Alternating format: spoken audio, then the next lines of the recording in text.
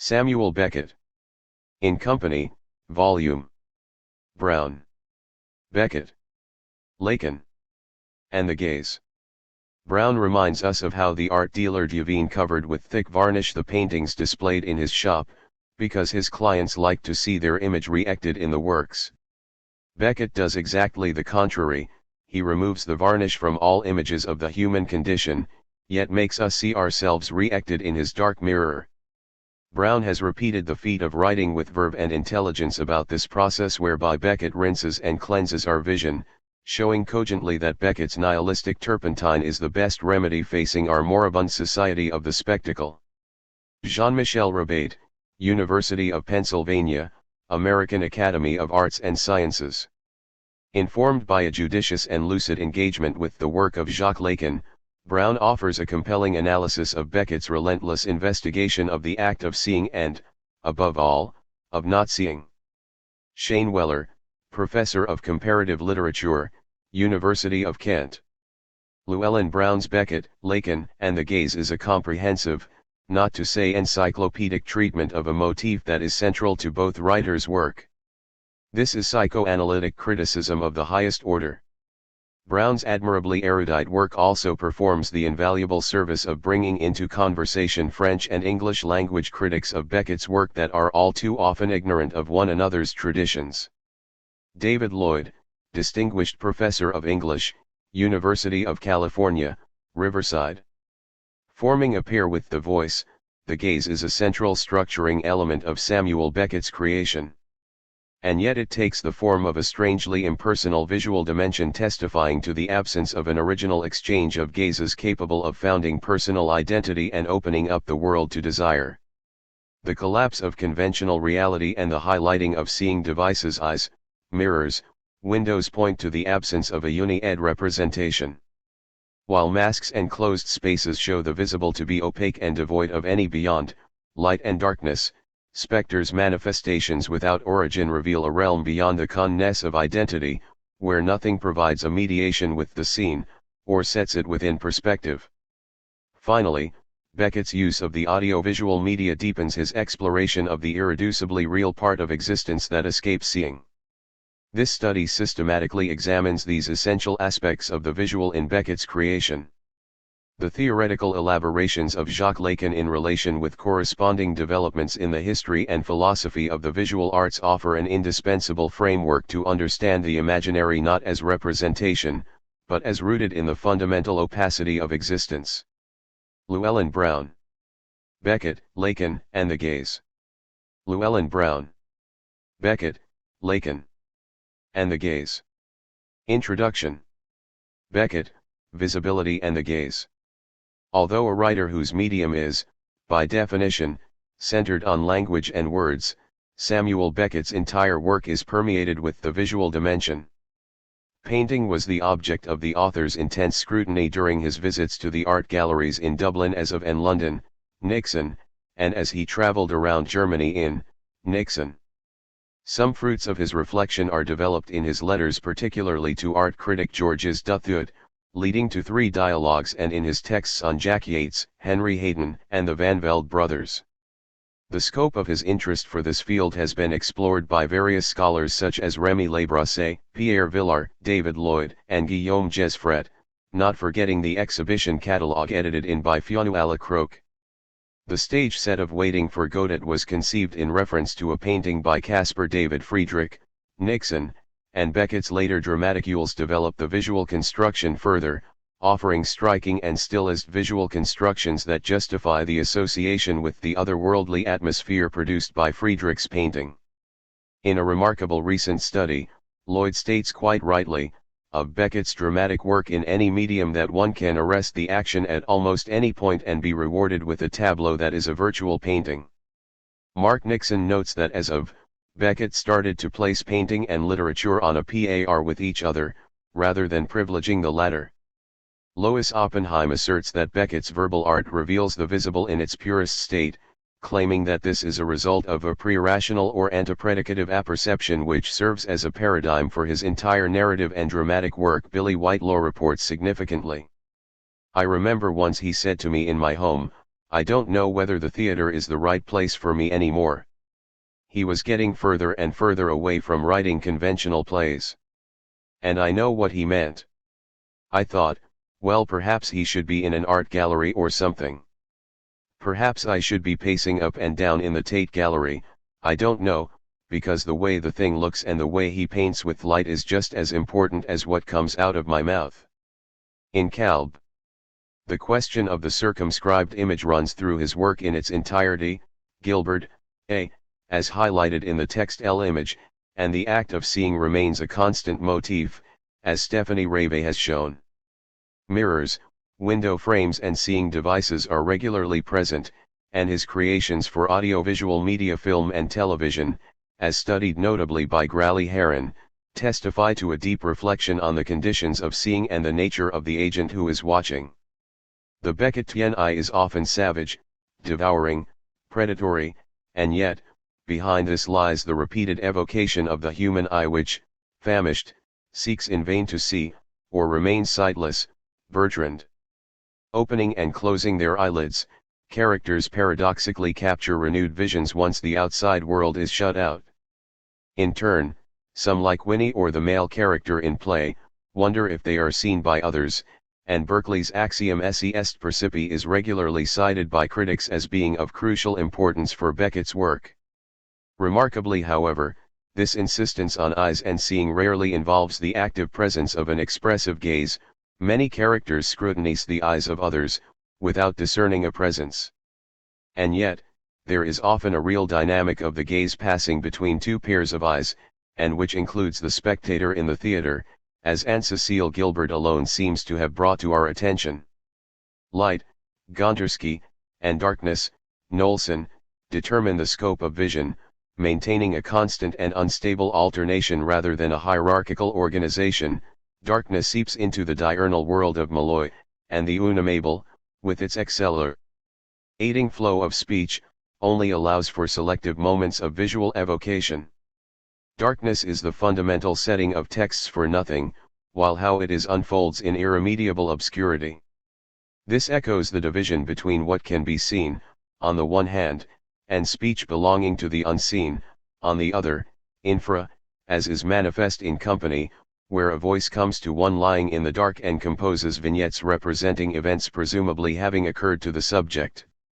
The figures in the plays appear in a field of light and then disappear into darkness so that the fixity of the image is undermined, by contrast with the closed place prose texts, where visibility appears to be unremitting. And yet, the visible is the site of instability, Jesfret, where outward calm is countered by immense tension and anxiety, so that many figures take the form of spectral apparitions. The question arises as to what part of being is captured in the light and where a figure goes when it disappears.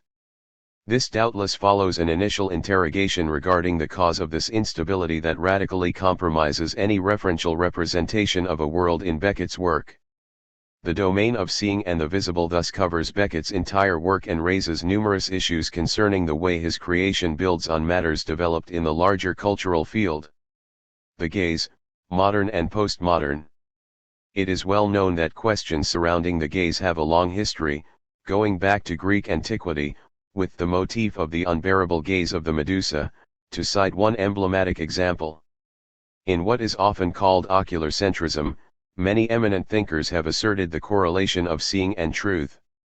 For Plato, in the Republic, Book 7, the absolute being is considered as all-seeing. Lacan, by contrast with the creatures confined in the cavern, who can only contemplate shadows. Descartes states, I considered that I could take as a general rule that the things that we conceive most clearly and most distinctly are all true. Pursuing a debate dating from Parmenides and Plato, the sophist, he asserts that some ideas are false because they contain something confused and obscure, which causes them to participate in nothingness. While such debates remain perfectly relevant today, the gaze has assumed increasing importance in our age as a result of changes affecting its very structure, and which warrant outlining in order to situate Beckett's originality. Gerard Wajkman points to the Renaissance as the moment when the eye took precedence over the ear as a means of transmitting and a privileged instrument for knowing the world. He adds, the promotion of painting, then elevated as the flower of all art, was both the index and the agent of this. At this time, direct personal observation autopsy replaced the reading of texts and the discourse of a master, which was the prevalent means of transmission in the Middle Ages. Wajkman's remarkable work, Fenêtres, Chroniques du regard et de l'intime, is devoted entirely to the study of the way the modern subject emerged as a result of a mutation that can be traced back to Leon Battista Alberti's treatise De Pictura. Following this event, the gaze became an arm of conquest, idem, whereby man stole from God, formerly sole master and possessor of the world, a portion of the visible. At the same time, the subject was dispatched to darkness, hidden from other gazes, a position that left him free to contemplate the expanse laid out before him.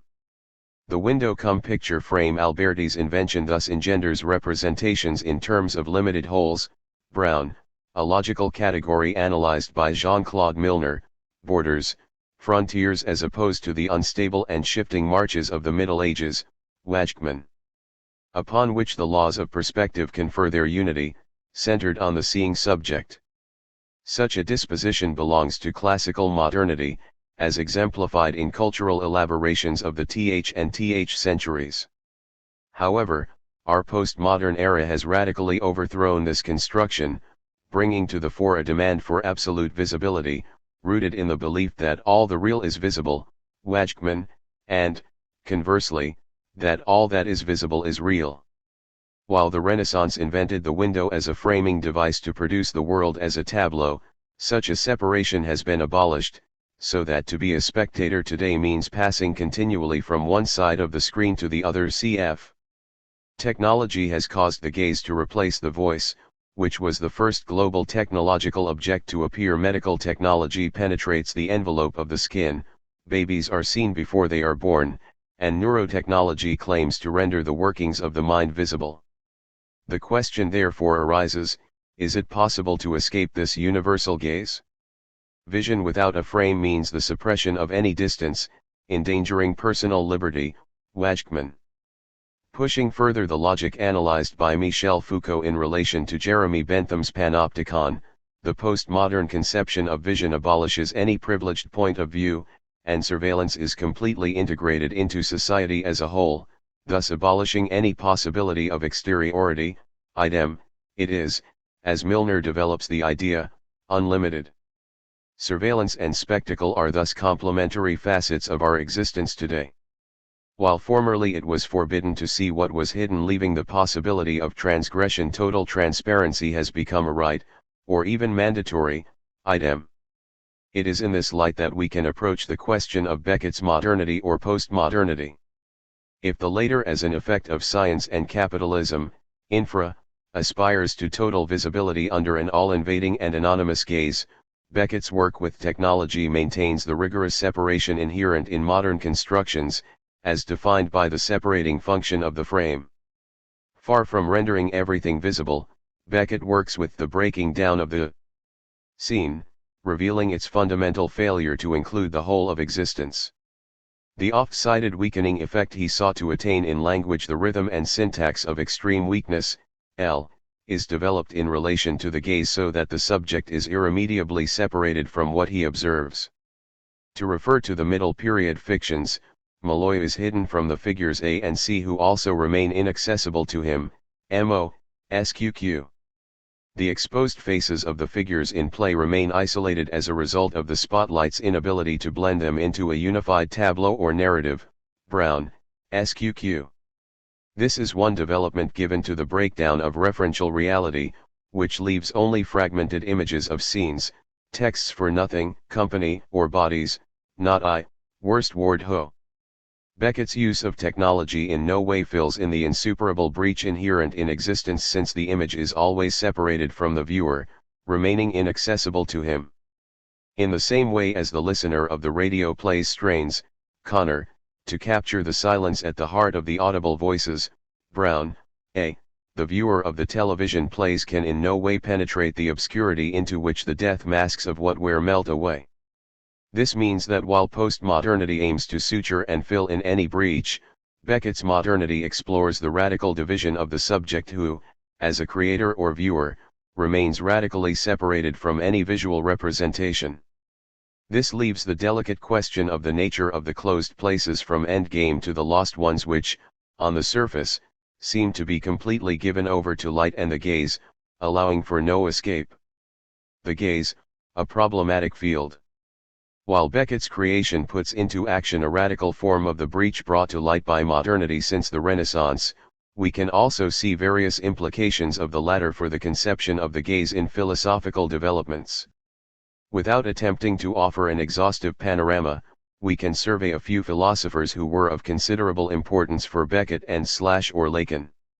To start with, in Descartes' thinking, seeing was a matter of abstraction and geometry. Such as a blind person could reconstruct it, as shown by Diderot, see Lacan. In his treatise La Dioptrique, he uses the example of a blind person perceiving obstacles by means of a stick as an image to explain the functioning of light as it strikes our eyes after traveling through the air. This operation of abstraction reveals the space-time continuum to be infinite, continuous, and homogeneous. The senses and perceptible reality are banished, I suppose, accordingly, that all the things which I see are false, fictitious, smiley face, too. The viewer is elided as a corporeal being, and reduced to a geometrical point. Damus, the human mind is a thinking thing, and not extended in length, breadth, and depth, and participating in none of the properties of body. Descartes, 4. Descartes thus introduces the conception of the purely symbolic register, which excludes the specific nature of the visual. In an attempt to elaborate a more concrete conception of seeing, Berkeley considered the visible to be entirely dependent for its existence on the viewer. It is notable that in Beckett's use of the axiom esse est percipi, it is primarily a question of the subject being seen, not necessarily the world around him, although its status too may be uncertain. The act of seeing means that an object is nothing distinct from those things which are termed its modes or accidents. Berkeley. At the same time, the universe becomes strictly humanized, equated with the subject's viewpoint. There is no such thing as inert senseless matter, and the noise that I hear is not the effect of this or that motion or collision of the ambient bodies, but the sign thereof. Anything material becomes pure sign, devoid of alterity or opacity. In this way, ideas and matter are melded together. Both Descartes and Berkeley resort to the divinity as alone capable of ensuring the continuation of existence at moments when it threatens to break down. Descartes, when he ceases to say I am, I exist, smiley face, 2, and Berkeley, when the world is not seen. Jean-Paul Sartre, who confided having consulted Lacan after leaving the École Normale Supérieure, Lacan, operates a decisive reversal of this conception in L'être et l'enient, where he considers that the other autrui is on principle the one who looks at regard me, Sartre. This goes beyond what can be deduced either from the essence of the other as object, or from my being as subject. Clotilde Lacan explains that the illusion of the gaze is articulated with the primacy of the being who is seen over the one that sees. This state of being seen can be experienced even in the absence of any specific person or pair of eyes seeing. It suffices for something to manifest its presence. Sartre. A disjunction occurs between the eyes and the gaze, Lacan, so that the latter touches me in such a way that my being becomes entirely this being seen. It is therefore impossible to detach oneself from it. The apology Sartre uses to illustrate this evokes one who, moved by jealousy, curiosity, or vice, Sartre, starts peering through a keyhole. Here, I am this jealousy, I do not know it, and there is a spectacle to be seen behind the door only because I am jealous. Lacan comments, there is indeed elision of the gaze, to the benefit of the spectacle to be seen behind the door. There is no consciousness of watching, but simply absorption of consciousness by the act of watching. The situation is then suddenly reversed. But all of a sudden I hear footsteps in the hall. Someone is looking at me. What does this mean? It means that I am suddenly affected in my being and that essential modifications appear in my structure. Sartre. The subject understands, this means that all of a sudden I am conscious of myself as escaping myself. I am for myself only as I am a pure reference to the other. Finally, the feeling of shame points to this alienation, since it is shame of self. It is the recognition of the fact that I am indeed that object which the other is looking at and judging.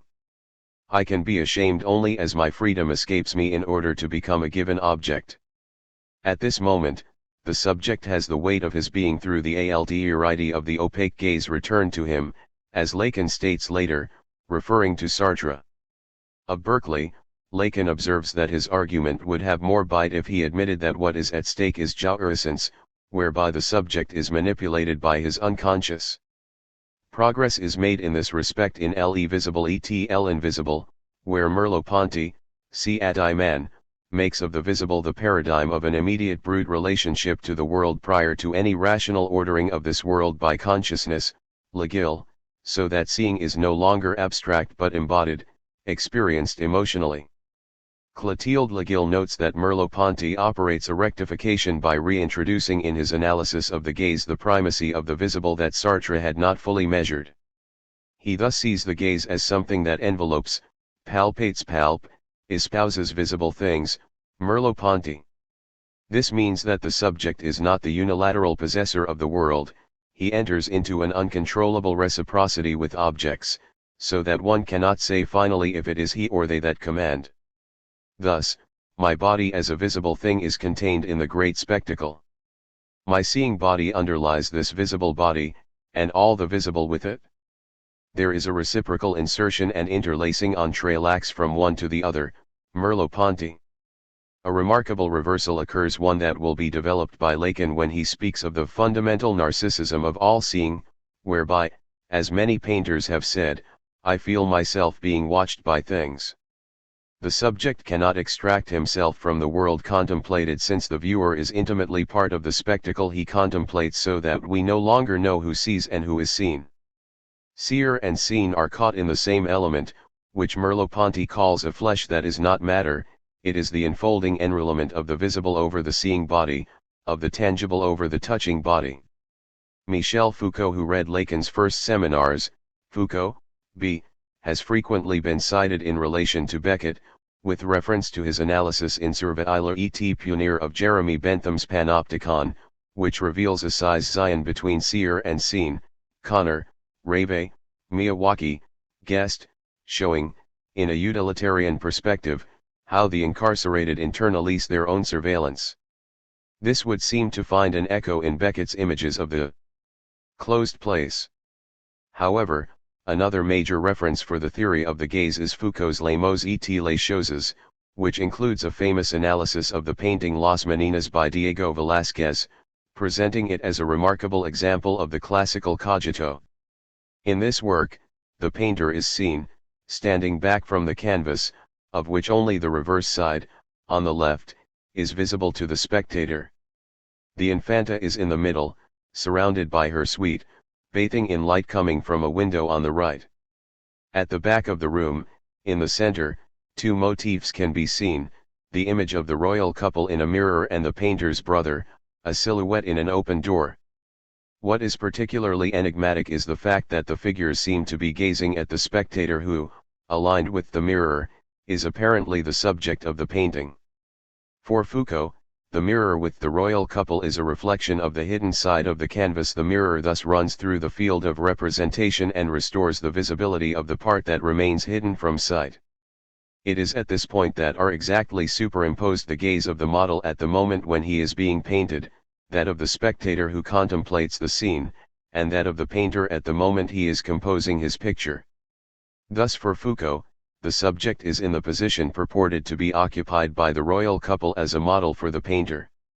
He is divided by the divergent social identities assigned to him, painter, king, spectator. This reveals the structure of the cogito, since an essential void is imperiously indicated on all sides, the necessary disappearance of that which founds it. This very subject who is the same has been elided. And free at last from this relationship that fettered it, the representation can offer itself as pure representation. In this construction, the royal couple appear to be neglected, but they organize the entire representation around themselves. Lacan comments on this text at length in his Seminar 13, notably in Foucault's presence on May. For him, what is at stake is not the negative, empty subject of classical thinking, but the very active and positive quality of the gaze. He points out, the world as representation and the subject as a support of this world. That is represented is the subject transparent for himself in the classical conception. However, an apparent void is at the center of the picture, since the figures represented do not observe the spectator, their gazes are lost on some invisible point. While for Foucault, the hidden side of the canvas represents the royal couple, for Lacan there is nothing, and this blank the word is also crucial for Beckett operates as a trap for the gaze. That means that it is not a question of signifiers that identify, but of the spectator's unconscious that is captured. We are caught like a fly in the glue, we lower our eyes, and for the painter, it is a matter, if I may say so, of having us enter into the picture. An echo can be heard of such an idea in one of Beckett's polemical texts about painting, when he states of the latter that it is a nonsense, MP, and that the spectator is impervious to any social inscription. Ilne voet pas instruer, le cochon, ni devenir miller. Ilne pense tuer son plaisir, he does not want to educate himself, the pig, nor improve himself. He is only thinking of his pleasure, MP. The spectator is denuded, since in reference to the blank canvas, Velázquez's Infanta seems to command imperiously, show us, fais voir. Bernard Nomini points out that the blank reverse side of the canvas has the value of a psychoanalytical interpretation, it attracts our gaze, acting as a screen that creates an enigma, the promise of meaning, when fundamentally, it is a matter of the non-representable. As for the royal couple, Hubert Damas points out that their reflection only occupies the imaginary center, while the vanishing point on the geometrical level is situated in the arm of the painter's brother. The mirror is thus the equivalent of the classical divinity, that of Descartes and Berkeley, leaving the question open as to his ability to guarantee representations, that God, does he know that he is God? Consequently, what the very structure inscribes is this vision of an other who is this empty other, a pure vision, a pure reflection of this other who is the complement of the Cartesian I think. This empty other is castration, the reverse side of the girl phallus represented by the radiant dress of the Infanta. Lacan notes that as represented, the painter is set at a large remove from the canvas, so that according to the cogito, to think I am is not the same thing as being that which thinks. Rather, I paint therefore I am, says Velázquez. What is operative of subjective division is the very act of painting, the question of what causes the painter's action. In Beckett's words, evoking Avigdor Arica, in the light of a radical undoing of identification, eye and hand fevering after the unself. By the hand it unceasingly changes, the eye unceasingly changed. Lacan and the gaze as an object. These philosophical elaborations reveal, each in their own way, the eminently problematic nature of the gaze, its significance for the subject, the latter being excluded in the postmodern consumerist development of the image. As we have seen, Lacan responded to these philosophical views, putting them to use and developing them in the perspective opened up by psychoanalysis, which reveals that the gaze is not limited to the visible/invisible binary, but also involves a question of desire or jouissance. The latter term, which replaces the former in Lacan's later teachings, belongs to the part that cannot be evacuated by the signifier, the killer word, to produce lack, but remains positive, constituting the inexhaustible part of the speaking being. As one of its judicial meanings Usufruct suggests, it is the most intimate part of each subject, but it remains anchored outside, in the other, inspiring the neologism extimate, extime. Lacanian psychoanalysis situates the gaze as one of the four lost objects, which include faces, the breast, and the voice. These form two pairs representing the demand addressed to the other, oral, need, the demand coming from the other, anal, educative, the desire addressed to the other, scopic, Lacan, and the desire coming from the other, voice. In this context, it is not a matter of a worldly object, one that can be seen, quantified, qualified but one that precisely cannot be apprehended with the senses. The voice is thus fundamentally silence, the gaze is the invisibility one strives to grasp behind the screen of the visible. What Lacan drew from Merleau-Ponty was also the conception that the subject is not simply faced with a visible world which he can master, but is, originally, totally subjected to and enveloped by the gaze of an inscrutable other. Like the voice, the gaze belongs to a dimension of alterity and exteriority that a child, for example, cannot defend himself from, the instant he is exposed to it, leader. Consequently, it is necessary to evacuate this gaze, to strike one's other with blindness in order to conquer one's own personal vision, what constitutes one's worldview or fundamental fantasy, fantasme. The latter structures desire, enabling one to seek out substitutive metonymical objects, all of which point to the lost one that, as fundamentally unknowable and irretrievable, causes desire. It is striking that the gaze is much more largely treated by Lacan and by other thinkers than the voice. This is possibly because the latter is more directly bound up with the symbolic and the signifier, while the gaze is specifically related to the imaginary register and the fantasy. The voice is present even when it is not explicitly mentioned. The question of the gaze spans Lacan's entire teachings, and while his theoretical developments undergo immense changes, earlier elements were not discarded as obsolete, but were reintegrated, refined, read in a different light, as we can see in the following survey. Lacan's mirrors. Lacan's first treatment of the gaze goes back to the oft-cited looking-glass phase, Gorogue, which he refers to up to his seminar of. The first presentation of this theorem was given on August, at the International Psychoanalytical Congress at Marienbad, the last one during Freud's lifetime. A sound, Lacan's talk only lasted 10 minutes, being interrupted by Ernest Jones. The text itself was lost, but we can find a reformulation of it, for example, in l'état du meilleur comme formateur de la fonction du je, Lacan. Lacan called it the brush balayette that he entered psychoanalysis with.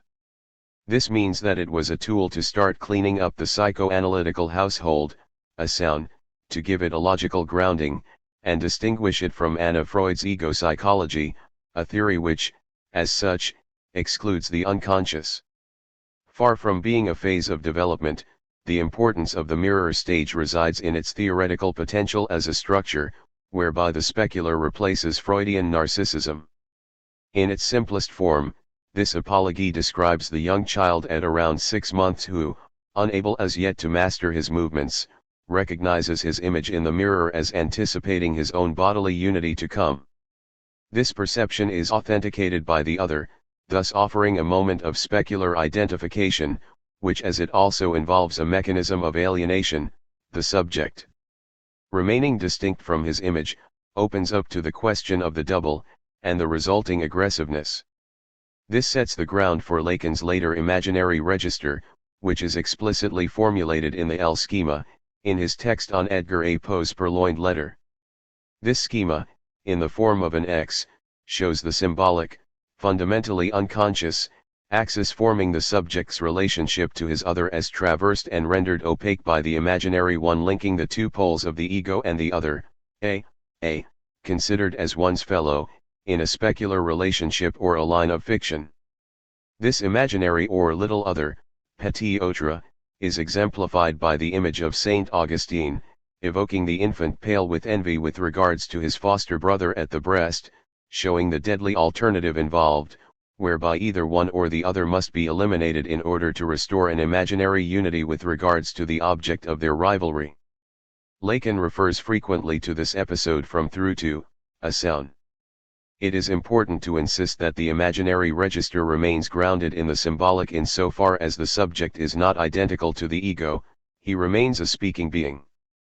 Lacan gives further complexity to the mirror stage in his use in a metaphorical capacity. He insists of the optical schema he adapts from the work of Henry Boas, illustration. The original version shows a concave mirror, opposite which is placed a box containing an inverted bouquet of flowers and, on top of the latter, a vase. The rays reflected from the mirror converge to form a cone, giving the illusion of the flowers being lodged upright, in the vase. The specificity of this version is that the spectator has to be placed in a precise position, in order to see what is called the real image. Lacan gives the key to this construction: the box means your own body. The bouquet is roaming instincts and desires.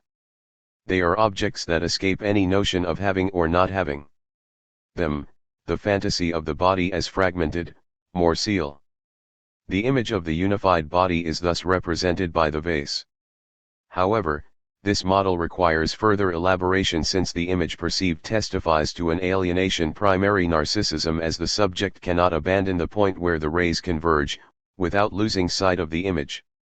Illustration: Boast's inverted bouquet. Lacan elaborates a second schema, illustration, adding a flat mirror opposite the concave one. Suggesting the oval form of an eye, the concave mirror representing the cortex, it recalls somewhat Beckett's use of similar shapes, infra, sqq.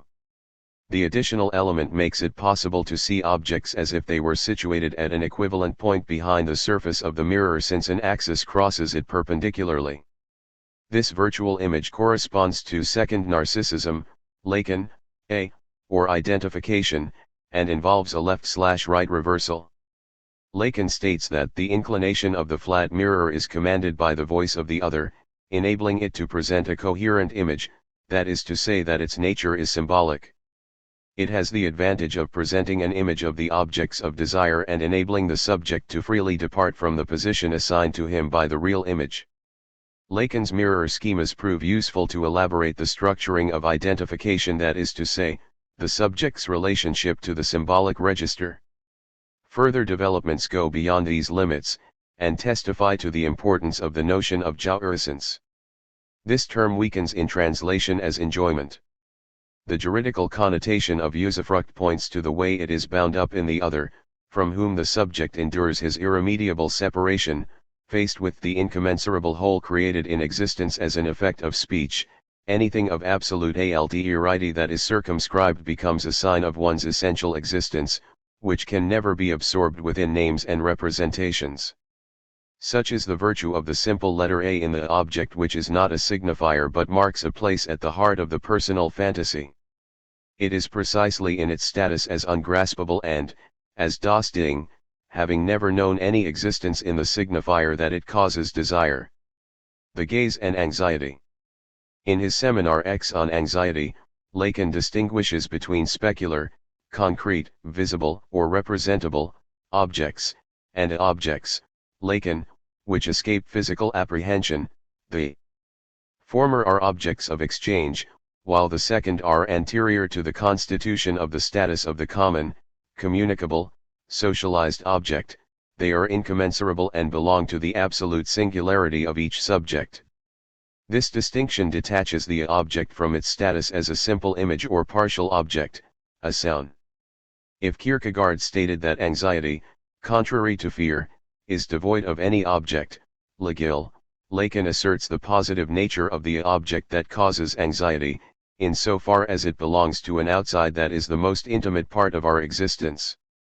He thus returns to the optical schema to emphasize the importance of the object as preceding and escaping any representation in the mirror of the other.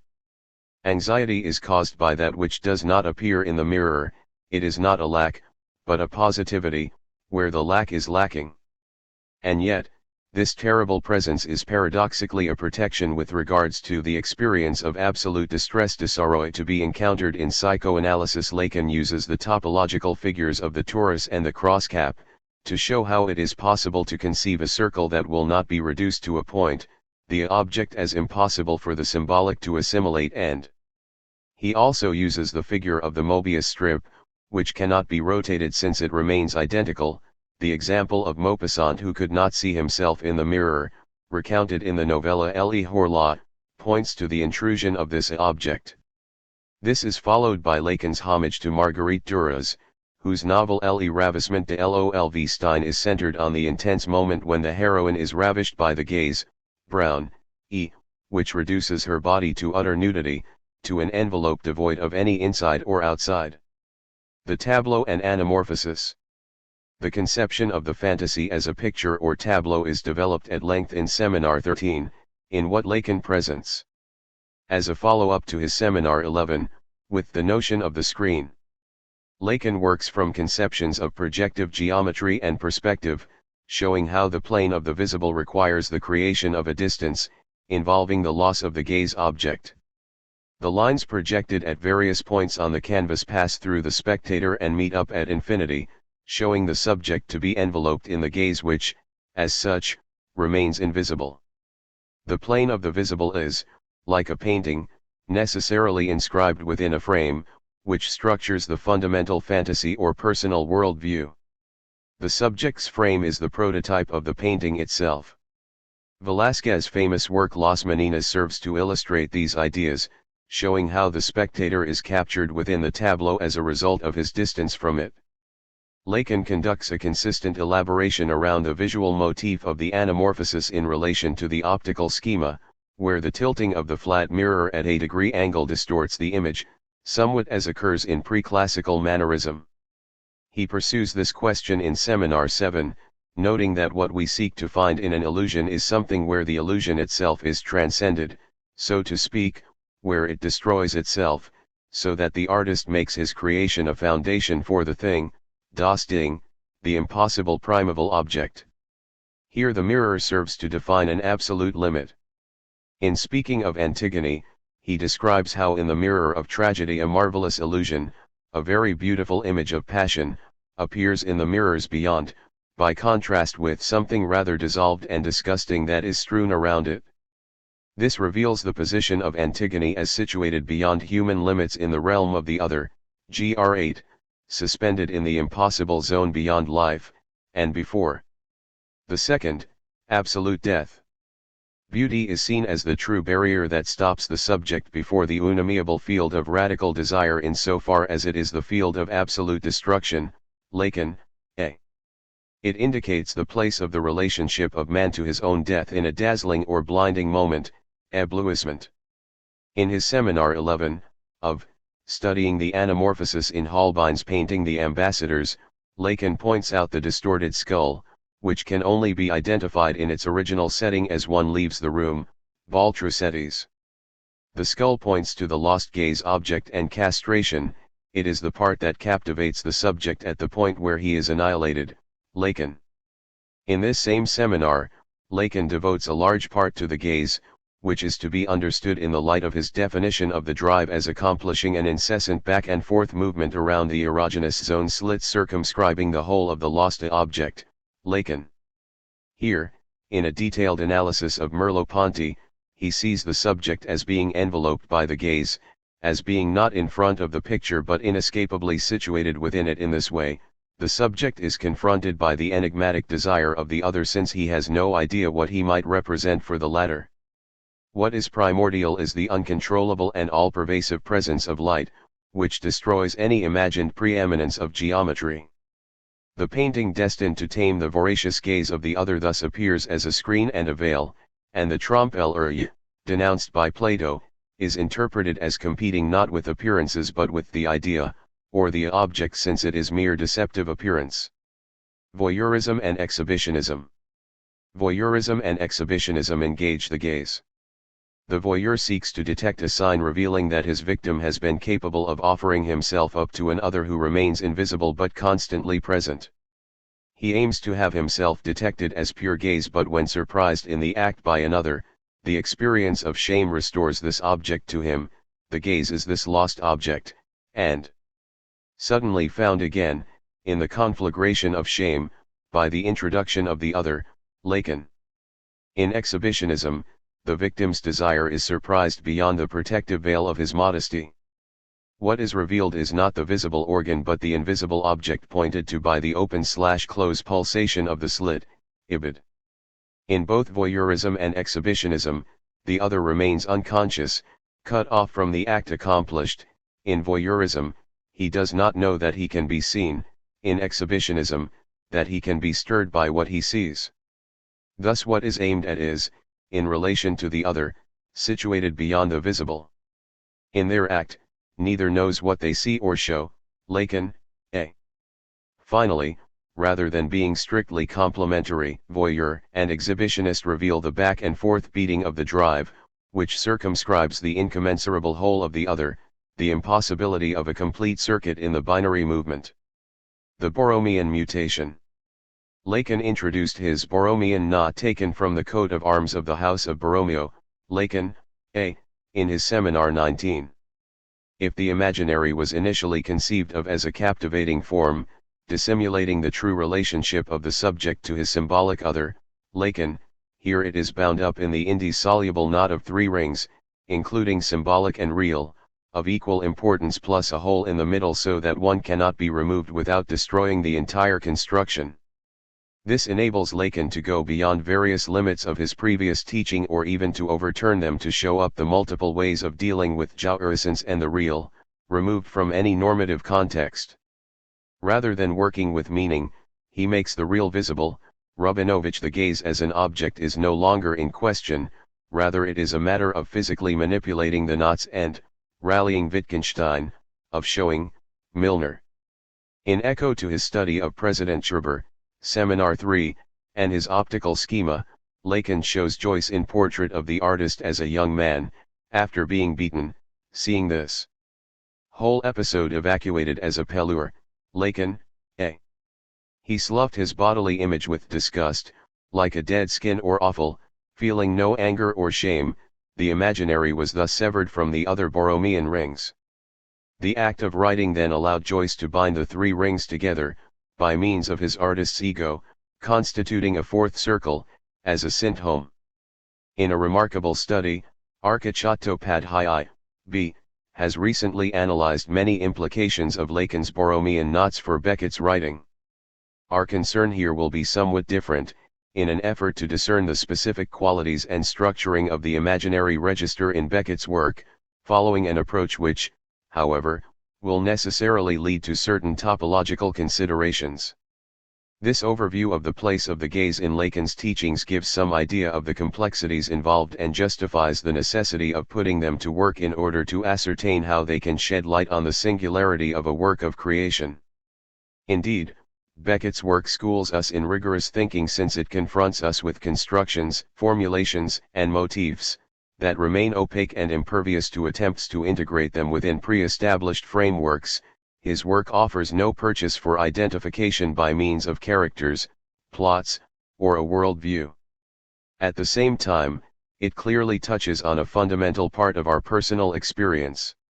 Consequently, Beckett's creation requires adequate conceptual tools enabling us to discern the specific dimension of existence that is involved. It is not a matter of reducing the part belonging to creation, but of opening it up in order to define what will never cease to escape our comprehension.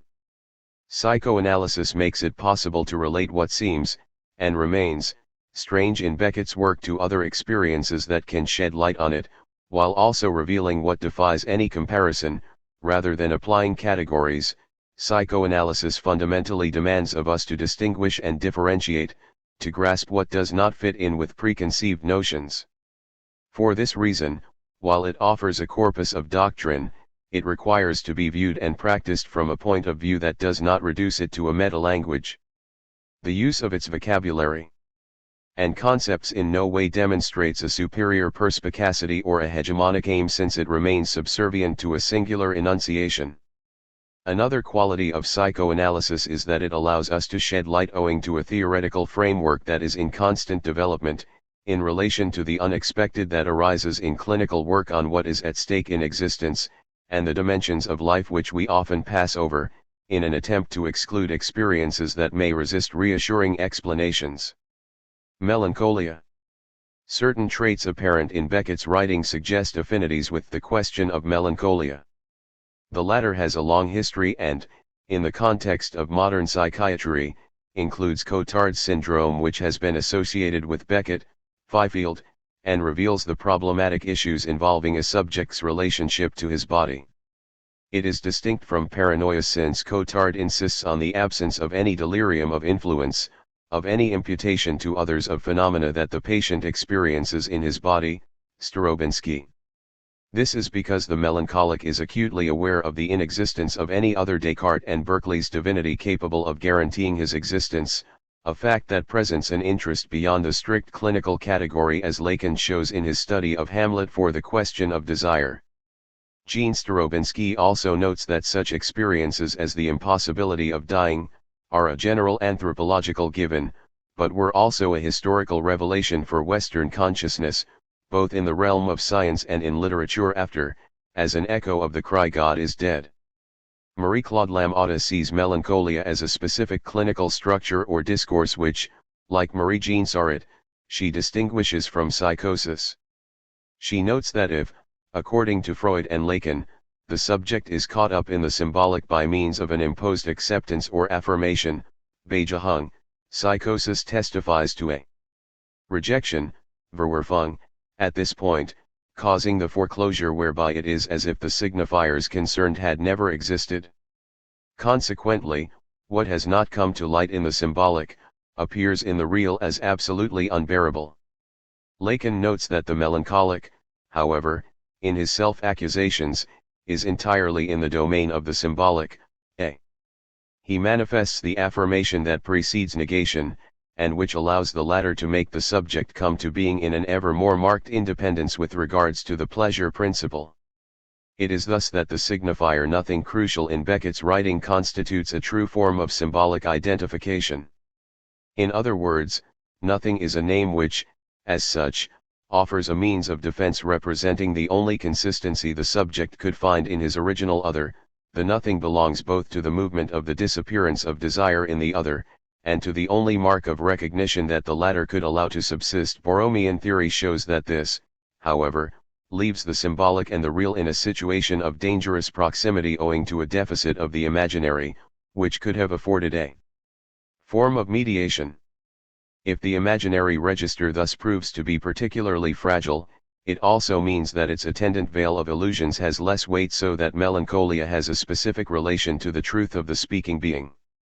Michel Boziru observes that just as in schizophrenia, all the symbolic is real and in paranoia all the imaginary freezes desire, we could say that in melancholia, at least in its negationistic form, all the imaginary, that is to say both the body and ideas, is real, that is to say impossible.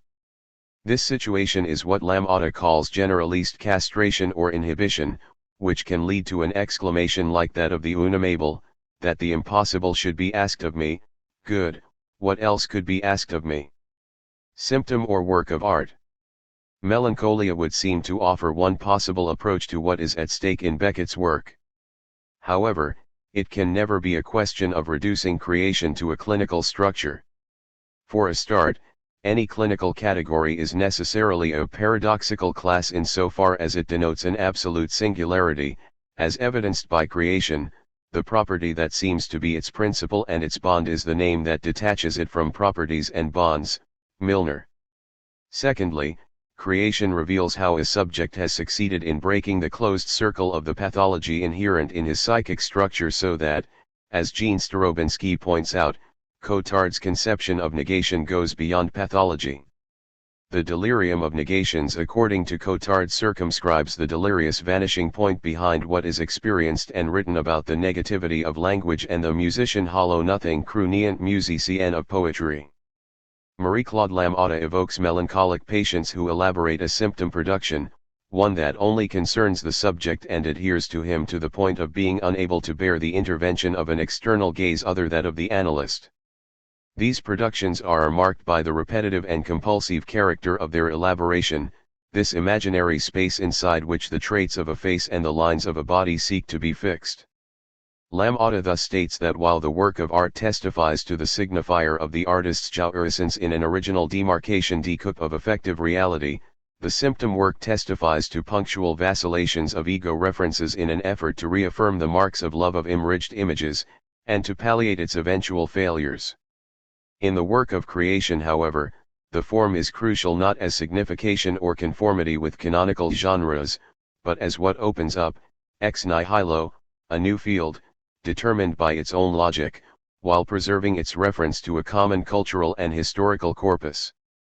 It creates a part that is absolutely new and that, for this reason, leaves an indelible mark in the cultural field. What is decisive is the fact that the artist succeeds in creating a totally original and irreplaceable encounter with a public of readers or spectators. Psychoanalysis and academia. Beckett's extremely rigorous approach to creation, as well as his appropriation or even innutrition, to use the Renaissance term, and remolding of diverse domains of thought require us to examine his work in the light of other references, as the Beckett in Company series invites us to. In harmony with this conception, the following study will undertake a regular back and forth movement between the exposition of theoretical concepts and the close study of Beckett's work. However, certain recognized excesses of psychoanalytical approaches require us to take certain precautions in order to understand how this field and artistic creation may offer the grounds for a fruitful encounter. The use of psychoanalysis to approach works of creation remains problematic, even without supposing that one would aim to psychoanalyze an artist who is not a patient in order to produce some superior truth about the work of art. In his 4 discourses, which set out the conditions presiding over speech, Lacan shows the discourse of the university to be distinct from that of the psychoanalyst, the other 2 being that of the master and that of the hysteric. On the manifest level of this matheme, above the bar, Lacan places knowledge, savoir, as the agent, which is applied to an object, here A, in a subordinate position. What remains decisive, however, in the place of truth, under the bar, is the master signifier, S, ordaining the imperative of a unified field of knowledge. As for the product, it is the divided subject, S/, appearing as a remainder. Reversing the discourse of the master, who alone takes authority for his declarations, the slave, as S, takes the dom. In and place, liberating knowledge from its subordination. Dogmatically, the newly promoted slave believes that knowledge is totally self-sufficient, impersonal, objective, and is destined to achieve universal domination.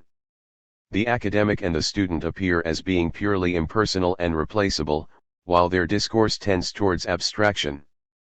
In the absence of embodied first-person speech, what is excluded is desire, what drives one to study. Jean-Claude Milner places the university alongside the church and the army, analyzed by Freud, as organized forms of the crowd or the mass. The university covers the entire globe, and as the term universitas signifies the movement towards, versus, the one, the university promotes the ideology of the facile universal contrary to the ancient schools, dominated by the personal master-slash-disciple relationship. There are no masters, only professors belonging to an impersonal institution, which ensures the overarching relationship. The university promotes the ideal of absolute knowledge, deleting object and subject, which both become indifferent in quality. As a result, the group that aims to become more and more numerous is none other than the group of actors of the market, which has at last become global. Merchants, buyers, producers, consumers, that is the natural crowd that dedicates itself to constant growth, at the risk of destroying itself, and which is henceforth coextensive with the whole of humanity. That means that the globalist market is unlimited, and that the university trains academics to help multiply the actors of the market. Milner contrasts this with the difficult universal, grounded in the divided subject as absolutely singular, marked by his desire. This represents an irreducible obstacle to the impersonal discourse that claims to unite the whole of humanity. It is not difficult to see the way the university and the school, which, notably in France's Third Republic, was conceived as a sanctuary for intellectual development, has placed itself at the service of the market. Examining the devaluation of literature since the 10th century, William Marks notes the parallel whereby literary criticism engaged itself in the path of extreme formalism, where close reading gave way to deconstruction, voiding literary texts of any relevance. See the question of gender infra. In a spectacular reversal, going back to the British New Left in the literature is seen as a simple reflection of society. Traditional fields of knowledge have thus given way to cultural studies queer, gender, minority, post-colonial, disabled, green, composing a limitless series breaking up traditional disciplinary branches, adapting them to life in society, as determined by the demands of capitalism and consumption. They turn away from a rigorous and universal theoretical framework whose transcendent status operated as a rigorous benchmark for exactitude, making intellectual elaboration an auxiliary to products of consumption. Aesthetic form as absolutely singular and impossible to reduce to conceptual or utilitarian language is downgraded with regards to the signified. Whatever the astute analyses of their proponents may be, they call for application in the social sphere, rather than using language, manipulating it, rather than analyzing reality, fabricating it, rather than the universality of reason, the narcissism of segregation, the generalization of Lacan's mirror stage, where each one is the specular image of all others, rather than disinterested thinking, utilitarian exploitation of slogans. Psychoanalysis necessarily has links to universal thought. Not only does Lacan lean on thinkers such as Plato, Kant, Hegel, Wittgenstein, but following his excommunication from the International Psychoanalytical Association, causing him to continue his seminar at the École Normale Supérieure, ENS, he had to address philosophers, and thus find common ground with them, Legil. Milner developed the implications of this in his book L'Œuvre Claire, which aims to show that there is thinking pensée in Lacan, that is to say that in Lacan's teachings there are propositions sufficiently robust to be extracted from their specific field, to bear changes of position and modifications of their discursive space, in other words, they can be displaced from the strict realm of psychoanalysis.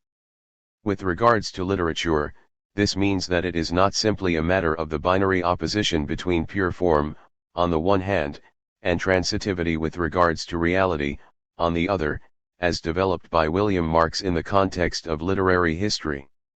The question is the way a subject elaborates his own singular position in relation to the tools provided by literary form, or even distinctly different vehicles of creation.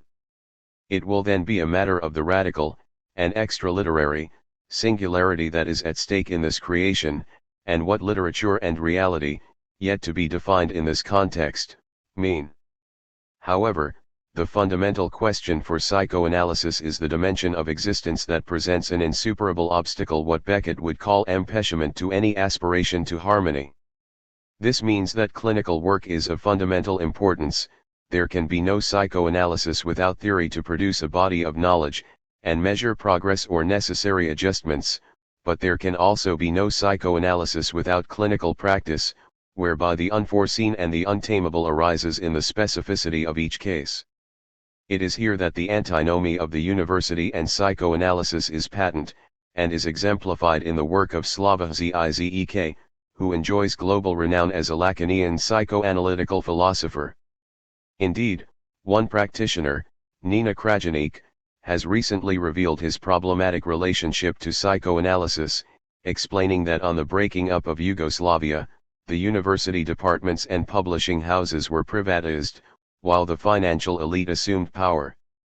Zizek seized this opportunity to secure his dominant position in relation to the corrupt political establishment, receiving finance from public ministries. He then forbade collaboration between his school and Lacanian psychoanalysts in Slovenia, as Mladen Dola admitted, Krajinik, A. According to Krajinik, this was accompanied by wholesale plagiarism.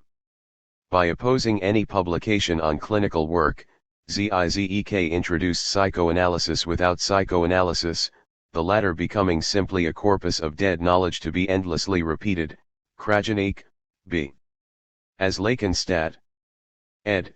I speak of publications, that has absolutely nothing to do with analysis. You can heap up as many of these conferences, of these piles of diversely literary productions as you like.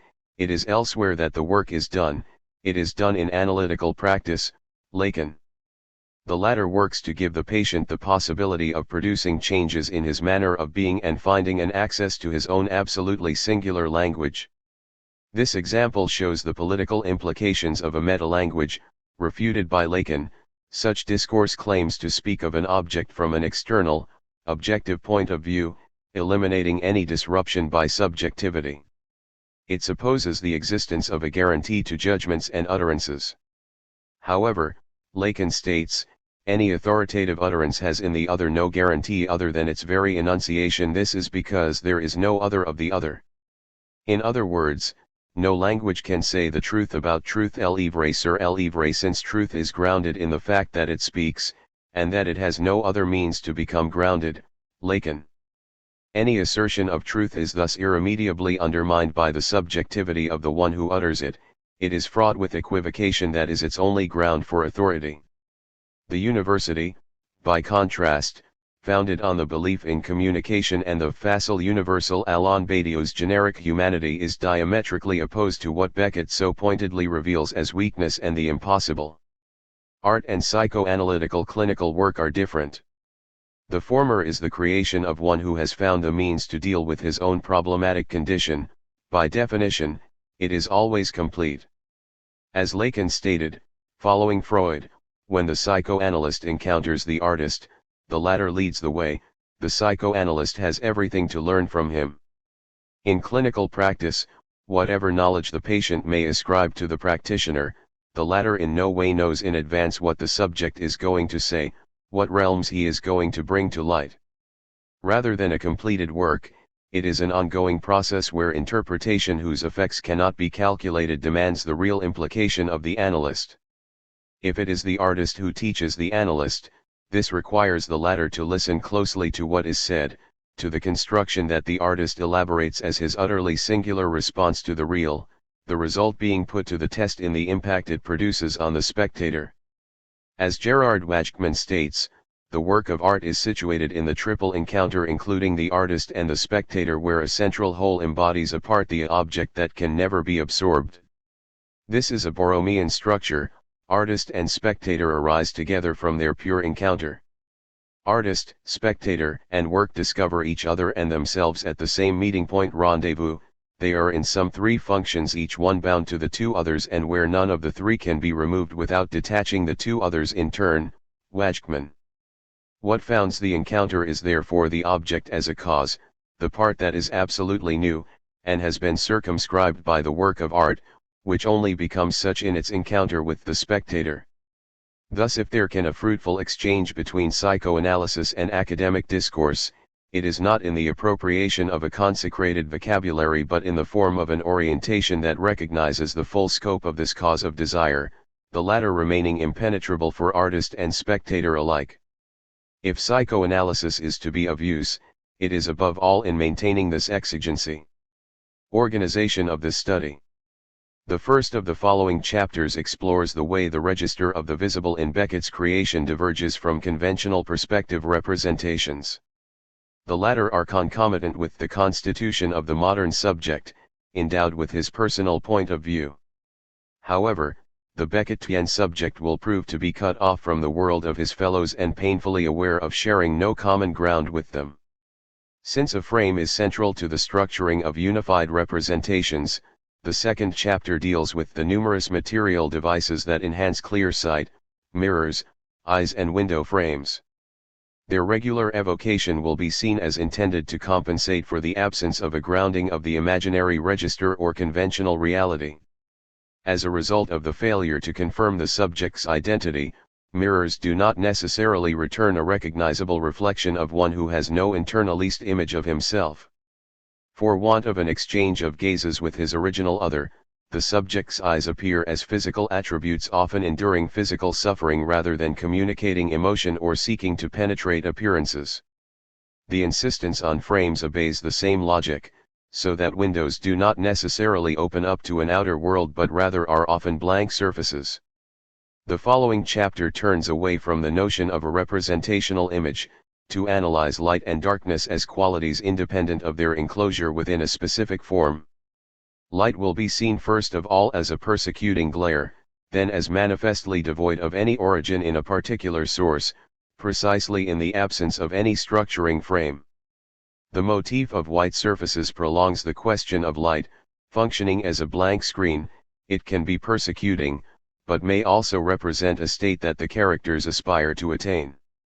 Darkness is equally important, composing an unstable, binary alternation with light. This is a state some characters seek to take refuge in, and it also appears as a fundamental condition for creation.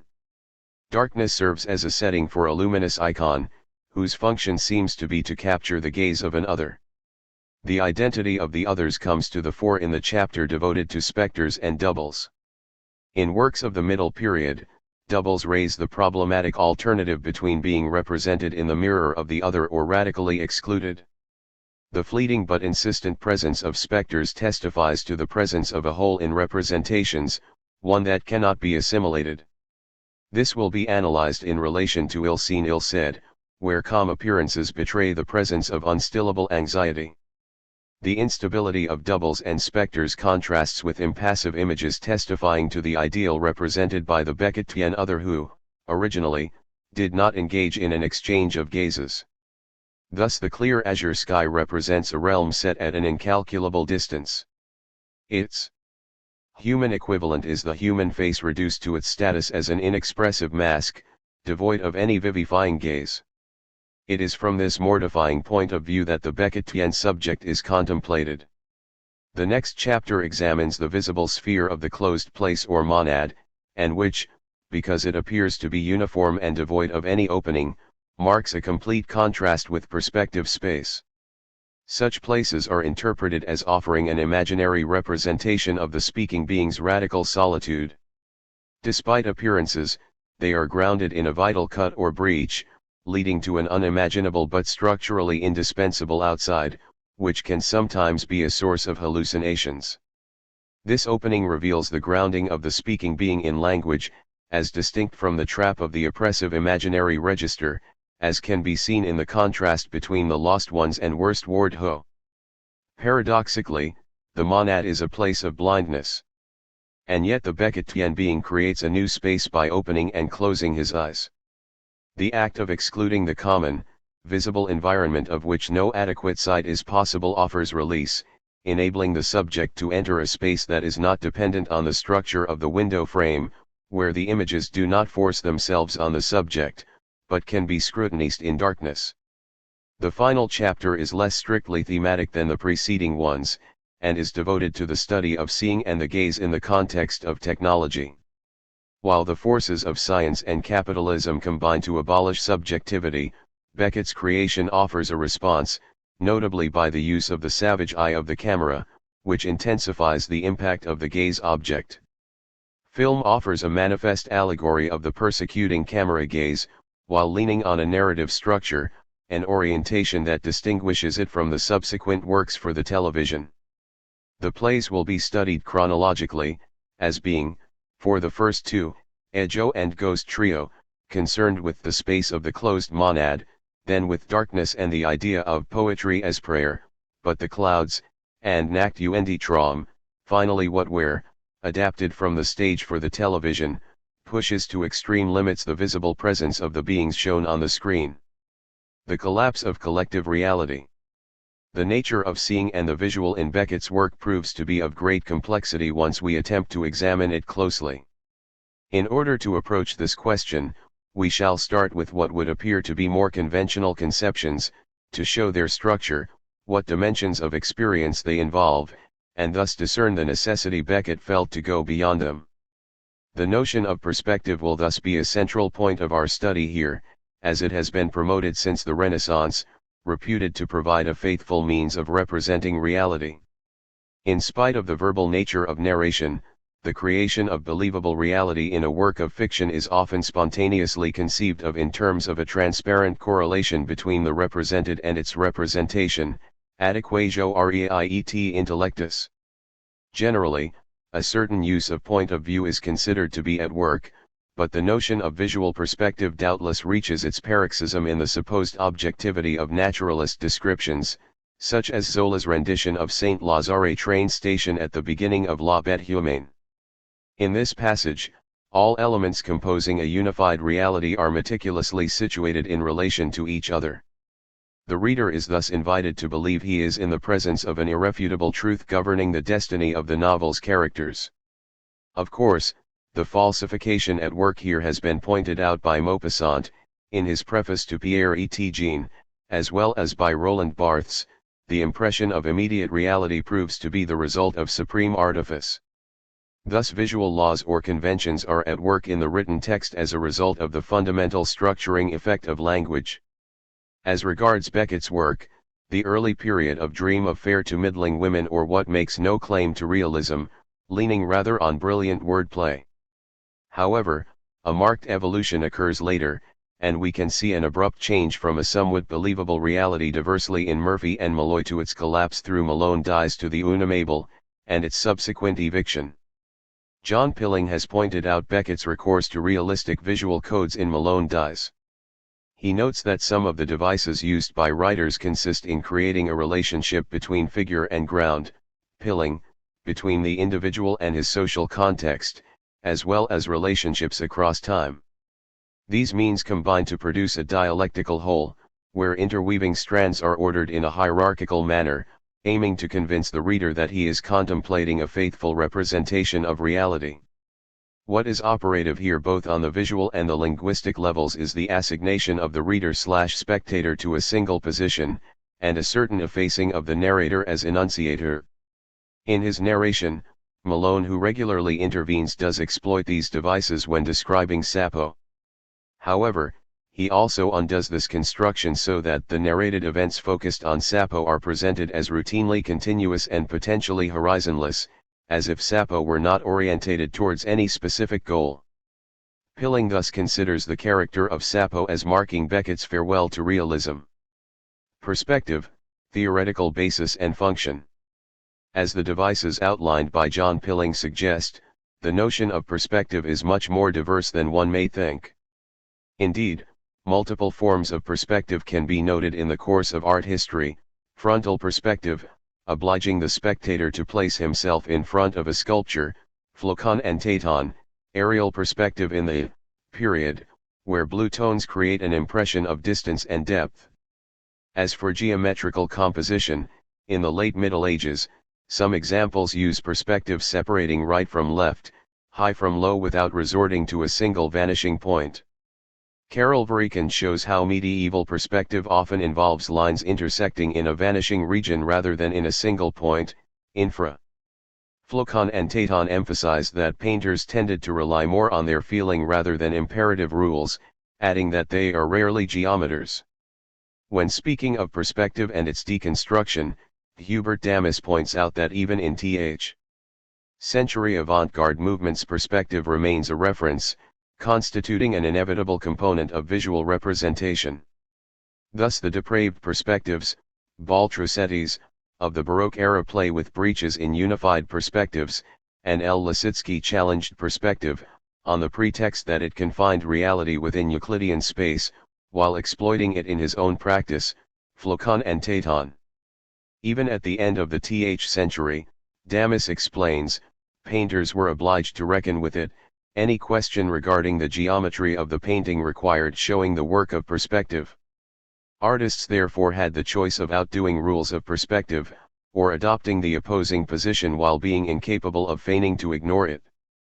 What is commonly termed perspective today is in fact costruzione legittima, Lacan and Taton.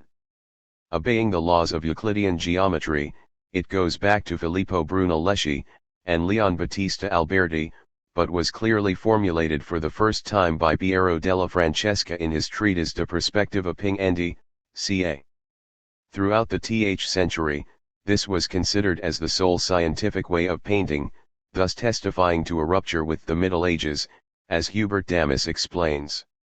Where Perspectiva Naturalis demonstrated the why and wherefore of the apparent diminution of objects as an effect of distance, Perspectiva Artificialis appears as a development that claims to constrain representation to laws that are those of optics, or of clear and distinct vision as the ancients understood it and accounted for it in terms of geometry.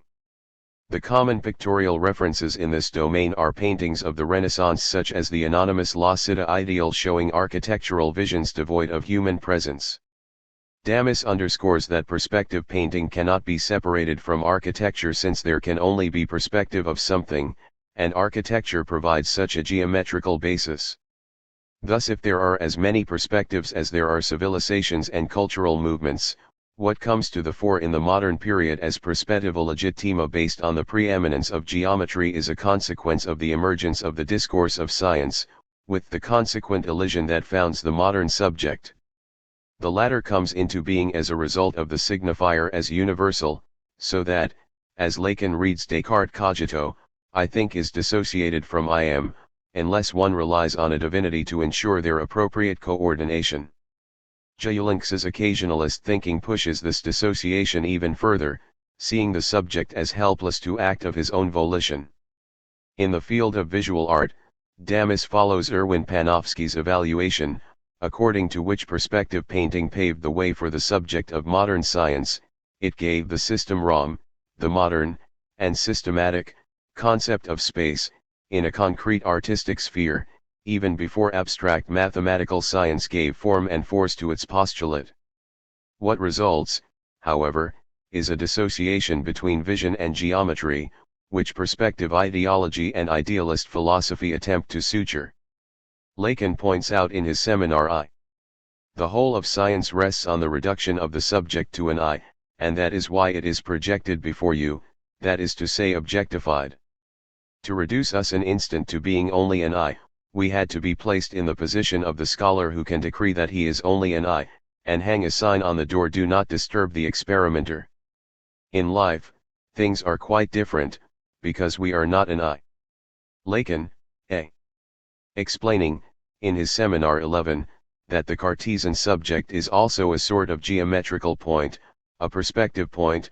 Lacan underscores that Diderot's letter on the blind for the use of those who can see shows how the question of vision is bypassed, since geometrical space is perfectly reconstructible, imaginable, by a blind person, Ibid. At the same time, this production of the autonomous subject succeeds in engendering a visible reality that appears as a tableau offered up to the subject's gaze, detached from any divinity, infra. In the following analyses, the term tableau will often be used as synonymous with picture, in order to underscore the two-dimensional construction concerned. Hubert Damis notes that the perspectival paradigm introduced the third term, hitherto excluded by an art, as in the Middle Ages, that was essentially contemplative, and that forestalled any possibility of passing from one position to another, as well as of entering the tableau as on a stage. Indeed, working from Leon Battista Alberti's treatise De Pictura, Gerard Wajkman shows how the signifier produces the subject by means of a separation, with the consequence that reality appears to be laid out at his disposal. Descartes expounds that man thus becomes possessor and master of nature, and Wajkman develops, perspective space becomes the place of the human whom the divine eludes, and who in part escapes the divine. That is to say, if seeing man is assigned to a point of view, God is henceforth assigned to heaven, in an invisible and blind point situated at infinity. There is thus a size Zion between the geometrical and the visual, so that perspective can never be reduced to the first of the two terms. Hubert Damis underscores the fact that perspective in painting does not imitate vision, and cannot be reduced to geometry, since the image of painting is itself given up to be seen, in the same way as any other object of the visible world, and is thus subject to the jurisdiction of vision. This very size Zion undercuts philosophical idealism and the ocular-centric structure of thinking. Stephen Connor explains this orientation, which extends at least from Descartes to Kant. The privileging of vision over other senses, of hearing, smell, touch, and taste, has certain striking consequences. The association of reason with the faculty of vision derives from, and no doubt perpetuates, the idea that reason must maintain an absolute separation from the objects that it surveys. This separation extends to the self and its perceptions, which in Cartesian philosophy must be inspected with the same rigor, exactitude, and objectivity as the external world. Connor. Lacan offers a constant critique of this rationalist conception. Observe that this pure subject, this subject whose unitary reference the theoreticians of philosophy have pushed to the extreme, this subject, say I, we do not really believe him, and for cause. We cannot believe that on him in the world everything is suspended, and that is exactly what the accusation of idealism consists of.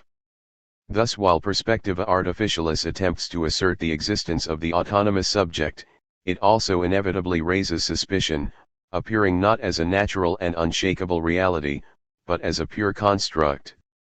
The elision of the subject assumes a very concrete dimension in the legendary birth of perspective, which can in turn lend itself to comparisons with forms of the visual in Beckett's work.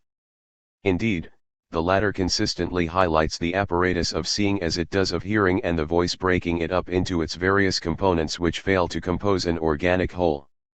This characteristic of perspectival representation was exemplified by the experiment undertaken by architect Filippo Brunelleschi, as recounted by his biographer Antonio Manati. This undertaking was aimed at demonstrating the conformity of perspective painting with the real viewpoint. Brunelleschi's setup consisted of placing a painting of the Florentine Baptistery facing its model. The spectator took position behind the painting on its blank side and looked through a peephole. In order to superimpose the view of the painting on the original, a mirror was placed between the two. The picture was contemplated in the mirror. The spectator thus occupied the position of a voyeur since his presence was elided. However, as Hubert Damas points out, his existence is also impossible to efface because he finds that he is subjected to his own gaze in the mirror emanating from the small hole bored into the surface of the painting.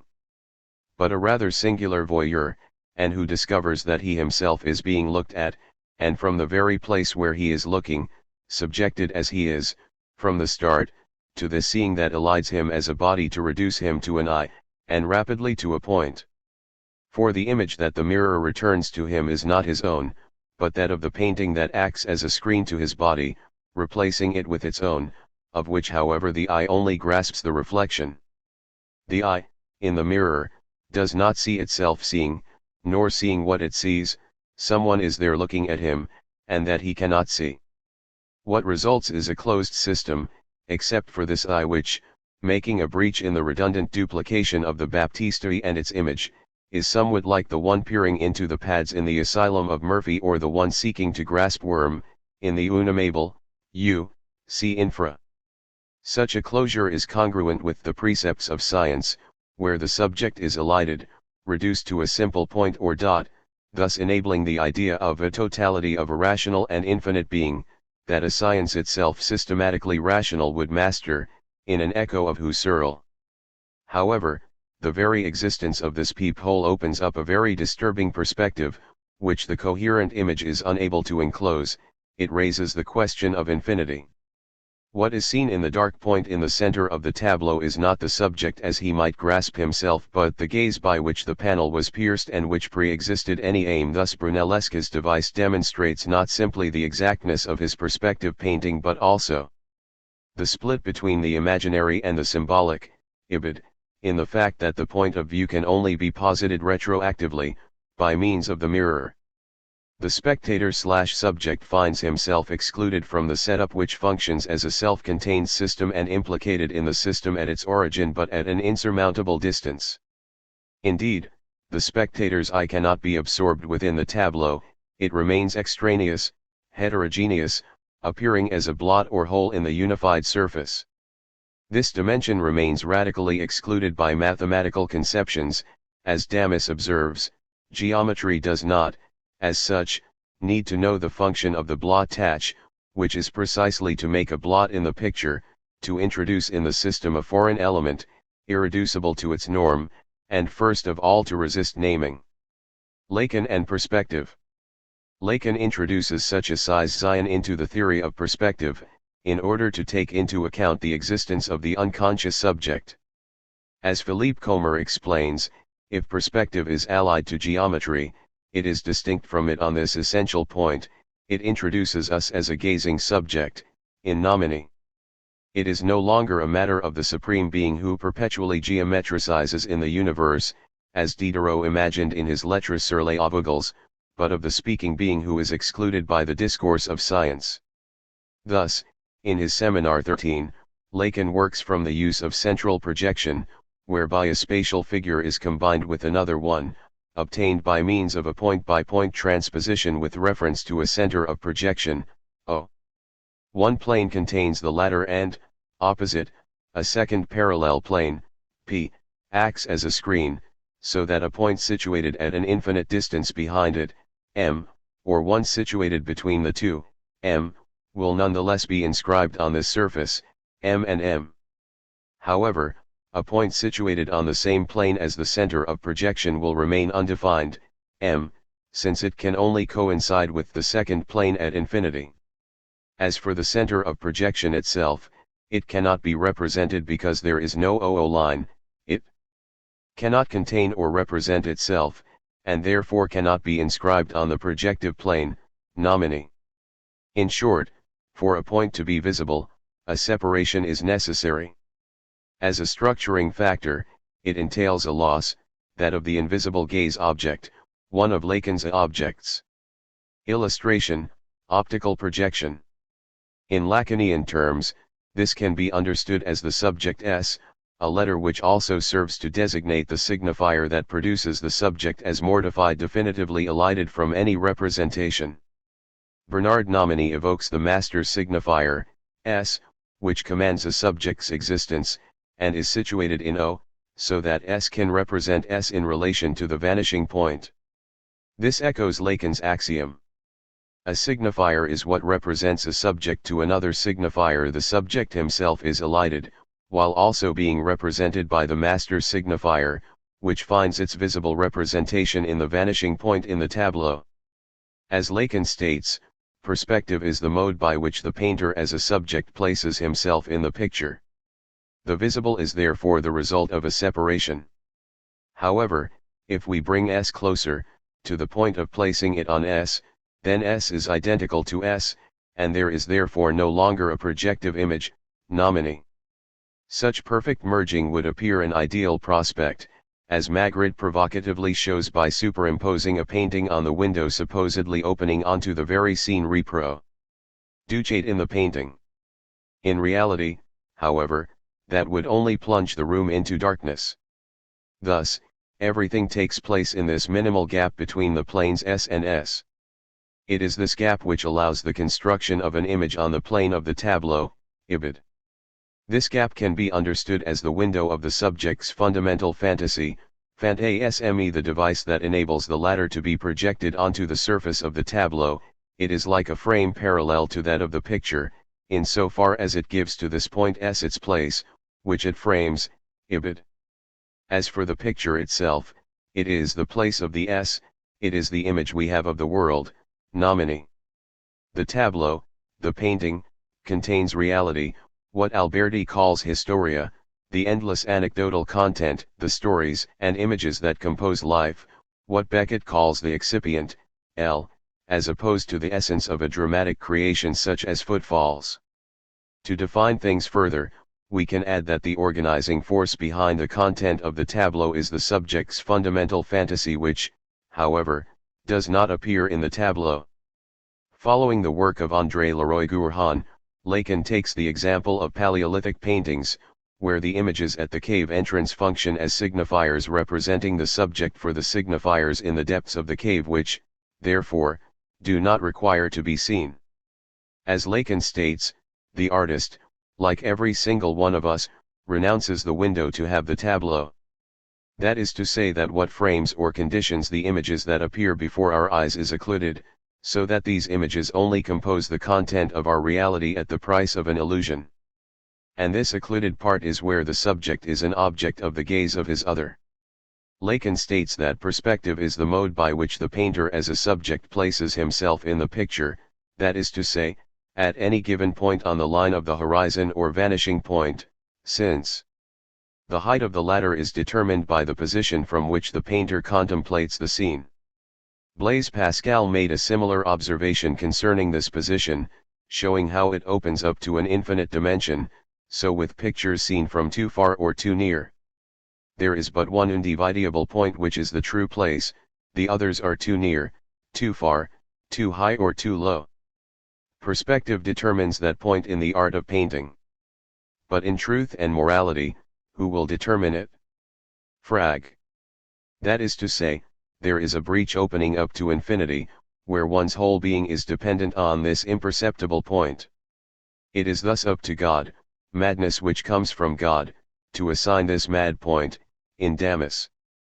Faced with this limitless dimension involved in the gaze, perspective painting exerts a captivating effect acting as a gaze tamer, Lacan, since by scrutinizing the forms it presents, we seek to grasp the invisible object. The object is what we can never grasp, and especially not in the mirror. All the painting's effort to grasp this evanescent plane that is strictly what we contribute, all us ambling spectators, we are caught like a fly in the glue, we drop our gaze as one drops one's trousers. For the painter, it is a matter, if I may say so, of making us enter into the picture. Beckett's remarks on painting very much echo this perception when he provocatively states of the spectator, "Il ne veut pas s'instruire, le cochon, ni devenir miller. Il ne pense que son plaisir, he does not want to educate himself, the pig, nor become better. He only thinks of his pleasure, MP." This accompanies the idea of paintings as being neither good nor bad, but simply translating d'absurdes et monstrueuses pensées vers l'image, absurd and mysterious urges towards the image. This emotional and sensorial dimension is thus diametrically opposed to the notion of perspective as being purely a question of geometry and optics, as it is to the reproduction of reality. Beckett and reality organized by perspective. Many of Beckett's first novels display a certain affinity with perspective representation, as John Pilling has described it, with Dream of Fair to Middling Women and What being the notable exceptions. In Murphy, while Neary describes amorous attraction and life in Gestalt terms, Murphy, life is all figure and ground. The characters evolve in a rather referentially ordered space. Murphy lives in a mew in West Brompton, the characters move around various well-known streets in London, a space that is also related to Murphy's rejection of finding employment there. The Asylum is also laid out according to geometrical coordinates, particularly since it is intended to provide an extremely orderly environment. Molloy presents two different pictures, according to its two parts. The first, centered on Molloy, is more dreamlike, unfolding the protagonist's quest for his mother. The landscape at the beginning, and which, as such, gives the idea of an all-enveloping reality, is in fact centered on the emotional relationship Molloy displays with regards to the two strangers, called A and C. The second part, centered on Moran, offers a more realistic representation. The character describes himself in his garden when Gaber arrives to deliver his orders. He is surrounded by a micro-society composed of his son, his housekeeper, and Father Ambrose. This orderly reality progressively breaks down, and yet, towards the end of the novel, a passage appears where Moran surveys his surroundings. "The land from where I was, and even the clouds in the sky, were so disposed as to lead the eyes gently to the camp, as in a painting by an old master, M.O." The question is therefore to understand why Beckett's writing presents this conception of reality as problematic and then radically evacuates it. As regards any old master landscape, Beckett proves to be particularly skeptical. Indeed, if the use of perspective in painting aims to capture the spectator's unconscious gaze and to reduce it to submission, Beckett, by contrast, expressed early on his interest for Cézanne for precisely the opposite reasons. Cézanne seems to have been the first to see landscape and state it as material of a strictly peculiar order, incommensurable with personality à la rigueur, but personality in its own terms, not in Pellman's landscapality. There is no entrance any more nor any commerce with the forest, its dimensions are its secret and it has no communications to make. Cézanne leaves landscape maison d'aliens and a better understanding of the term natural for idiot. To MacGreevy, September, L. Beckett continues. How far Cézanne had moved from the snapshot puerilities of Manet and CIE when he could understand the dynamic intrusion to be himself and so landscape to be something by definition unapproachably alien, unintelligible arrangement of atoms. L. While, traditionally, the contemplation of a landscape painting should bring the spectator to feel some form of communion that includes him in the representation, Beckett's appreciation of Cézanne rests on the opposite impression, that of being excluded, faced with something that it is impossible to penetrate. The mention of atoms recalls, along with the atomist theories of pre-Socratic philosophy, Murphy's third zone as a flux of forms, a perpetual coming together and falling asunder of forms, and Matty Rooney's aspiration to be in atoms, AF. If therefore Beckett sees, in Cézanne's landscapes, something that concerns him, it is in this impression of foreignness, which he relates to the effects of science in the modern era. Perhaps it is the one bright spot in a mechanistic age, the denthropomorphizations of the artist. Even the portrait beginning to be dehumanist as the individual feels himself more and more hermetic and alone, his neighbor a coagulum as alien as protoplast or God, incapable of loving or hating anyone but himself or of being loved or hated by anyone but himself. Here therefore, the subject finds himself before a pictorial representation that excludes him and opens up an incommensurable breach with regards to the scene represented. No meaning is available since nature has no communications to make, and remains unintelligible. Nature offers no impression of depth that might provide inroads to the spectator, no entrance any more. Reality, in its seductive specular qualities, can indeed be seen as a trap, as Beckett seems to suggest when speaking of a trip to Ireland for the funeral of John Becket's mother, the sea and mountains were looking marvelous. I was glad to get back here, out of their clutches, indeed traditionally right up to the Impressionists, whom Beckett names here. Such characteristics gave paintings their human and effective quality. The modern world and Beckett in such a context requires confrontation with an inhuman or impersonal dimension. Such was also the perception of Walter Benjamin, stating that surrealist photography prepared the salutary movement whereby man and the surrounding world become foreign one to another, in Damas. Indeed, the breach needs to be conceived of as insuperable, rather than a simulacrum whereby one of the terms subject or object maintains its stability, as Beckett wrote of Henry Hayden. An impersonal work, an unreal work.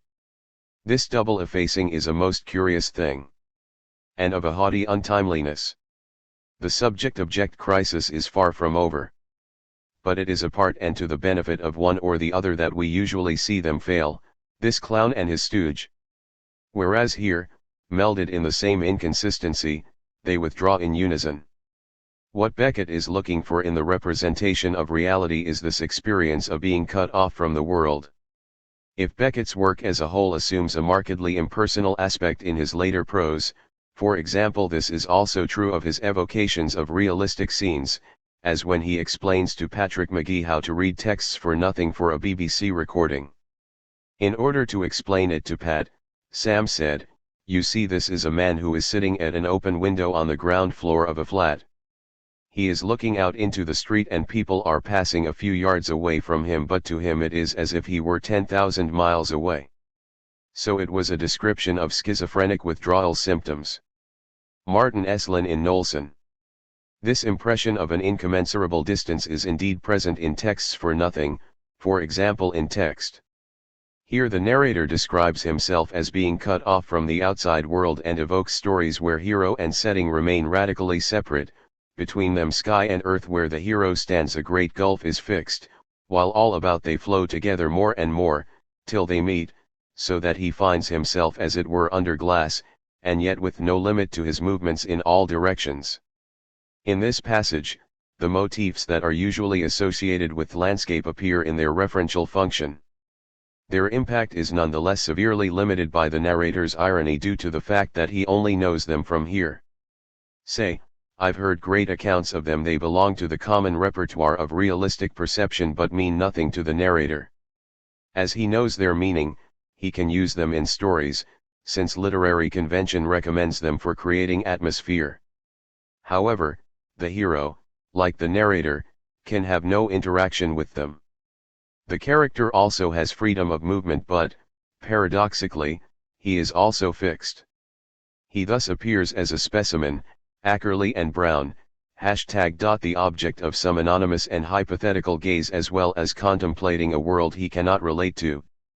Whereas Perspettiva Legittima aims to give the illusion of a precise geometrical construction presiding over representation, allowing the spectator to situate himself in relation to the world presented, the radical separation between Beckett's characters and their environment makes it impossible to determine any distance with certainty, as Malloy explains.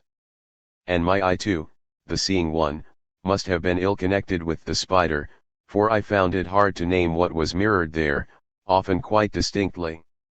And without going so far as to say that I saw the world upside down, that would have been too easy. It is certain I saw it in a way inordinately formal, though I was far from being an aesthete, or an artist.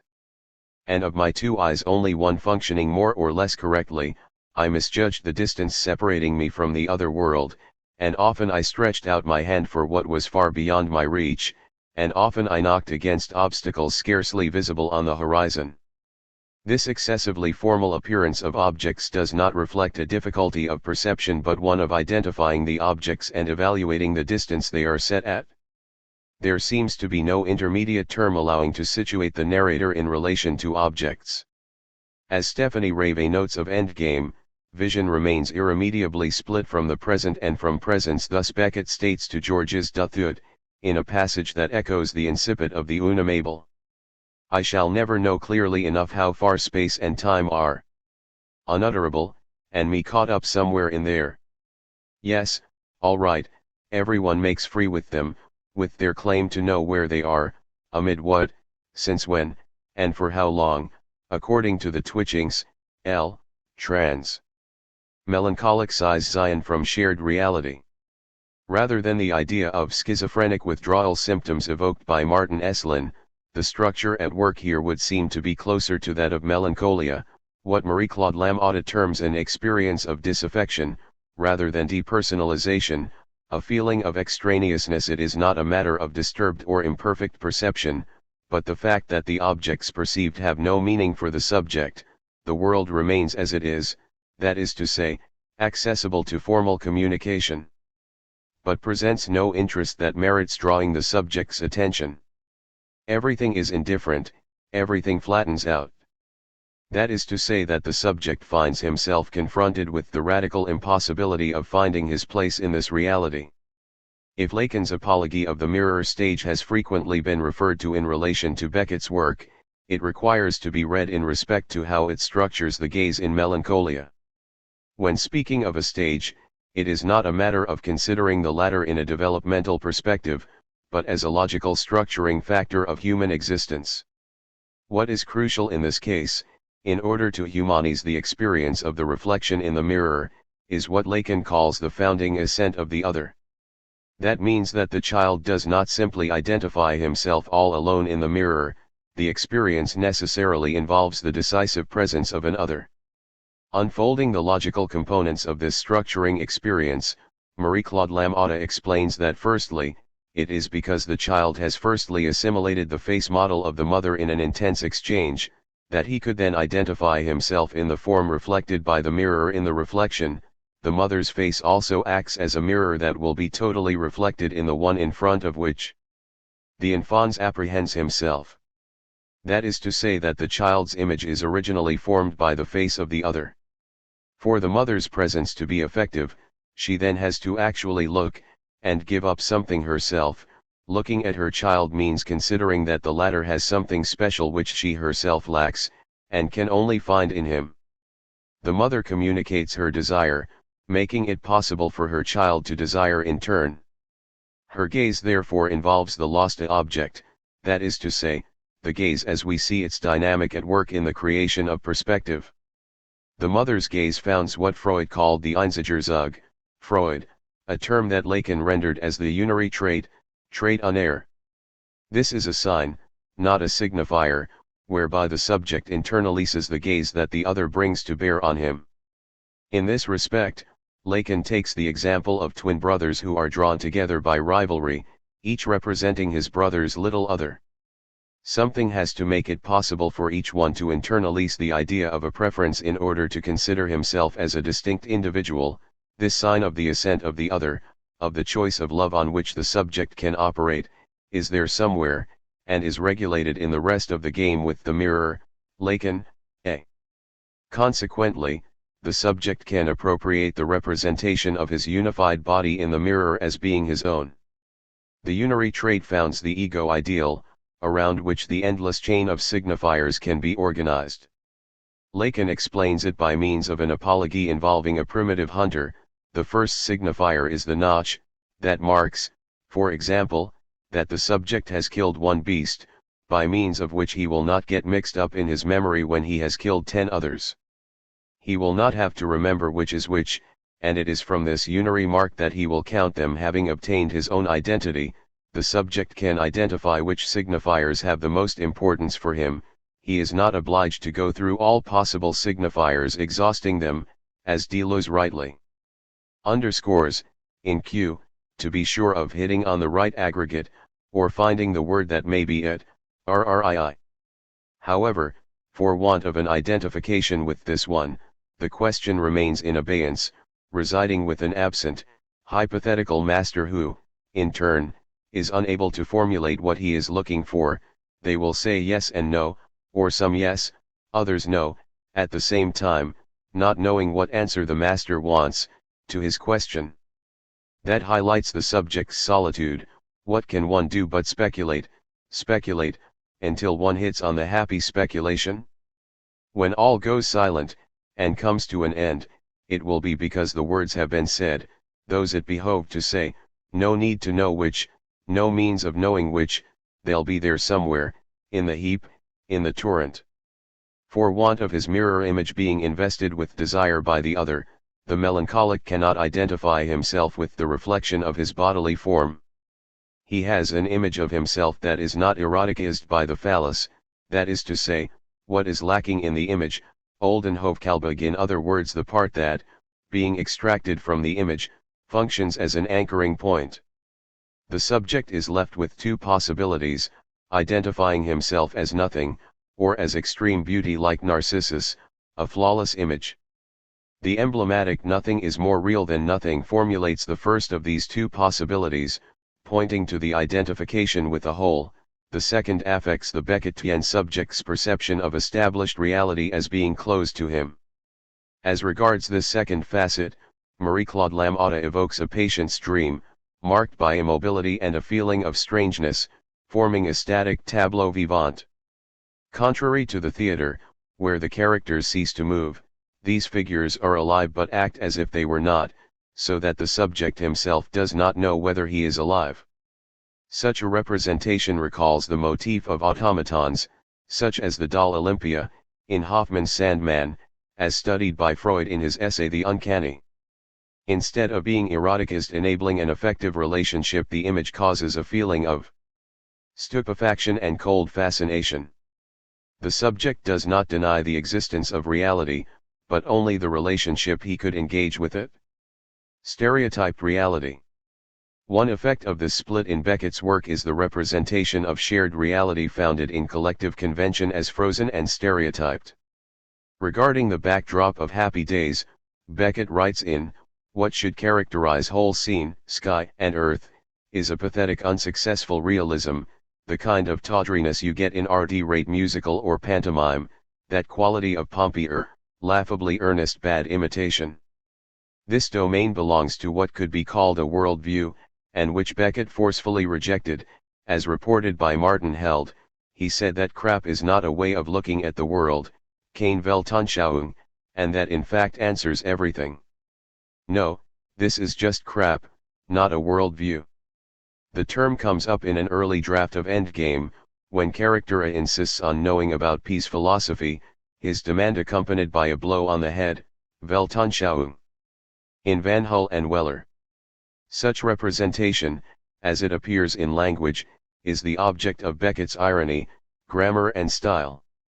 To me they seem to have become as irrelevant as a Biedermeier bathing suit or the imperturbability of a gentleman. He terms this conventional space diversely the big world, mu, or traversable space. It is this domain that Murphy rejects, the big world where quid pro quo was cried as wares and the light never waned the same way twice. Chris Ackerley explains the reference of pro, as in prostitute. For Murphy, the working world involves the exchange of the body for money, and therefore the absence of bodily integrity. Also, the quid pro quo expresses a caricatured reciprocity between equals, along the imaginary axis, with the underlying persistence of linguistic misunderstanding in the common French expression, quid pro quo.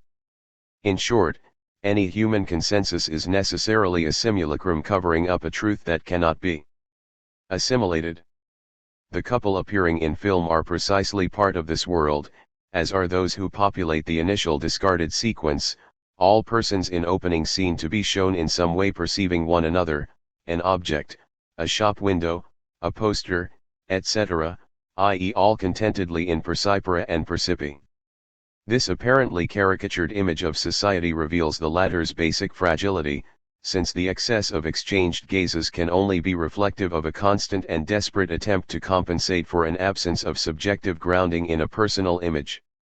Texts for Nothing, written in, highlights the problematic nature of shared reality, showing a condition where the subject appears excluded from human interaction, all the others being united in a collective existence called species, or kith. Indeed, the beginning shows the narrator cut off from his fellows, as if after a moral fall, he finds himself in quag, with others observing him from above. In text, the vertical opposition is accentuated. Above is the light, the living find their ways, without too much trouble, avoid one another, unite, avoid the obstacles, without too much trouble, seek with their eyes, close their eyes, halting, without halting, among the elements. The living collective reality astonishes the narrator, since he does not feel himself part of the living, and does not know the code allowing all these people to find their way. The sunshine and traditional motifs that follow underscore the atmosphere of happiness that is totally dissociated from the current state of the narrator. Perhaps above it's summer, a summer Sunday, Mr. Joly is in the belfry, he has wound up the clock, now he's ringing the bells. Here at least none of that the accumulation of meliorative elements accentuates the image of insouciant happiness, of a life without clouds. Such elements are related to the narrator's efforts to produce a narration, in other words, to compose an image that may be acceptable in the eyes of the other, one that is capable of entering into the latter's repertoire of representations. It is thus that he also hopes to have being and habitat, since it is only by enjoying a personal identity that he can feel endowed with being. In his current condition, however, any being that may be ascribed to him remains totally incommensurate with his subjective existence as excluded, his identification with nothing.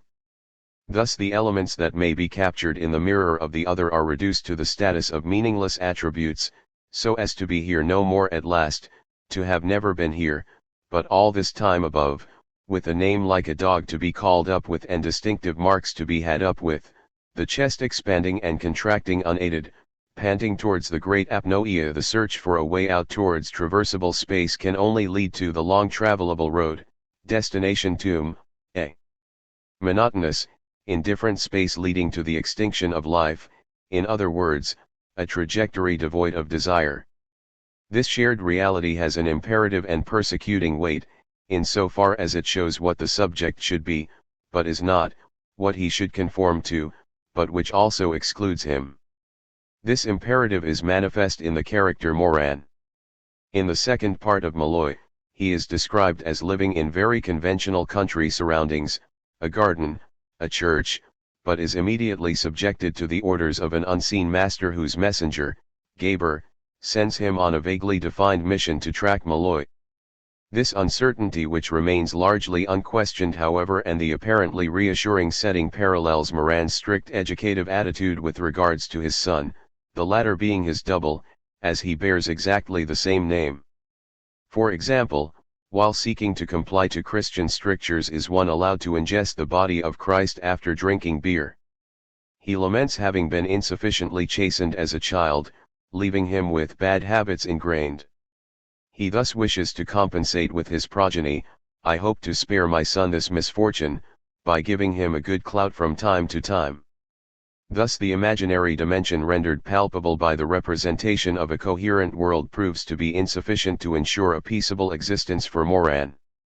What seeps through is the inscription of the superego both in the orders to seek Malloy and the support sought by Moran in his son, and the breaking down of his world. My life was running out, I know not through what breach. The assistance Moran attempts to obtain through the gaze appears when Moran notices his son trying to spy on him. I caught a glimpse of my son spying on us from behind a bush. Peeping and prying were part of my profession.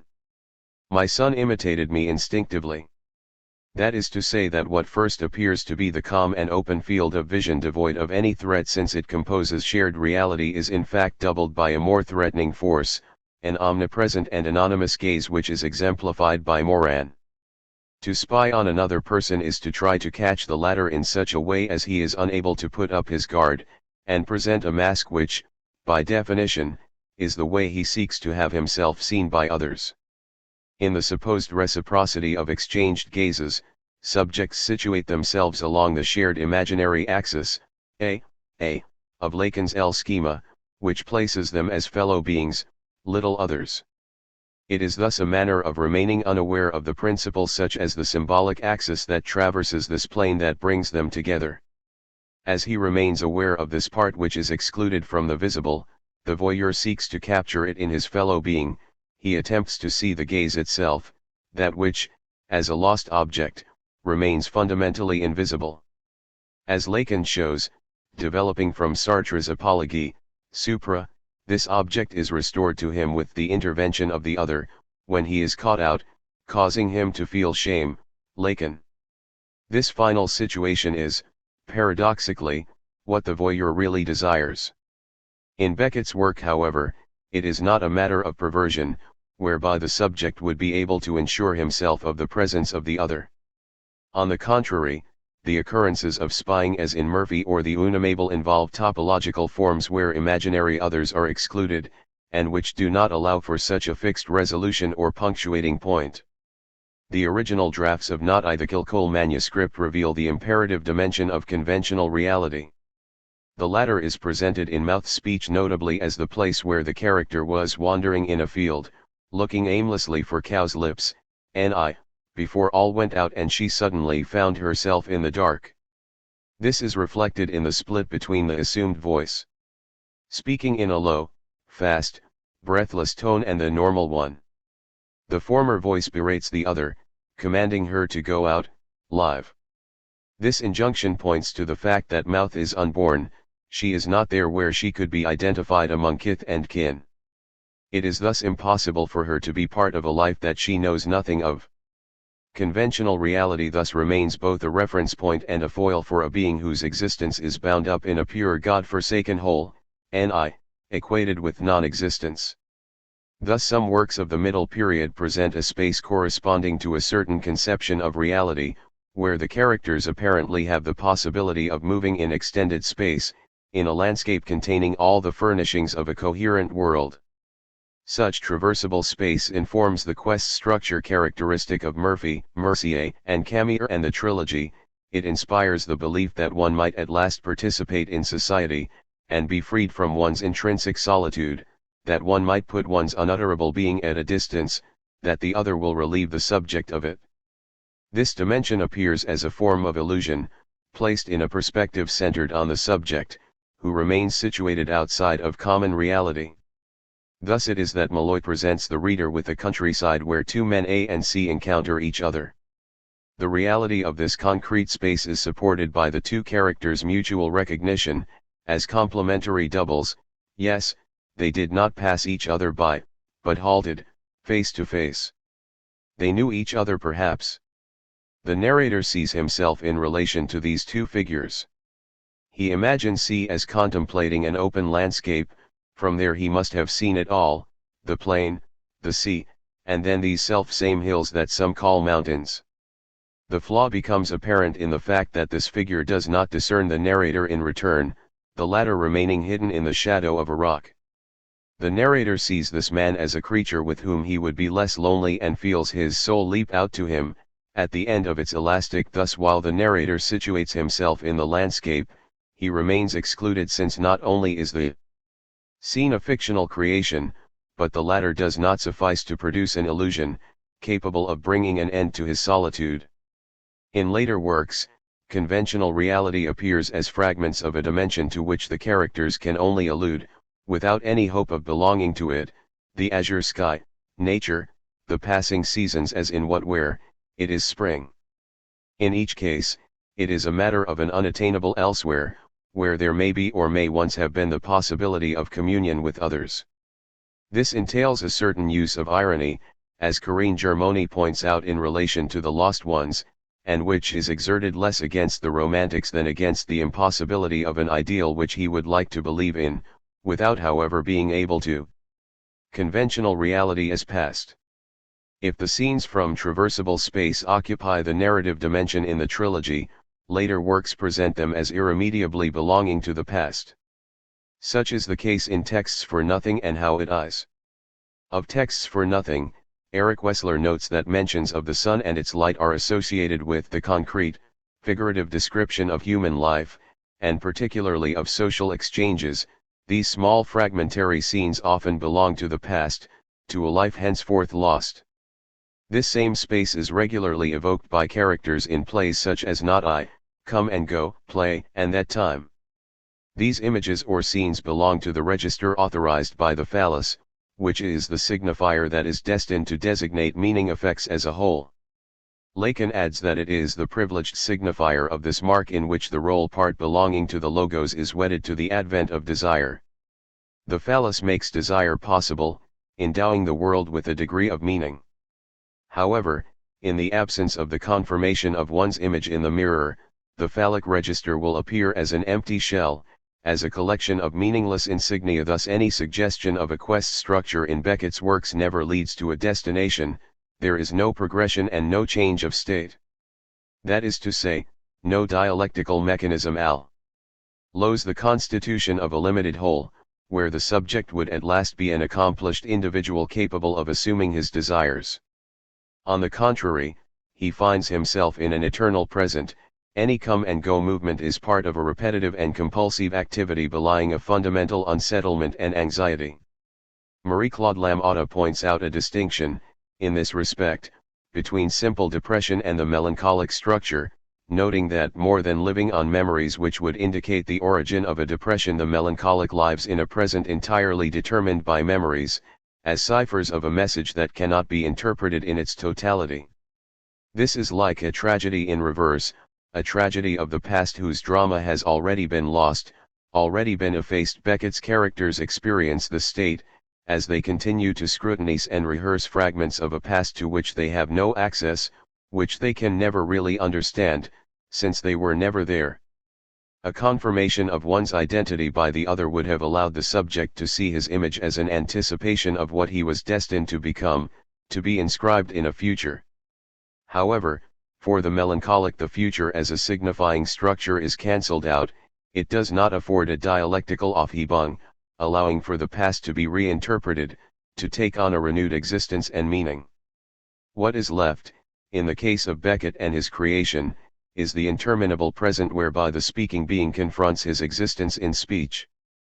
Lamothe refers to Aristotle's criticism of the Megarion's fatalistic vision. Indeed, these philosophers conflated effective reality and the formal logic of the possible as if they were of the same order, thus ignoring that what is not possible now, may nonetheless become so in the future. As the narrator of Texts for Nothing explains, time has turned into space and there will be no more time, till I get out of here. Yes, my past has thrown me out, its gates have slammed behind me, till suddenly I was here, all memory gone. This passage shows the way one register is collapsed onto the other, leaving no temporal progression, and rendering problematic any search to create oneself in speech. In this passage, the narrator confirms that a past did indeed exist, that it had some relationship to him, but that the latter has become problematic as a result of an irreparable rupture. We can associate this situation with the way the melancholic suffers from a premature unveiling of truth that revealed all imaginary representations as false, as simulacra, an identity that nothing can justify naturally unless it results from the guarantee of another. Consequently, reality was found, from the origin, to be entirely signified by castration, to the point where it could not then present the slightest interest, the slightest possibility of investment.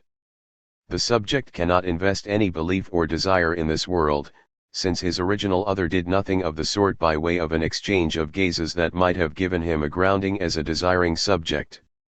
He finds himself inflicted with this knowing, unable to make anything of it. It remains resistant to meaning, radically intractable. Consequently, Any production of traversable space will only ever be the confirmation of the subject's radical exclusion. Conventional reality is laden with recognizable motifs and images, doubtless many that reflect experiences touching Beckett's own life but in relation to which the subject does not feel he is structurally inscribed. No convincing correspondence exists between a coherent representation of the world as a substantial whole and a positive and tangible personal identity. The subject does not recognize his place among those he is told are his fellow beings. This sheds light on the very structure of the image, as described by Gerard Wajkman. Every image seems to come to us from the past. Every image sets progressively at a distance that which it renders present for us. That is because to become visible, an image requires to be set at a remove from the subject. Indeed, by looking, what we seek to capture is the invisible gaze objet, which is irremediably lost in order to allow the picture to be seen. Wajkman adds that the funereal sensation is also noticeable and palpable before a window which, by carving out a familiar view, appears at the same moment to distance it the image in time, like a remnant torn from the presence of things, covering them over and, by giving them up to be seen, forgetting them somewhat. The existence of the image testifies to the loss of the gaze object and, with Beckett, it in turn is lost, for want of its reality having been confirmed by the other. It is therefore futile to seek to recapture the condition represented by traversable space, and whose attraction is due to the breach that separates the subject from it since it takes form once it is no more, and whose relevance, meaning or subjective importance remains fundamentally problematic. The Beckettian subject was never there. Conversely, however, it is in the space of that there whose existence is confirmed by the ideal other that the subject can see himself in negative terms, as being excluded, as a remainder. It will therefore be his constant undertaking to work through the fragments of this reality, to scrutinize and question them, in order to enter in contact with the inalienable bedrock of his existence. In this initial approach, we have situated seeing and the visible in relation to the rules of conventional perspective, perspettiva legitima. These reveal themselves to be problematic, since the abstract geometrical coordinates governing such pictorial representations prove to be fundamentally distinct from the concrete dimension of the gaze. Such a size Zion results from the extension of science, which contributes to elide the subject, who is necessarily cut off from the scene he contemplates. Lacan draws the consequences of this for the construction of the unconscious subject, for whom the visible scene, that of a painting, or his fundamental fantasy, presents imaginary signifiers, s, which are organized by the master. Signifier, s, representing, in turn, the ungraspable subject. This setup rests on a structuring separation that allows the image to become visible, and that also testifies to the active emotional force of the lost and invisible gaze object. It was then seen that the Beckettian subject experiences a feeling of foreignness with regards to any perception of conventional reality, which offers nothing capable of inspiring desire. This was understood to be a result of the mirror stage where, in the absence of an exchange of gazes with an other inhabited by desire, the subject did not have his identity confirmed, causing the image in the mirror to remain detached and impersonal. Consequently, the subject feels no effective bond to reality, which is little more than an assemblage of stereotyped forms, or a past he cannot feel as truly being his. And yet, mirrors and frames are constantly present in Beckett's work. In the following chapter, we shall therefore look more closely at the logic developed by the mirror stage, and examine the functions of these seeing devices in Beckett's writing. Mirrors and frames. We have seen that the representation of reality as a shared space of being poses a problem in Beckett's work, since the characters and narrators show themselves to be excluded from it. This testifies to the ineffective nature of a structuring frame that could organize such imaginary representations into a coherent whole while allowing itself to be ignored by the subject. Frames and the conditions of seeing are consequently reinforced as motifs in order to set the subject in relation to the various imaginary representations that come to light. In order to develop these points, it will be necessary to look more closely at the theoretical implications of Lacan's mirror stage, often cursively alluded to in critical discourse, as well as the function of the window frame. Their respective presence in Beckett's work will also be examined, alongside the motif of seeing and unseeing eyes. Mirrors. The mirror stage. One aspect of Lacan's teachings that has been regularly cited in relation to Beckett is the famous apology called the mirror stage, le stade du miroir, or the looking glass phase, Gorogue. The first presentation of this theorem was given on August, at the International Psychoanalytical Congress at Marienbad, the last congress during Freud's lifetime. A sound. Lacan's talk was interrupted after only 10 minutes by Ernest Jones, Lacan, a sound, and the original text was lost. Lacan called it the brush balayette with which he entered psychoanalysis, a tool to start cleaning up the psychoanalytical household, a sound. Far from abandoning this construction, he continued to refer to it in later writings and teachings. However, its casual usage in the literary field is rather deceptive regarding its heuristic qualities. Indeed, Lacan is not concerned with a developmental view of the individual, the idea of surmounting one's primal drives in order to achieve genital maturity, but of discerning the structuring elements involved. He therefore states that the mirror stage is a moment that is not one of history but of configurating insight, and whose validity remains, whatever the subject's age and psychic structure. This position has another consequence. Lacan does not analyze what is at stake for each subject in a normative light. He sees the effect of language as producing a fundamental disharmony and pathology in what appear to be the most ordinary experiences and conducts. Lacan's apology situates the child at around 6 months, at a moment when, still unstable on his feet and held upright by a human or artificial support, he leans over the edge in a jubilatory bustling towards his own image in the mirror. This jubilation is caused by the fact that the child is still trapped in his motor impotence and nursling dependence. In the mirror, what is at stake is the total form of his body, by which the subject anticipates the maturation of his power in a mirage, and which is given to him only as a gestalt, that is, in an exteriority. Thus the form the infant perceives as his is more constituting than constituted. The image causes such joy precisely because it remains distinct from the child, who discovers the possibility of becoming the wonderful being he sees before him. Lacan thus considers this as the symbolic matrix where the I precipitates itself in a primordial form prior to any identification with a fellow being, a rival, for example, where he can see himself as subjected to the same laws as any other. The child's joy, however, is not innocent nor based on a simple one-to-one relationship. Jacques-Alain Miller points out the presence of a gaping hole bead, the gap between the experience of the body and its form, foreshadowing Lacan's later notion of extimacy, a portmanteau word combining intimacy and exteriority, which Lacan formulates as the ecstatic limit of the you-are, that where is revealed to a subject the cipher of his mortal destiny. This is what he will call the thing. The act of grasping one's image in the mirror is thus an experience of alienation to the other. Instantly, the subject no longer belongs to himself, he is forever lost, as he is nothing but the other, la sagna. What underpins this ecstatic experience is the arising of the death drive, situated beyond the reality principle, Gorogue, the fact that repetition does not simply involve the alternation of needs and satisfaction, but a dimension that nothing can satisfy, a cycle that carries away and porter the disappearance of this life as such, and that is the return to the inanimate. Lacan, b. Paradoxically, the mirror image points to the body where the child only exists as a whole, since it can only arise on the background of a fundamental loss or alienation to the other.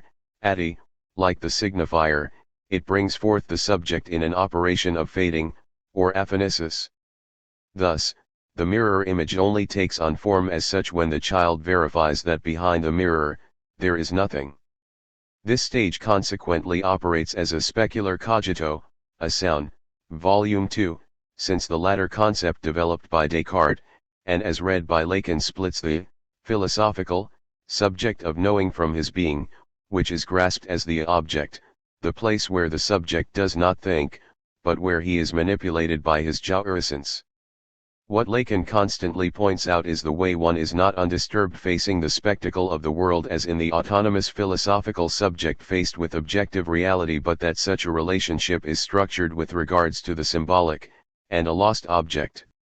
Beckett's insistence, in Proust, or in Painter's De l'Empêchement, MP, on the dissolution of the subject-object relationship is in harmony with this critical stance. Lacan continues to point to the ego as a whole, December. Indeed, the child is not alone in this experience, since he turns around to his other, who confirms that it is indeed his own image that he perceives in the mirror. Were he to remain static, he would find himself in a radical alienation supported by the closed circuit of fascination. The presence of the other breaks up this duality. Lacan explains that what is at the heart of this experience is the most evanescent of objects, since it only appears there in the margins, the exchange of gazes, which is manifest in the fact that the child turns back towards the person who is assisting the child. L assist in some way, if only by being present. Il assist during the game. The active presence of the other sets the scene in its true perspective. When the child sees his image, he cannot be certain it is himself he sees and not a foreign apparition. A tearing away takes place, and a whole appears, which can only assume meaning when the other confirms that it is indeed the child's own image. By turning around, the child also loses from sight the image which, in return, is authenticated by the other. Marie-Jean Sarraud points out that the gaze that the child addresses, his back turned to the mirror to his mother, and the one he receives in return, are not inscribed in the mirror. Therefore, the gaze, as a lost object, becomes a detachable part of the body that cannot be spectacularized, captured by the mirror. The mirror stage interrupted. The exchange of gazes with his other allows the child to appropriate for himself this image which is both internal and external. Marie-Jean Sarraud explains that the desire of the other embodied in the voice and the smile offers a support for his own desire, allowing the identification to take place. This moment enables the subject to internalize the gaze of the other, so he can look at his own body as his mother looked at it. Two steps are involved in this process. First, the perception of the image in the mirror which, as an impossible ideal form, the ideal ego is the point where he desires to delight se compel n in himself, Lacan. Marie-Claude Lamothe explains that this is the result of a recognition, since the possibility of seeing this image results from pre-established conditions. Even before perceiving himself in the mirror, the little one petit d'homme, upon contact with his first other, receives from the latter the image he will bear in himself and will cause him to recognize himself among humans. Then the confirmation by the other intervenes, whereby the ego ideal du moi, replaces the double, and which is embodied by the parent holding the child before the mirror, Lacan. At this moment, the symbolic dimension replaces the purely imaginary and exorbitant bordering on the real ideal ego, such as the one Narcissus found himself admiring, unaware that it was himself. The specificity of the ego ideal is that it commands the game of the relations upon which any relationship to others depends. However, in the case of melancholia, the eroticist gaze of the maternal other, the one that orients a desire and creates the libidinal bond between the subject and his own body, between the ego and the ideal ego, Sarraud, is lacking. The other is present, but not his desire. He is too preoccupied to turn his gaze towards the child and participate in an exchange. Marie-Jean Sarraud explains that if the other does not respond to the child's solicitation, the latter finds himself confronted with emptiness, an absence of desire that leaves him alone with his image. Consequently, while in the L schema, supra, the S-A axis remains valid, the relationship to the symbolic other indeed exists, the specular A axis is effaced. Sarraud observes that the bond between the ego and the ideal ego is broken, between the nothing of the ego and the all of the ideal ego. What suffers is the capacity to engage the imaginary and bonds with one's fellows, or with a love object. Lamothe. The term petit d'homme is the translation of Kipling's man cub. The former is the real image I-A, which will only be seen in the virtual mirror. See above for the mirror schema. In this context, it is not surprising that representations often assume an impersonal aspect, as already noted in Beckett's descriptions of common reality. As Marie-Claude Lamothe formulates it, what is the impersonal if it is not the refusal of the demand? Once one has understood that there was no use in formulating it the demand as in, but the clouds, a begging of the mind, to her, to appear, to me, BC, expresses the belief that the other is capable of and willing to respond, whether positively or negatively. However, the absence of any confirmation from the other causes a premature and structuring catastrophe, since the subject, in a total inability to identify and suture this breach, found himself with a demand that he could no longer, for this reason, address to anyone. A Beckettian mirror scene.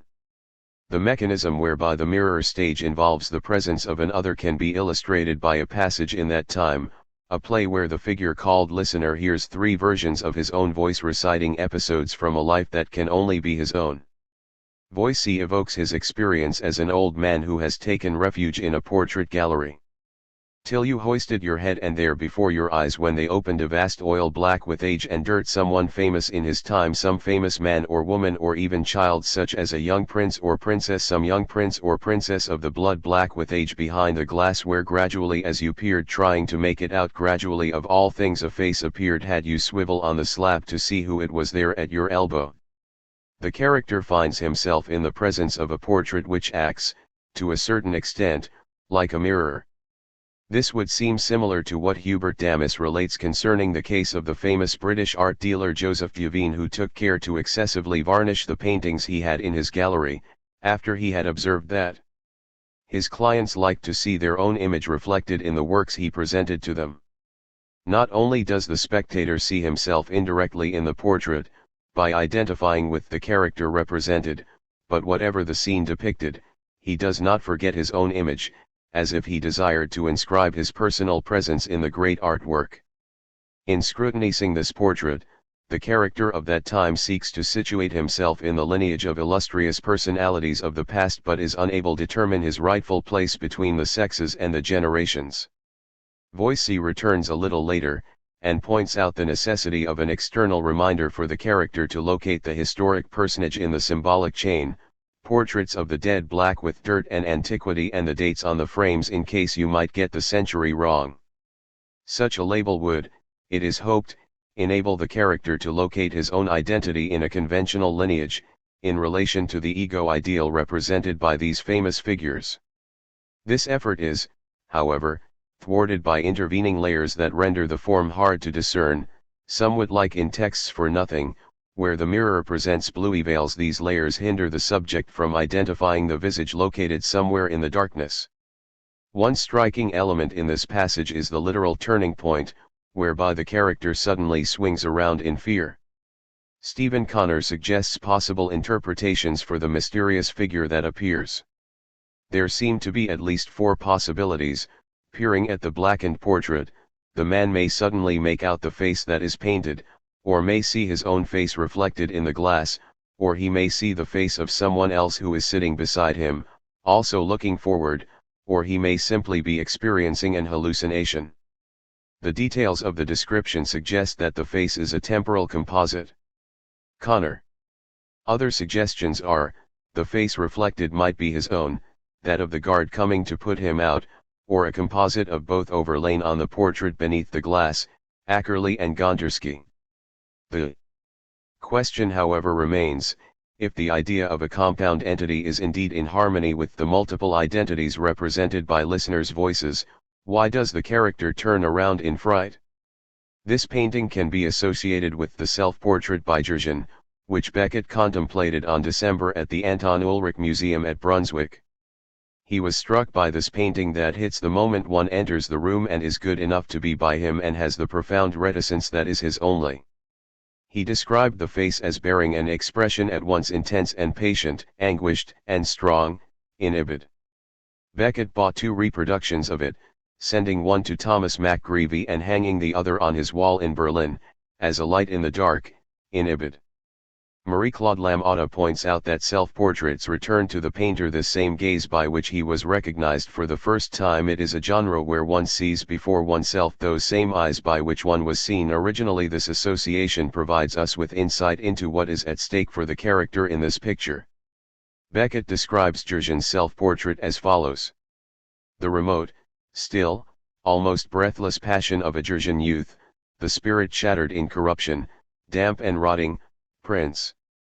Such spiritual suffering returns in the culminative, for I'm too frightened this evening to listen to myself rot, waiting for the great red lapses of the heart, the tearings at the cecal walls, and for the slow killings to finish in my skull, the assaults on unshakable pillars, the fornications with corpses. What the subject experiences here is his inescapable existence that is in no way relieved by any recognition by the other, the limitless pain of existing, what Ludwig Binswanger calls the suffering of still being alive, in Legrand, which nothing appears to be capable of creating a breach in. In that time, the portrait never really takes on any form other than that of an unrecognizable face, so that the character is unable to establish any personal identification. What then causes his fright is the sudden intrusion of the gaze as Lacan's object, Kaltenbeck. If the latter is usually expelled from perception, its eruption here causes the character to spin around in order to locate a symbolic other capable of situating and humanizing what he is experiencing. The gaze is thus not a lack, but the experience that the salutary lack is lacking. As Lacan explains, anxiety is caused by a positive presence and embodies a certainty. It concerns the character most intimately for the very reason that it cannot be integrated into specular reality. Franz Kaltenbeck associates the painting in that time with the self-portrait of Jurgen, noting a double identification in Beckett's fascination with this work. Not only was there the object of anxiety discernible in the eyes of the portrait, Kaltenbeck, but also the perception that Jurgen's painting was gazing at its visitor from the place of the ego ideal. David Lloyd reveals that Beckett encountered the idea of someone staring back from within the painting in Bram van Veld's work, and which becomes the gaze of the gaze itself. Kaltenbeck specifies that here, Beckett, as a subject of writing, comes in the place of the ideal, in the symbolic space of the other, that is to say, behind the flat mirror. Kaltenbeck refers here to Lacan's second optical schema, supra, which includes the virtual reflection, so called since the image appears in a place where the object is not really located, Lacan, a, behind the mirror. This space is supported by the ego ideal, marked by the letters S and I, where the barred subject is situated in relation to the symbolic. In describing the painting, Beckett thus adopted the distanced position of this ideal other. To return to one of Lacan's basic tenets concerning the gaze, the subject that contemplates an image laid out before his eyes is, unbeknown to him, seen in return, by an anonymous agent that fixes him under his gaze. The existence of this invisible dimension as a lost object causes or drives the subject to scrutinize the image, to capture what lies beyond the visible surface.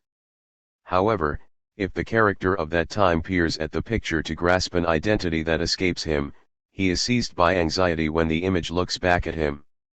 Beckett himself, as creator, is at one remove from this situation since he contemplates his own character as his alter ego, observing the latter's terrified reaction. Beckett points to the place of this ideal in his creation when he explains to Charles Juliet the necessity of adopting simultaneously the point of view of Sirius and a terrestrial one. Il faut être là, index point sur la table, et aussi, index lib vers les autres, à de millions d'années-lumière.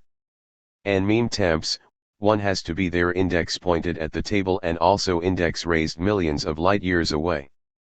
At the same time, in Juliet, this alignment of the gaze with the ego ideal is intrinsically bound up in the process of creation, conferring on the latter its strangely impersonal quality.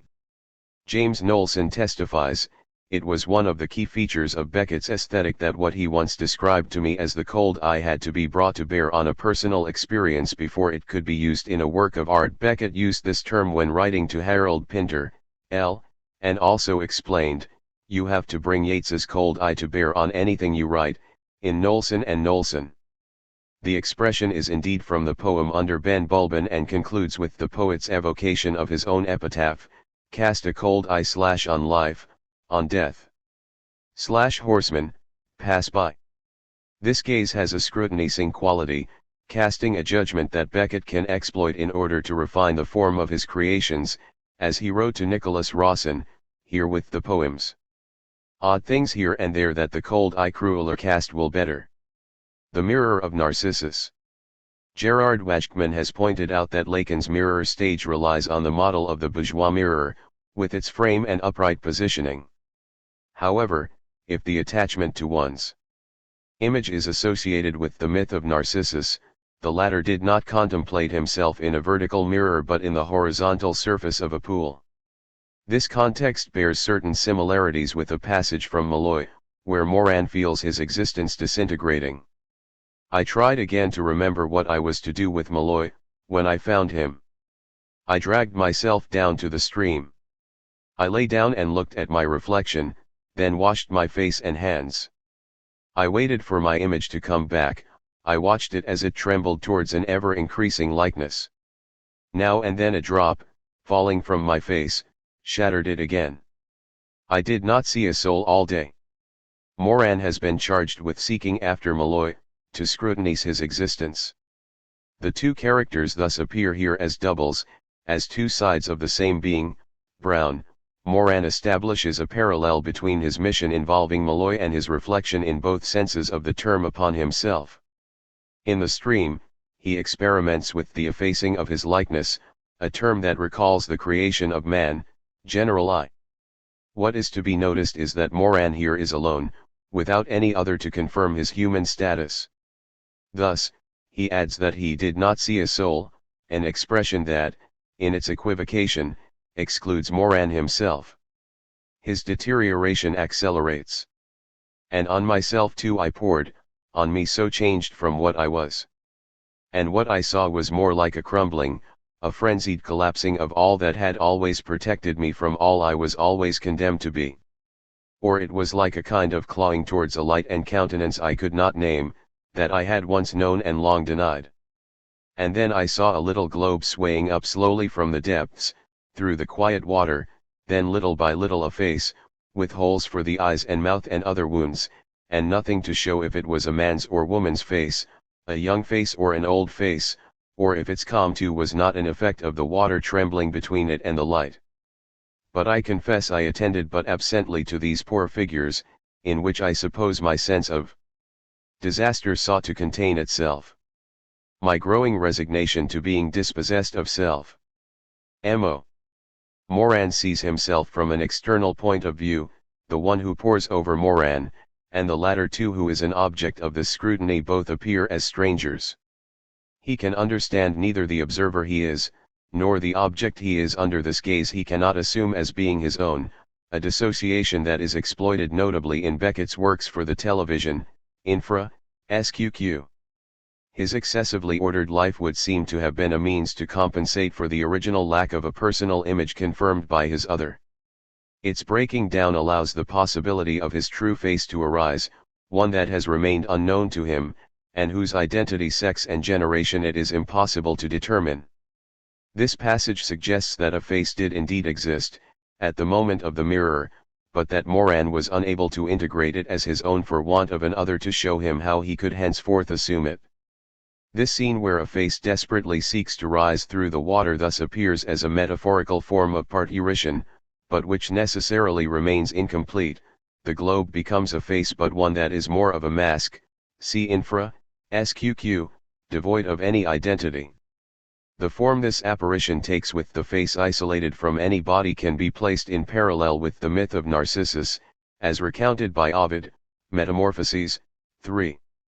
Gerard Wajkman points out that contrary to the child described in the mirror stage, Narcissus does not see his whole body. While, according to Aristotle, man is the only animal who not only stands upright, but also who looks straight ahead and speaks likewise, Narcissus loses his human qualities in presence of the pool, espousing an animal destiny. Instead of constituting Narcissus as a human being, destined to find his place among his fellows, the horizontal position of the pond's surface reveals a dimension that the mirror stage usually occults. In this respect, Gerard Wajkman, like Carlton Beck, cites Lacan's description of the flat mirror being pivoted to dis. Toward the original image, as to the tree its reflection in the water, stagnant or running mort au vive, gives the roots of dreams. Lacan evokes the exploration by pre-classical mannerism of the artifices of the anamorphosis, from the existential divorce where the body vanishes in the spatiality of these artifices that set up in the very support of perspective a hidden image, re-evoking the substance that was lost in it. Depraved perspectives, Baltrusettis, recognize the rules of geometrical construction but distort them to reveal the bodily substance that the latter contrive to evacuate by reducing the spectator to the status of an eye glued to a keyhole. Thus reappears the point where the subject is no longer master of his bodily image but is seen as an object, a prey to the all-invading gaze of the other. Narcissus therefore is not master of the image he contemplates. He only perceives his face, detached from his body, and his image is more like that of an animal than that of a human. If only man has a face, a prosopon, and if Narcissus has no face, the appropriate word is protome, which names the head of an animal, Wajkman, a. The latter is like a hunting trophy, fixed to the wall, the animal face is by essence, decapitated. Such an association is reminiscent of Beckett's inspiration for mouth in not eye, which he found in Caravaggio's painting entitled Decollation of St. John, in Valletta Cathedral, Malta, Knowlson and Pilling. He explained his experience, standing, just like the spectators represented in the painting but at a further remove, beyond the site of the action, before the painting, from another outsideness, I behold both the horror and its being beheld. The fragmented body is frequent in Beckett's work Hands in Texts for Nothing or in Nacht und Traum, for example pointing to the disaggregation resulting from the absence of any conformation of a mirror image. However, such a dislocation is more crucial when it affects not one's members' bodily extensions but the essential support of identity. Wajkman points out how the guillotine metamorphoses the human head into an animal head, reducing it to the status of a fallen object, as refuse. Narcissus' mirror pool therefore leaves him in his radical solitude, alienated to the image of a boy he does not at first recognize as himself.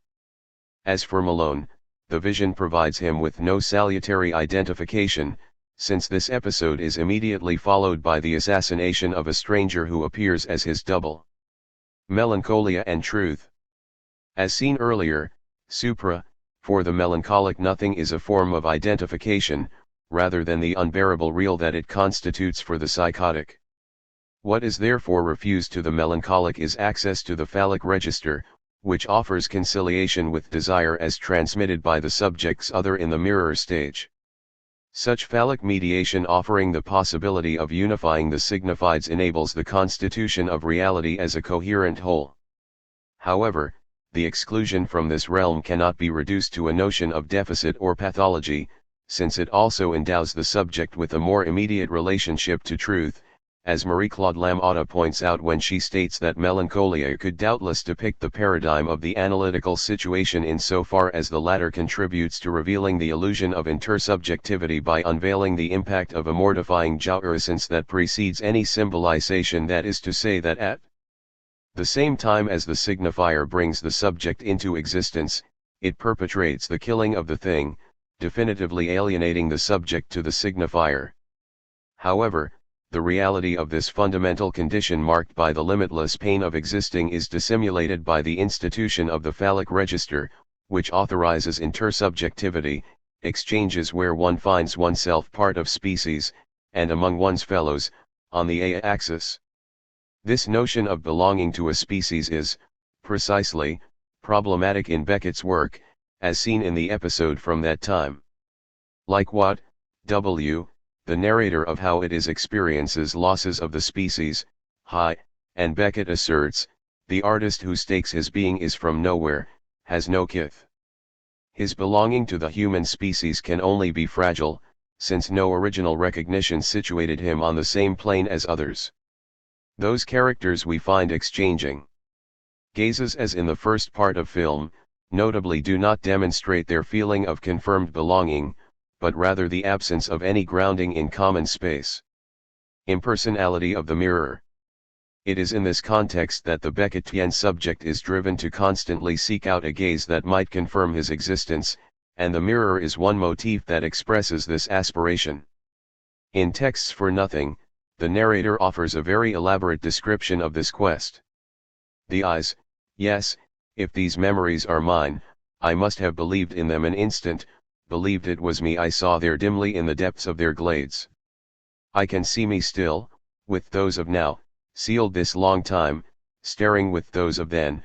I must have been 12, because of the glass, a round shaving glass, double-faced, faithful, and magnifying, staring into the one of the others, the true ones, true then, and seeing me there, imagining I saw me there, lurking behind the bluey veils, staring back sightlessly, at the age of 12, because of the glass, on its pivot, because of my father, if it was my father, in the bathroom, with its view of the sea, if these memories concern me, at the age of 12, or at the age of 40, for the mirror remained, my father went but the mirror remained, in which he had so greatly changed.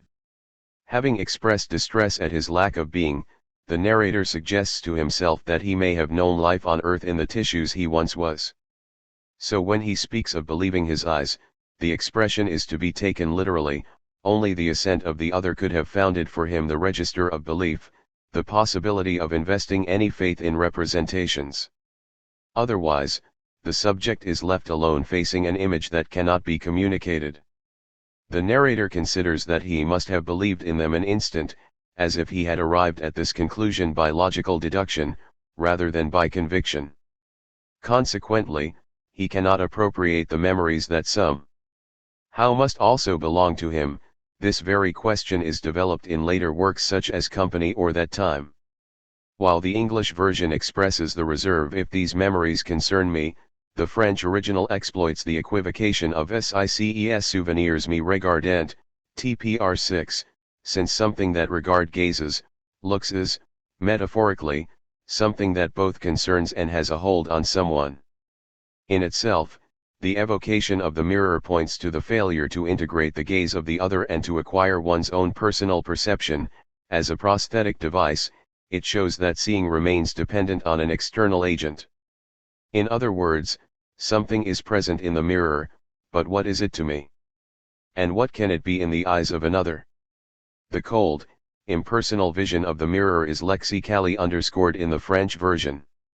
The narrator supposes he was 12 à cause de la glace, TPR 6, the word glace, phonetically imitated in the English glass, is echoed in the evocation of hell, where Bacchus and his companions are plunged dans la glace, their eyelids caked with frozen tears, an image that we also find in Or Crane.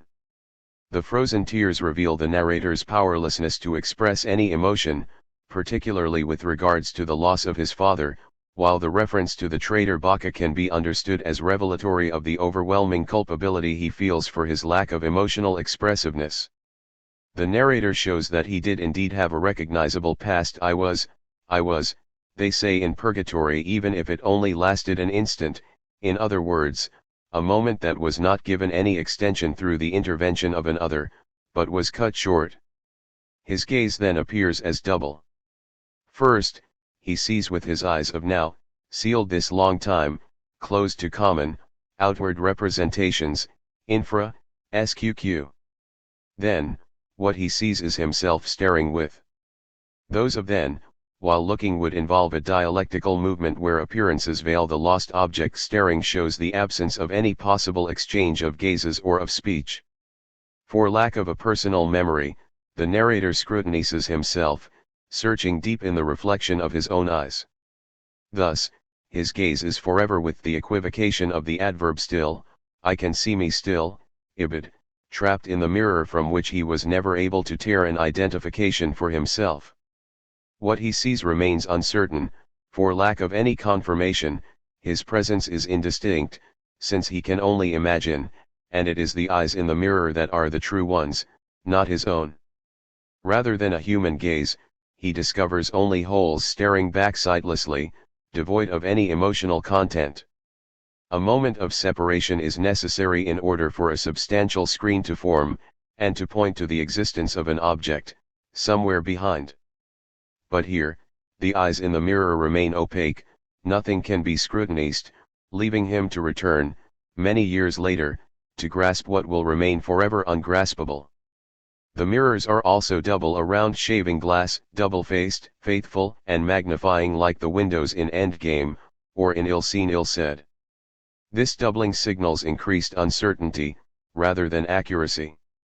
Henry Rayflaud associates such issues with the insuperable breach situated between two signifiers, ss, between one and its other, come and go, masculine and feminine, as revealing Lacan's sexual rapport, which it is impossible to write, since language cannot signify itself.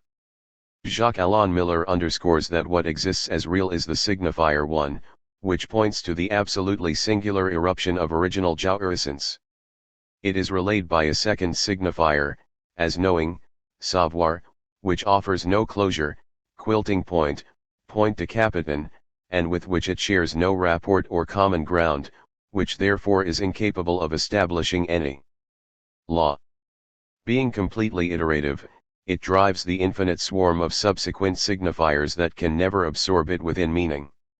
Indeed, were the original vision to have been confirmed by his other, the narrator would have been able to bind the two together in an articulation productive of believable reality, presided over by the phallus, whose function is to offer a mediation between the two irreconcilable sexes. Failing that, he is faced with one image that is faithful to what is expected, and another that isolates a detailed segment, as if under the gaze of a savage eye, infra. The role of the narrator's others is crucial here. The mirror belonged to Beckett's father, Ackerley and Brown, and marks the inconsolable sorrow caused by his disappearance. My father went but the mirror remained, in which he had so greatly changed. If his father was extremely important for Beckett, he remained an evanescent presence, genist. Hence the sightless nature of the eyes in the mirror affects the identity of the parents, because of the glass, because of my father, if it was my father, if it was my mother. The two parents are assigned to different eras and different dwellings, accentuating the fundamental breach that testifies to the narrator's wavering identity. In this passage, therefore, only the evocation of this vague, uncertain, memory and the difficulty he has in reconstituting it provides the narrator some relief from his current state where he remains devoid of being. Eyes. Physicality of eyes. The mirror in which the Beckettian subject seeks to confirm his being is embodied in the eyes of others, in the absence of an original exchange of gazes. However, these eyes are fundamentally unseeing, pointing to the function of creation to find a response to this absence. Jean-Paul Sartre established a size-zion between the eyes and the gaze, showing that the experience of being seen does not necessitate the effective presence of watching eyes. Lacan, such is the case of the voyeur who, peering through the keyhole, hears a sound betraying the presence of someone about to surprise him. Clotilde Lacan comments therefore that the gaze is not seen, since what I experience as being watched causes the distance that could allow me to perceive the eyes of others and their appearance to disappear. Marie-Claude Lamothe sums up, the eye, an organ of seeing, eclipses the gaze, and vice versa, as pointed out in relation to the mirror stage. In the exchange of gazes between mother and child, what the latter grasps is not the physical form of his mother's face, but the humanizing investment she expresses for him. This moment results in the loss of the gaze object, which is henceforth ungraspable, hidden behind identifications and appearances. If this exchange has not taken place, all that is left for the subject is to scrutinize the face itself, devoid of any trace of humanity. In Beckett's work, the eyes thus appear as lifeless physical organs, the physical eyes of the narrator/character, or the inert eyes of others. This inspires the motif of the filthy eye of flesh, a term adapted from Job X, or the eye as vile jelly, borrowed from King Lear, when the eponymous character has his eyes gouged out, Tunning, Van Hull. It is for this reason that the same epithet is used by Malone. Layu uses de offenses at ardentville sur tout ce chuilsontsi longement pre, mm. The English version makes a different choice. The horror-worn eyes linger abject on all they have beseeched so long. The specifically physical aspect of the eye is brought to the fore by Freud in his study of the notion of unheimlich, the uncanny, as developed in E.T.A. Hoffmann's novella Der Sandman. The story, which becomes progressively more of a hallucination, concerns the eponymous figure who tears out children's eyes, feeding them to his own progeny, Freud. The boy Nathaniel associates this folkloric figure with Coppelius, who visits his father at night. The latter wants to tear out Nathaniel's eyes to throw them into the fire, but his father intercedes for him. When the latter dies, Coppelius disappears. Later, a certain Coppola, a double of Coppelius, sells him a telescope eye with which Nathaniel observes Olympia, an automaton who appears as Professor Spallanzani's daughter. A dispute breaks out between Spallanzani and Coppola, one having constructed the mechanism, the other the eyes, and the latter tears Olympia's eyes out, throwing them at Nathaniel. Finally, at the top of a belfry, the hero believes he spies Coppelius, and throws himself to the ground. If this story evidences a castration similar to that of Oedipus, who gouges his eyes out, this means that the phallic register, founding a coherent reality, supportive of desire, is brutally undercut. Consequently, instead disappearing behind a humanizing gaze, the eyes become pure organs and fallen objects, revealing their fundamental blindness. Marie-Claude Lamothe attaches this question to the mirror stage, stating that for want of a maternal gaze that would have induced a libidinal exchange and opened the field of desire, the melancholic subject was unable to precipitate himself in the identification with the specular image, and found himself suspended, riveted to the external traits of the maternal model, which he sometimes uses as an pseudo-identity. Lamothe alludes to Jean Guillotot, who describes the melancholic as having lost the eroticization of the gaze, as if the gaze were reduced to simple functional seeing. Lamothe. This characteristic can be noted in Beckett's work, and Anne-Cécile Gilbert, going far beyond the rhetorical analyses of Bruno Clement, observes that the eyes are physically present when faced with images such as the one evoked in the eponymous text L image, later included in How It Is. Each time the image appears, an eye is there, also present. Far from the causal relationship we could expect to entertain this importance of eyes with regards to the images, Beckett seems to set up a relationship of spatial proximity, an insignificant relationship of contiguity between the eyes and the images.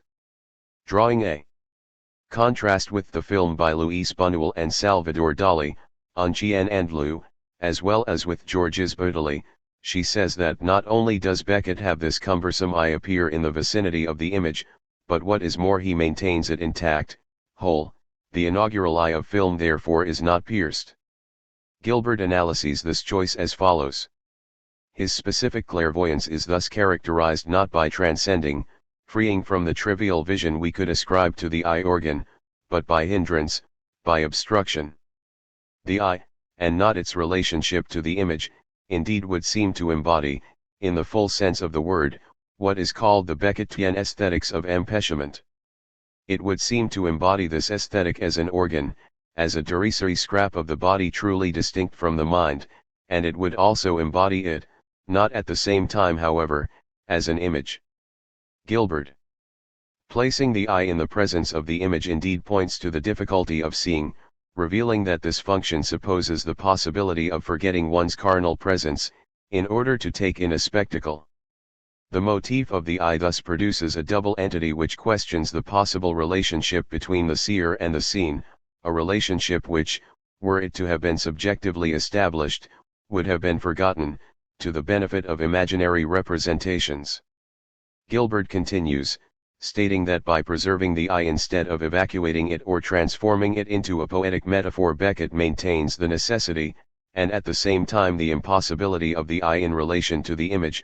The latter is expressed by the exclusion of the eye, left in a state of ruin, debris that remains close to the image.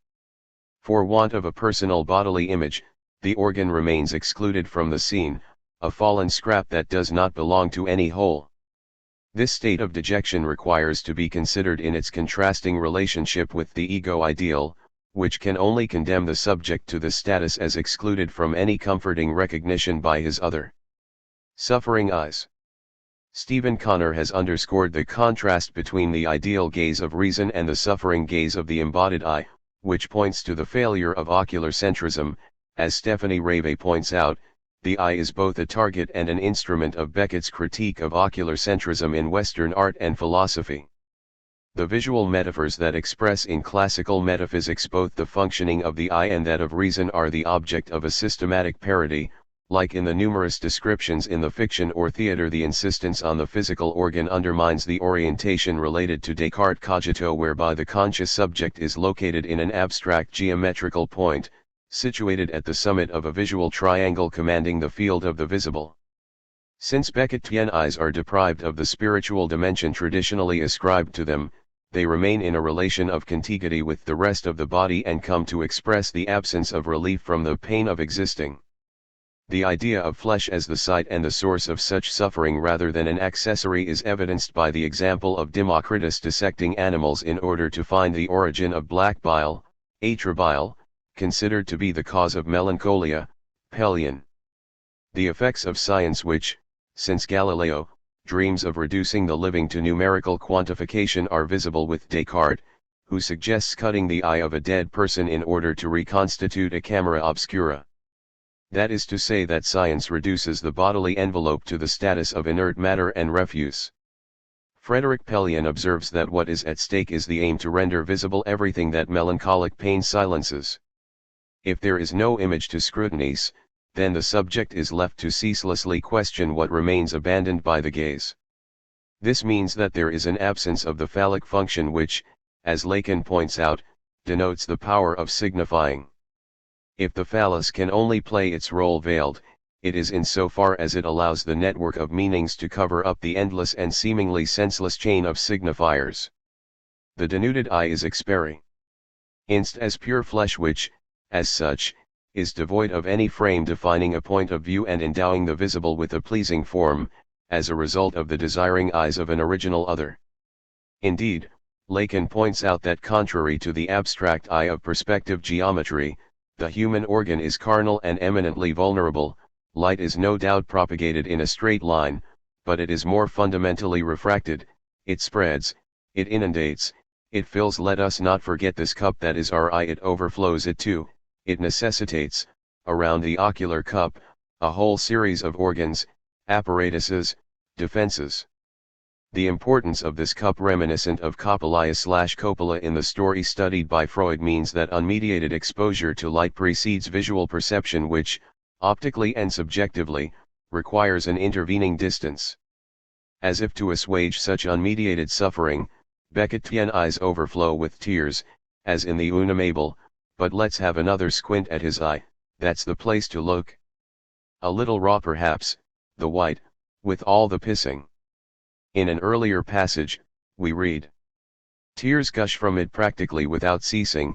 Why is not known, nothing is known, whether it's with rage, or whether it's with grief, the face is there, perhaps it's the voice that makes it weep, or at having to see, from time to time, perhaps he weeps in order not to see."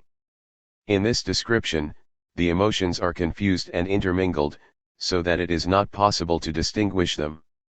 In fact, it would seem that no particular emotion causes the tears, and that whatever the alternative presented, the result would be the same. It weeps for the least little thing, a yes, a no, the yeses make it weep, the noes too, the perhaps particularly.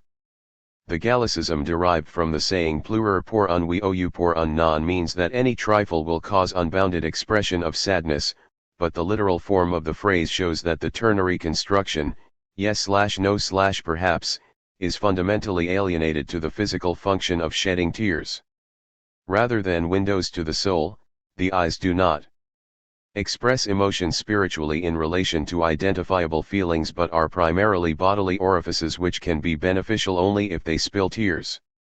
As such, they operate on feelings as yet uncontrollable, unnamed, and unfelt, in the absence of any other to whom they could be addressed in order to endow them with existence and meaning.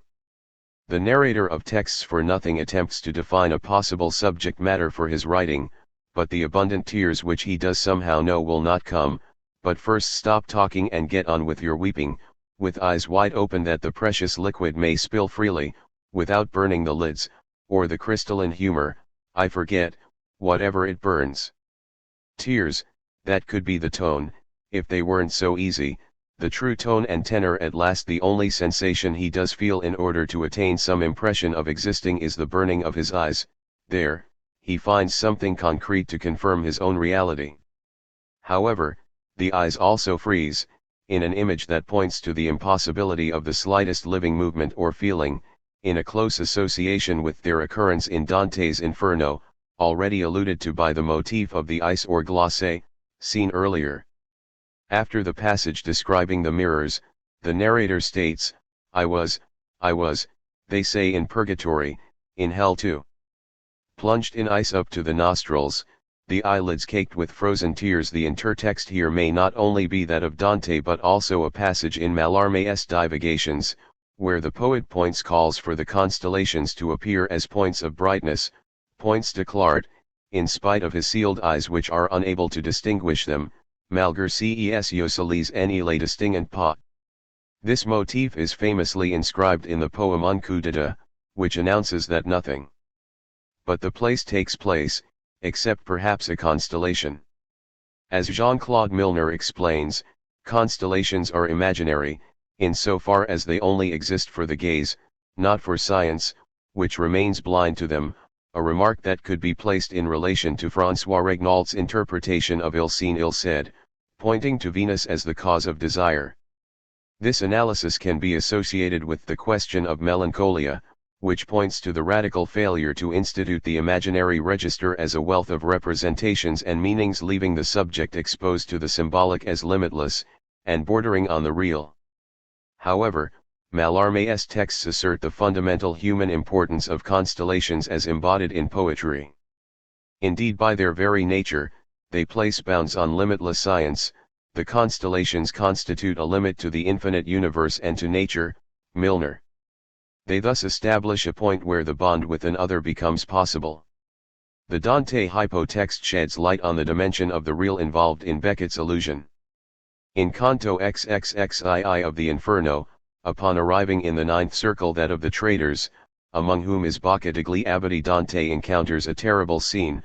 I turned and saw, stretched out before my face and neath my feet, a lake so bound with ice, it did not look like water but like glass, un lago che per gelo via di vetro e non di acqua sembianti, l. Only the heads of the damned emerge from the ice, in a visual representation that Beckett reproduces in Happy Days and Play. The ice impedes any seeing, their eyes, which were but inly wet till then, gushed at the lids, at once the fierce frost blocked the tears between and sealed them again, l. The theme of betrayal is essential, as it points to the moment when the other failed to give his assent to the image in the mirror, causing the latter to appear as a deceitful illusion, dissimulating a gaping hole. Indeed, as with trauma, emotion is only possible in a stage following the initial shock. It results from the repetition of an original intrusion of the real which, as such, remains impossible to assimilate. André. In the case of the mirror stage mechanism, the subject finds himself alone with a pure image which the other has not consented to endow with meaning. This betrayal by the other voids the image of any truth value. As Marie-Claude Lamothe expresses it, the mirror has revealed its secret too soon. With regards to the logical process involved, the subject thus finds himself exposed to the ravages of the drives without any means to deal with them. In Canto XXXII, Count Ugolino recounts how he was starved to death by Archbishop Ruggieri of Pisa. This story is presented by the Count as revealing suffering that must invariably cause tears. If thou for this weep not, at what then art thou wont to weep? L. And yet the very possibility of tears is excluded by the horror that revealed itself one night which, as Ugolino explains, unveiled the future to my haunted dreams. Indeed, Ruggieri betrayed Ugolino by locking him up in a tower with his children. The other thus brutally refused any possible opening to imaginary signifiers, leaving only the prospect of the prisoners devouring each other. The terrible and inevitable future looming before Ugolino made emotion impossible. I wept not, I seemed turned to stone all through. After this relation, Dante moves on, and discovers others in the ice. There the mere weeping will not let them weep, for grief, which finds no outlet at the eyes, turns inward to make anguish drive more deep, for their first tears freeze to a lump of ice which like a crystal mask fills all the space beneath the brows and plugs the orifice. For those imprisoned in the ice, it is impossible to contemplate any scene since the other allows no escape from the horror, no means to place it into perspective. The function of the eyes is to provide an outlet towards a scene guaranteed by the other. The absence of this possibility engenders a terrible tormenting circuit, where out reverts to in, el dual chatruova in soliaki rentropo, /si volge in entro, l. Where the absence of any breach reinforces the anxiety, a far crescer el ambacia, l. The oral motif points to the possibility of the subject devouring himself or his own alter ego, Ugolino's children begging him to eat them, l. or the traitors gnawing at each other's heads. The gaze is thus excluded, and the eyes are physically rendered powerless, a characteristic reinforced by the use, in the original, of the crucial metaphor of the cup to describe the eyes, rimpianzato el siglio tutto I el capo. The eyes are cups and, as such, are unable to interrupt the flow of tears. Overflowing emotion cannot be broken into meaningful segments validated by the other. Eyes as a spatial motif.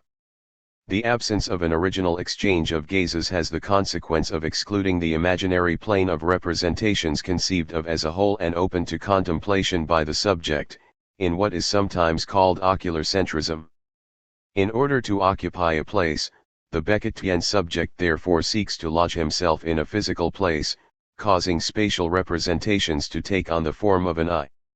Any enclosed space can be conceived of as the extension of the form of an eye, within the bounds of which the subject seeks to find his place with regards to an other. That is to say that when the subject's identity has benefited from an original confirmation by the latter, he definitively enjoys the firm representation bestowed on him. He is no longer exposed to the anonymous gaze of the other since he possesses his own identity. His experience of being is grounded in a loss of the gaze object. His world becomes peopled with a multitude of objects of desire which he is free to identify with as so many fragments of his lost being. On the other hand, if this operation has not taken place, he remains deprived of any fixed place or center, in the words of Ham. The place will thus require to be reconstituted. As a substitute for the original I which refused to inscribe him in an addressed and embodied gaze. We could thus follow Gerard Wajkman's equating the window with the eye facing the complementary tableau and describe Beckett's closed spaces as substitutes for the original I, for the absent founding gaze. It is not a matter of a strict topographical resemblance, the intertextual allusions and interpretative implications can doubtless be multiplied. These examples, however, situate the same topos and the same preoccupation. In Murphy, Miss Countyhan leans dangerously out of the window. Bounding the grey pavement, stretching away on either hand beneath the grey spans of steps, the areas made a fosse of darkness. The spikes of the railings were a fine saw-edge, spurting light. Any realistic reconstitution of geometrical space here is precluded as the constitutive elements are not related to each other in an overall spatial representation. Miss Countyhan finds herself in the hole formed by the window frame, so that the latter risks to no longer be an effectual support of vision. She is hardly a spectator any longer since her physical existence is now threatened. In their ternary disposition, the bands gray, darkness, light can be associated with those forming the human eye, composed of the white, the iris and the pupil. The representation is however more visual than realistic, and we can see fizzle, closed place, as offering a marked echo to this description. Indeed, the title in the French original is, precisely, Essevoir, pf. In both texts, therefore, it is a matter of the same effort as that of Murphy gazing into the eyes of Mr. Endon with Miss Countyhan offering a burlesque version. In Fizzle, we find the scene described, place consisting of an arena and a ditch. Between the two skirting the latter a track, we can note the presence of the words piste and arene in LED Pupler also. The ternary enumeration arena, track, ditch is maintained, while the Gallicism foss in Murphy returns in the Feuerada as Endroit Fate dune arene et dune foss. The voceable ditch is not abandoned as a component of vision since we find it evoked by Malone. Perhaps after all I am in a kind of vault and this space which I take to be the street in reality no more than a wide trench or ditch with other vaults opening upon it. Malone, too, finds himself in a form of closed place, with his window facing others across the street. What provides a degree of separation is therefore the ditch. However, the latter has a somewhat equivocal value, since it is also the place where Malloy ends up after his wanderings. The forest ended in a ditch, I don't know why, and it was in this ditch that I became aware of what had happened to me. I suppose it was the fall into the ditch that opened my eyes, for why would they have opened otherwise?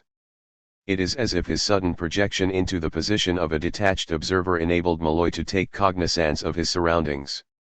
He lodges himself in the pupil of the eye that is the visible countryside.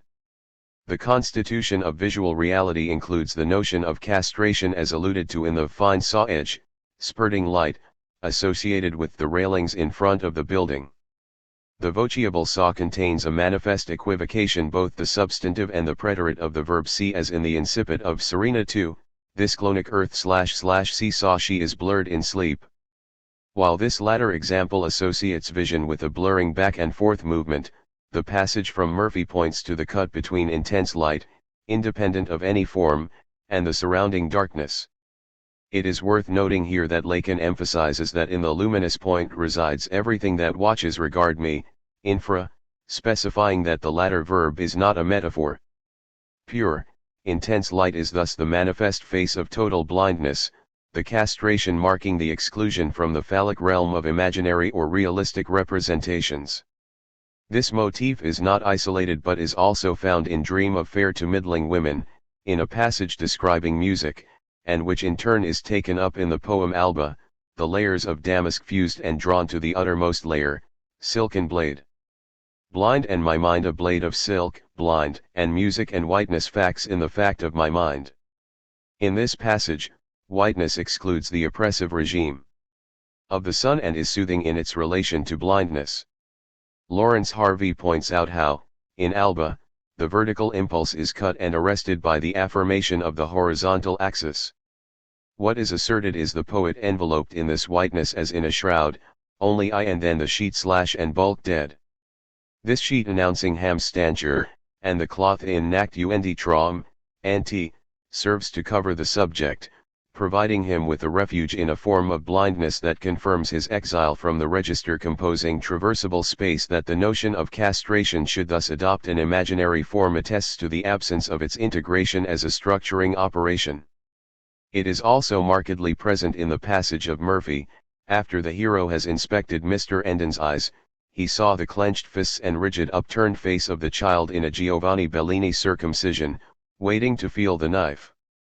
He saw eyeballs being scraped, first any eyeballs, then Mr. Endon's. This passage shows Murphy's failure to do the image, to envelop or enshroud himself in familiar and reassuring images of his others. The association of the passage from Murphy with the eye is also confirmed by Fizzle, in the light of which the straightness of the pavement stretching away on either hand proves to be only apparent, since the narrator is obliged to modify his appreciation of the closed place. The ditch seems straight. Then reappears a body seen before. A closed curve therefore. Ruby Cohn observes that the concentric circles of ditch and track also mirror the human eye, which thus se voit. It is not without interest to observe that this formulation seems to echo a passage of Dante's Paradiso. As mirrors of mine eyes I then did make, in eagerness inclining o'er the stream, which flows that man his good therein may seek. And as these eyelids drank unto their brim, beneath my gaze the river's contours swayed, spreading and curving to a circle's rim. Paradiso, XXX. Dante finds himself here in the Empyrean, beyond the 9 spheres, beyond time and space, where, after being struck by a blinding flash, his eyes are strengthened, enabling him to contemplate the river of light described here. We can note the complementarity between the mirrors of Dante's eyes and the light from the river. The latter represents divine grace which, once drunk, enables him to observe the river's circularity. Sayers in Dante, Cosi mi parva / dsua lung hesa divenuta tonda, L. The reference to Dante's Divina Commedia is not due to chance, as is attested by Beckett's deep and long-lasting frequentation of this work that describes 3 successive circular spaces, the final one being the Paradiso, alluded to in texts for nothing, Ackerley and Brown, #. Where the narrator's memories return like the spokes of a turning wheel, TFN. The Commedia's tripartite composition is echoed in the I motifs of Murphy and Fizzle. While the passage through hell concluded with the encounter of the traitors, with their eyes frozen over, the Paradiso shows the ascent towards ultimate light. In a system guaranteed by the divinity, light, love, truth, and knowledge are destined to coincide in the primum mobile. Thus we read Saint Bernard entreating Mary for Dante, that thou, by grace, may grant to him such might / that higher yet in vision he may rise / towards the final source of bliss and light. As Jacqueline Risset explains, Dante's Paradiso could be described as an erotic of the gaze, as an intense and almost silent love story, caught in a deepening spiral movement, in Dante, Volume I. In this perspective, divine light knows no obstacle, while all God's creatures reflect his glory like so many mirrors, Paradiso, 9:18. The work of Dante as a whole can be understood as a mirror of this light that passes all understanding. Of course, it is clear that Beckett's experience is radically contrasted to that of Dante. While, for the latter, everything leads to, and finds its grounding in, a point situated outside of space and time. God's eternal present. Beckett is concerned with the present involving the concrete use of language, the latter entailing radical disharmony and absence. Beckett can envisage no continual surpassing of the human condition in an uninterrupted progression towards the divine. It could be added that while Dante situates a blinding light at the center of his paradise, Beckett never loses from sight the existence of a black hole. The association with Dante can also, however, point to the metaphysical implications of seeing oneself. If the Commedia aims to envelop the entire universe, Beckett's descriptions constitute worlds insofar as they are detached from any external reference. They do not reproduce any outside reality. They are not a worldview but engender the only reality that is endurable for their creator. The motif of the I could also be associated with Beckett's frequent use of circular forms. Malloy, for example, at the end of his wanderings, is incapable of undeviating progression, but finds himself moving in circles. He knows that when a man in a forest thinks he is going forward in a straight line, in reality he is going in a circle. He therefore seeks to rectify by reversing the proposition in hope of following a straight path. That means that Beckett's visible space involves a question of topology rather than topography, as it deals precisely with curved, non-Euclidean spaces. These revolve around an insuperable whole, as pointed out in the Una Mabel, about whom, much better, all turns, dizzily, yes yes, don't protest, all spins, it's ahead, I'm in ahead / otter de key, ompot, tout torn, avidi, mais si, ne protestes pas, tout torn, say untet, je suis dans untet, I. He justifies his revolving existence by his location in ahead, while he himself is the empty man-pot around which everything revolves, the French expression tourner otter du pot meaning to beat about the bush. A final example could serve to confirm this extension of the I motif. The narrator of the Calmative describes himself at the top of a church, doubtless the Andreaskirche in Brunswick as suggested by Franz Kaltenbeck, which Beckett visited on December, Nixon, Knowlson.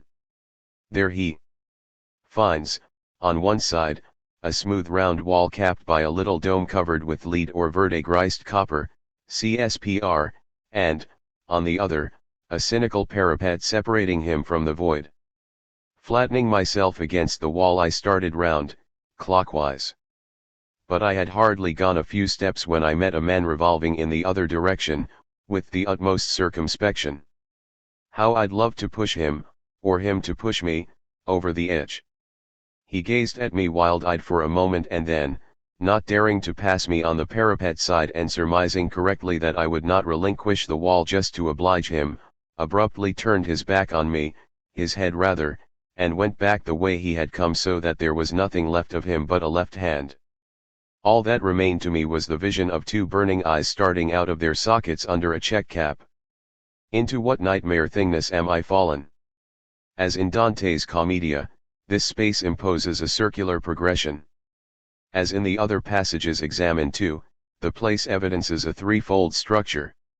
Like Fizzle, there is a narrow path with one crucial difference, however, just wide enough for one.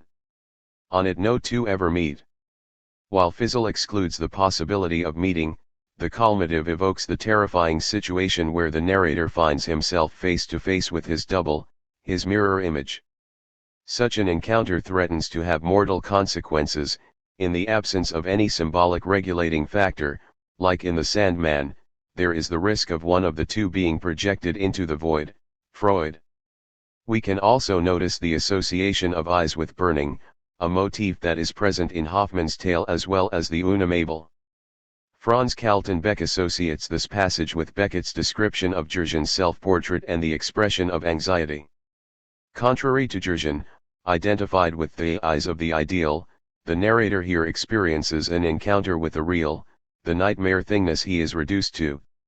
That is to say, in the words of Lacan, where the lack is lacking, the abrupt suppression of any salutary distance and the intrusion of the gaze as an object. This brings the narrator to the verge of murder or suicide. Both possibilities are evoked.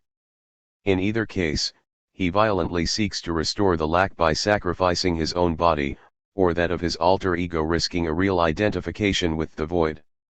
Thus the creation of a space of representation in the form of the human eye is one way in which Beckett scrutinizes the eyes that, originally, remained empty, devoid of any expression.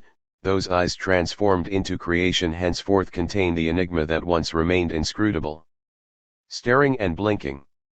The immobilized eye is reduced to staring, infra, while being unable to fix a visible scene, as in Company, the globe. All pupil. Staring up. Hooded. Bared. Hooded again. Bared again. Cecile Pagian-Labat comments that this eye represents raw suffering, made of absence and presence, of a feeling of belonging and an experience of dispossession, an invasive suffering, my only world, a cosmogony in itself. It is also a sort of torture imposed on the gaze, by the extreme proximity of the visible. In the Una Mabel, the narrator also finds himself deprived of any means of observing his eventual surroundings.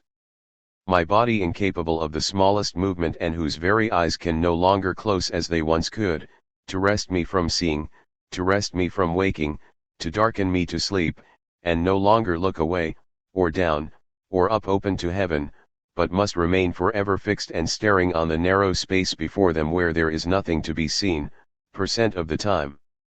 They must be as red as live coals. I sometimes wonder if the two retinae are not facing each other. The abolition of any bodily attributes leaves the narrator as a pure eye, not in an abstract conception, but as exposed flesh, incapable of any gaze. The torment described is that of sleeplessness, due to the absence of any pulsating movement to afford respite from gazing. The movement of eyelids would testify to the existence of a separation, of a breach enabling the perception of a scene where the subject could seek the trace of the lost object. The gaze of the Una Mabel, however, denotes endless suffering, since only the presence of visual events could confirm the framework necessary for desire, the possibility of identifying entities and scansions which, as such, give substance to some form of narrative, with the subject as its point of projection.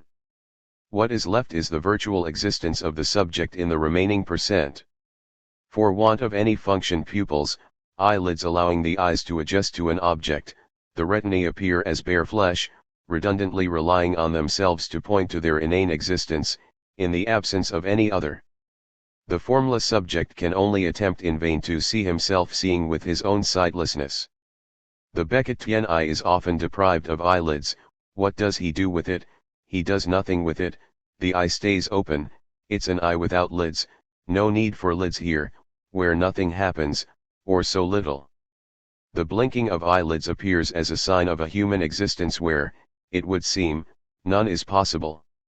The poem Or Crane, and its English version, Something There, points to this function in its third stanza, El ya el alarm infame / verbi se risali /ny ayant plus reen. The emotion is indicated by the equivocation alarm / l'alarm, while the rapid ternary action with the juxtaposition of three verbs for the single subject reduces its amplitude. However, this movement suffices to break the mortification expressed in the poem, as do the /s/ sounds, by contrast with the /l/ and, more generally, the guttural /k/ and /g/, crane, glossae, quelque. The drawn-out sound signals a reaction to the infinitely faint presence of a possible other. The English version is more explicit, at the faint sound so brief / it is gone. No indication of closed eyes appears at the beginning, thus accentuating the action of closing once more, se risali / shutters it again. Similarly, the absence of grasping something is underscored, n ayant plus reen / till in the end / nothing more. It is as if, in the opposition thus established, anxiety as an object which does not deceive, were something one could have, and then lose when the eyes close. This movement of the eyelids appears as a sign of life, in quelque fois. The extremely slight penetration of anxiety causes a minimal show of existence, distinct from any state of being, comme quelque chose / de la vie pas forcément / something / not life / necessarily. A hesitation is manifest in de la vie, which can be attached to the words that precede or to those that follow, and the notion of being is detached by the words comme, and quelque chose. Only the open / close movement, and the contrast between infame and be indicate the presence of life. Thus, in spite of the all-pervading mortification, an external agent intervenes, out there / somewhere out there. In Dread Nay, a parallel poem, we read, head fast / in out as dead. We can note the rhyme head, dead, recalling deadhead, while fast means both speedily or closed, according to whether we attach it to what precedes or what follows. P.J. Murphy comments correctly, this dread nay, given the proclivities of the Beckettian persona for an ultimate negative, is paradoxically that which refutes, no matter how marginally, the desire for total self-cancellation. The opening and closing of the eyelids is thus a minimal movement that maintains the subject among the living on the verge of extinction, or rather, leaning on extinction as real by circumscribing anxiety as an object. Eyelids thus testify to the inscription of the living beyond the mirror and beyond identifications. Analyzing Beckett's draft-long observation of the ray, Stephen Connor notes that the structure of blinking characterizes all of Beckett's last prose works, with their typographical alternations of text and empty page space. He quotes Jacques Derrida referring to Aristotle's De Anima, where a distinction is made between man, and those animals that have hard, dry eyes. Tunskal Rothalman, the animals lacking eyelids. Derrida observes, what is terrifying about an animal with hard dry? Beckett calls poetry a precipitate, i.e., a dead residue, a simplification. An isolation, stabilized fragments left from an obscure and fluid complexity. Harvey. Eyes and a dry glance is that it always sees.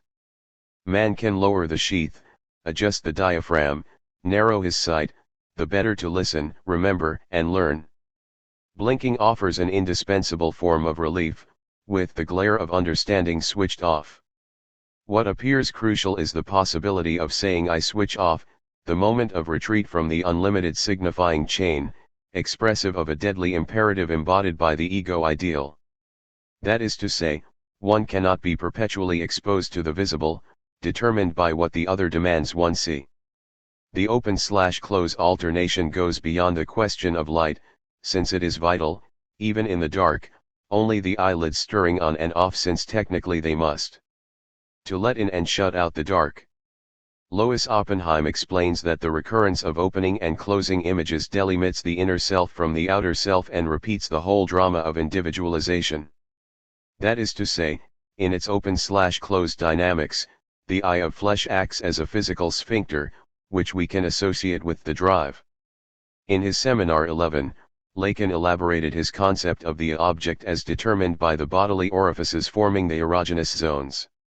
The latter give rise to a come-and-go circuit, aller et tiratur, where aim, trajectory, and goal remain distinct, the latter ensuring the self-erotic function of completing the circuit. However, this cycle can never be closed. Seeing and being seen do not complete each other, or cancel each other out, since what persists is a hollow, a void that can only be apprehended by means of the object which, therefore, is of the order of the real. The beating of the eyelids thus testifies to what Lacan would later call the speaking being, parlatre, in one word, reduced to inexhaustible jouissance that insists in the alternation between two signifiers, ss. Such a motif is evoked at the end of the radio play Embers, paradoxically in a very visual scene, which concerns Holloway, who comes to visit Bolton. The latter pleads with his friend to give him something unnamed, perhaps a painkiller, which Holloway will not, or cannot, deliver. Bolton here is situated at an intermediate point of hesitation and indeterminacy, and is thus unable to communicate with Holloway in the clear-cut terms to which the latter reduces his own discourse. The room itself assumes the form of an eye turned towards the outside world, with Bolton causing the curtain to oscillate. As Holloway expresses it in indirect speech, Bolton starts playing with the curtain, no, hanging, difficult to describe, draws it back, no, kind of gathers it towards him, and the moon comes flooding in, then lets it fall back, heavy velvet affair, and pitch black in the room, then towards him again, white, black, Here, there is no relationship of a subject to a scene laid out before him. The cold, white world outside does not unfold into a landscape or constitute a view. The matter of fact Holloway finds this unbearable. It is difficult to describe, in the sense evoked in Waiting for Godot. It's indescribable. It's like nothing. There's nothing, g. The minimal nature of the movement is also manifest in the way the without is related to the within, since both seem to be drawing towards the final extinction of the eponymous embers, fire out, bitter cold, white world, great trouble, no sound, However, in a contrast with the sucking noise caused by the sea associated with Henry, the movement of the curtain seems to inscribe the invisible whole, situating a place where words are absent, and omithing is taking its course. This dynamic fits in with Lawrence Harvey's evocation of Ding Dong. It is an elaboration of the theme of motion and stasis, and the motion described is a kind of moving immobility, a state that annihilates time and space and releases one from normal activity in the macrocosm. Eyes as a mirror. This come-and-go dynamic is a crucial element in Beckett's treatment of language, revealing a means of creating a salutary breach in the mortification caused by the signifier, and also taking the image beyond questions of identification. The latter nonetheless remains a regular preoccupation, so that the mirror in which the Beckettian character seeks to find a reflection of himself is situated in the eyes of others. This is where Berkeley's axiom esse est percipi finds its anchoring point, in the place where the inaugural humanizing gaze was missing, leading to the endless quest to find a substitute. In the Unamable, the narrator remarks, "This eye, curious how this eye invites inspection, demands sympathy, solicits attention, implores assistance, to do what, it's not clear. Detached from any unified body, the eye begs to be examined. What is at stake is the possibility for it to reveal some sign of humanity. This particular eye does contain traces of emotion, particularly of helplessness, but is unable to formulate any particular demand. The eyes examined often belong to central, emblematic characters, Ham in Endgame, Mr. Endon in Murphy, the vanquished in The Lost Ones. All fundamentally echo the maternal eyes that Beckett expressed such strong attachment to in a letter to Georges Duthud. I keep watching my mother's eyes, never so blue, so stupefied, so here trending, eyes of an endless childhood enfant sans issue, that of old age. I think these are the first eyes that I have seen. I have no wish to see any others. I have all I need for loving and weeping. I know now what is going to close and open inside me, but without seeing anything, there is no more seeing. Cane void plus reen. L. Trans. In the mirror stage, an original exchange of gazes authorizes the subject to then detach himself from his ego ideal and search for the lost gaze among the countless metonymical objects, the realm of the visible, capable of occupying a similar place without ever claiming to saturate the original thing, das Ding, Lacan, which can only exist as a retroactive hypothesis.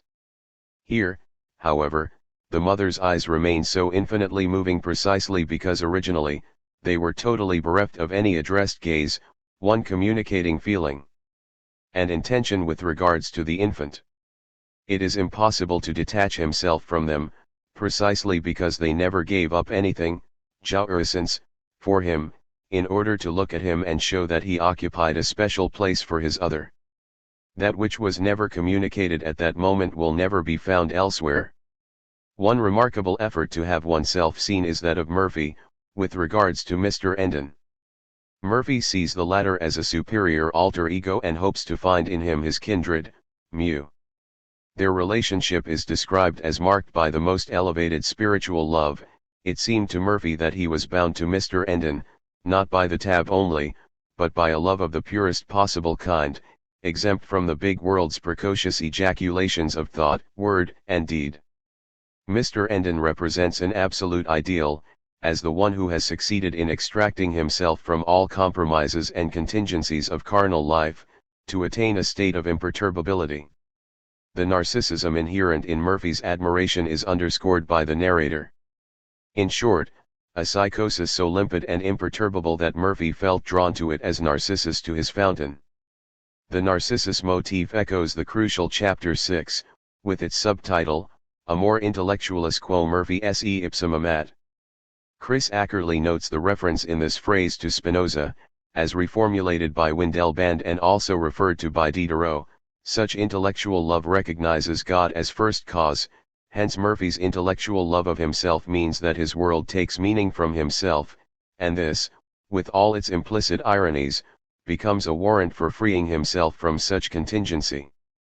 What drives Murphy is, paradoxically, the very impossibility of attaining communion with Mr. Enden, who would have been less than Mr. Enden if he had known what it was to have a friend, and Murphy more than Murphy if he had not hoped against his better judgment that his feeling for Mr. Enden was in some small degree reciprocated. The contradiction is indeed inextricable, since the absolute represented by Mr. Enden is necessarily in relation to the one who seeks to achieve the same status as him, as he is described in his bed. Mr. Enden lay back and fixed his eyes on some object immeasurably remote, perhaps the famous ant on the sky of an airless world. The allusion here is to Democritus, as explained by Chris Ackerley. If there were pure vacuum, and not air, around us, the images from visible objects would reach the eye unblurred, and we would report the exact form of an object, no matter how great the distance from which the object might come. Such a state supposes the abolition of the conditions presiding over perspective, the fading and diminution of forms with increasing distance, a phenomenon corresponding to the correlative position of the subject. What appears to Mr. Enden is an image unmarred by any imprint of subjectivity, reputedly allowing the character to attain perfect adequacy with his own self, the latter's immunity from seeing anything but himself. What is evoked in this parody is the impossible point where the lines of perspective leading from the vanishing point to the viewer, traverse the latter and meet up at infinity. Mr. Enden is presented as one capable of seeing while being completely absorbed within the frame. In this way, the original absent gaze of the other leads to the burlesque conception of one capable of contemplating seeing without seeing his own absent existence. In turn, Murphy seeks to see the nothing, a process that starts at the end of the chess game with Mr. Enden. Little by little his eyes were captured by the brilliant swallowtail of Mr. Enden's arms and legs till they saw nothing else, and that in a short time only as a vivid blur, Nere's blooming buzzing confusion or ground, mercifully free of figure. Mr. Enden's finery persisted for a little in an after-image scarcely inferior to the original. Then this also faded and Murphy began to see nothing, that colorlessness which is such a rare postnatal treat, being the absence, to abuse a nice distinction, not of percipere but of percipi. Mu. And Cecile Gilbert notes that in Beckett's work, the motif of bird's eyes often accompanies the idea of a confrontation, if not with an animal of prey, at least with another species who will return his gaze. Thus the mention of the swallow can be associated with the episode of Sappho and the hen. If the big world, in Murphy, is peopled by individuals perceiving one another in a feudal plenitude, the small world of Mr. Enden points to the nothing.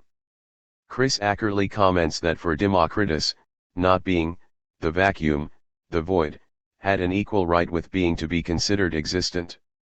He cites Epicurus, who argued that if motion exists, the void exists, motion exists, ergo, the void exists.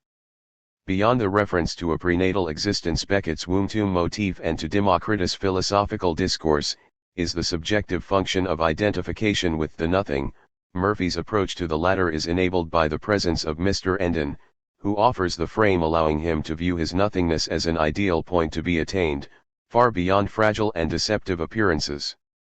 At this stage, the nothing appears to Murphy not as a frightfully gaping hole but as solid ground, supported by the ideal represented by Mr. Enden.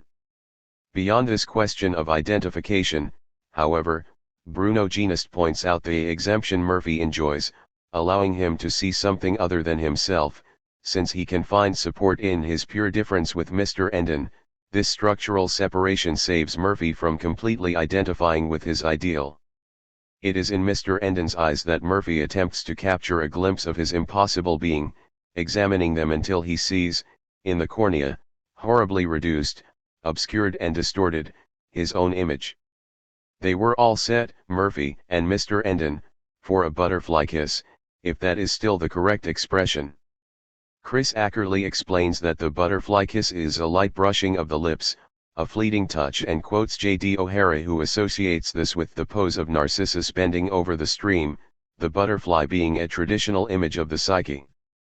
Murphy's reflection in Mr. Enden's eye refers to Democritus, as Ackerley points out, since the Greek philosopher purports that images similar in shape to the things they come from impinge upon the eye of those who see them, in proof of which he adduces the fact that in the pupil of the eye of those who see there is invariably the likeness of the object seen.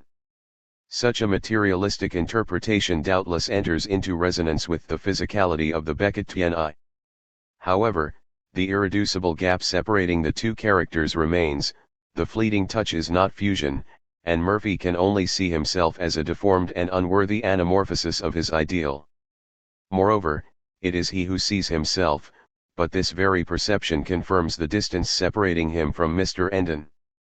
This distance is conveyed by the passage that follows, where Murphy is kneeling at the bedside, and proffers what can be understood as a prayer, its four parts separated by musical rests, as a result of not being seen in return by Mr. Enden. Seeing himself stigmatized in those eyes that did not see him, Murphy heard words demanding so strongly to be spoken, that he spoke them, right into Mr. Enden's face, Murphy who did not speak at all in the ordinary way unless spoken to, and not always even then. The last at last seen of him himself unseen by him and of himself. Murphy acquires existence and consistency, being comparable to a saint stigmatized by the fundamental impossibility of uniting with the divinity. As Arcachattopadhyay points out, the scopic dimension is immediately supplemented with the voice, where there is an other who is both there and yet does not exist. Chris Ackerley rightly associates this passage with Beckett's following definition of poetry as prayer, so absolutely disinterested, like a poem, or useful in the depths where demand and supply coincide, and the prayer is the God. Yes, prayer rather than poem, in order to be quite clear, because poems are prayers of Dives and Lazarus one flesh. The coincidence Beckett describes corresponds to speaking as invocation, Brown, whereby the act of enunciation produces the other as absent, one who thus exists in speech. Lacan uses this term as early as his text on Poe's Purloined Letter, defining it as literally the eccentric place. However, in his Seminar 19, it refers to the dimension of the real involved in saying without any address, which produces a part that can never be assimilated within a structure or naming, a place beyond being. There is no existence, other than on a background of non-existence, and vice versa, X sistera is to only owe one support to an outside that is not. In this scene, Murphy not only observes or contemplates Mr. Endon's absence to the world but incorporates and consecrates it. As Lacan has observed, the divinity only exists as absent, making theologians the only true atheists. Murphy's inspiration, therefore the voice he hears is caused by the presence of a dimension of the real. This is also why the text insists on the idea of this moment being the last, which can be interpreted in the light of Deleuze's notion of exhaustion. Once all possibilities have been run through, the process reaches its ultimate and irreducible anchoring point.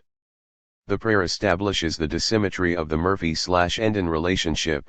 The last Mr. Murphy saw of Mr. Endon was Mr. Murphy unseen by Mr. Endon. This was also the last Murphy saw of Murphy.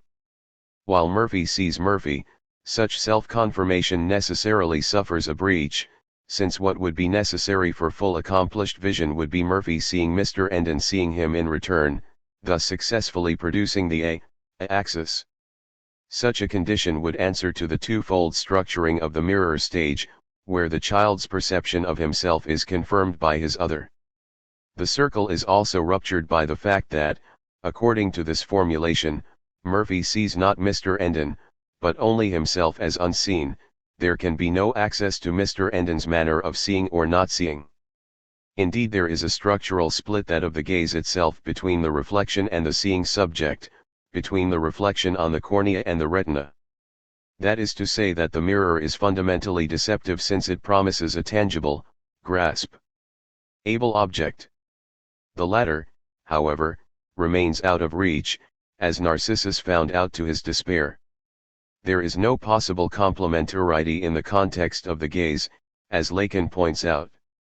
From the outset, we see, in the dialectic of the eye and the gaze, that there is no coincidence, but fundamentally an illusion, a lure, a decoy.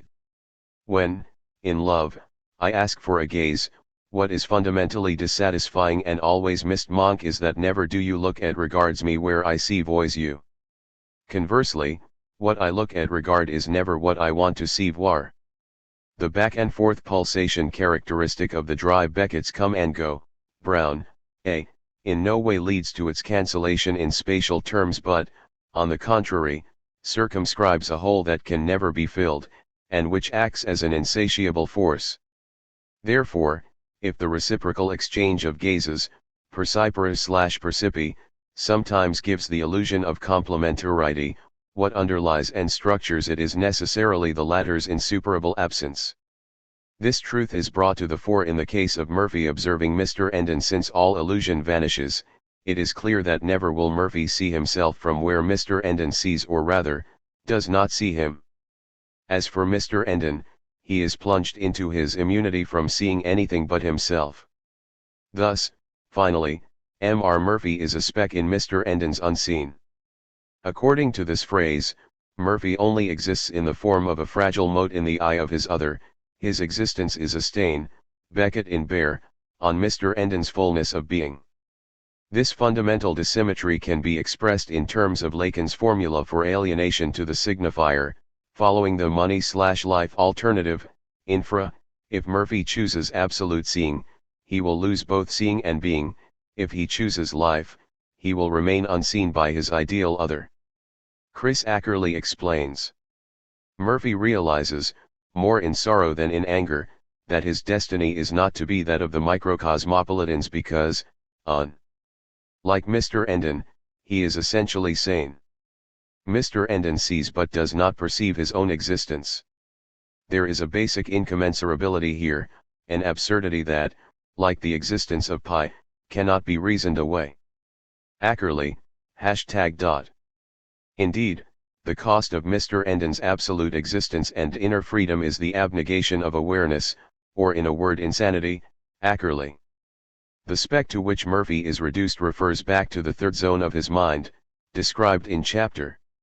Ackerley continues, noting that it indicates a return, by Murphy, to Democritus, and his atomist convictions that accommodate, as the monad cannot, the fundamental irrationality of the microcosm. At this stage, the encounter with Mr. Endon is therefore salutary since it confirms the impossibility of any fusion. While Mr. Enden represents an inaccessible ideal, the novel's burlesque narrative leads to Murphy's ultimate dissolution as a result of his failure to find a place in Mr. Enden's gaze. If the reciprocal exchange of gazes on the imaginary, a plane is not possible, Murphy seeks literally to lodge himself in the eye of his other, in an image somewhat reminiscent of Democritus' conception of the object imprinting itself on the eye of the observer. This interpretation becomes clearer in Krapp's last tape, where the protagonist leans over the girl in the punt. I asked her to look at me and after a few moments, pause. After a few moments she did, but the eyes just slits, because of the glare. I bent over her to get them in the shadow and they opened. Pause. Lo. Let me in. At the time, the Lord Chamberlain considered the final sentence to be a sexual allusion, an interpretation that Beckett, at another moment, firmly denied, a rebuttal that can be confirmed by a similar equivocation in Words and Music, Brown, A. Indeed, the innuendo is totally absent in the French version, where the verb is clearly conjugated in the plural, mont les entrées, db. This description thus evokes the opening and closing of the eyelids. This eminently physical dimension belongs to the network of images related to the monad and the womb tomb. For want of a subjective birth by virtue of the assent of the other, the Beckettian subject aspires to be lodged in the shade that fills the eyes of his others. Such a space remains ambiguous, since it can never replace the identification that was not originally instituted, and it cannot engender a reciprocal exchange of gazes. As the word womb tomb indicates, both life and death are involved. Murphy's final destiny points to the way in which the deceptive hope for inclusion, womb, leads to the hero's dissolution, tomb. What Murphy aspires to is thus totally inaccessible. Mr. Enden's seeing himself is perfectly mythical, and his existence excludes any perception of Murphy, a fact that can cause intense anxiety, as shown by Lacan's elaboration of the gaze, in its opposition with the visible. Indeed, originally, as is the case for the voice, the subject is totally given over the gaze of the other, and it is only through the production of a blind spot in the latter entailing the loss of the object that he is able to have access to the realm of visibility. Lacan points to the protective function of the mask that intervenes here, referring to the traditional dialectic between the surface and what lies beyond, being l'être gives of itself, where it receives from the other, something that is a mask, a double, an envelope, a skin detached from itself to cover the frame of a shield. Thus, he explains, man, indeed, knows how to play with the mask as being that beyond which lies the gaze. The screen here is a place of mediation. Thus appearances are a consequence of language, which both creates the gaze and offers protection from it. However, language also indicates the point where its function ceases to operate and which is called castration. In an apology that echoes somewhat the scene between Murphy and Mr. Enden, Lacan describes himself as being alone in a closed space, faced with a praying mantis 3 meters high. He gazes at his reflection in the multifaceted eye of the insect. What causes anxiety is, in this inscrutable and inhuman gaze, the sensation of the desire of the other. Lacan continues later by stating, since, the mask that I was wearing, I did not know what it was, you easily imagine that I had some reason not to be reassured, in the case where, by chance, this mask would not be improper to induce my partner into some error concerning my identity. Salvador Dali reports a similar experience that occurred when he was aged 33, while awaiting a visit by Lacan. He worked on a portrait and, to shed more light on his painting, he attached a piece of white paper to the end of his nose, and promptly forgot it. However, during their subsequent conversation, Lacan scrutinized the artist's face from time to time, provoking the worried interrogation. Was he intently studying the convulsive effects upon my facial morphology of the ideas that stirred my soul? In other words, what is there in me that I ignore, and that remains exposed to the gaze of the other? This disquieting presence is precisely the obscure counterpart to the piece of paper intended to clarify the creation before the artist's eyes. In Lacan's apology, the subject can in no way be certain that what he sees in the mirror of his other's eyes is what the latter sees in him. The dissymmetry is unavoidable. In other words, the subject does not know what he is as an object in the desire of his other, as an object of the other's jouissance. We could say, the subject as joué by his other, as his other's plaything, an object of his caprice. Commenting this same image in an earlier seminar, Lacan points to a certain acephalous link with the transmission of life as such, with the passage of the flame from one individual to another in the signified eternity of the species. In other words, what the subject encounters in this closed space is his irremediable inscription in the unlimited chain of signifiers, which produces the terrifying eternalization or endless perpetuation of his desire experienced by Hamlet. Thus completely exposed to the gaze of the other, the subject must don some form of mask. It is rather the attention of what gazes at regard you, that it is a matter of obtaining. For you do not know the anxiety caused by what watches regard you without watching regarder you. The unlimited, impersonal, and total chain of language in no way enables the subject to identify and circumscribe what his other seeks to find and possibly devour in him. By contrast, the reciprocal exchange of gazes affords an imaginary protection, in the phallic register, allowing the subject to feel he occupies an identifiable place in the desire of his other who, therefore, proves to be a divided subject like himself.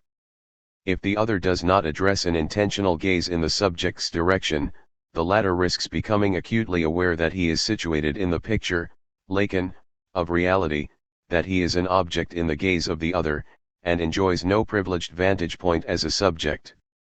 Thus Murphy's literal fascination with regards to Mr. Endon is caused by his impression of the latter embodying the accidentless one and only, conveniently called nothing. Chris Ackerley astutely points out the irony present in this passage. Murphy, alas, is about to have an accident. Murphy imagines the nothing to be pure and unadulterated, but the equivocation inherent in language can only bar him from any access to this domain, at the risk of castration. That means that the real cannot be conceived of as a physical, plane. It exists, it is necessarily a part that, structurally, remains excluded from any consistency within the realm of being. Murphy's fascination thus leads to his demise, once he has finally taken his place in his rocking chair. Slowly he felt better, a stir in his mind, in the freedom of that light and dark that did not clash, nor alternate, nor fade nor lighten except in their communion. The gas went on in the WC, excellent gas, superfine chaos. Soon his body was quiet. Aspiring to fusion with the nothing, Murphy can only find death. Imagining he might gain access to the blooming buzzing confusion or ground, mercifully free of figure, he encounters the unamiable and unknowable dimension of this condition. In other words, faced with the structural size Zion between his own reflection in the eye of Mr. Endon, and the unknown that concerns his very existence, Murphy passes through the frame offered by his ideal other, and identifies in the real with the nothing. As a consequence, his own body becomes the nothing, precipitated into a hole like those that Beckett aimed at drilling into language, in order to go beyond vain and deceptive appearances. If peering into the eyes of another is fruitless, the Beckettian subject will sometimes seek to capture his own gaze, as Beckett explained in his German diaries. When I take off my glasses and bring my face as close to the mirror as my nose permits, then I see myself in my right eye, or alternatively my reflection's left eye, half profile left, and inversely. If I squint to the left I am full face in left eye, and inversely. But to be full face at once in the mirror plus in my eye, that seems an optical impossibility. But it is not necessary after all to take off my glasses. By keeping them I see myself times at once, in the mirror, in my glasses and in my eyes. German diaries, / in Nixon. Like many other passages in Beckett's work where the radical solitude of the speaking being is explicitly dealt with, it is a matter of working around the division produced by language. Here the reflection scene close-up only allows a partial image, divided between right and left, much as echoed in the patch over the eye of O, in film. Beckett finds his image split, so that he cannot combine the reflection of his face on the surface of his eye, in the mirror. A breach hinders him from capturing himself as seeing. The partial and lateral angle is necessary.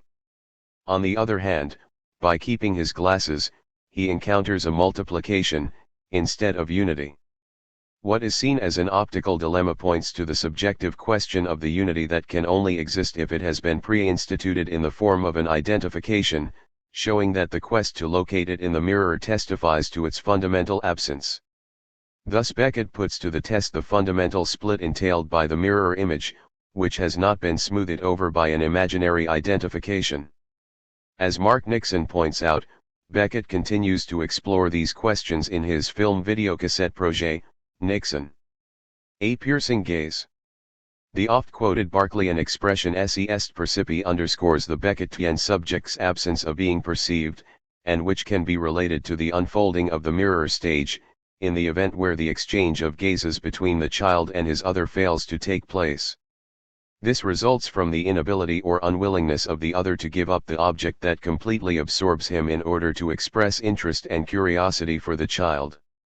Marie-Claude Lamothe points out the defective functioning of the maternal gaze which, rather than tracing the child's silhouette in the pleasure of an exchange, passes through the child's body as if it were directed elsewhere or lost in a boundless distance. The melancholic can therefore be considered as the victim of a first gaze that passed through him without circumscribing him, and on account of this, rendered transparent, the melancholic inherits this inaccessible point aimed at beyond him, a point that becomes a whole because he believes that if he attains it, he will recover his image.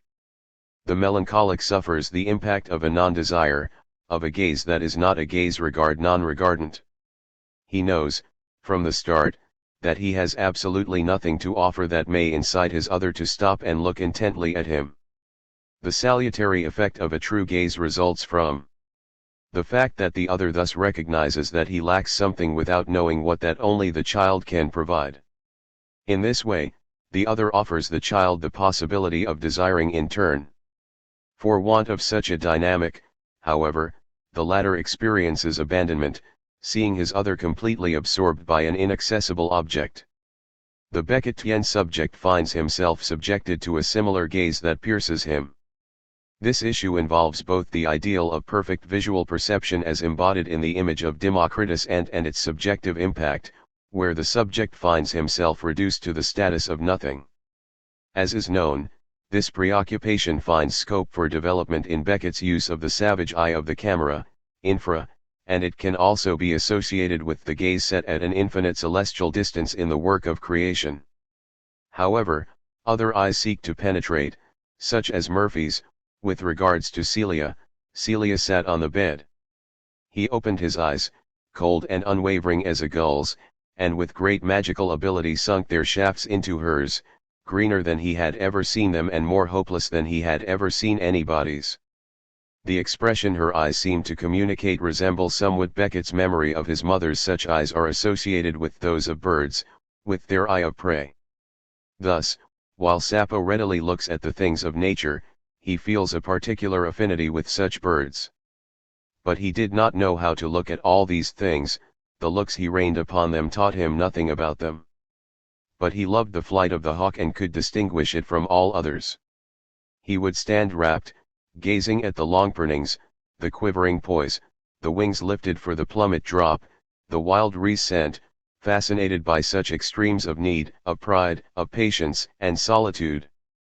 The moral qualities he so admires in the flight of the hawk reduced to their essential purity are those that he does not necessarily possess as a character, they belong to his ego ideal.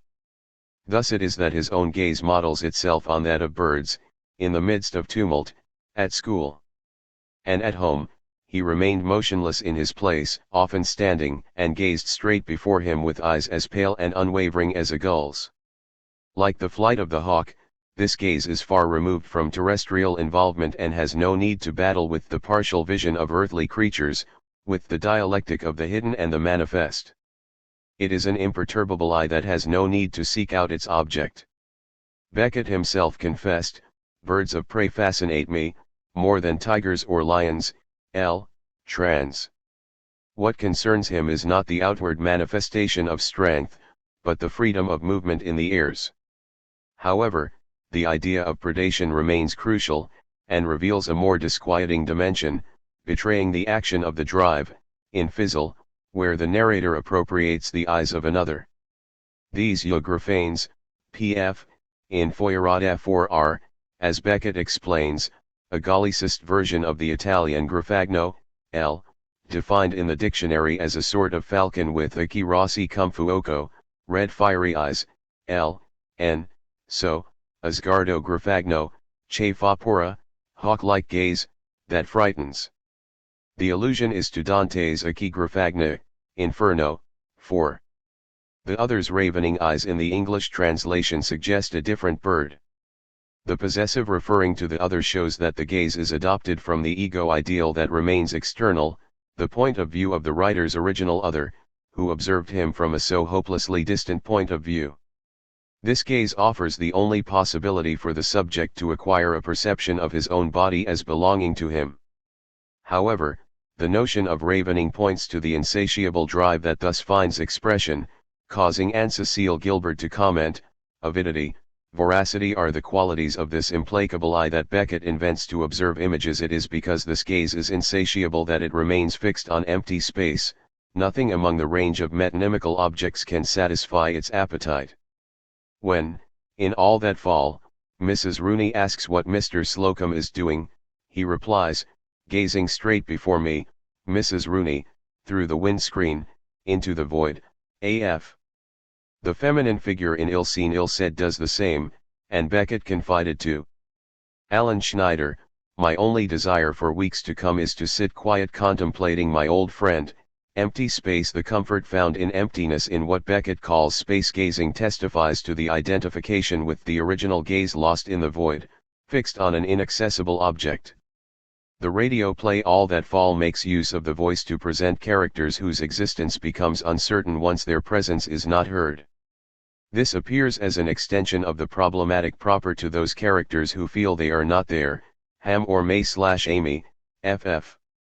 Mrs. Rooney feels this condition acutely, as does Miss Fit, who states, I suppose the truth is I am not there, AF.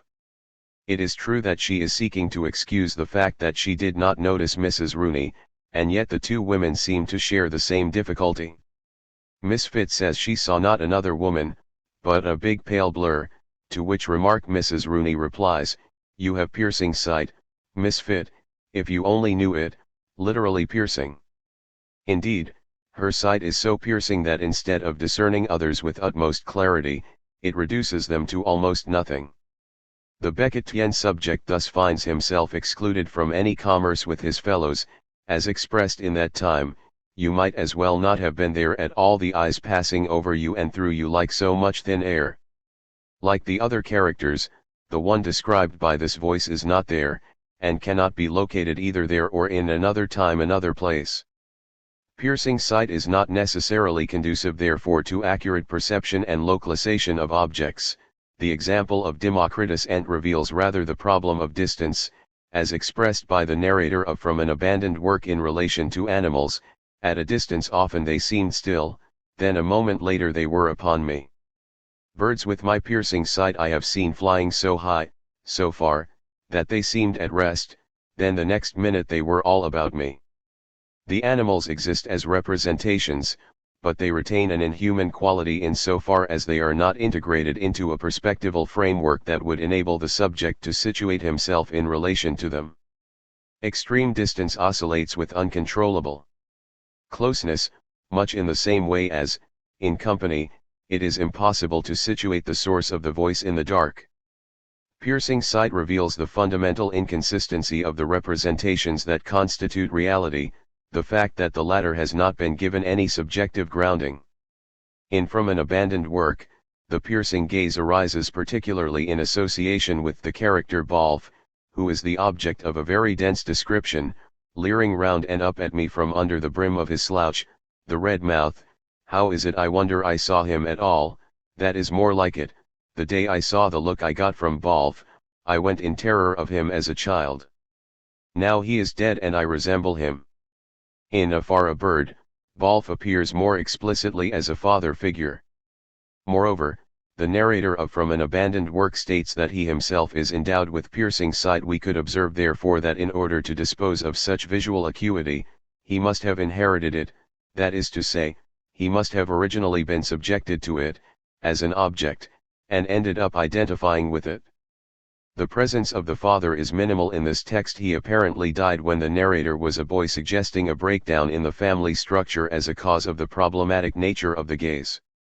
A feeling of guilt is present, and Eric Wessler notes that while the narrator of From an Abandoned Work wonders if he has killed his father, here he is the victim of a violent intrusion. Wessler also points out that the traumatizing gaze of Balfe deprives the narrator of any protection from violence, thus preparing the final outburst. The father's evanescent nature seems to have resulted in the contrasts manifest between the mother and the figure of Balfe, the threatening attitude represented by the latter resulting from the absence of paternal mediation. Thus, while the mother appeared in the frame of the window allowing the narrator to turn his eyes towards her, here, the terrifying gaze of Balfe intrudes on him. Sometimes, the mother appears to be placed above the narrator, her body turned away and just the corners of the eyes on me. She points to something her son is unable to understand or penetrate.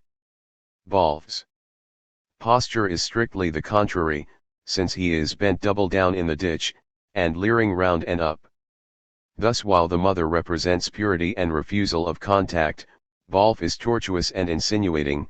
His bending over appears as a ruse to strike back. The mother embodies savage loving, and her cries ring out. Balfe remains silent and malevolent. The importance of Balfe's gaze is that it is not framed, in that it is not strictly perceived. Only afterwards does the narrator capture the scene.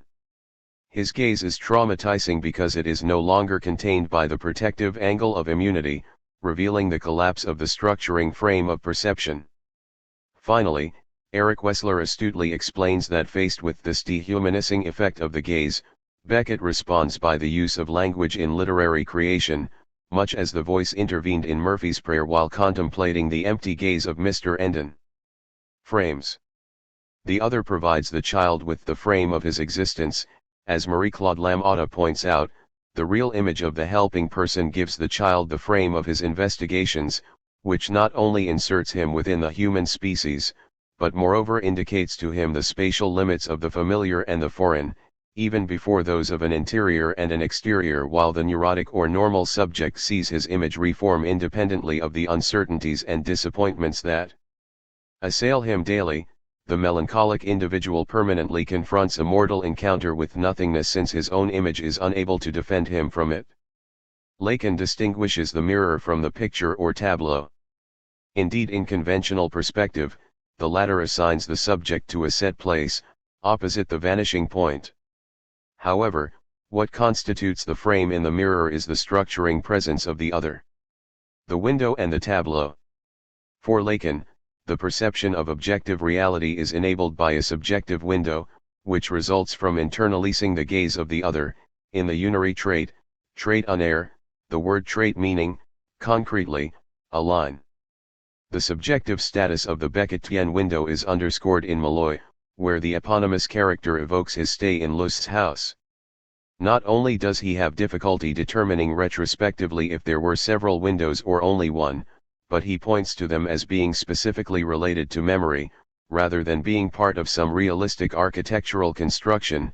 And these different windows that open in my head, when I grope again among those days, really existed perhaps, and perhaps do still, in spite of my being no longer there. I mean, they're looking at them, opening them and shutting them, or crouched in a corner of the room, marveling at the things they framed. It is in Malloy's head that these windows open, when he seeks among his memories. Thus the formulation of this passage cultivates ambiguity as to the status of these windows through which, supposedly, Malloy physically looked, but which open again in his mind. At present, he is removed from them, but he suggests that they may still exist. This continued attachment to the windows also raises the question of what caused Malloy to marvel at views which, as such, could only acquire consistency in so far as they were framed. Lacan established the fundamental fantasy, phantasme, as being the subject's window on the world, as of Seminar X, following it up with his homage to Marguerite Durer's novel Le Ravissement de l'Olvestein, and his seminar 13 starting later the same year. To understand Lacan's theoretical development, it is necessary to return to the notions of projective geometry used in the construction of perspective. What we see as the scene viewed through the window or in a painting is not an autonomous plane but remains dependent on the place where the unconscious subject is situated in relation to it. Here, Lacan situates two stages. He starts with the advent of the subject as such, whose basic existence is defined as the representative of representation, Freud's Vorstellungsrepräsentanz. This is, as Henry Rayflaud explains, the signifier of pure difference at the stage that of alienation to the signifier. The subject is in a situation where it is a matter of life or death between the unary signifier, and the subject as a binary signifier, the cause of his disappearance or fading, Lacan.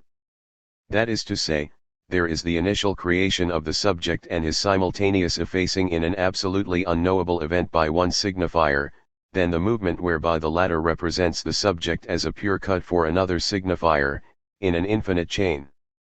A second operation then intervenes, that of separation, whereby the first stage is in turn represented by all the imaginary signifiers that will take their place in the chain of affective discourse, Rayflaud.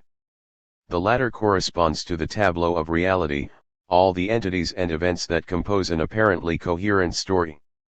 To reverse our perspective, any representation of reality remains oriented by the initial breach caused by the signifier. This logical two-stage progression takes form in the projective schema where the vertical plane of the subject, S, that of the first stage is parallel to that of the tableau, second stage. In the plane S, the subject is framed. It is in this frame where the point S is, that, if I may say, the prototype of the tableau is the one where indeed S finds support not reduced to this point that allows us to construct perspective in the tableau, but as the point where the subject himself finds support in his own division, around the presence of this object which is his setting mancha. The window is thus the result of the division that constitutes the subject and produces the object, this part of jouissance around which the whole of subjective reality is organized. Lacan then points out that as a consequence of this division, the subject's ideal realization would be to render the tableau present in his window. This ideal is unattainable because the divided subject is necessarily distinct from the signifiers composing his reality, and if the two planes were to be superimposed, the accomplishment of this ideal would plunge the room into darkness. A separation or gap is therefore indispensable for visual reality to take on form, as everyday ocular adjustment in relation to an object illustrates. Such a breach calls for a forced subjective choice. The artist, just like any one of us, renounces the window to have the picture. The subject forgets or represses the experience of his fundamental division and the support taken in the non-representable object corresponding to his subjective truth in order to enjoy the content of the tableau, the more or less satisfying spectacle that composes his reality. The latter may appear reassuring, since signifiers turn the world into a network of traces, in which the passage from one cycle to the other is thenceforth possible. Which means that the signifier engenders a world, the world of the subject who speaks, whose essential characteristic is that it is possible to be mistaken se tromper, Lacan. Lacan refers here to the topology of the cut materialiste in bodily orifices which, so long as its two edges remain close together, allow for a continual metonymical deferral. However, such suturing of the basic trauma of existence can be undone and the perspective reversed, since Lacan states that the fantasy is the place where is constituted for each one his window onto the real, and where the cut can suddenly open again, letting in the unheimlich or uncanny. Thus the foundations of coherent and unified reality are suddenly laid bare by anxiety, which as what does not deceive Trompe appears as a sudden intrusion in this orderly network. Indeed, Lacan specifies that anxiety is framed since it arises when the separation afforded by the window breaks down. The unheimlich is therefore understood as being situated in the place where lack is lacking. The subject is suddenly both fascinated and petrified, entirely captivated in the invisible and all-enveloping gaze of the other.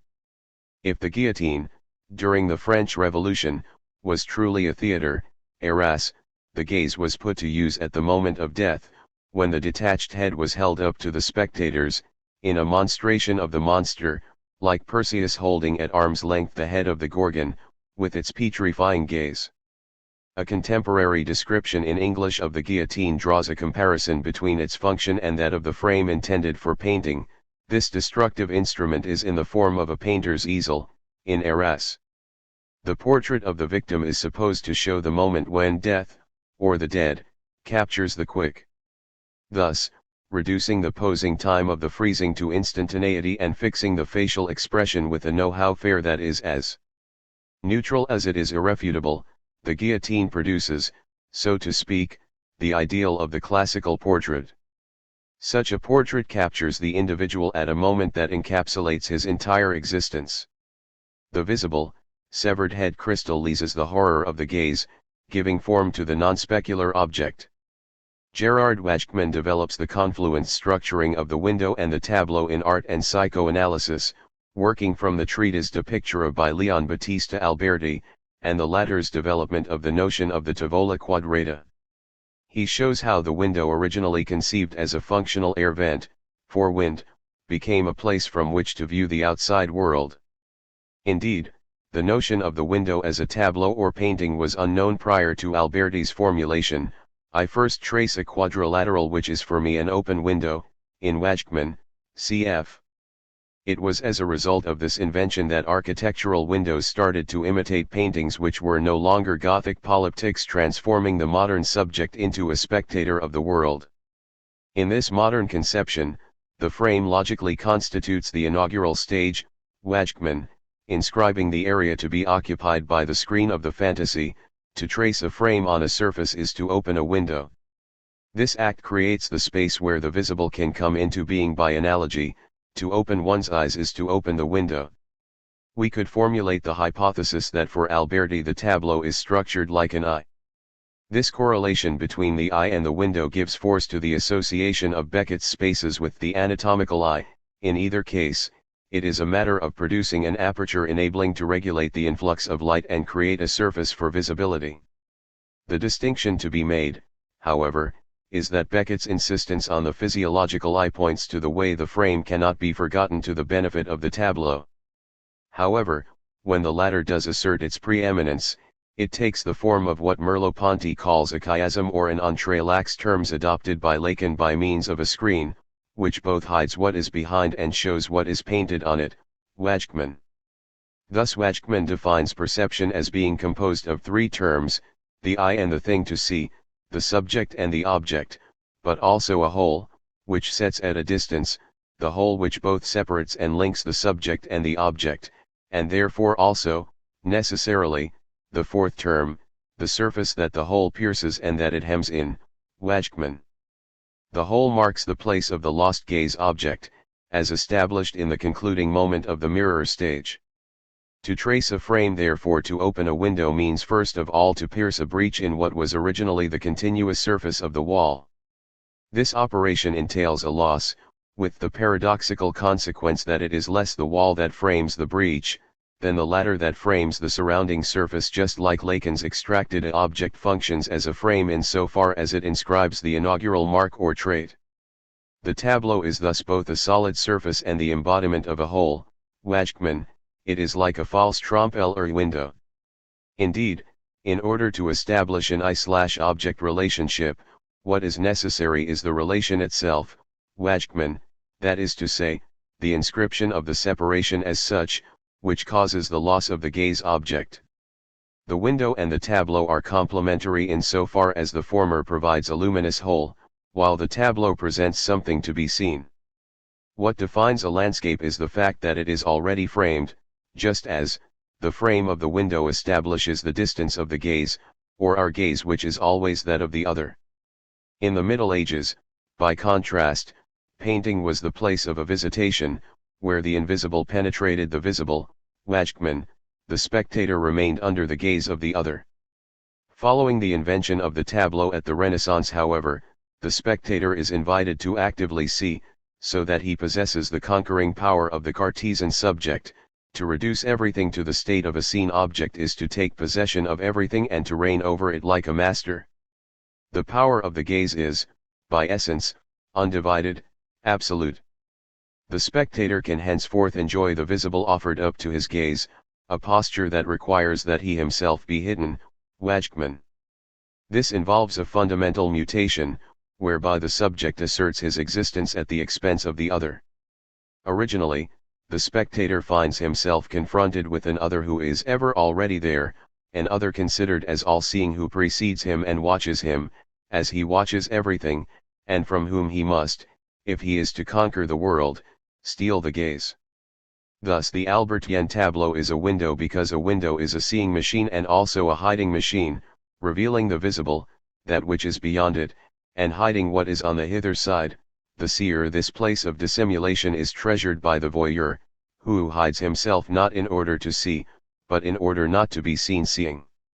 The counterpart of the open landscape is the space of intimacy, which breaks up the mortifying duality produced by specular doubles. When one sees someone in the mirror, he can also see you seeing him. The window breaks this fatal reciprocity of gazes and founds the dissymmetry formulated by Lacan: you do not see me from where I see you. To sum up the preceding developments, we can say that visibility is a subjective construct based on language.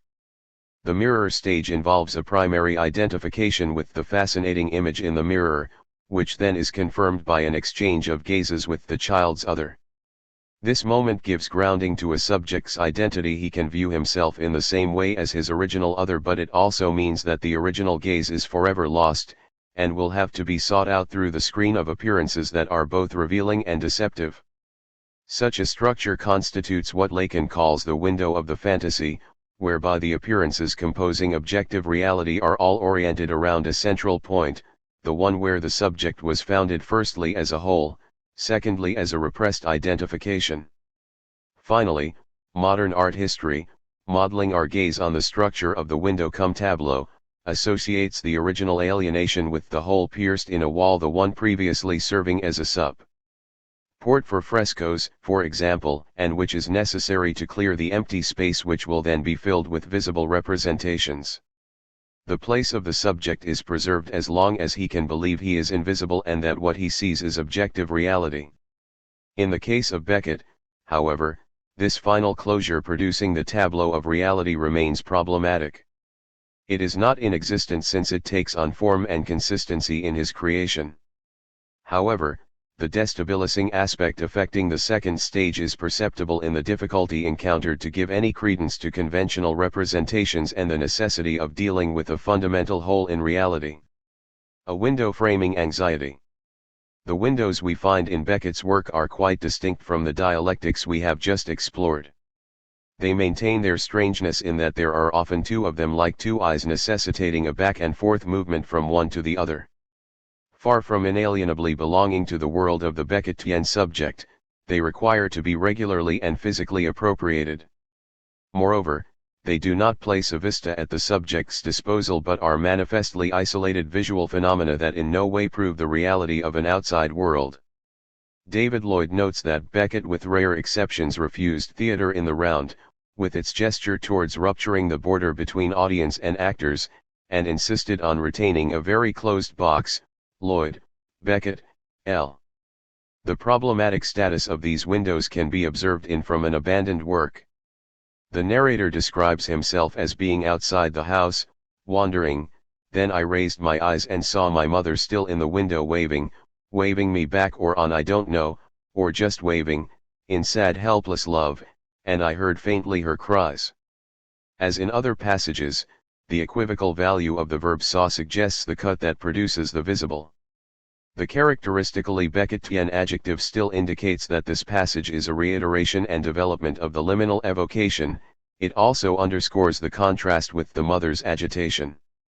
Indeed, the narrator finds it difficult to achieve any contact or communication with his mother in the window, since the latter is both situated at a higher level and detached from the solidity of the ground. By contrast, he himself declares his love for all things rooted and for this old earth, elements that contrast with his mother's perpetual movement. Susan Breenza notes that during the narrator's encounters with his mother, communication seems to be more visual than verbal. However, the boy is incapable of determining what she is trying to tell him, and it is not even sure that she knows herself. Her constant waving hinders him from attaining a state of calm, and positioning himself in relation to her.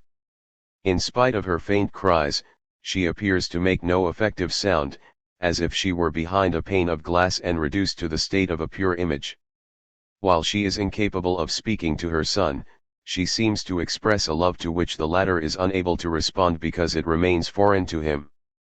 That is because speech is excluded from the family circle. I never talked to anyone. I think my father was the last one I talked to. My mother was the same, never talked, never answered, since my father died. Verbal exchange has a comparable status to that of the gaze in the mirror stage. It signals the possibility of a dialectic centered on the lost object. In this family, however, the father's presence appears to be minimal since he is the only one with whom conversation was possible, and with his disappearance the mother lapses into silence. The image of the mother is extremely evanescent and difficult to grasp. The window frame was green, pale, the house wall gray and my mother white and so thin I could see past her, piercing sight I had then, into the dark of the room. This sentence represents a moment of calm, both because the mother is stationary, and because of the framing produced by the repetition at the beginning and the end of the motifs, green/gray/white/dark. Susan Breenza notes that the transparent mother at the window presents a ghostly image. Her appearance is reduced to a single line and is unable to arrest or center her son's gaze. She is scarcely more than a vague form devoid of any human expression. The form of her body is similar to that of her mouth, which refuses to let a word slip out. Then if I looked up, the poor old thin lips pressed tight together and the body turned away and just the corners of the eyes on me. Paradoxically, the mother's presence represents a refusal, a turning away, a zero that gives only the minimal basis for any construction. The very evocation of a window frame thus reveals the difficulty for any subjective structuring which, as such, would dispense with the necessity of situating the window motif. Within the Oedipal family unit, the effective presence of the father, one capable of commanding respect, would possibly have ensured the effectual presence of a frame. Here, however, the mother does not allow the frame to take on stable form. No, for once I wanted to stand and look at something I couldn't, with her waving and fluttering and swaying in and out of the window as though she were doing exercises. In the linear unfolding of the text, this evocation frames the calmer description of the mother. Like Miss Counihan in Murphy, the latter is not firmly situated within the frame considered as containing a two-dimensional screen, but is perceived as moving back and forth, between the borders separating inside from outside. This in turn hinders the subject from identifying his own specific place in relation to his other. Contrary to the virtual image of Lacan's optical schemas showing the object where it is not, this apparition maintains the physical presence of the mother in three-dimensional space. The narrator is thus unable to detach himself from the frame in order to have the tableau. This figure of the mother in the window is productive of anxiety. Her back and forth agitation points to the presence of a hole that her movements attempt to circumscribe. Anxiety pervades the whole text and propels her son in his turbulent wanderings. In this precise passage, he is unable to ascertain if she is waving him back or on, so that he himself is affected by her frenzied unrest. This also explains his vulnerability to the gaze of Balfe. The narrator cannot but nourish the idea that he is himself responsible for his mother's state, for the impossibility of assuaging her suffering by speech. The narrator formulates the criticism, "No tenacity of purpose, that was another thing I didn't like in her." Such a phrase resounds like a judgment whose origins could be found in maternal discourse, and which the son also applies to himself, as Breenza observes. An inaccessible ideal, the subject as nothing, the absence of the assent of the other in the mirror stage makes it impossible for the subject to find any erotic investment in shared reality. What comes to the fore, instead, is the overwhelming presence of the ego ideal, on the one hand, and the subject as nothing, on the other. The image in the mirror can only belong to the subject insofar as the other has given his approbation, allowing him to invest his own reflection with the same curiosity and benevolence that his mother showed him. Lacking this, he sees rise before him an inaccessible ideal model that all his efforts will never succeed in making humanly present. In spite of his efforts, he only encounters the ever greater demand for a model that will never cease to disappoint his call to the point of exhaustion. Such an ideal forbids any compromise with the outside world, and gives rise to a feeling of inferiority and powerlessness which rapidly sets off a process of inhibition. The latter hinders the subject from entering into enriching exchanges with others, the inability to believe that one's fellows may be a source of knowing or provide access to fulfillment. Thus, in the place of the double, ideal ego, it is the intangible superego model, ego ideal, he had to confront, and in which the traits of his own image are, so to say, absorbed aspires. Consequently, the melancholic subject seeks out his own traits in the face of the other, which he causes to bear the full weight of an ideal model, ego ideal, which, in return, because of its overwhelming weight, never ceases to confound him and evaluate him as being nothing. We can recognize the effect of this ego ideal in the way it points to the subject as crap. The burden of this condemnation can be absolutely crushing, denying the subject any possibility of emitting the slightest word. As Beckett expresses the notion, every word is like an unnecessary stain on silence and nothingness. Democritus pointed the way. Naught is more real than nothing. The absence of being as described throughout texts for nothing and the preoccupation with nothing than which naught is more real thus define the subject's position. However, the latter remains within the bounds of the symbolic, since it constitutes a form of identification. To say I am nothing is therefore still to say something, and confirm the mark of a relation which, without it, would collapse definitively. In the words of Watt, asking himself what remained of his time in Mr. Nott's house, nothing. But was that not something? W. By means of this equivocation, Beckett shows how the nothing remains attached to the symbolic realm of naming. In this respect, the nothing has the advantage of transcending the multiplicity of the images that the melancholic cannot endorse without confronting the ideal model that persecutes him. It also, paradoxically, keeps the melancholic attached to life, since it is the only inheritance the other has left him, the death of the latter's desire. Defenestration. This identification with nothing can, however, have disastrous consequences, as illustrated in a burlesque mode by Murphy's Ultimate Fate or by other characters who find themselves on the edge of a window frame, leaning into the void. The mother of From an Abandoned Work, while apparently not in danger, shows how fragile the frame is. Marie-Claude Lamotta explains. The first gaze directed towards the child passes completely through him without stopping, perhaps leaving on the body some marks of chance or obligation. The melancholic subject therefore desperately seeks to recover this first gaze that escaped him in order to merge with it, thinking that he had been unable to retain what belonged to him. To pass through the window would thus be to see if behind the empty frame, the nothing could not take on hue and colors, if it could not assume a body and a name. Emptiness of the gaze essentially to which death would give life by means of recovering a real. A gaze that communicates desire addressed to the child makes possible the dialectics of appearances, in which the subject is able to formulate his various demands, and hope for a response. Here, however, the child is aware of the existence of a gaze, but also understands that it was not addressed to him. The window frame thus points not to an image, but to a nothingness that is identified with the real, understood in Lacanian terms as the domain of that which subsists outside of symbolization. By passing through the window, the subject seeks to be reunited at last with this real object and, thus, to exist for his other. Lamotta points out that this truly imaginary identification with nothingness represents the dream of being somehow able to transform this unutterable fusion into the basis for a world inhabited by desire.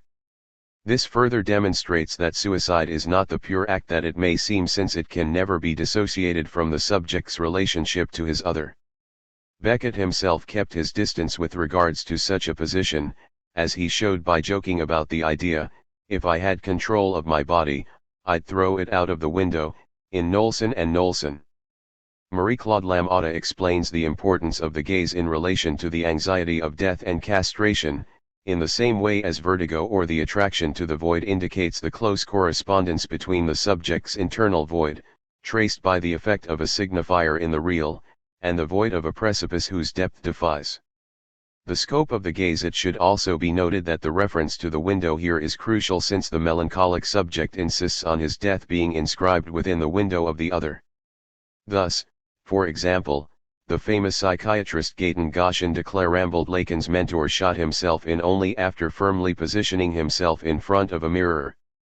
As Michel Bozira points out, his death sentence was thus pronounced by his ego ideal, and the surface of the mirror is where he saw himself not as likable, but as hateful.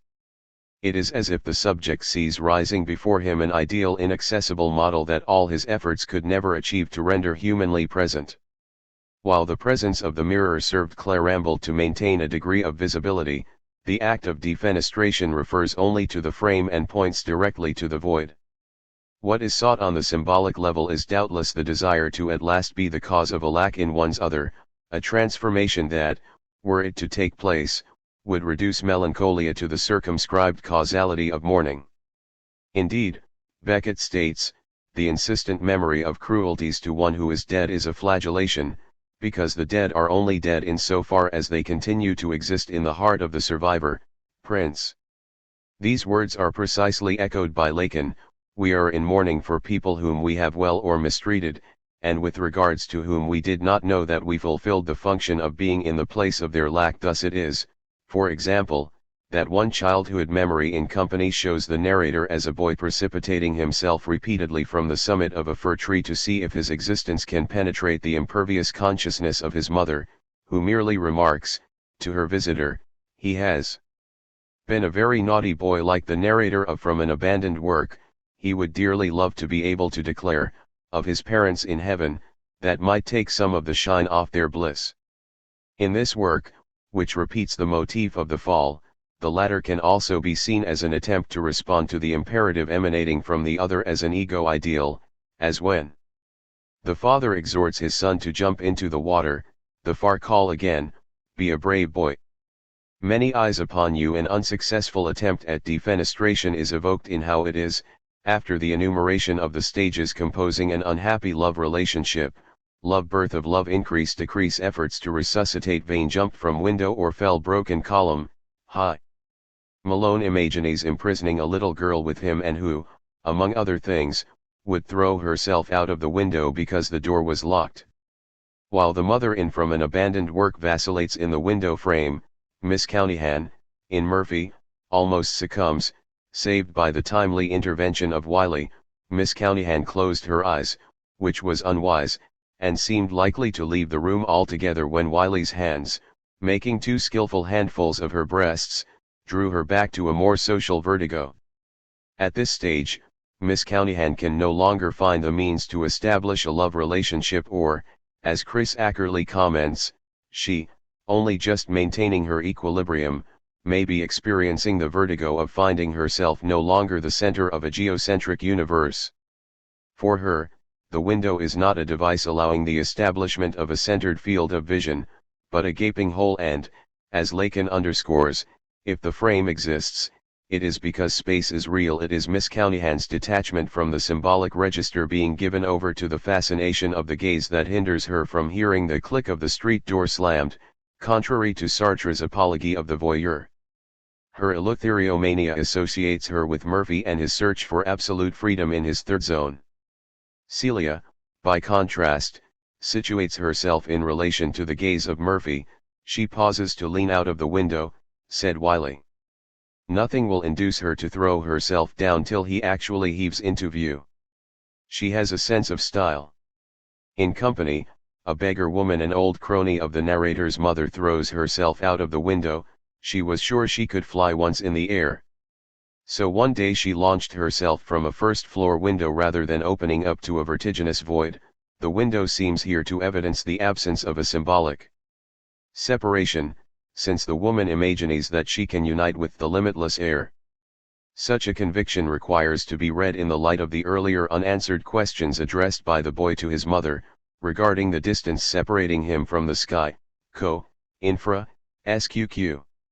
Here, the woman is possessed by an ethereal perception of herself, as if she were detached from all corporeal reality, and totally identified with her ego ideal. The frame melts completely into the azure sky. In spite of her failure to fly, she thanks the boy for opening the gate for her. She blesses you. What were her words? God reward you, little master. Some such words. God save you, little master. Her attempt to reach the sky only serves to show that nothing in the sky whence cometh our help, can save all that fall. What makes the window frame manifest as a motif and by the same token, problematic in its structural dimension is that it testifies to the difficulty of inscribing what Lacan calls the unary trait, trait unaire. The word trait, from lat tractere, to draw, to haul, to pull, whence portrait, means, quite literally, a line inscribed on a surface. Lacan refers to the specular rivalry between twin brothers, stating that the gaze of the other can at any moment cause the preference to tip bascular in favor of one or the other. It is therefore necessary for the subject to internalize this gaze of the other by means of a sign, which is Freud's Einzigerzug, Freud. Thus, this point of the big I ego ideal of the single trait, this sign of the assent of the other, of the choice of love upon which the subject can operate, is there somewhere, and is adjusted esse regla in the rest of the mirror game. Lacan, A. By means of this sign, distinct from the differential nature of the signifier, the subject can fix a point of identification in the endless chain of signifiers, instead of hoping that somewhere, somehow, he may perchance hit on the right aggregate, or find the word that may be it, RRII. By the exchange of gazes at the moment of the mirror stage whereby the subject is authorized to consider the image as being his own, a founding identification is created, whereby the subject can count himself as one. Lacan uses a metaphor of the primitive hunter to illustrate this notion. The first signifier is the notch, which marks, for example, that the subject has killed one beast, meaning, an extraction of jouissance, thanks to which, he will not get mixed up in his memory when he has killed 10 others. He will not have to remember which is which, and it is proceeding from this unary trait that he will count them. Lacan. It is in relation to the inscription like a tattoo marking 1-1, Lacan, that the subject has to situate himself as such. In its function as an identification, it enables the subject to be endowed, in the field of the other, with a certain unity. However, for want of the effective appropriation of this founding trait, the subject finds himself seeking to situate himself in reference to a frame that remains external to him, that he will never possess. As Marie-Claude Lamothe states, for want of a specular image to which the other would have amorously given credence, the melancholic subject found himself riveted to an empty frame, external ideal or categorical principle whose perfection remains forever incommunicable in its extreme consequences. Such a situation conveys to the subject his total and definitive exclusion from the ego ideal, from any form of positive and personal identification. Rather, he can only find an attachment to his other by means of the negative, nothing. The empty frame. The frame of the window thus points to the subject identified as nothing, for want of an original recognition capable of situating him in relation to imaginary representations. However, such a condition does not necessarily lead to defenestration. The window is revealed as empty, very much like the one situated opposite a mirror described in Mallarmé's sonnet NX, mais proche la courvoisie au nord vacanti, and possibly echoed in company. As Beckett said in To an Attic about a recent text of his, the logical thing to do would be to look out the window at the void. Mallarmé was near to it in the Livre Blanc. Such a situation appears markedly in Murphy when the protagonist is lodged in the garret of the MMM. But the garret that he now saw was not an attic, nor yet a mansard, but a genuine garret, not half, but twice as good as the one in Hanover, because half as large. The ceiling and the outer wall were one, a superb serge of white, pitched at the perfect angle of furthest trajectory, pierced by a small frosted skylight, ideal for closing against the sun by day and opening by night to the stars. The construction would seem to provide an ideal space, marked by its unity, ceiling and wall, its purity, white, and the manner in which it points to the zenith. The window confirms its function as an eye in that it alternates between protective closure and opening. Nayamori comments. Beckett's intention that the skylight should command no view is clear.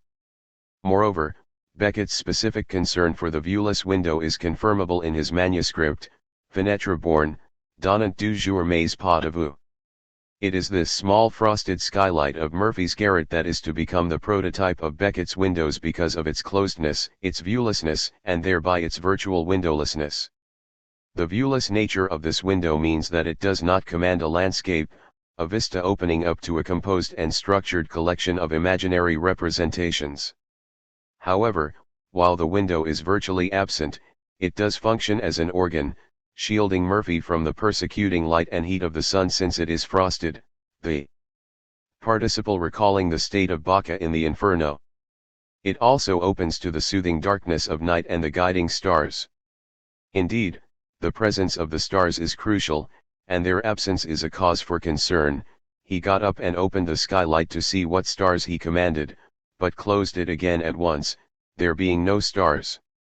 The celestial bodies can be seen as pointing both to the Kantian appreciation of the moral law marked by Beckett's noting of Freud's iron-eickel comment associating it with the superego and the comforting paternal presence, as formulated at the end of First Love.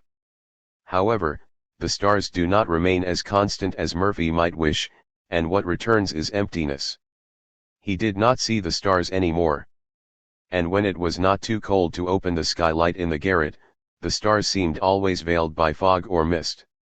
The sad truth was that the skylight commanded only that most dismal patch of night sky, the galactic coal sack, which would naturally look like a dirty night to any observer in Murphy's condition, cold, tired, angry, impatient and out of conceit with a system that seemed the superfluous cartoon of his own. The function of the stars was to ensure a bond with Murphy's other, the perception of a presence. The window frame operated as a crucial signifier pointing to the effective existence of these stars, following the line of the furthest trajectory. Here, however, a reversal takes place, since the veiling occurs not at daytime but at night. Thus, the window points to Murphy, identifying him within the frame as the equivalent of the galactic coal sack, a pejorative judgment that confirms the one already internalized with regards to himself. Ruby Cohn has explained that the coal sack is the starless center of the Milky Way, near the Southern Cross, a black hole in the heavens. The motif returns in How It Is, as a literal sack, Brown, B. The importance of this view on darkness is stressed in Ill Seen Ill Said, where the old woman tears aside a veil only to see further darkness. Suddenly in a single gesture she snatches aside the coat and to again on a sky as black as it. She seems thus to go beyond the frosting on the skylight, which opens only onto pure darkness, here reappearance of the skylights opaque to no purpose henceforward. Seeing the black night or better blackness pure and simple that limpid they would shed. Blackness in its might at last. Where no more to be seen. Perforce to be seen. While such a view is endowed with a somewhat positive value in this text, in Murphy, the dark center is not easily assumed, in spite of Murphy's imaginary representation of his mind, as described in chapter. If his nothingness appears to be an ideal to be achieved, it still preserves its original association with the subject as being refused any reassuring identification by his other, and whose presence was at least represented by the stars. Thus if his other desired nothing or nothing utterable, then the subject can only find some indispensable identification by means of this very nothing. For this reason, picture frames are often empty in Beckett's work. In Endgame, Ham recounts an anecdote about a mad painter. He was a painter, and engraver. I'd take him by the hand and drag him to the window. Look. There. All that rising corn. And there. Look. The sails of the herring fleet. All that loveliness. Pause. He'd snatch away his hand and go back into his corner. Appalled. All he had seen was ashes. Pause. He alone had been spared. Pause. Forgotten. Pause. It appears the case was not so unusual. Pierre Vilar relates this window to the picture described at the beginning hanging here door, its face to wall and to Beckett's concern for painting at this period. The artist evoked by Ham could be an allusion to various historical figures such as Wols, Artaud, Van Gogh, or those Beckett specifically wrote about at this time such as Jack B. Yeats or Henry Hayden. Vilar, unintentionally to Blake, Beckett, or Weitstoss, a contemporary of Albrecht Dürer, Van Hull and Weller, N. Vilar associates this with the story of the tailor found in Le Monde et Le Pantalon, then in Endgame explaining how this story is turned around in the incipit of the first text, precisely in order to express his rejection of the posture of the art critic. In Endgame 2, this attitude is rejected from the outset with Clove's announcement of an eventual end. Vilar concludes, it is therefore quite clear, with no need to extrapolate, that the construction of the discourse on stage, the construction of the dramatic space are laid out on the reverse side of a turned-around painting, and on the rear side of the same formula or joke which instituted a possible discourse of art criticism. Thus in writing the two texts composing Le Monde et Le Pantalon, Beckett breaks away, manifestly and almost publicly, from a specialist's knowledge, in attempt to show the knowledge of his painter friends who best achieved the empêchement of painting. Vilar rightly shows this evolution as testifying to the way Beckett continued, thereafter, to aim for the least moindre. The anecdote from Endgame shows Ham attempting to associate the painter with his own admiration of the marvels of nature, in all their profusion. Like Malloy, M.O., the painter recoils to the corner of his room, a place of security, but not to marvel.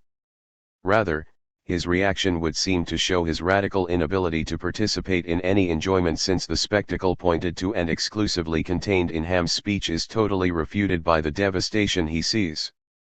Ham's ecstatic description can only be understood as a scathing mockery corresponding to the experience of the melancholic in front of the mirror. As Marie-Claude Lamothe explains, the melancholic discovered too early the cipher of the message, and the mirror gave up its secret too quickly. While the mirror may present a seductive image, the latter can only be considered by the melancholic as deceptive with regards to the truth, in comparison with which all representations supportive of desire are necessarily grounded in falsehood. Emptying the frame. Beckettian characters therefore seek to destroy the representations offered in pictures. Beckett himself practiced such destruction, and James Knowlson recalls his mood of clearing the decks either with the idea of sparing himself further distress or tidying up in preparation for his own end. Beckett admitted to George's Duthut in, I well remember your Bram letter, I had it not so long ago, but I cannot put my hands on it. I am going to look again. But it may have been a victim of the last fit of Occam's razoring as I practice it, when the humor takes me, on anything that is lying about, often to my own disadvantage. Trans. He later wrote, enjoying myself throwing everything out, books and other rubbish, not absolutely indispensable. All pictures out of sight including Big Gear v. Veld, behind the piano. Such destruction of images of those closely involved in one's personal life is to be found in a piece of monologue, film, and the Unamable, or in the photograph of Moll, aged 14. In the end Mockman tore up this photograph and threw the bits in the air, one windy day. In the Unamable, the narrator gives an account of the violent elimination of his family members. Finally I found myself, without surprise, within the building, circular in form as already stated, its ground floor consisting of a single room flush with the arena, and there completed my rounds, stamping underfoot the unrecognizable remains of my family, here a face, there a stomach, as the case might be, and sinking into them with the ends of my crutches, both coming and going. In film, the character O, object, is pursued by E, the camera I, and seeks to escape perception. He finds refuge in a room where, once seated in a rocking chair, he peruses a series of photographs showing himself being perceived, as Beckett specifies to Alan Schneider. It is necessary that the photos are presento, with possible exception of last, in percipi. This is of course indicated by the fact of his being photographed, but the point is reinforced if, as in the first 6 I describe, we actually see him being observed, by mother God, by dog, by public, by young man, by infant daughter. Important in photo to have infant daughter touch his face with finger because of his touching with his photo of hers. Thus the photos and their destruction parallel triple perception, human, animal, divine, from which he seeks to escape and his efforts to obliterate it. Beckett. O cannot bear these pictures because they are stereotyped representations of a social existence associated with traversable space where he himself can know no representation, for want of the founding assent of the other. The images of himself can only be seen as communicating falsehood, showing, in its reverse logic, situations in which his existence has no place. The pictures he examines appear in an order suggesting the perspective of accomplishing a personal history, but which was shown to be a failure in texts for nothing. That's the mistake I made, one of the mistakes, to have wanted a story for myself, whereas life alone is enough indeed. The frame is crucial for the very possibility of a story, as Gerard Wachsman explains in his analysis of Alberti's notion of the painting as an open window ex qua historia contutor, through which one can see a story. Wachsman points out that Alberti associates here the visual and language with the result that the window is the condition for something to be recounted and described. The space represented is thus rational, it can be named, articulated, and domesticated.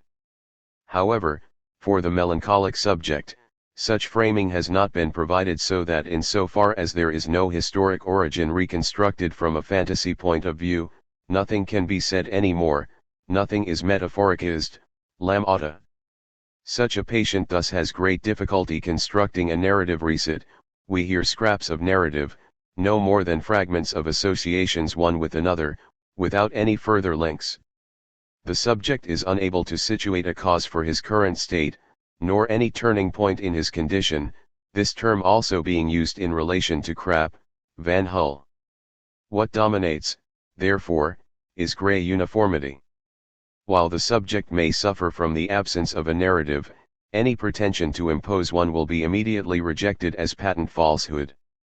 For this reason, once he has gone through the series of pictures in order, O methodically proceeds to tear them up, encountering the greatest difficulty with the picture of himself in his mother's arms. Working in reverse order, he unwinds the spool evoked in Murphy, as if to reach the core of the eddy, Prince. It is a matter of working towards a detachment from anecdotal existence, as Celia succeeds in doing, in Murphy. In the cell of her mind, teasing the oakum of her history. Then it was finished. The days and places and things and people were untwisted and scattered, she was lying down, she had no history. Penelope's curriculum was reversed, the next day and the next it was all to do over again, the coils of her life to be hackled into tow all over again, before she could lie down in the paradisial innocence of days and places and things and people. This process is oriented towards achieving an idealized and superior state of being, and appears quite contrary to the passage, towards the end, where Murphy desperately seeks to obtain a picture of all those who were part of his life. He could not get a picture in his mind of any creature he had met, animal or human. Scraps of bodies, of landscapes, hands, eyes, lines and colors evoking nothing, rose and climbed out of sight before him, as though reeled upward off a spool level with his throat. It was his experience that this should be stopped, whenever possible, before the deeper coils were reached. Having failed to find his image in the eyes of Mr. Endon, Murphy finds himself on the verge of total dissolution. In a piece of monologue, the wall is described as having once been covered with pictures, but now it is empty, unframed, unglazed, pinned to wall with drawing pins. All shapes and sizes. Down one after another. Gone. The verbal reconstitution of the pictures on the wall points to the place granted to the subject by the other family members. There was father. That void. Their mother. That other. They're together. Smiling. Wedding day. They're all three. That gray blot. They're alone. He alone. So on. Not now. Forgotten, p.m. The parental images reveal an original absence, since the father is described as a void. Not only is his place on the wall henceforth empty, but his presence in the family lacked consistency, genist. As for the mother, she remains untouchable, being other to the father, but also isolated, as she is not even a void. Consequently, the son's own image is insistently described, both as being a gray blot and alone, since he was assigned no place in the gaze of this others. These others, therefore, survive only in the void they have left. This movement between images and the empty space on the wall echoes the binary formulation, pictures of, he all but said of loved ones. As images, the loved ones contrast with the empty spaces that are left like the very one marked by the apogeopasis. Contrary to Murphy, this character does not seek to obtain an image of his loved ones but rather to annihilate the visual representations. Franz Kaltenbeck points to the impossibility of mourning involved here since, while the character could once identify the pictures, a gap remains that cannot be filled, indicated by the mother who marks the place of a missing effigy. Kaltenbeck explains the usual process: the work of mourning precludes the mourning subject throwing away the image of the one who has passed away. On the contrary, the subject dreams of the lost object, he speaks to it, looks at its images. At the end of this work travail, the subject detaches himself from it. Indeed, Lacan points out that the death of an other shakes the foundations of one's existence, stating that mourning, which is a true loss, intolerable for the human being, causes for the subject a hole in the real, where the other is incapable of providing the subject with an answer concerning the signifier that is fundamentally lacking.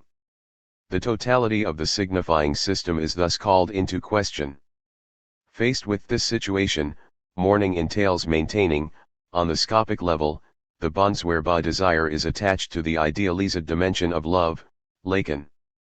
As Lacan explains the process, mourning consists of identifying the real loss, piece by piece, bit by bit, sign by sign, big I ego ideal element by big I element, until exhaustion. When that is done, it is over. In this way, the subject comes to understand what his other represented for him. This process leads to the composition of an image of the departed, an image which, as such, concludes the process of separation. However, the latter is only possible if a separation was originally accomplished in the mirror stage, that is to say, if the separation is already a structural reality for the subject. The melancholic, however, is unable to feel any confidence in images, which he can only consider as deceptive. He can therefore be led to attack the specular representation in order to grasp the object that it dissimulates, in this case, destroying photographs, which are in no way capable of expressing his inalterable attachment for the departed ones. His violent attack on the images is therefore not a rejection of his loved ones but an expression of his unwavering devotion to them. The empty spaces on the wall point to the passing away of his loved ones, who have been torn violently from the man's sight. This action can be seen as a rejection of the stereotyped image provided by the photographs, particularly in the representation of the family group, and which is also to be found in film. Stephanie Rave associates this passage with Roland Barthes' analysis of the photographic image. Barthes showed that in family photographs, the person's memory only retains the studium, the socio-cultural dimension of the image, Rave, Barthes, and which is stereotyped, just like the expression loved ones which the character refuses to pronounce. It should be noted, in this regard, that Beckett always reacted to being photographed by becoming slightly tense, John Veer, A. This aspect is and here, Barthes adapts Lacan's theoretical developments in Seminar 11 opposed to that of the punctum, which is, as Rave explains, the unusual detail that arrests the spectator, and is literally relegated outside the image, to the support, to the holes and grey voids left on the wall. These holes on the wall anticipate the black ditch of the grave, in the burial scene. This is where the subject is to be located, not in the photographs, but in the blank pinpock surface once white. This process demands strenuous efforts over the years, since the character cannot tear himself away from them, for the precise reason that he is incapable of the separation involved in mourning. It is for this reason too that the place left is not devoid of traces, ripped from the wall and torn to shreds one by one. Over the years. In the French version, solo, the loved ones are identified with the photographs through the use of the masculine, instead of feminine, past participles, and yet the images themselves do not say anything essential regarding the nature of the character's relationship to his others. He pays special attention to every single one, and his action leaves a remnant whereby he remains attached to them, some still pinning a shred. The effort is painful, nothing on the wall now but the pins. Not all. Some out with the wrench. The word wrench expresses the violent effort required by the attempt to abolish his attachment to his others, and the impossibility of any symbolic separation which would enable mourning. The text also specifies, no sudden fit of, no word. The word one hears left out is rage, as in the passage of From an Abandoned Work, most savage rage, really blinding. It supposes a form of adequacy, as in the verb to fit, and the will, driven by the ego ideal, to obliterate everything in one blow, in order for silence to reign at last. This would be a state corresponding to the no word, which the speaker is unable to utter, and which the ego ideal has to supply in his stead. Carlton Beck. The word out, some out with the wrench, recalls Murphy, and the idea of exhausting, Deleuze, the image in order to attain the part that cannot be effaced. As Chris Ackerley comments, the cry of the park rangers blends with Celia's grief and Mr. Kelly's collapse, the kite of his mind about to leave the hand of his body, to form an image of total, all-out, exhaustion. This is in harmony with Proust's uncanny ability to invoke the presence of one who is not there, and without a single voluntary memory, in a manner poignant and elegiac yet free of sentimentality. Murphy's remains are scattered. By closing time the body, mind, and soul of Murphy were freely distributed over the floor of the saloon, and before another day spring grey and the earth had been swept away with the sand, the beer, the butts, the glass, the matches, the spits, the vomits. This passage announces the torn-up photographs of a piece of monologue, scattered all over the floor. Swept out of the way under the bed and left. Murphy's mortal remains appear as the refuse of jouissance, the litter of metonymical objects, beer, cigarette butts, spit, vomit, having served to localize the drive around the oral orifice. This ultimate dispersion recalls the atomist's idea that the soul is disseminated upon the dissolution of the body. Ackerley, #. Marie-Claude Lamothe explains the importance assumed by the frame in cases of melancholia, which is emphasized to the detriment of the very content of the scene. She specifies that these frames, the exteriority of these edges, if they do not fulfill their function there, induce so to speak the patient to continue to seek his reference on the hither side or beyond, passing through the frame. That is to say, to reunite with the sort of truth or light that can be found behind things. The existence of the frame as a motif in Beckett's work testifies to its absence as a structuring factor, insofar as the latter involves the frame's ability to be forgotten, out of preference for the tableau. Lamothe evokes certain cases where the melancholic seeks to scrape through the surface of a painting with a palette knife, allowing to pass, through the canvas rendered almost transparent, the light that would come from behind. This possibility is confirmed when the surface is placed in front of a window. Such a process rests on the conviction that there must be behind the banal perceptible reality, another true reality, a shining reality, at last restored to effects and enjoyment jouissance. Such a surface appears in its own right, as a consequence of the evacuation of any representational reality, reduced to a fine film, it points to the space beyond. However, while Beckett often shows the will to go beyond appearances, he does not entertain any notion of attaining a superior reality beyond the surface. He manifests rather an effort to reach something of the bedrock of existence. As early as his German letter of, he aimed to break through appearances, but without any hope of uncovering a substantial beyond. And more my language appears to me like a veil which one has to tear apart in order to get to those things, or the nothingness, lying behind it. Grammar and style. To me they have become as irrelevant as a Biedermeier bathing suit or the imperturbability of a gentleman. To drill one hole after another into it until that which lurks behind, be it something or nothing, starts seeping through, I cannot imagine a higher goal for today's writer. Trans. The conventional aspects of language have no purchase on Beckett's subjectivity as they are powerless to ensure his inscription in desire. They are simply elements caught up in the mirror of an other whose gaze has never been addressed to him. Consequently, he intends to contribute to its disrepute, by boring holes through the surface of language, putting to work his nominalistic irony. Elsewhere, Beckett speaks of a veil intervening between human sight and reality. There are moments where the veil of hope is finally ripped away and the eyes, suddenly liberated, see their world as it is, as it must be. Alas, it does not last long, the perception quickly passes, the eyes can only bear such a merciless light for a short while, the thin skin of hope reforms and one returns to the world of phenomena. Hope is the cataract of the spirit that cannot be pierced until it is ripe for decay. Not every cataract ripens, many a human being spends his whole life enveloped in the mist of hope. And even if the cataract can be pierced for a moment, it almost always reforms immediately, and thus it is with hope. In Tunning, trans from German.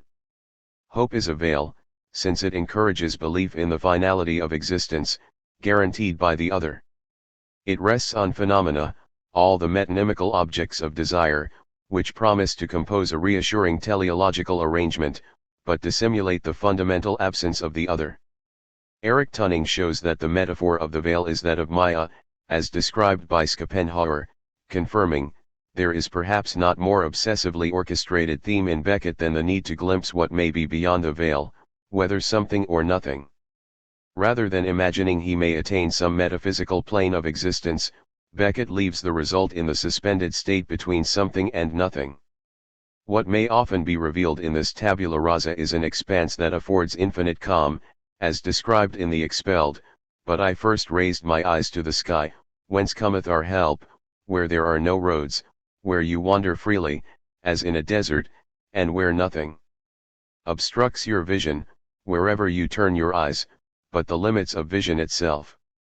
The will to clear away language encumbered with conventional meaning can be compared to that of Gerard Wageman, whose novel L'Interdit, made up of footnotes, from which the central text has been omitted, constructs an image comparable to Malevica's black square on a white ground. The lines of the text form the edges of a whole, they form a literal, delimit a central void. Wageman. It is a way of rendering a positive, material object visible ultimately, Wageman explains.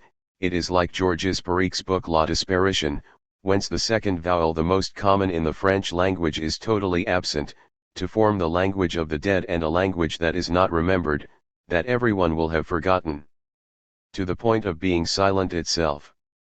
The language of that which cannot be said, nor written, nor seen. In this undertaking, Beckett breaks down language, taking an interest in its most material aspect, what he calls the straws, flotsam, since the background and the causes are an inhuman and incomprehensible machinery of existence. Language thus borders on senselessness, which leads to its being pulverized into dust, excluding any possibility of naming. As Beckett wrote to Jacoba van Velde in I Hammer and Hammer. Hard as iron, the words. I'd like them in dust.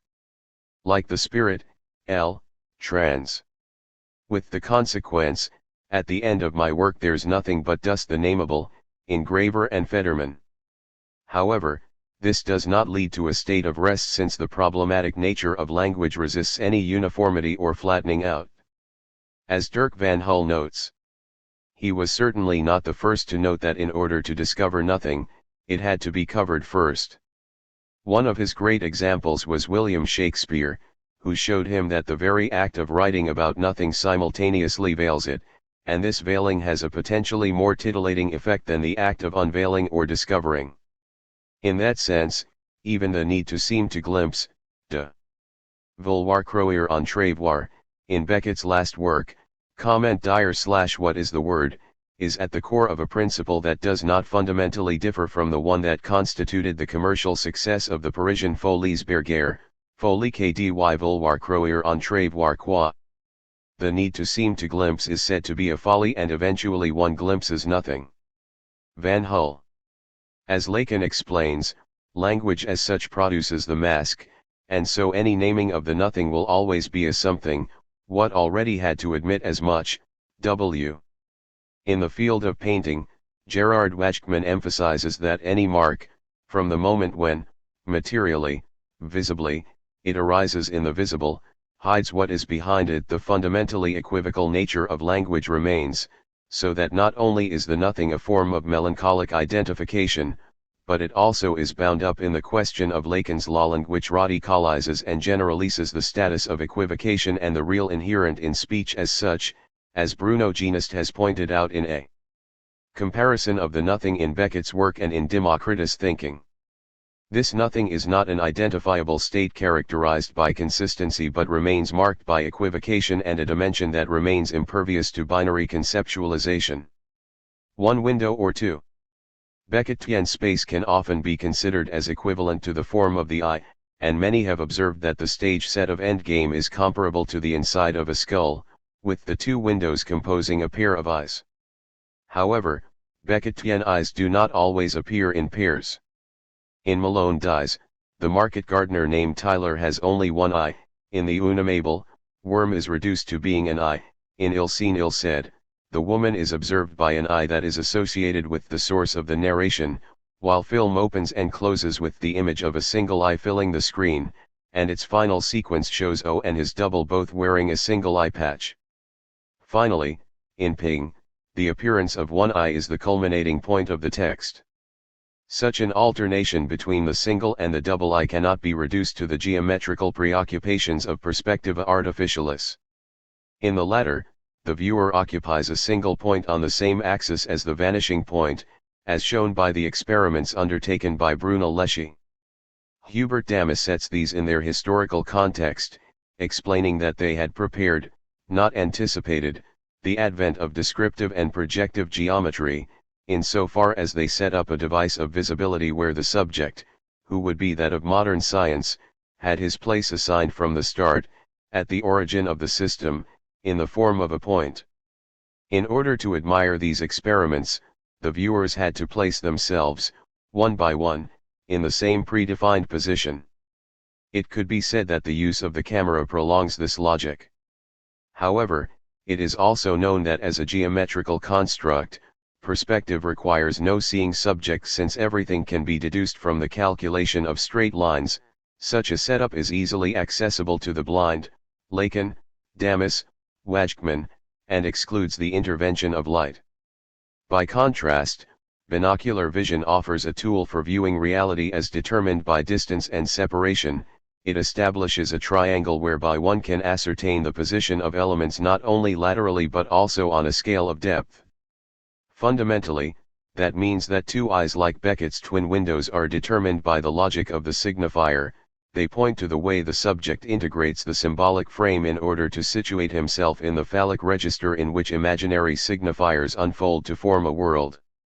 One might be tempted to evoke, in relation to the motif of the single eye, the notion of the third eye observed on statues of the Buddha, and in Descartes' pineal gland. Beckett evokes the latter in relation to an aquatint of himself executed by Louis Le Brocchi. Lacan notes that such an eye is the correlative of the little of the fantasy, a 0 point whose unfolding over the whole field of vision is for us a source of pacification. The statue of the Buddha has a similar function, since its gaze is turned inward, thus sparing the spectator direct confrontation with the impossible gaze. However, such an eye points to a border with the real, where the gaze reveals its power of fascination and petrification. Such a possibility is suggested in the poem Dreadnought, only to be immediately refuted. Head sphere / ashen smooth / one eye / no hint when to / then glare / cyclop no / one side / eerily. The name Cyclops itself, Kyklos ops, round eye, does not specify the absence of two eyes, but rather centers the monster's existence on the gaze motif and the dimension of inhumanity inherent in its untamed dimension. Indeed, Homer's Polyphemus, Odyssey, Book 9, was one who flouted all the laws of hospitality, and whose mind was lawless, so that his bump of habitativity or love of home would seem to be in line with that of Joyce's character the citizen, in the episode of Ulysses, titled Cyclops. This individual's own-eyed vision of nationality and religious belonging, and his obsession with identification, justify his rejection of Bloom, the Hungarian Jew. This monocular vision is opposed to the parallax effect, mentioned in episode, defined as the apparent displacement in apparent direction of an object as seen from two different points of view, Gifford. In Beckett's poem, the eventuality of monstrous violence is averted in order to evoke the gaze amputated from access to the imaginary signifiers composing coherent reality. The eye is part of a spherical head, thus apparently entering into the composition of an existence devoid of expansion into a full bodily image. However, the fact that it is situated on one side points to a form of imbalance and an incompleteness that is productive of an eerie presence. Such indeed is the notion developed by the poem, where the sole sign of life is the in-out movement and the faint stir of the same eye, supra. This motif of the single off-center eye, is also present in film, where O and his double E both wear a patch over one eye, while Murphy's skylight is, as specified in the manuscript, a fenêtre borne, donnant du jour mais pas de vue. While the expression fenêtre borne means, as Beckett explains, one that lets in light, but not a view, it literally signifies one-eyed. In other words, where two eyes are expected, one of them is longer available for seeing. This thus points not only to the idea that in seeing, something cannot be specularized, Hubert, but more precisely to the failed access to the phallic register which could have been ensured by the assent of the other in an original humanizing exchange of gazes. Instead of such a transmutation, the subject finds himself excluded and faced with the gaping hole whose presence nothing can henceforth dissimulate. The idea of two-eyed vision remains present but only to be immediately refused, as expressed in the interruption of the mirror stage. Thus Malloy observes that he has only one eye functioning more or less correctly, and that the seeing one seems to be ill-connected with the spider he is observing. More specifically, this hinders him from judging correctly the distance between himself and the other world, a space that will ever remain other for him. The presence of two windows in no way ensures a register of normality and stereoscopic vision, rather, it prolongs and develops the same issue that forms its basis. Thus the two windows function as binary signifiers in texts such as Endgame, or ill seen ill said.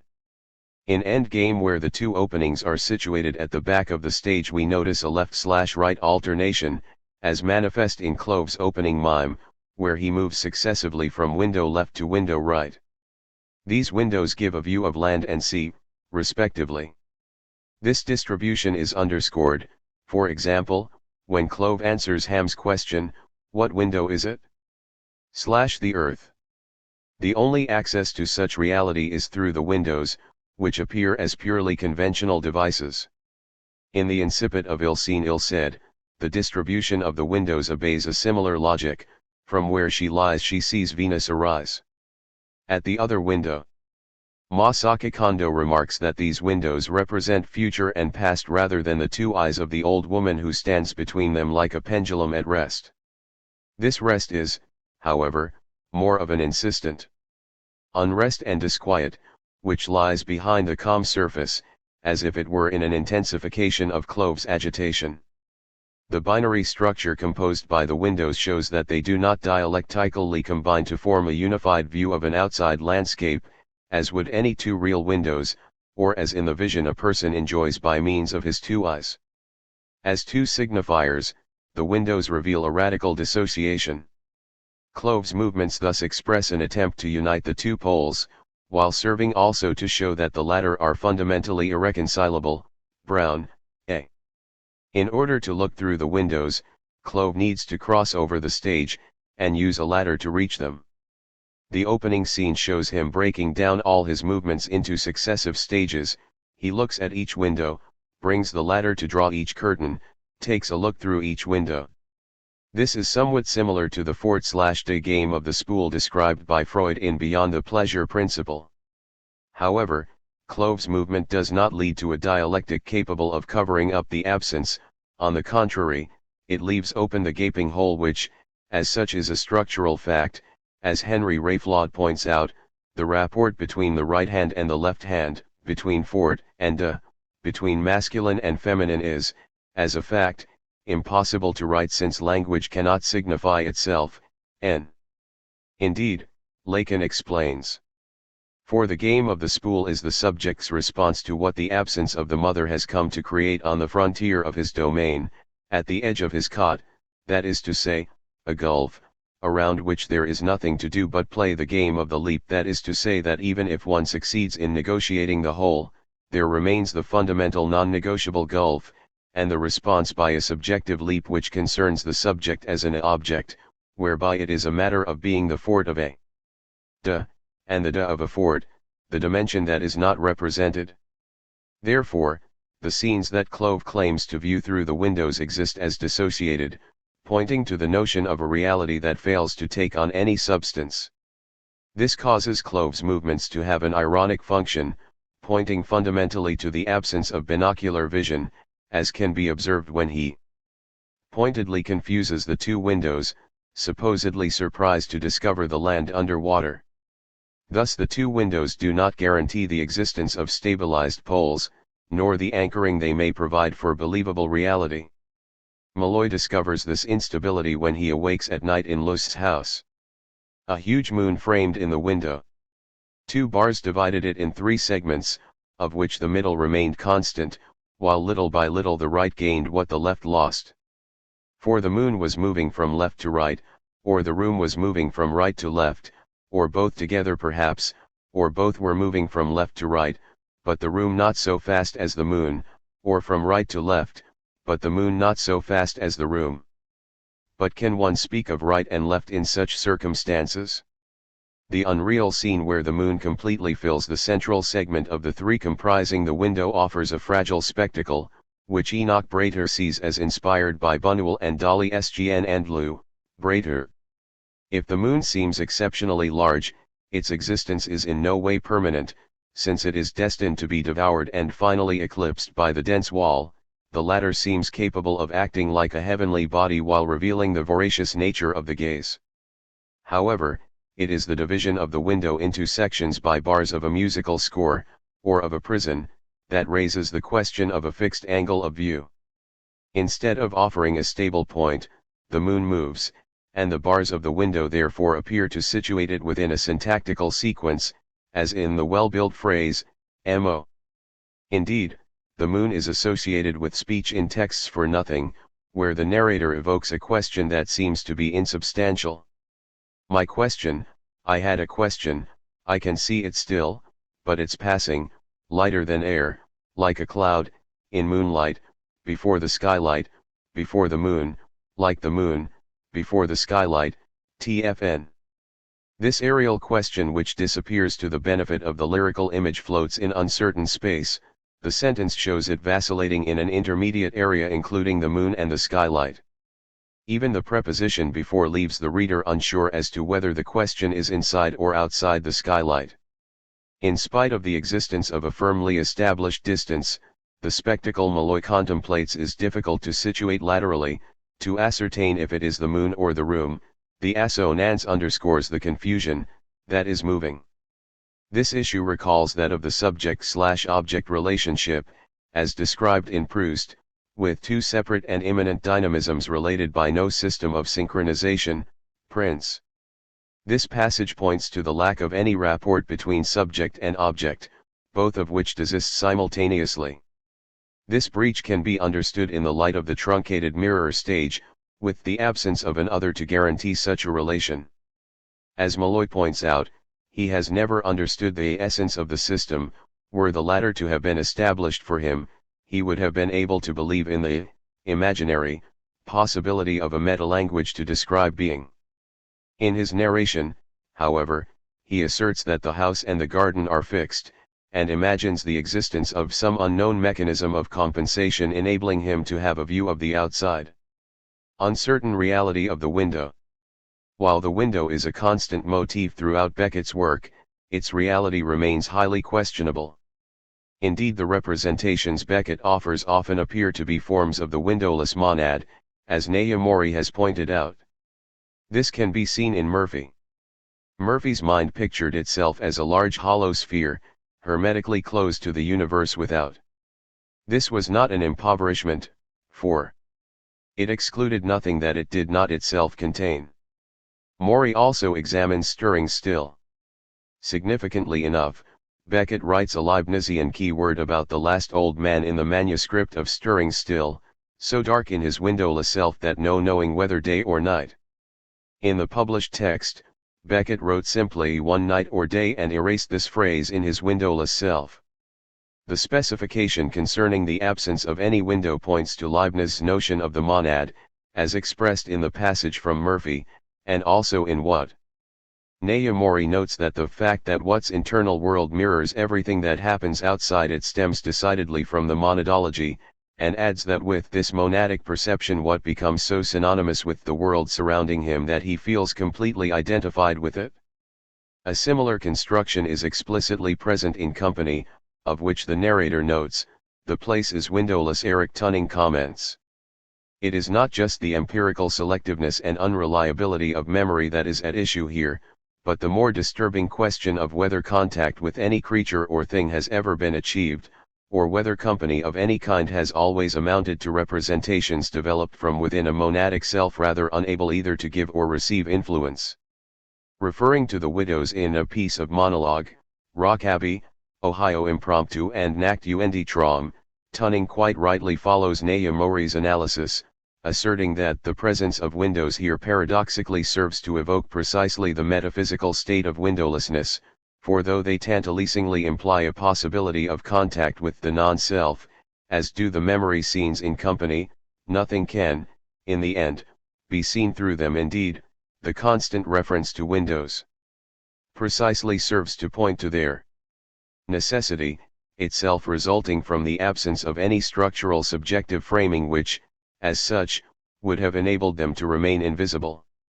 Beckett's windows thus appear as artificial representations placed on the background of the smooth surface of the monad. Those in Endgame have a crucial function, where any reference to an outside world remains extremely tenuous. It could be argued that the characters are situated in a realistic setting, since Clove evokes scenes he purportedly perceives through the two windows. However, nothing accredits this evaluation. In the final analysis, the presence of the windows as a motif points precisely to the fact that the characters do not enjoy the subjective function of the window, fenetra, capable of framing a singular reality. In Clove's opening mime, his expression is important, when he finally looks through the windows, brief laugh. The same reaction is caused by his view of the contents of the ashbins, from which Nag and Nell will later emerge, and by his looking over Ham, who seems to be sleeping. This laugh would seem to be the dianoetic laugh of our scene in What, the one that laughs at all that which is unhappy, W, an appreciation confirmed by Nell. At each laugh, it is the notion of castration that is at stake and, with the windows, the fact that they offer no view. The windows function rather as points of blankness, where the views evoked remain devoid of any extension that may lead towards a coherent reality. The spectator has no direct access to the scene they are supposed to offer, only Clove's words give any idea of what may be without. This is notably the case of Ham who, since he is blind, relies completely on Clove's accounts. We can note an evolution since Malloy where, in a parallel passage, Moran ordered his son to look outside, to see if it was still raining. The views supposedly seen by Clove are therefore more verbal constructs than descriptions. He asks if Ham wants him to describe any particular sector, or the general effect. In fact, the evocations of these scenes are intended to act as substitute openings, in order to break the monotony reigning in the shelter. What's the weather like? / the same as usual. / look at the earth. No need of the glass. Look at it with the glass. Whereas the tyrannical Moran is able to see, and thus ascertain that his son has indeed told him the truth, the scenes described by Clove allow for no confirmation, appearing as one device the characters use to give a substitute extension to their existence. The windows reveal a situation of being cut off from any hypothetical world. Ham asks Clove to take him under the window, stating that he wants to feel the light on his face. Since the windows are too high for him, it is their purely vital functions letting light and air in and out that would seem to be somewhat operative, except that even these are of doubtful value. Ham asks, feels like a ray of sunshine. Pause. No. Clove's reply is negative. And when Ham wishes to hear the sea, the response is the same. You wouldn't hear it? Even if you opened the window? No. In addition, Clove views the supposed scenes through a telescope. The accumulation of prostheses points not to the existence of a visible reality but, on the contrary, to its total and radical evacuation. By definition, a prosthesis reveals the mechanism of castration. It replaces an organ that is missing and, as an extension of a human function, it is persistently removable. Reve.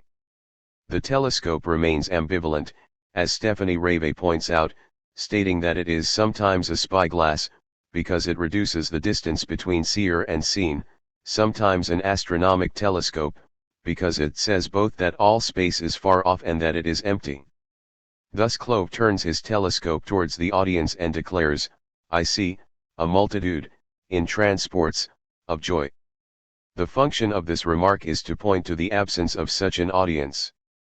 What he sees is precisely nothing. Let's see. He looks, moving the telescope. 0. He looks, 0. He looks, and 0. Clove's insistence could also point to the delight he takes in thwarting Ham's will. What remains valid is the minimal and ever problematic action involved in moving from one point to another. Like Clove's back and forth movements between the windows, the prosthesis points on one side to the possible existence of a world supported by the phallic register and, on its reverse side, to the latter's generalist failure. Castration, the instrument resorted to, reveals the futility of any attempt to gain access to coherent representations. Clove's movements around the windows, and the status of the diverse prostheses, mean that the windows do not melt into the decor. They cannot be ignored in order to contemplate the view, but appear as objects in their own right. They are thus equivalent to the eye exposed as an organ, for want of allowing the subject to enjoy the view spread out before him. This is why, during one of Clove's sessions at the window, Ham exclaims, "Do you know what it is? I was never there." The refuge itself is not situated in any particular place, and the abrupt separation with regards to the window and any supposed world means that Ham can never believe that he enjoys any being within a given world, among various creatures and objects. As Stephanie Reve explains, the windows of Endgame suggest the idea of Vetud present in certain paintings of the Quattrocento.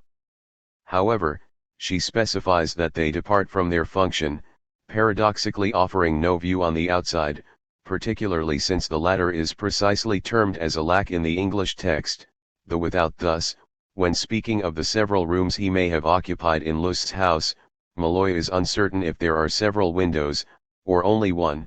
In my head there are several windows, that I do know, but perhaps it is always the same one, open variously on the parading universe. The verb parade could be a reference to the Greek theoria, whence both the meaning of a solemn procession and viewing, being a spectator, which leads to the notion of contemplative comprehension of the world offered up to the gaze, Starobinsky. The French version uses the participle processionant, suggesting the theology of the Trinity. Significantly, Malloy's windows are in his head, and the world would seem to have no relation to him, in spite of its variety. In Endgame, however, the without underscores the dimension of castration. The outside world is cut off from the viewers, or may even be non-existent. It is for this reason that Malone, too, suggests that his window may be only a deceptive artifice, this window that sometimes looks as if it were painted on the wall. Windows facing windows. The view that the Beckettian character obtains by looking through his window is not necessarily representative of a landscape but may be a vision of other windows. If the characters often examine each other's eyes in an attempt to discern a trace of life or desire, the same mechanism applies to windows, which appear as two eyes facing each other. The motif of scrutinizing eyes that remain open is present in Murphy. "You fascinate me," said Tickle Penny, "fast asleep in the dark with your eyes wide open, like an owl, is it not?" This passage may recall the myth, in a 3rd-century Greek work, the Deipnosophisti, book, of Hypnos observing Endymion asleep with his eyes open. Such an idealized vision of capturing the beloved one unbeknownst to himself without an exchange of framed desiring gazes and thus in his entirety, is short-lived in Beckett's work. It leaves the way for the issue of the gazer being alone, in the absence of any other. Like Montaigne, the Beckettian being has to take himself as his own subject matter and object of observation. Malone sees into a room of a house across the way, noting his observation, "Queer things go on there sometimes, people are queer." The existence of the window thus supposes the presence of a disquieting alterity, which he also ascribes to his appearance. "They must see me too, my big shaggy head up against the window pane." He supposes that those opposite must see him in return. They offer him a mirror of himself, reminiscent of the imagi. Nary a axis. He then sees the window light up, revealing the silhouettes of two people. After observing their movements, he concludes that they must be loving each other. A double framing is at work in this passage, Malone's window, and the window that lights up opposite in the night. The scene is perceived as an erotic fantasy, echoing Ham's remark to Clove concerning the naked bodies the latter may contemplate on his wall. The irony resides in the fact that what would seem to be a stereotyped object of fascination inspiring the activity of the voyeur remains incomprehensible for Malone. In Rockaby, the feminine character is described as seeking a fellow creature, for another like herself, or, a search where windows also occupy an intermediate position. First, the quest described would seem to unfold outside, all eyes all sides high and low, going to and fro. The horizontal and vertical coordinates are abstract in nature, they are impersonal oscillations, belonging to the lexicon of topographical repertoires, as if the character were unable to elaborate a personal or affective relationship to space, being therefore obliged to rely on conventional indications to structure her search. Such coordinates indicate an effort to include the totality of space, for want of some way of apprehending the latter subjectively. Echoing the spatial movement, the character's eyes are wide open, as they are unable to fix a specific point of interest, one reputed to conceal some secret regarding the subject observing. The exhausting of spatial dimensions in this quest results from the fact that, in the absence of an original assent of the other, the subject is incapable of knowing when he has attained his goal. The identity of the latter remains a mystery. The ritornello that gives this play its rhythm shows that, in the absence of a signifying retroaction enabling syntactical unfolding with an origin and a teleological end, time has turned into space. The question is therefore what can bring this character's search to a stop. In the second movement of the text, Brown, B, the character goes back inside, having failed to find a trace of any other outside. She places herself in front of her window. By contrast with the desperate and endless searching that preceded, visual space is subjectively organized here since, as Gerard Wajgman's demonstration shows, the frame points to a scene that is intended for a subject, it shows the image that the latter is called to contemplate. What this character sees, however, is not a scene, but only other windows replicating her own, quiet at her window facing other windows. Such duplication is inherent in subjectivity since, as Lacan explains, there is no need of two opposed mirrors for the infinite reflections of a maze of mirrors to be created. As soon as there is an eye and a mirror, an infinite unfolding of interreflected images is produced. This is because the fact that the eye is a mirror already implies in some way its structure, Lacan. However, with regards to the window, Marie-Claude Lamothe emphasizes the importance of the frame, of edges that hinder an infinite duplication of the specular image, and which ascribes to anxiety a determined place, that of the field outside the frame. For Beckett's character, it is as if she hoped that the windows opposite her would, of themselves, be capable of bringing into existence another being. Eric Tunning notes a hint here of an enormous, interrelated system of monad-like selves enclosed, in a pre-established harmony, within their own chambers, where the woman can only catch her own reflection. To put it slightly differently, instead of allowing for a point where she might find her own unspeakable being reflected in a human presence, she sees only the duplication of her question destined to remain unanswered. The use of the window as a multiplied motif, a frame within a frame, is thus the equivalent of the eye as an organ, rather than the support that can be ignored to the benefit of a gaze animated by desire. Here no structuring breach breaks the symmetry, which appears more mortified than disquieting. Moreover, the character's window includes the indication of blindness, let up the blind and sat, and the other windows are closed, all blinds down / never one up. So her quest continues high and low. She is not seeking a fellow creature, on the a axis, capable of providing an answer, but one who will simply offer her the mirror image of her solitude, another like herself / a little like / another living soul / one other living soul / at her window. The word soul is equivocal, since it points to a creature devoid of corporality. She seeks one who shares the same hunger for another as she does, behind the pain / famished eyes / like hers / so see / be seen. The word pain should also be heard as pain, associated with a hunger that can only be assuaged by the sight of a fellow being. In the end, she gives up her search and ceases to look, down the steep stair / let down the blind and down, instead of seeking for her sight to confirm the existence of an other, and the effectual separating function of a window, she renounces seeing, Brown, b. She is with closed eyes, and accepts that she is alone, was her own other / own other living soul. Rather than searching in the outer world, she lodges herself in a hollow, in the darkness. Here she exists as one who has renounced all hope for confirmation of an identity and a place among her fellow beings. The phallic register is located in the ejaculation fuck life. Brown, b. What is termed phallic here is the use of language independently from any quest for a fellow. It is a matter of an anchoring in language as solitary phonation, Lacan, a, which includes irreducible jouissance, and excludes any structuring by interpersonal dialogue, infra. The evocation of windows facing each other seems to be one ruse envisaged in order to see oneself, for want of having been originally seen by one's other. As the unamable muses, I sometimes wonder if the two retinae are not facing each other.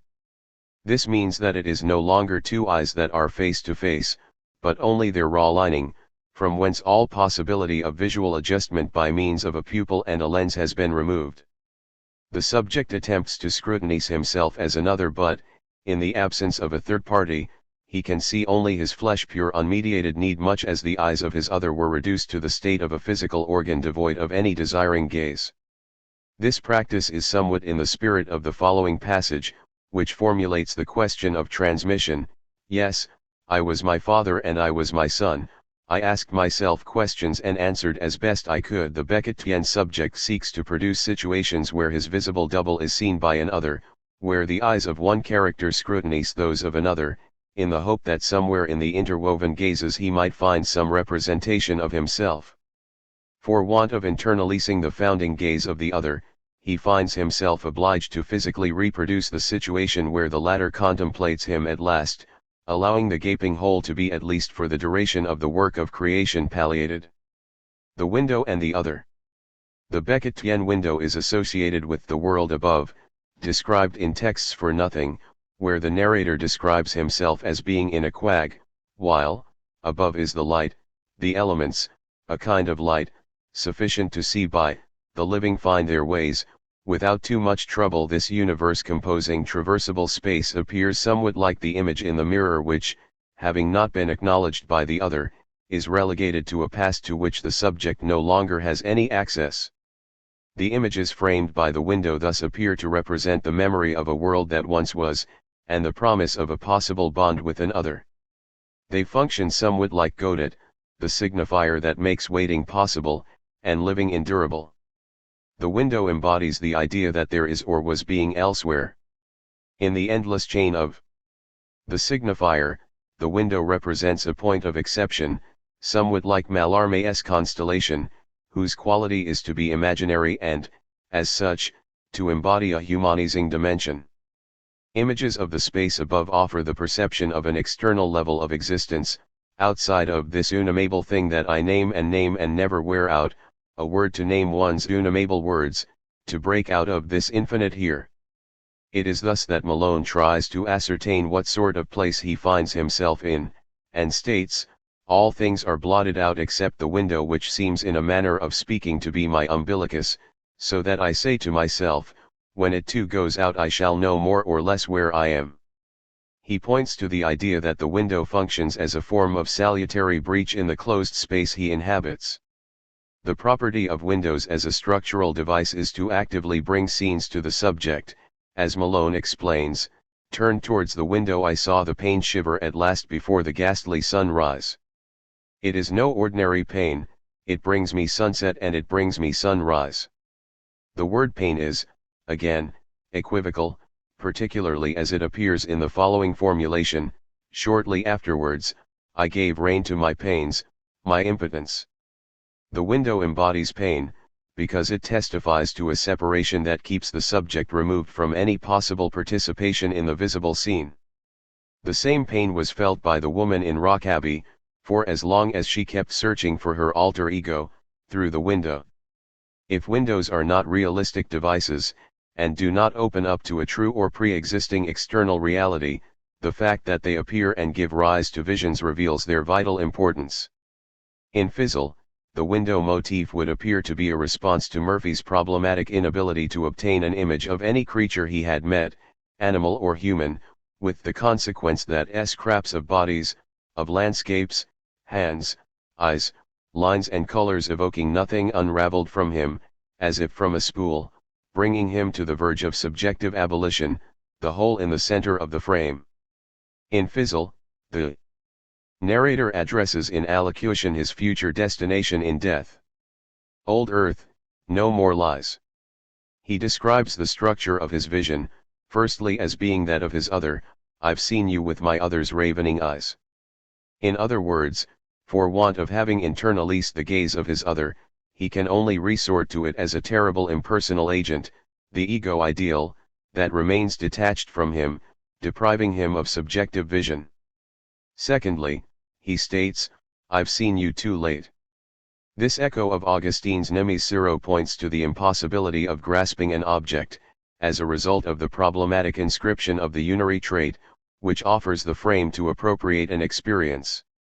Since the subject found himself deprived of any confirmation, he could only encounter a gaping hole, a real disappearance, as the image is whipped away, while he remained powerless.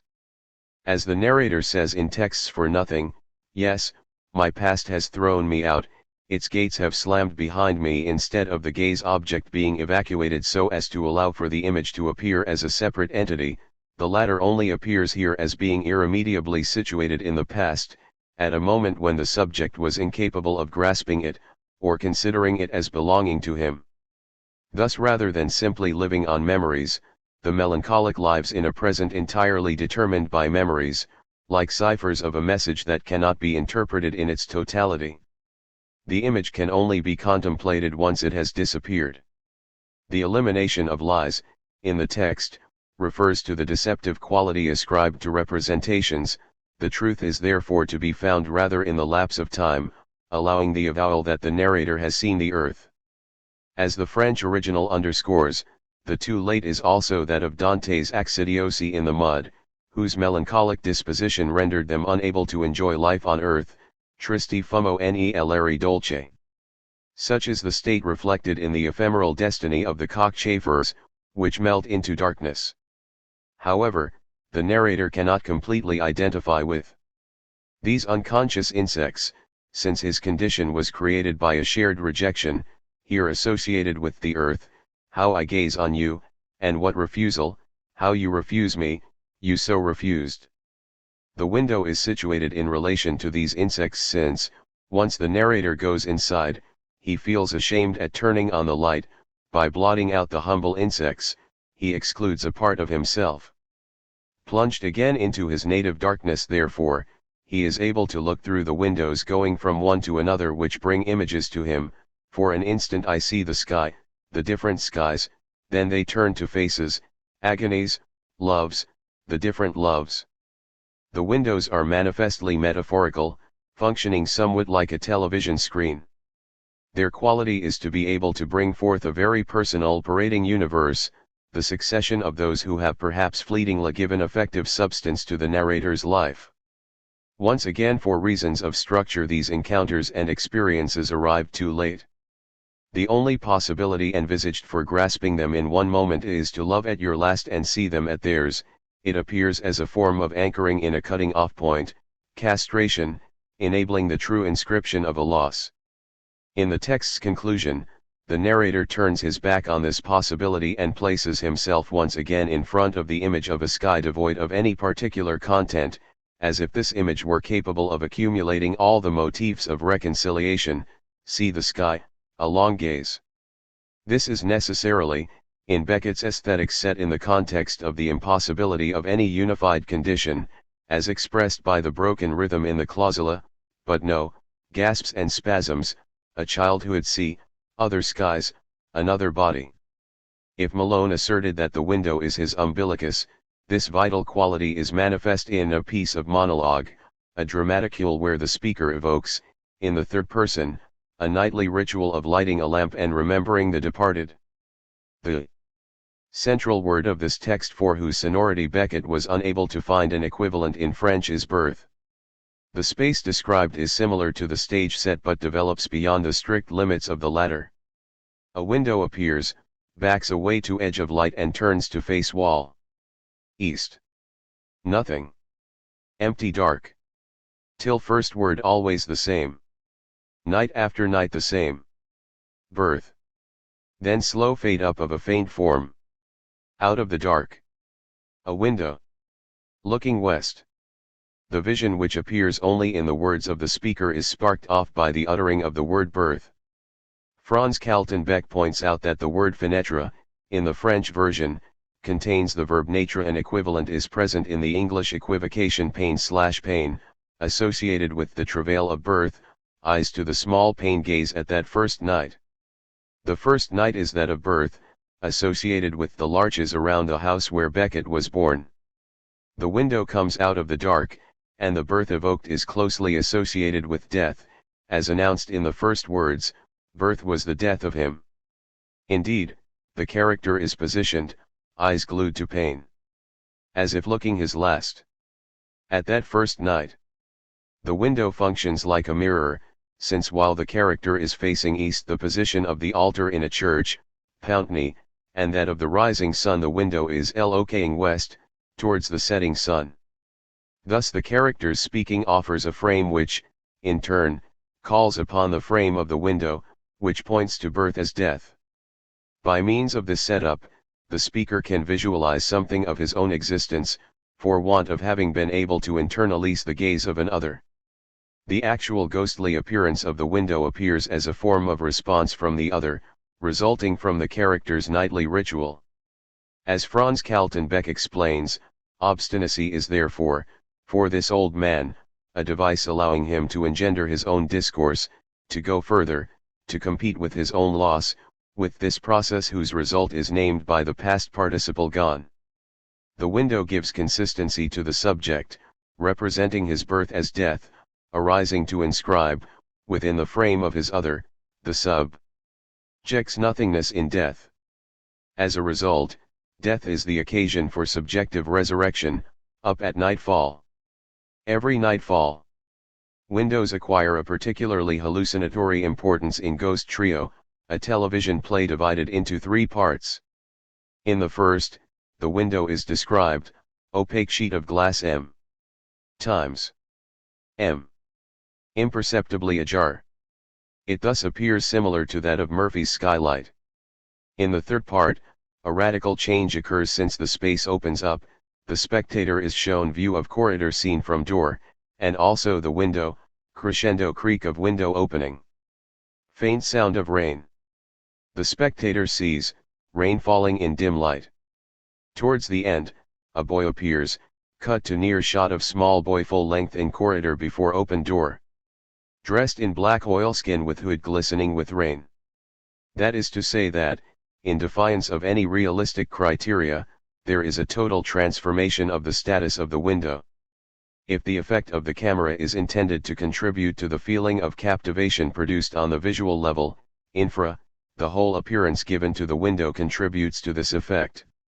While the first part showed an accumulation of rectangles scarcely visible on their background, in the third part, space suddenly opens up. Prose texts, by contrast, are more tractable since the reader can often negotiate the degree of reality he chooses to ascribe to the window scenes. However, after emitting the hypothesis that his windows may be painted as trompe-l'œil, Malone does make the remark, no matter, provided there is something on the other side. Out there up in the sky it is black night, with few stars, just enough to show that the black night I see is truly of mankind and not merely painted on the window pane, for they tremble, like true stars, as they would not do if they were painted. A similar mutation occurs in Ghost Trio since the reality of the outside world suddenly appears irrefutable, the spectator himself hears and sees the rain, and is obliged to come to such a conclusion upon the appearance of the boy, covered in rainwater. David Patty observes how this produces an effect of depth because the lit portion of the image seems to travel out from the screen, so that the room seems to float on emptiness. The darkness outside can be associated with Murphy's view of the night sky, which provides relief from the oppression of universal light. However, the actual mutation accomplished must also be taken into consideration. It is as if the closed place suddenly opened up, and took on material consistency. This is accompanied by the appearance of the boy, who confirms that the woman will not come to this tryst, a real person thus arrives from without. Ruby Cohn sees this as a moment when the pure rectangular forms of the first part are assailed by an outer world. Grally Heron discerns the character as maintaining faith in external reality, hoping for the woman's re-emergence from that mysterious elsewhere. He remarks, of the boy, that he is not listed in the dramatis personae, perhaps suggesting that he is not to be regarded as a character distinct from his perceiver. This notion is supported by the parallel he establishes with the vision of the boy in Endgame, evoked by Beckett as follows: it also allows Clove's perception of boy at end to be interpreted as vision of himself on last lap to shelter. More precisely, in the case of Endgame, Beckett allows for the interpretation of the boy as a hallucination, ibid, infra, an interpretation that could be extended to the sun that the narrator of the end catches sight of. This therefore means that the opening wide of the windows, along with the confirmation afforded by the sound and the appearance of the boy, contribute to an audiovisual realization of hypotypesis or, on the subjective level, a form of hallucination. Indeed, the specificity of the latter is to be a manifestation anchored in the real, thus excluding any liberty to reduce it to the status of a deceiving representation. In this respect, Paul Laurent points out that the visible carves out the invisible and makes it perceptible negatively en cru. This is clear with the pictorial frame, which has the effect of making reappear, in its formal compass prize, the savagery of a primitive percipi, that of the drive. It makes perceptive evasion impossible, a pitiless injunction to look at the thing. Indeed, any scene that is caught within the limits of a frame compels us to look, not just at a scene, but in the direction of something bordering on the real. This causes Lacan to state, referring to Freud's clinical case of the wolf man, that anxiety is framed. Indeed, it is the cut that opens and reveals what was already there, accounting for the term unheimlich, which negates the comfortable familiarity of home-like intimacy that is, the fascinating gaze object. While Beckett's windows do not have this function of a theatrical opening, they do, in these cases, open up to something bordering on a real. Deleuze explains that the messenger comes to bring the long-awaited order to cease everything, everything having in fact ended, in Q, trans. The woman cannot arrive. It is this point of negation reduced to its simplest form, as the boy shakes his head, that offers a form of castration so that the hallucination does not turn into a delirium. To take an example, if poetry is prayer, as Beckett once stated, it means that through invocation, the other is rendered present in his very absence, much like in Ham's paradoxical exclamation after an effort at praying, "The bastard! He doesn't exist." Here, the prior and ineffaceable assertion of God's existence supports its subsequent refutation. By contrast, a real response from the divinity could only be the terrifying experience of the lack of the lack. In this television play, therefore, the hallucination offers a form of opening towards the phallic register where representations unfold and assume consistency but without leading to a frenzy, since the subject knows as did Krapp that no happy union is possible. The hallucination is a manifestation anchored in the real, and where castration is reasserted, thus producing a form of confirmation from the other.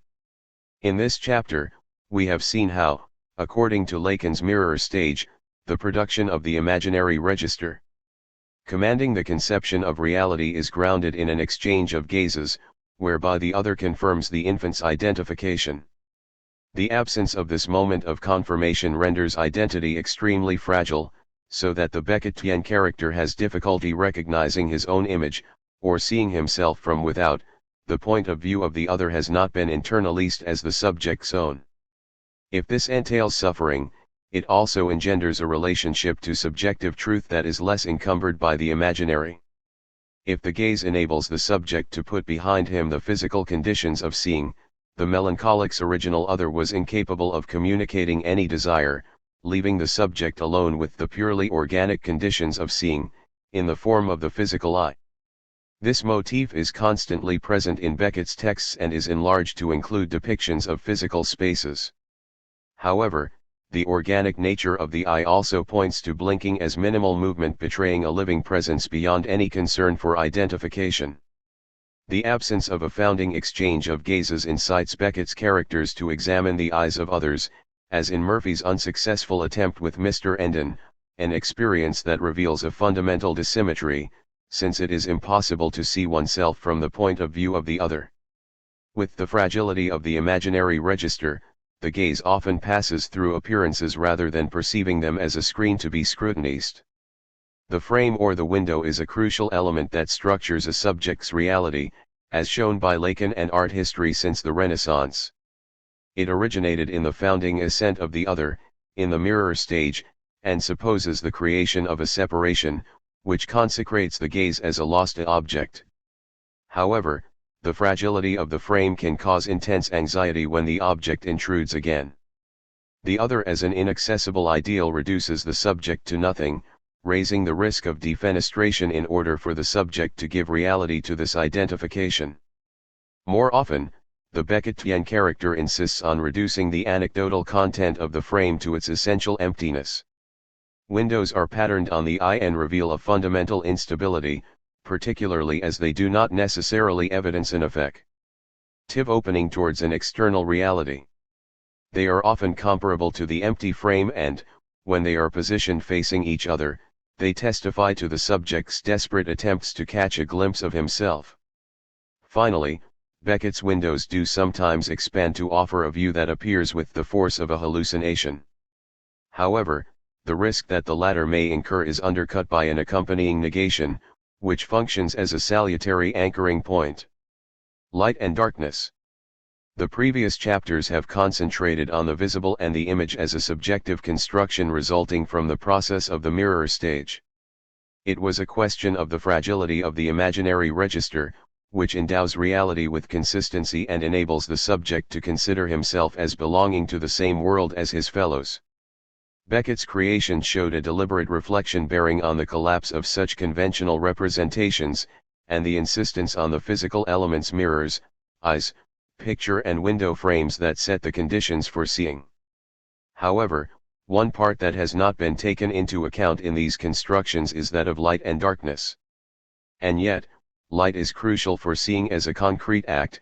It is also a dimension that, taken by itself, escapes references to a norm or enclosure within forms. Light. Light and the gaze object. Perspective owed its relevance to constructions founded on rigorous geometrical structuring. However, Lacan points out that the geometrical space of vision is perfectly reconstructible, imaginable, by a blind person since it does not intrinsically imply seeing. He concludes by saying, what is involved in geometrical perspective is only the plotting out of space, not sight. This means that the supposedly pure subject-object relationship entails the foreclosure of light, Wajkman.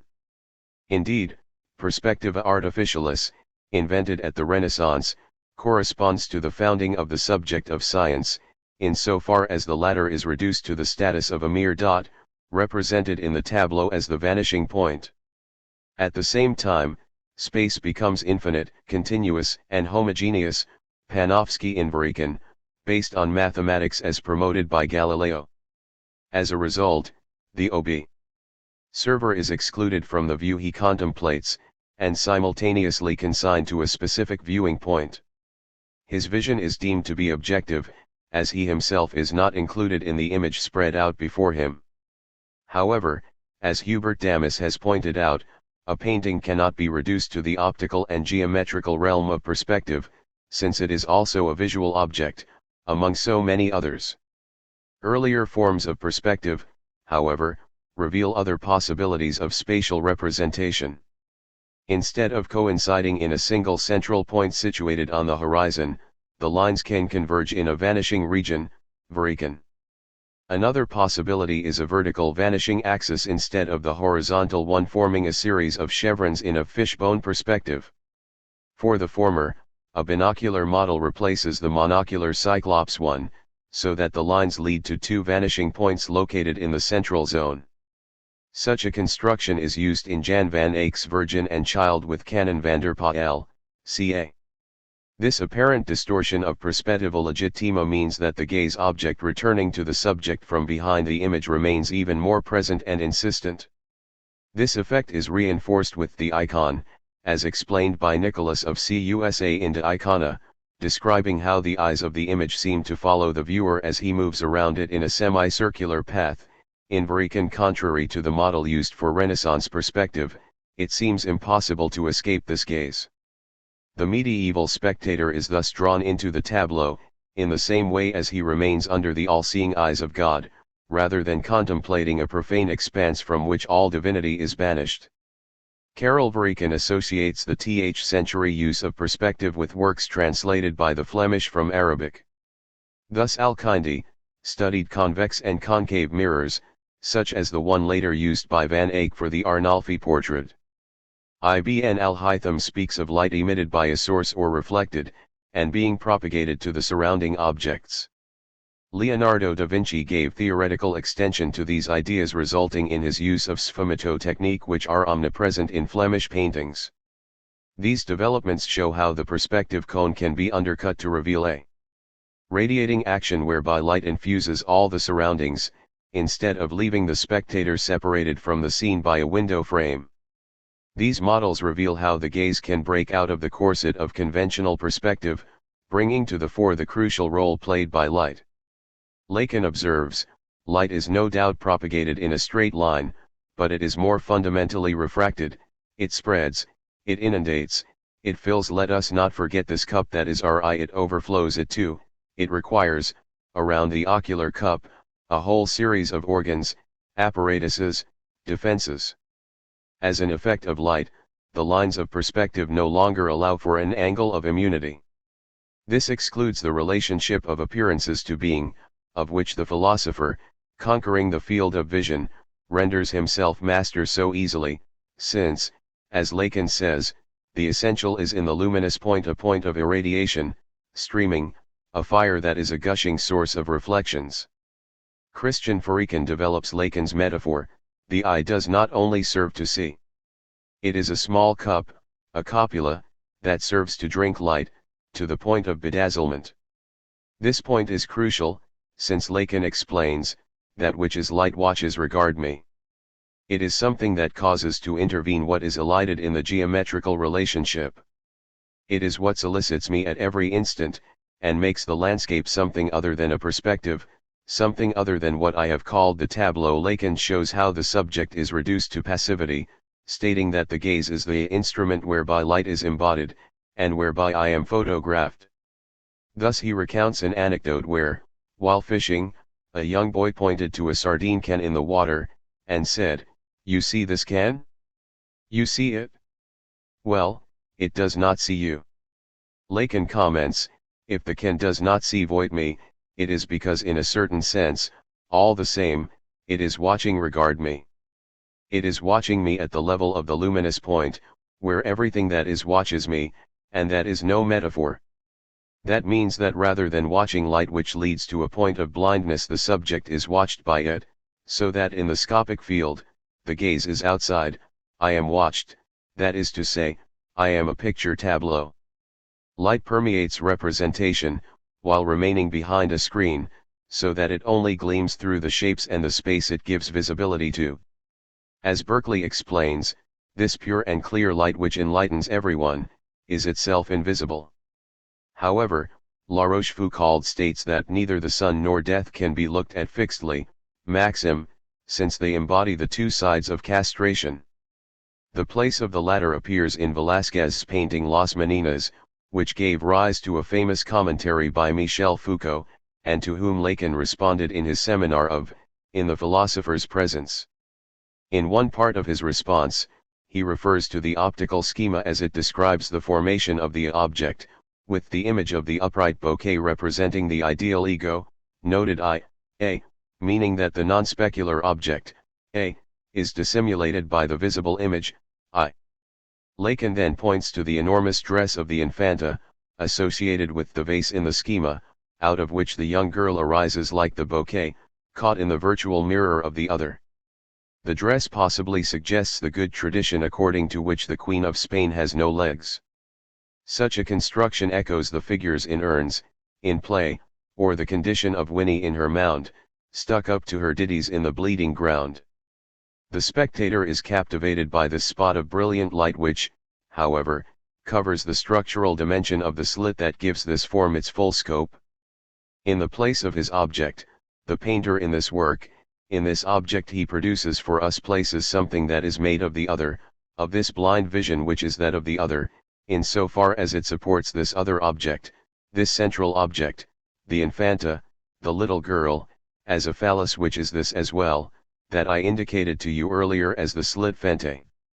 The phallic quality of the luminous dress points to its contrary, the absence of the organ.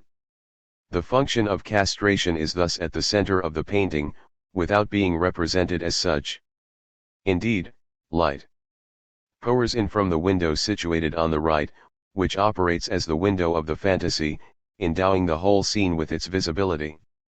This recalls Lacan's definition of the function of beauty in its blinding or dazzling, éblouissement, quality as revealing the subject's relationship to his own death. The painter Balthus subsequently echoed Velázquez's construction in what Bernard Nomini calls an unveiled anamorphosis, showing a girl with blind eyes opening a curtain, allowing rays of light to pour in towards a naked girl in an armchair, her legs spread open towards the window. Once again, it is in the window that we can detect the trace of the gazing subject. Persecuting light and language. In Beckett's work, light does not have the same value in its various occurrences. James Knowlson notes that, in Endgame, it suggests the light of life, but also serves as a metaphorical statement of an aspiration towards significance or reality. Stephanie Rave observes that darkness is, particularly after the trilogy, the privilege of discourse. While light is equivalent to classical narrative representation, this aspect can assume a remarkably persecuting nature in Beckett's work. In the first sentence of Murphy, the sun is associated with negative qualities, the sun shone, having no alternative, on the nothing new. The allusion to Ecclesiastes points to the vanity of existence and the negation of any vivifying quality, notably as a result of the unilateral value of a light that admits of no alternative, and imposes a condition denying any evolution. The oppressing light of the sun allows for no subjectivity since, as Chris Ackerley comments, the big world is a deterministic machine that is indifferent to man. For this reason, Murphy sat out of it, as though he were free. As of his text Le concentrisme, Beckett attacked excessive light, evoking the impression it made on Jean Duchaz, say ACES juvenils experiences de faveur allemand chu il attribue l'impossibilité ouils trouver pendant tout sav de dissocier l'idée de lumière de celles de chaleur et de dégout. It was to these juvenile experiences of German fever that he ascribed his lifelong incapability of dissociating the idea of light from that of heat and disgust. DSJ. Malloy also rejects the sun, speaking of his journey that began in June, at the moment that is to say most painful of all, when over what is called our hemisphere the sun is at its pitiless most and the arctic radiance comes pissing on our midnights. The Unimable expresses similar disgust, contrasting his land with that of traversable space. That other where men come and go, and feel at home, on tracks they have made themselves, in order to visit one another with the maximum of convenience and dispatch, in the light of a choice of luminaries pissing on the darkness turnabout, so that it is never dark, never deserted, that must be terrible. To the torment of the sun penetrating even the moments of deepest night, he adds the correlation with sociality, whereby each individual sees himself situated among his fellows, on the imaginary axis, a. Such a world appears to be full and compact, leaving no space for one who has difficulty finding an image of himself in the mirror. Of Abraham van Velde, Beckett notes, celui la se détourne de l'étendue naturelle, celui qui tourne comme un topi sous l'effet et du soleil, he turns away from the natural expanse, the one that turns like a top under the whip of the sun. MP. Natural space is exposed to the torment inflicted by the sun which, in the allusion to Baudelaire's poem Requiemment, expresses the notion of jouissance, that is to say, pleasure pushed to the point where it is experienced as a terrible imperative, pendant que de mortals la multitude vile, sous l'effet et du plaisir, ce bureau sans merci, while the vile multitude of mortals, under the whip of pleasure, the pitiless torment. Such compulsion is supported by the expectation that one should fit in with the incessant activity of the vile multitude. Later, Malloy explains that the sun affords no refuge from its incursions. But I have no reason to be gladdened by the sun, and I take good care not to be. The Aegean, thirsting for heat and light, him I killed, he killed himself, early on, in me. The pale gloom of rainy days was better fitted to my taste. Perhaps what I mean is that the pale gloom, etc., hid me better. Like Jean Duchaz and Winnie after him, he associates the persecuting sun with light and heat. If Murphy associated the sun with the big world and its utilitarian exigencies, Malloy sees greater violence at work. Morning is the time to hide. They wake up, hale and hearty, their tongues hanging out for order, beauty, and justice, baying for their due. In an evocation that possibly reflects realities of the occupation, the narrator distinguishes between the inhuman acts of the night, and those commanding unanimous enthusiasm for the exclusion of undesirables, for the night purge is in the hands of technicians, for the most part. Day is the time for lynching, for sleep is sacred, and especially the morning. Such persecuting light is trained on the inmates of the cells of the MMM asylum, in Murphy, when the nurses inspect them, to ensure they do not commit suicide. The nurse had merely to depress a switch before each door, flooding the cell with light of such ferocity that the eyes of the sleeping and waking opened and closed respectively. The light operates as an intrusion of the psychiatric system on the patient's intimacy, in an effort to preserve his links to the colossal fiasco of the big world, where they would no longer be cut off from reality. A similar system is at work in the Unimable, where worm is found in a more or less circular space, observed through a peephole by tormentors who obey an anonymous master. Their mission is to bring him out of his native darkness. An eruption is what's needed, to spew him into the light. To obtain this result, they use lamps, whose beams penetrate the closed space, in order to torment worm with capricious interventions, to see him flooded with light, then suddenly plunged back in darkness, must strike them as irresistibly funny. They aim to make their presence constantly felt, so they fix their lamps in the holes, their powerful lamps, lit and trained on the within, to make him think they are still there, notwithstanding the silence, or to make him think the gray is natural, or to make him go on suffering. Worm is caught between the voice, as silence, and the lamps, whose specificity is to make this unborn being believe that there is a presence watching him, that he remains subjected to the all-seeing gaze. The lights are thus used as an instrument of torment and manipulation. But this gray, this light, if he could escape from this light, which makes him suffer, is it not obvious it would make him suffer more and more, in whatever direction he went, since he is at the center, and drive him back there, after 40 or 50 vain excursions? No, that is not obvious.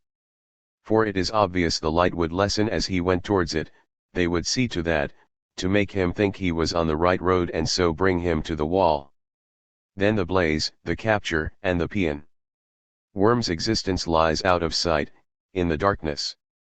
But the unknown master wishes him to come into being, and so the light drives him from one side to the other, in a space whose confines remain knowable only by means of the light. In this way, it is hoped that he will be born in spite of his objection, "I shall never get born, having failed to be conceived."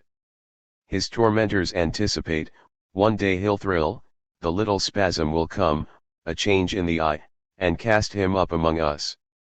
It is therefore a matter of the subject being seized by the blaze of light, which is associated with language. To be conceived means, of course, for the subject to have an existence in the desire of his other.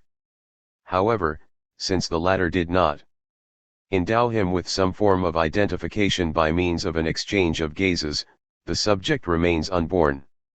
Chiara Montini notes that when adapting Company into English, Beckett first wrote "you were born, then you came into the light," before finally deciding on "you first saw the light." If the final form was deemed more effective, the three meanings to be born, to see daylight and to acquire insight are closely related. And yet, language maintains a dimension anchored in the superego, whereby the subject is imperatively summoned to integrate the discourse of others.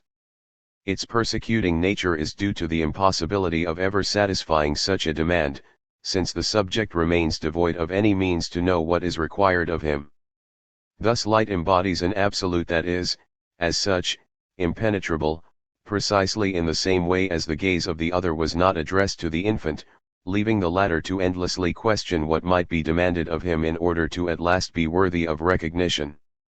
As Giorgio Agamben points out in relation to Kafka's story The Trial, the law is all the more invasive that it lacks any content.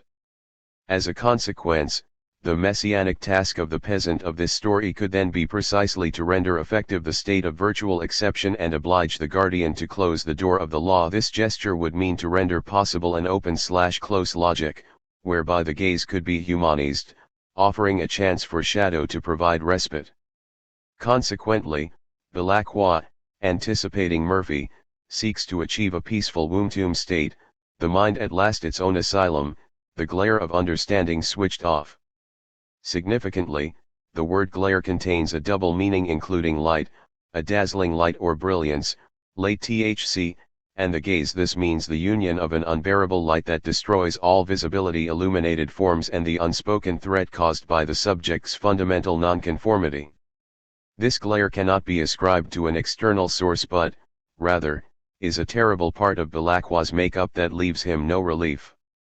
Like O in film who, in the final sequence when his double E appears before him, encounters the inescapability of self-perception, Belacqua is obliged to recognize that it is impossible willfully to suppress the bureaucratic mind. And yet, Beckett sought to place limits on such a persecuting agent, explaining to Mary Manning how in There Is an End to the Temptation of Light, its polite scorchings and consolations. It is good for children and insects. There is an end to making up one's mind, like a pound of tea, an end of patting the butter of consciousness into opinions. The imperative that weighs on him is to conform to the neatness of identifications, to fit into the mirror of his other, when he has never been initiated or established among his fellows. The light of the sun is a source of life, giving form to the visible, and yet its status remains paradoxical, since the characters often seek to be released from its oppression, as in the manuscript of Not I, this prayer giver of light and taker of it away, this prayer again take it away, In Pountney. Rosemary Pountney comments. The assumed voice who exhorts Mouth to go out and live has dropped her guard and joined in the plea from the normal voice to blot out her existence and take the light away. In Ill Seen Ill Said, the sun is railed precisely in its capacity as the source of all life. Happy Days unfolds, as the directions indicate, under blazing light. Its equivocal status is, however, revealed as Winnie exclaims in her opening phrase, before reciting her prayer, "Another heavenly day." She alludes to Milton in a sentence that unites two opposing values, holy light, blaze of hellish light. She consequently admonishes Willie, "Don't lie sprawling there in the hellish sun, go back into your hole of play." Ludovic Janvier states that it is the radicalization of being seen, being said, as the unamable and texts for nothing were that of saying here, the spotlight causes the figures in the urns to speak, and Beckett stipulates, the light should have a probing quality, like an accusing finger levelled at them one after another. The figure's situation is similar to that of Worm, surrounded by his tormentors. Here, however, it is a single light, also called a unique inquisitor, PL, that must not be situated outside the ideal space, stage, occupied by its victims, showing it to be part of the subjective situation, and therefore impossible to remove, as previously pointed out by Belacqua. The spotlight provokes speech, without the slightest suggestion of hesitation. The response to light is immediate, the faces are impassive throughout and the voices are toneless. There is therefore no breach or gap in which to inscribe subjectivity. In the meditation section, the spot is half previous strength, PL. The vocabulary referring to the light is equivocal, understood as also describing interpersonal relationships. It is a moment when the figures achieve a certain distance in relation to their torment. Indeed, the male character sees the dark as a chance to find peace, while W wonders what is required of her, hoping to be relieved of this torment. Is it that I do not tell the truth? Is that it, that some day somehow I may tell the truth at last, and then no more light at last, for the truth? The presence and the intermittent movements of the light point to the supposed existence of an agent representing the sum of all signifiers, and who thus knows something crucial about the subject.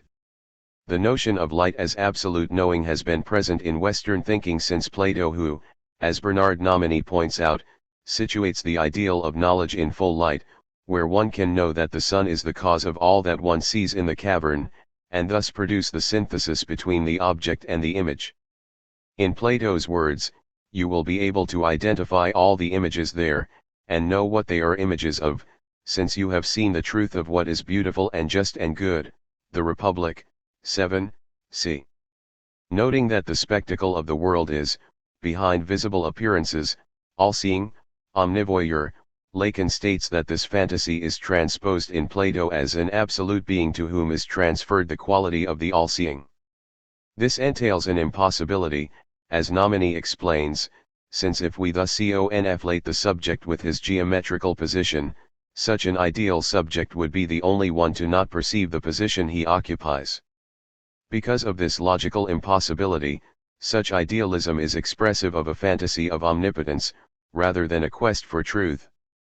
Beckett's spotlight, however, points to this notion that somewhere, there might be an agent endowed with such qualities, and who drives these figures to speak. Nonetheless, the light is far from being all-powerful. As Arcachattopadhyay points out, in play, the urns guarantee that the spotlight cannot go beyond faces. It fails to torture the rest of their bodies, and this makes room for resistance. What the light is supposedly seeking resides totally on the side of the figures, since the light itself does not say anything. In the Unamable, the lights did not necessarily betray the presence of individual beings, but were used as misleading substitutes, to make him think they are still there. Thus, in play, W thinks that, like when she was on the earth, under the sun that shone, PL, she is again making the mistake of looking for sense where possibly there is none. That is also why M wonders, am I as much as being seen? The constant intrusion of the spotlight causes the illusion impossible to eliminate that there must be meaning somewhere, while offering no means by which the figures could arrive at an adequate or satisfactory response.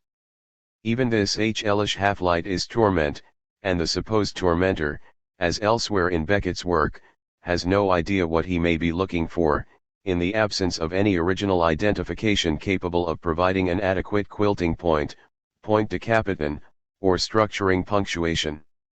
Light without origin. One of the singular characteristics of Beckettian light is that it is generally devoid of any definable source. The voice in the first part of the television play Ghost Trio describes the scene presented. The light, faint, omnipresent. No visible source. As if all luminous. Faintly luminous. No shadow. Worst Ward Ho presents a similar situation, dim light source unknown, as does company, whence once the shadowy light. No source. Commenting Alberti's treatise De Pictura, Gerard Wajkman explains that the primary function of the window is to let in light. The founding slit cut in a wall creates the virtual space of the tableau. To cut out a window is to create a potential space of the visible. Nothing is painted there yet, but it is no longer exactly empty, it is full, saturated even by this first light, but without color, without any image, invisible in a sense. Indeed, air, water and light are, precisely, what it is impossible for painting to represent. In this respect, they belong to the real. More precisely, however, by tracing a frontier between shadow and light, the painter opens a window in an original dark that is only an original dark from the moment when a window of light is opened onto it.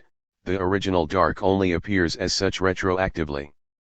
Wajkman also notes that light and dark are defined solely by their separation, being devoid of any specific qualities or attributes. What is particularly important is that this light is an essential, primeval light, which precedes the composition of the bodies that will subsequently inhabit this space. This conception is not new, since we find it in the biblical story of the creation. Originally, the earth was without form, and void, general darkness reigned, and the very first intervention was the creation of light, and God said, "Let there be light," and there was light. And God saw the light, that it was good, and God divided the light from the darkness. Thus primeval light comes into being before the creation of lights in the firmament of the heaven, the sun, moon, and stars, which is left to the fourth day. Christian Farikin notes that rabbis drew from this the idea of an uncreated light that the Creator simply unveiled, and which would be reserved for the righteous in the world to come. Beckettian space therefore often bathes in a light devoid of any definable source. Malone, confined in his room, distinguishes light from the heavenly bodies, the one produced by man, and the one pervading his room. The light of the outer world does not penetrate into Malone's chamber, thus pointing to the window's questionable reality. The room represents a closed world like a monad, supra, sqq, and infra, sqq, with no communication to the without. The artificial light, ibid, is the one made, for example, by the couple he spies in the window opposite him. Franz Kaltenbeck notes such a distinction in the Dramaticule, a piece of monologue, where speaker evokes the ritual of lighting a lamp every night, strikes one on his buttock the way his father taught him. Takes off milk-white globe and sets it down. Match goes out. Strikes a second as before. Kaltenbeck comments, the light produced owing to the transmission of the father's know-how contrasts with the light coming from we know not where, when it is night. He sees the use of matches as a metaphor of the subject. The lighting of the lamp accomplished following the father's instructions fails twice. This action also punctuates the appearance and disappearance of the subject, represented and effaced by the signifier. Indeed, a light that appears and is then extinguished marks the coming and going of a subject in historical time, determined by the symbolic register. It is in this perspective that Ham and Clove refer to Mother Peg and her light as both being extinguished. In the same way, the end of the Dramaticule distinguishes the artificial light from the unnatural one, such as the light going now. The globe alone.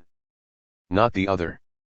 As regards Malone's room, however, the space itself seems strange, since he remarks, "And when I examine the ceiling and walls I see there is no possibility of my making light, artificial light. His closed space is devoid of appliances producing light in the manner of heavenly bodies. A form of light is present, but it is devoid of any definable source. It is never light in this place, never really light.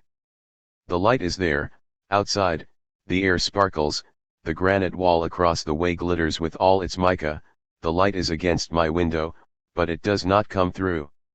So that here all bathes in a kind of leaden light that makes no shadow, so that it is hard to say from what direction it comes, for it seems to come from all directions at once, and with equal force. Its uncertain origin also affects its quality, so that it cannot really be defined as light, in the way that sunlight or a lamp would. In other words, it is fundamentally devoid of any predicate or attribute. This light is similar to that of the lost ones. Far from evincing one or more visible or hidden sources, it appears to emanate from all sides and to permeate the entire space as though this were uniformly luminous down to its least particle of ambient air.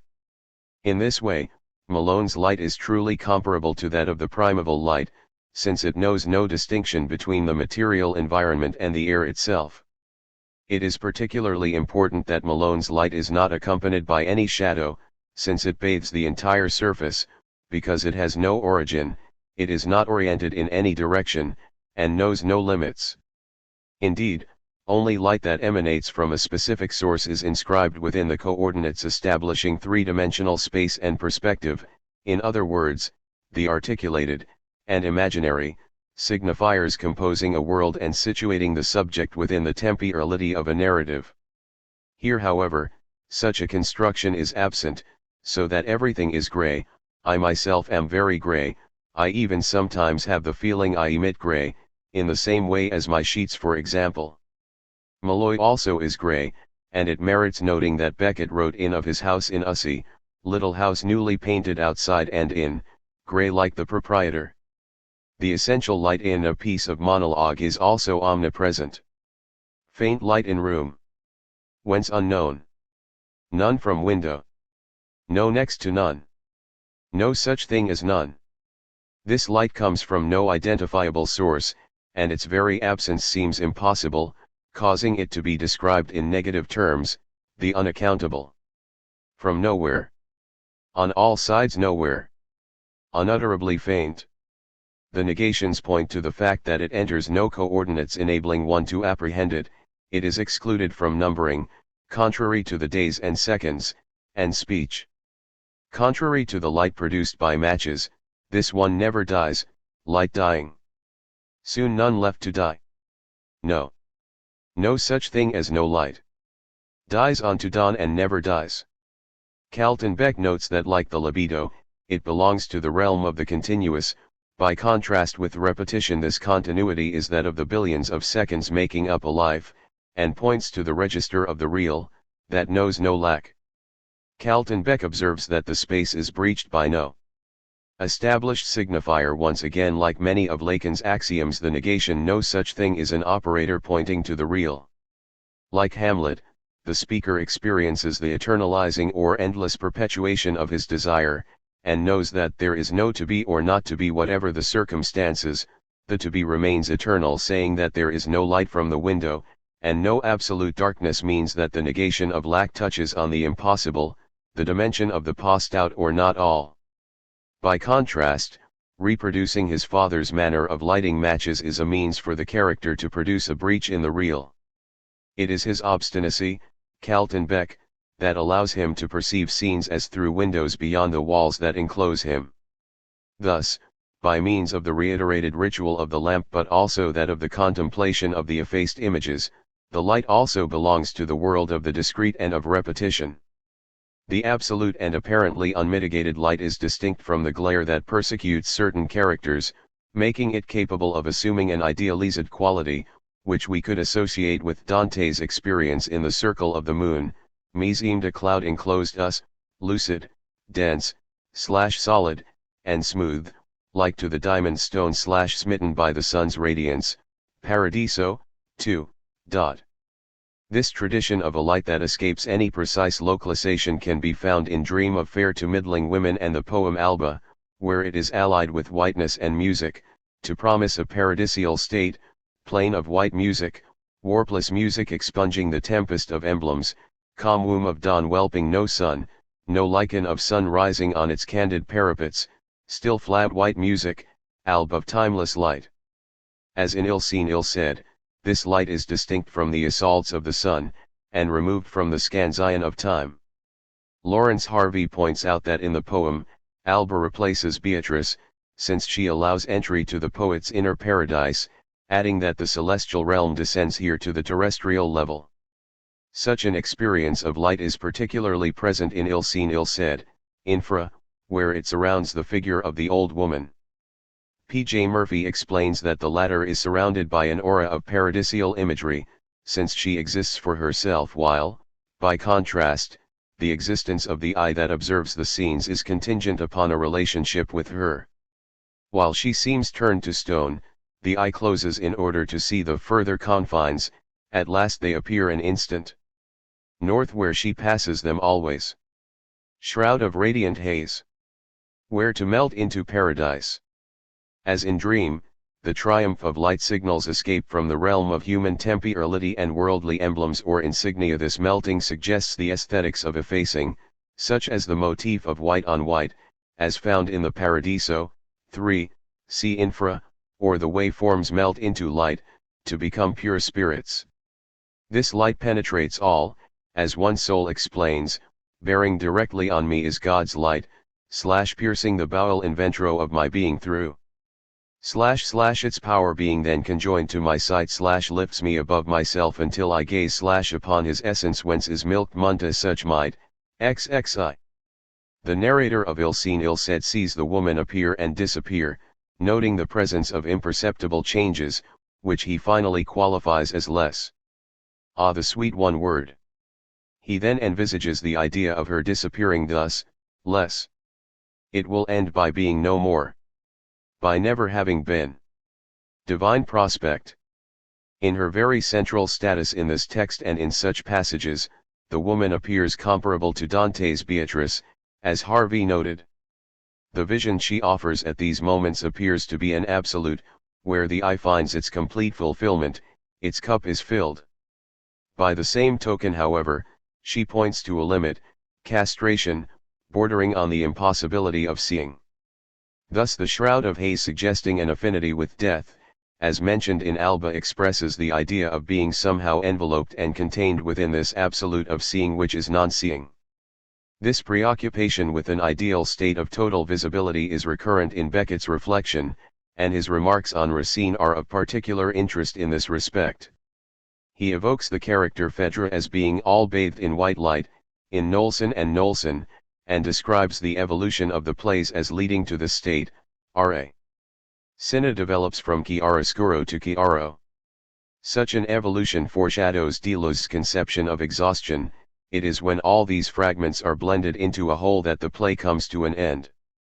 His comments on another play are most revealing. Berenice, conclusion of the play is an intensification not modification of the opening. Unbearable clarity, dark with excessive light. Light is therefore a reduction of the threads of the action to the essential, which is not defined as a diminution but as the approach to an unendurable point, to where light is unveiled, so that it no longer serves to show up forms representations as imaginary but excludes any vision, being contiguous with blindness. Whiteness. The screen.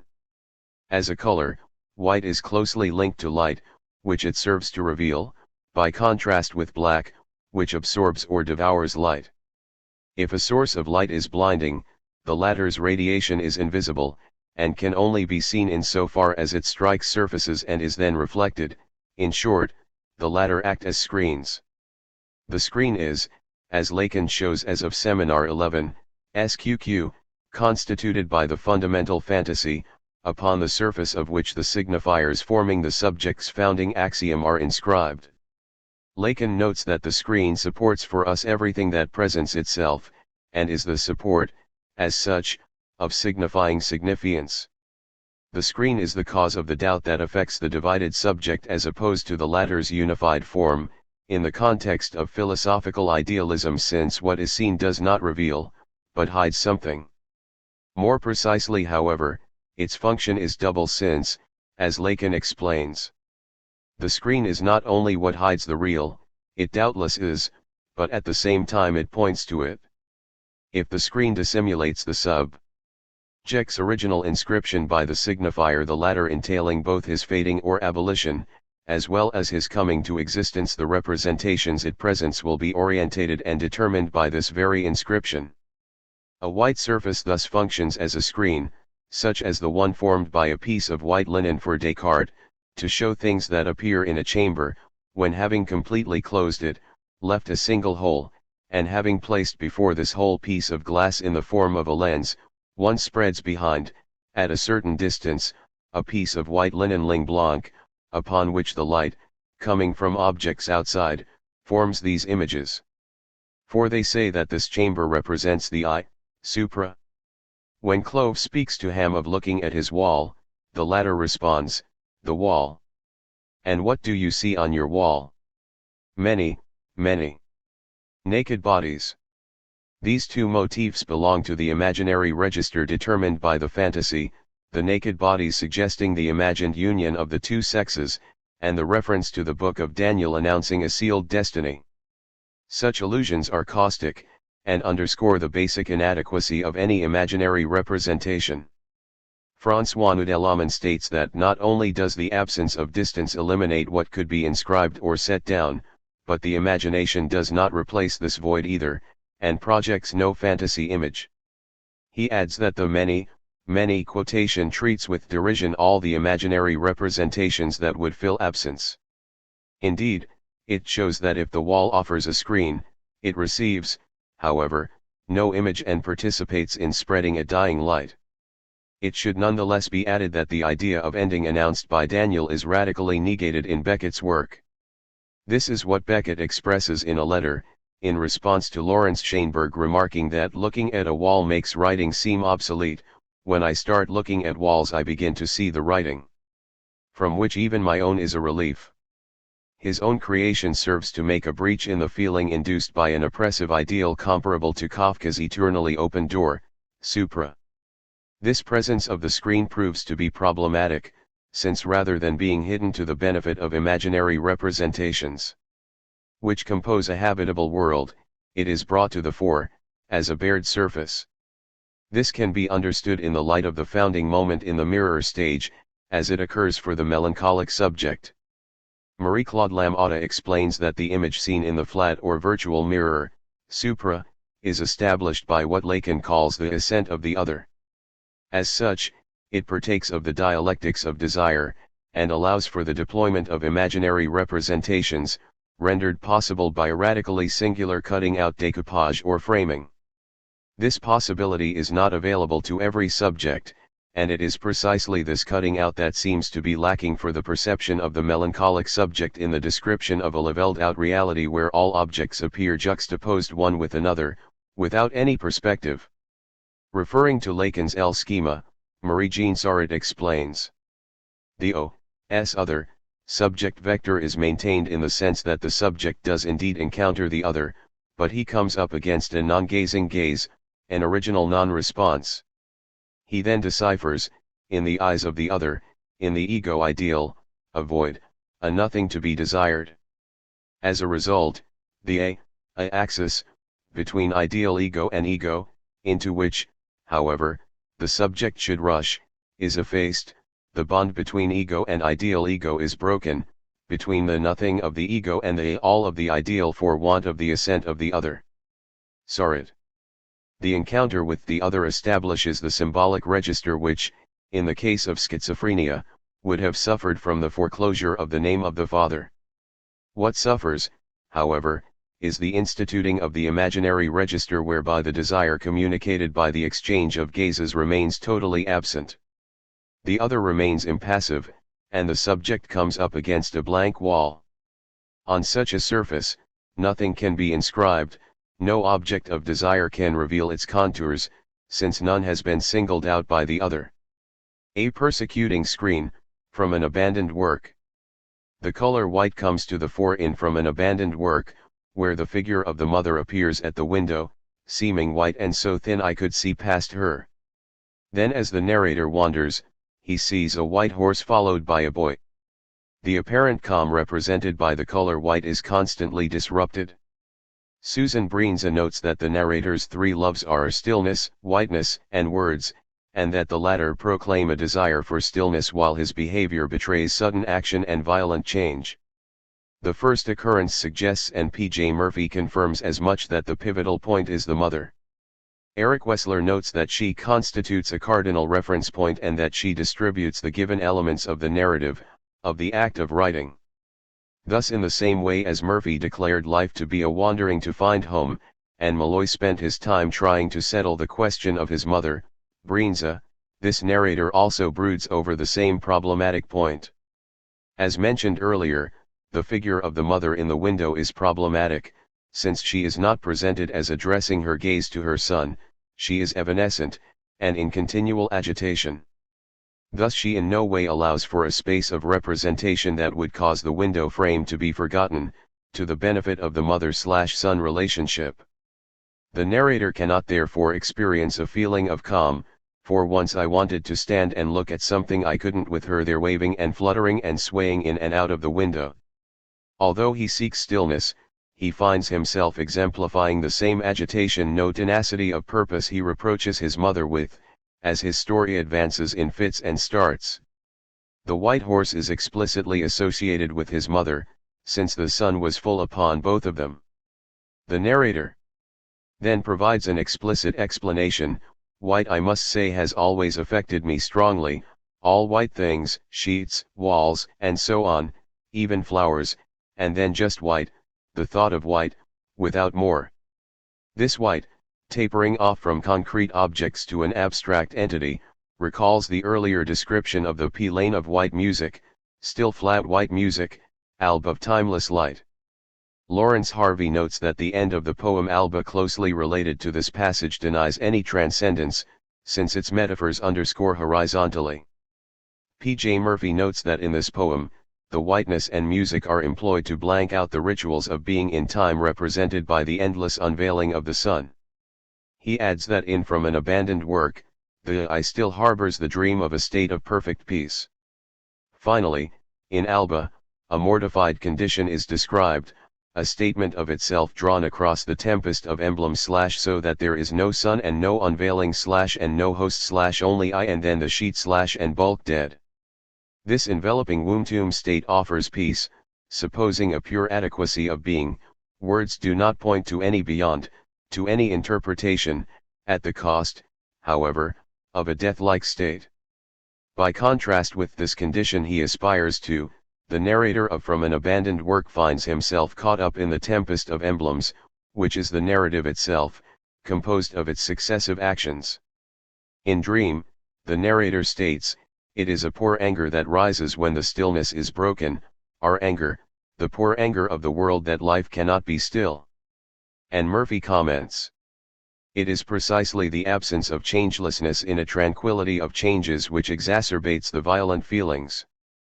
Thus it is that the narrator notes, all well then for a time, just the violence and then this white horse, when suddenly I flew into a most savage rage, really blinding.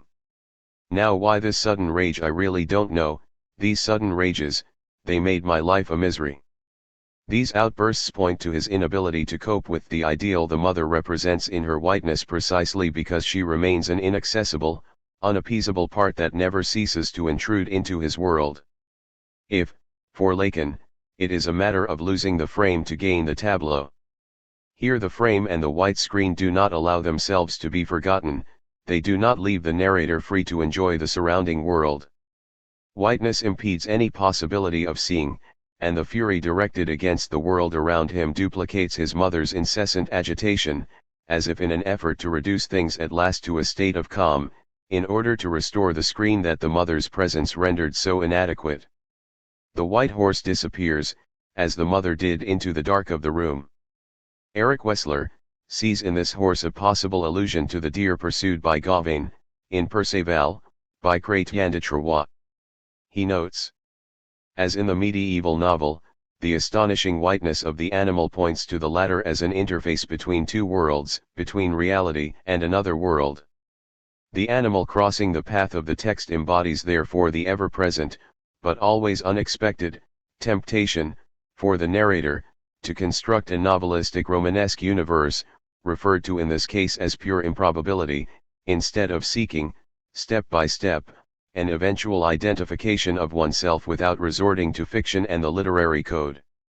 Regarding the horse's intermediate status, Ruby Cohn suggests a reference to the pale horse of the Apocalypse, and observes, though he states that he never loved anyone, he is half in love with non being white rather than dark as in earlier works, and yet his energetic language adulterates that love. Whiteness causes fascination because as a screen, it arises in the midst of metonymical representations which are not allowed to take over and, at the same time, it points to the real that it dissimulates. The allusion to Perceval shows the mother to be the embodiment of the ideal associated with the literary code, the body of literature which one can never equal. Not only does the white animal appear in the full sunlight pointing to its reverse side as darkness, but also, as a literary figure, the narrator calls it a schimmel. Oh, I was very quick as a boy, and picked up a lot of hard knowledge. Thus the situation evoked in Alba is reversed, since the whiteness here is an emblem, while the tempest is present in the narration describing the world in which the narrator is seeking to vent his pent-up violence. The character finds a way out of this problem by a separation from his mother, which allows writing to take place, as the conclusion of the text suggests. While Perceval returns to his mother at the beginning of Chrétien's novel, the Beckettian narrator leaves her. It is once he is free of his mother that language becomes prominent. Well, once out on the road and free of the property, the next thing I was up in the bracken lashing about with my stick, making the drops fly and cursing, filthy language, the same words over and over. His rage is directed against the impossible exchange with his mother. For want of such speech that would provide a frame, his filthy language leaves a stain on the maternal ideal, a way of taking the shine off what he imagines as parental bliss. The violence directed against things around him as well as himself resulting in his sore throat is the fury he cannot turn directly against his parents. As Lacan states, if we incorporate the father to the point of being so nasty mechants to ourselves, it is perhaps because we have many things to reproach this father with. Indeed, Whistler sees this as having consequences for Beckett's subsequent use of language. Writing, proceeding from this flight outside of oneself, but also assuming the function of mastering the incomprehensible violence within, must opt for repetition and rhyme, that is to say, for a language which Beckett will approach in a few years' time, that of lessness, not I, and several texts of the S. The narrator of this story thus turns his back on the maternal and malignant whiteness, in order to espouse a violent and abrupt syntax. Attaining whiteness. Whiteness remains something of an ideal state to be attained in Beckett's creation, and of which the paradisial condition offers one representation. In analyzing Endgame, François Noodleman notes that it presents an ideal of abolition and exactness, adding, however, that as an ideal, whiteness remains inaccessible, and at most, it sets the horizon of a whitening testified by the character's complexion. He cites Ham asking, "Am I very white?" Such an aim specifically concerns Beckett's writing, as reported by Martin Esslin. When I first met Beckett 25 years ago, he mentioned, half-jokingly, that he was trying to become ever more concise, ever more to the point in his writing, so that perhaps at the end he would merely produce a blank page. The visual poetry of incarnated metaphors, like Quad, in some ways, it seems to me, is in fact that blank page, a poem without words. Indeed, the word blank literally means white, and the motif is particularly important in Worst Ward Ho, where such empty spaces reveal their structural nature in relation to the symbolic register. Here, when words cease, they leave blanks, till blank again. No words again. No how again. The blanks mark a point of impasse, pointing to something of the void and the impossible. Garin Dowd notes a difference in status between the blanks and the specters in this text. It seems that while words can go, leaving blanks, shades cannot go, they can only fade or blur. When words are gone and blanks remain, then the scene is unsaid, and there is, moreover, no ooze, associated with words as secretions from the soft of mind. To speak of the signifier is discriminating and, as such, institutes the register of the discontinuous. The blanks on the page therefore mark the points where words come up against an impossibility, that which writing aims to circumscribe. Cecilia Podgian-Labatt explains, light, vision, rupture characterize the access to the nothing, this all that could thus be contemplated. However, they are not compatible with black words of ink which, by obscuring all that they touch, impede the luminous hiatus, occult or cloud the sense sends, in its double meaning of direction and signification. And yet, the words resound against the silence, and show up the white, as Enoch Brater points out, for the blanks in this text exist to spotlight the words by making us hear the intrusive beat of silence that surrounds them, the particular nothingness such words everywhere set about to enclose. Brater. In commenting texts for nothing, Bruno Genest sees a crucial role played by the blanks, stating that what causes Beckett's melancholia to fail is the writing of the gap, the blank. These blanks are articulated with the symbolic register, allowing for the creation of a breach in the imperative emanating from the ego ideal, with its injunction to attain silence. Referring to Lacan, February, Genest distinguishes the ego ideal, which aspires to complete stasis, and the superego, which does not drive one to have done with the symbolic, since it points to the necessity of continuing to say. Following the oppressive ideal, the melancholic subject can only see himself as un faute d'orthographe dans le texte de la mort, a spelling mistake in the text of death, DSJ, and thus requiring to be erased in order to preserve the integrity of his ideal. By contrast, the hiatus undoes the weight of the exorbitant fault flung at him by the voice, Genest, in text. In this way, Beckett creates a gap between the imperative to attain the worst, somehow, and the know-how, meaning impossibility. Genest continues, this worst would be for the word to unite with the thing, for the said to be welded to saying, and the moment of saying the place where the absolute singularity of the speaking being parlatre can take place to disappear. The salutary quality of the blank resides in the fact that it allows for no final or ideal resting place, where the absolute would be restored to its ultimate wholeness. This is so for the graves evoked at the end of Worst Ward Ho, stooped as loving memory some old gravestones stoop. In that old graveyard, names gone and when to when, stoop mute over the graves of none. Cecilia Podgian-Labatt comments ill seen ill said in words that apply to the description of these graves, stating that Beckett's writing never represents the soothing place, the space of a possible reparation, since no dead person is really buried, no living person is really alive, no loss is really overcome, mourning is perpetuated. Contrary to the fatal destiny of Murphy, for example, the tomb is not promoted as an ideal to be attained at the expense of the speaking being that exists. The blank marks the place where saying comes up against an impossible, which does not annul it but drives the subject to say further. The blank is thus pointed to as a screen produced by a saying that does not mask the real in a form of denial, but a saying that is never silenced. Much earlier in his career, Beckett resolutely rejected the neatness of identifications, and affirmed, poetry is not concerned with normal vision when word and image coincide, df. The blank as evidenced by the abrupt end of every line of the poem comment Dyer is engendered by the words that attempt to hem in the impossible, while constantly failing to do so, since what is inscribed is an incommensurable and asymmetrically formed literal, as Lacan calls it, rather than a limited frontier marking shared boundaries. Brown.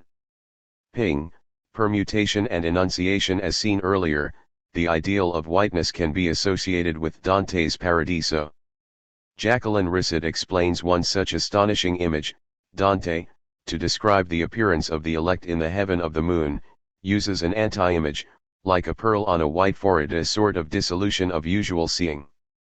White on white, the birth of difference, perception becomes more refined, in Paradiso. The expression che perla in by and front, Paradiso, 3, indeed comes up explicitly in the following passage of Le Concentrisme. Pour lui ilny apod a spectacle plus exasperant tu un coucher de solile etil rejet cette vulgarite de carte postale en faveur de rather, du crépuscule plom qui cert défend blafard à la plus radieuse pâleur de Venus. Etil solu le subtil désaccord si souvent etsi vainement poursuivi d'un calu à peine visible contre un front exsangue. For him, there was no more exasperating spectacle than a sunset, and he rejects this postcard vulgarity in favor of the leaden twilight that serves as a pallid backdrop to the more radiant pallor of Venus. And he salutes the subtle discord so often and so vainly pursued of a pebble scarcely visible against a livid forehead. This shows Jean Duchaz as rejecting aesthetic stereotypes and seeking a heavenly spectacle that is both detached from the robust life-giving force of the sun, and leading to more subtle and diffuse variations that recall Junichiro Tanizaki's evocation of a whiteness as it were detached from the human being, that may have no real existence. A similar antithesis is to be found in the incipit of Ill Seen Ill Said, where the figure of the old woman rails at the source of all life, and watches for the radiant one. François Regault notes that Venus therefore is not gleaming, étincelante. Indeed, Venus radiance associates it with a gentler aspect of the icon, as light touching on a reel, and that therefore escapes compartmented reality, light that belongs to a field where only the acutest of eyes can discern minute differences in tone. It is in the later prose works that whiteness acquires overwhelming importance in representations where it behoves us to see how the perception of mortification remains bound up in the vivifying dimension of the symbolic. Such is the text Ping, originally published in French in As Bing, and whose first title was Blanc. This prose work is based on permutations.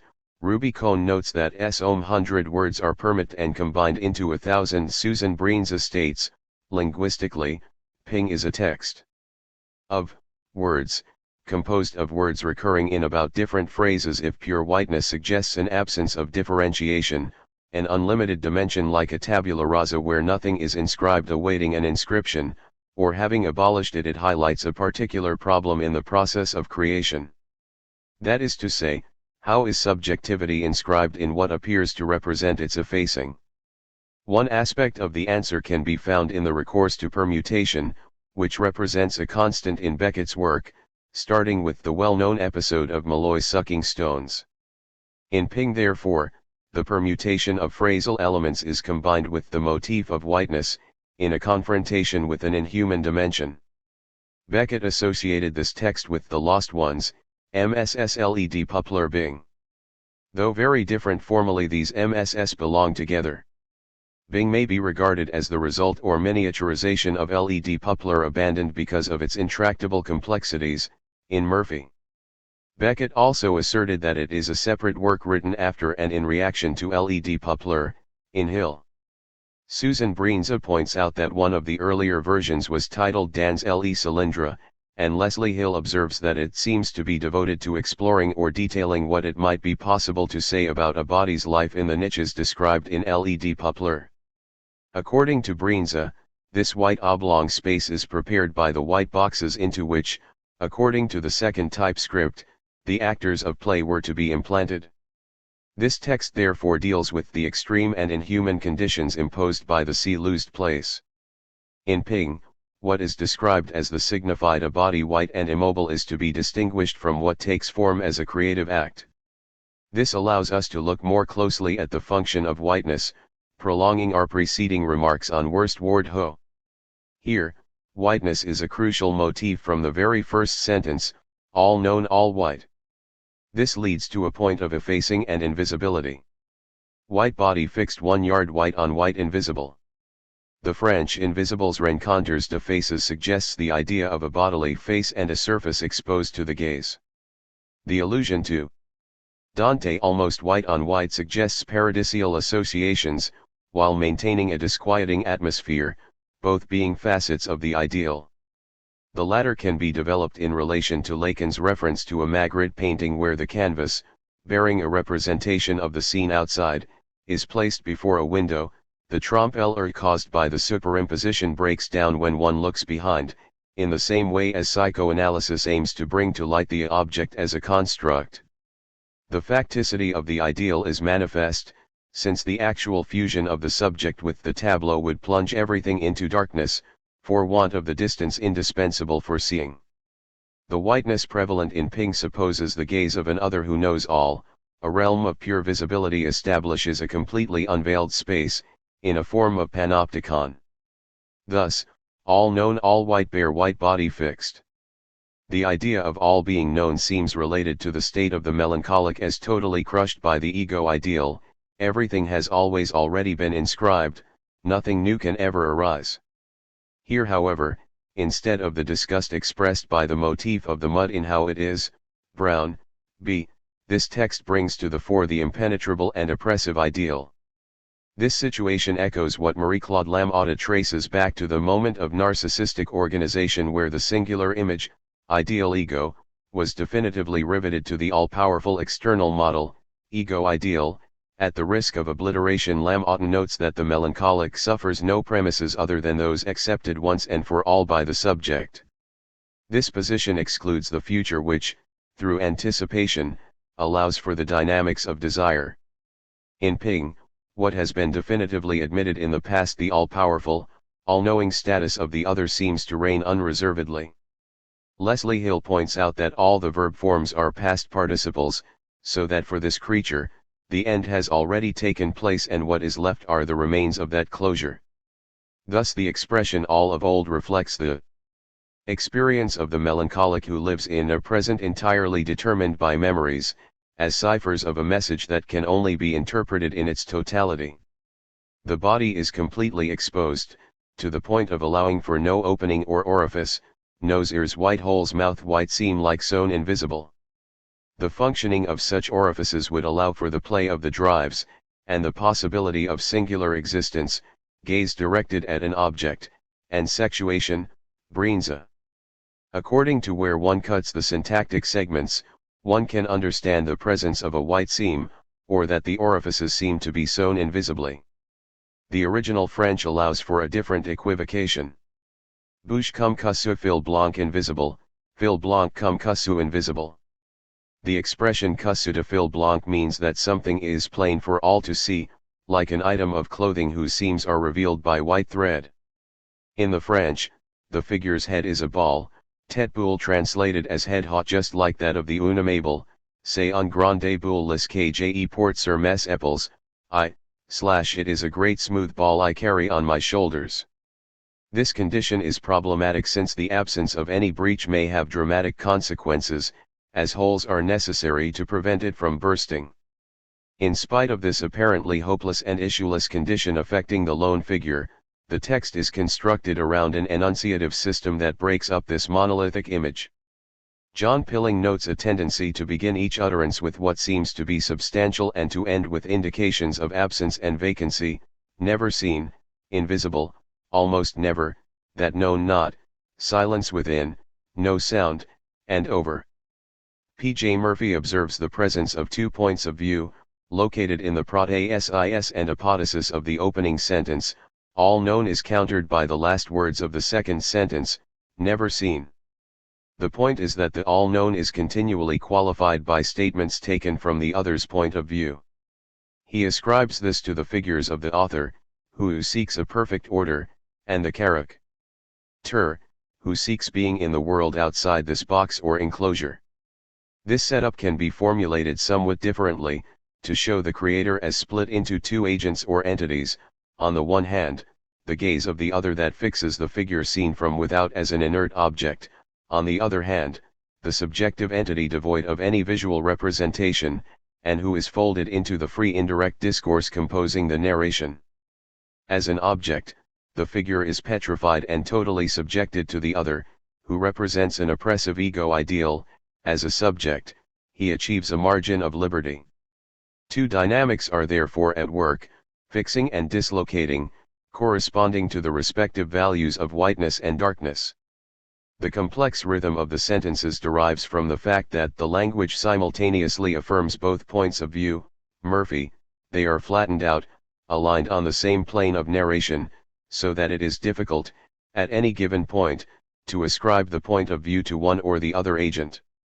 The use of parataxis appears to operate on both levels. On the one hand, it suggests an oppressive force fixing the creature, the sentences which are almost nominal constructions past participles reducing verbal process to the state of exhaustion echo the effect of the spotlight in play, producing fragments of reality, devoid of any dynamics and tactical extension.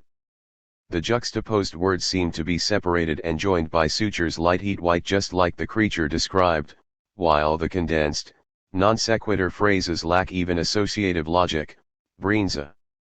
Indeed, linguistic articulation is the equivalent of perspective in the visual arts, producing a coherent three-dimensional whole and assigning the subject to a specific place.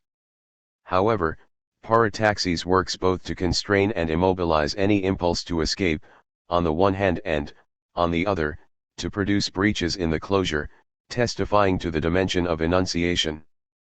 Rubicon notes, however, the resulting importance assumed by individual words, in these phrase sentences, as in the versets of comments single words can float meaning or emphasis. The impassive tone suggested by the absence of verbs is marked by equivocation, so that the reader is continually driven to seek where to operate appropriate cuts, as in, eyes alone unover given blue light blue almost white. This sentence allows for reading, eyes alone, unover / eyes alone unover, blue light / blue, light blue, almost white, as is also the case for that time, Brown, b. This dislocating effect opens up to an unlimited dimension of language as produced by Llewellyn, Brown. This term, echoing that of lawlation, is intended by Lacan to go beyond the idea of the unconscious structured like a language, based on the dominance of the symbolic register and linguistic articulation determined by the address to the other. The earlier system promoted desire and the symbolic as entailing an evacuation of jouissance, whereas Llewellyn brings to light a dimension of language that is independent of the other, and where jouissance cannot be eliminated. This testifies to the original impact of the signifier on the living body, prior to mortification by language, genist. Here the unconscious borders on the real, and is radically fraught with inextricable equivocation, which allows for no final meaning. The text's enunciation opens up in other ways. Varying judgments are expressed in the same sentence, eyes alone unover given blue light blue almost white. The participle given suggests a relationship to either an instituting agent, or an interlocutor to whom the discourse is addressed, while almost like only just almost never always the same reveals a scale of tones and their possible merging. Breenza notes that tentative words dominate the absolutes, so that there is no balancing out. Temporal indications also suggest a previous existence. The expression never seen marks a distance. The locutor reveals that he cannot refer the visible to any reality situated in the past. He also asserts that much memory, and confirms the persistence of an immutable past, all of old. The hypotheses introduced by the adverb perhaps, Breenza, the key word in Beckett's plays, as the author confided to Tom Driver, suggest the possibility of an opening towards shared reality, perhaps not alone. A plane of natural life, perhaps a nature, an opening towards the outside, perhaps way out there. Here, a fragile and ephemeral image always the same arises above the oppressive flattening, reflecting the outside world that once was, ping of old only just perhaps a meaning a nature 1 second almost never blue and white in the wind that much memory henceforth never. It arises at rare intervals, as so many moments where the figure does the image, Brown, SQQ. It is an unjustifiable and impossible image, producing an evanescent world. Although in texts for nothing, for example, such evocations were associated with the loss of an idyllic past, here there is no sighing for an earlier life.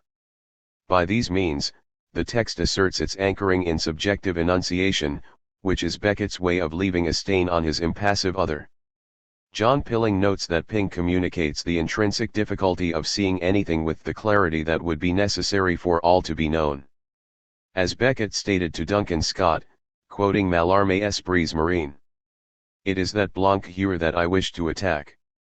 I can't wait to get back to the blank paper," in Knowlson and Knowlson. Creation, for Beckett, consists of inscribing subjectivity as a stain on perfect whiteness. The breaking up of the apparently mortified condition of the white figure is particularly marked by the onomatopoeic word ping contained in the title.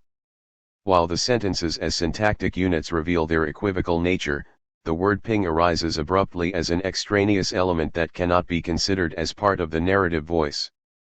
It appears rather as an imperative force, pointing to an outside of meaning devoid of semantic content and grammar, just like deictics and exclamations. P. J. Murphy notes an earlier occurrence of this voceable in Dream of Fair to Middling Women, where Beckett sought, as conductor/author, to make his characters become pure notes, who would supply on cue just the right ping. Susan Breenza appropriately notes that the dictionary lists as an obsolete meaning of ping to prick, poke, push, urge, so that the repetitions of this nonsense word express an inner or outer voice spurring the writer toward composition. Leslie Hill observes that its occurrences function more like verbal gestures than words. The ping has a double action, since it gives an impulse and brings to a halt, ping perhaps ping silence, ping murmur ping silence, ping image. These sudden intrusions appear necessary in order for this minimal enunciation to take place. Beyond their imperative dimension, they have an invocatory function, creating a form of gasp allowing speech to take place. While ping is the only word in the text that is not fixed in position, function, or meaning, Breenza, the French original reveals a structuring pattern, since the single voceable in the English is shared between two quite different ones, bing and hop. The word bing is used to introduce verbal hypotheses concerning an outside world. Ping perhaps a nature with image blue and white in the wind, ping perhaps a way out there, perhaps a meaning, ping perhaps not alone, ping of old. Such ideas may be illusory or evoke ephemeral aspirations, but they do serve to introduce a form of perspective by contrast with the crushing whiteness. Leslie Hill points out that bing is accompanied by a cluster of words which grows in size, rhythmically, as the work unfolds. The murmurs, echoing the voices heard by the narrator of how it is, are converted into free indirect discourse, ping murmur only just almost never 1 second perhaps a meaning that much memory almost never. Putative thoughts occur to the creature, or they come to him, but without any defined subjectivity.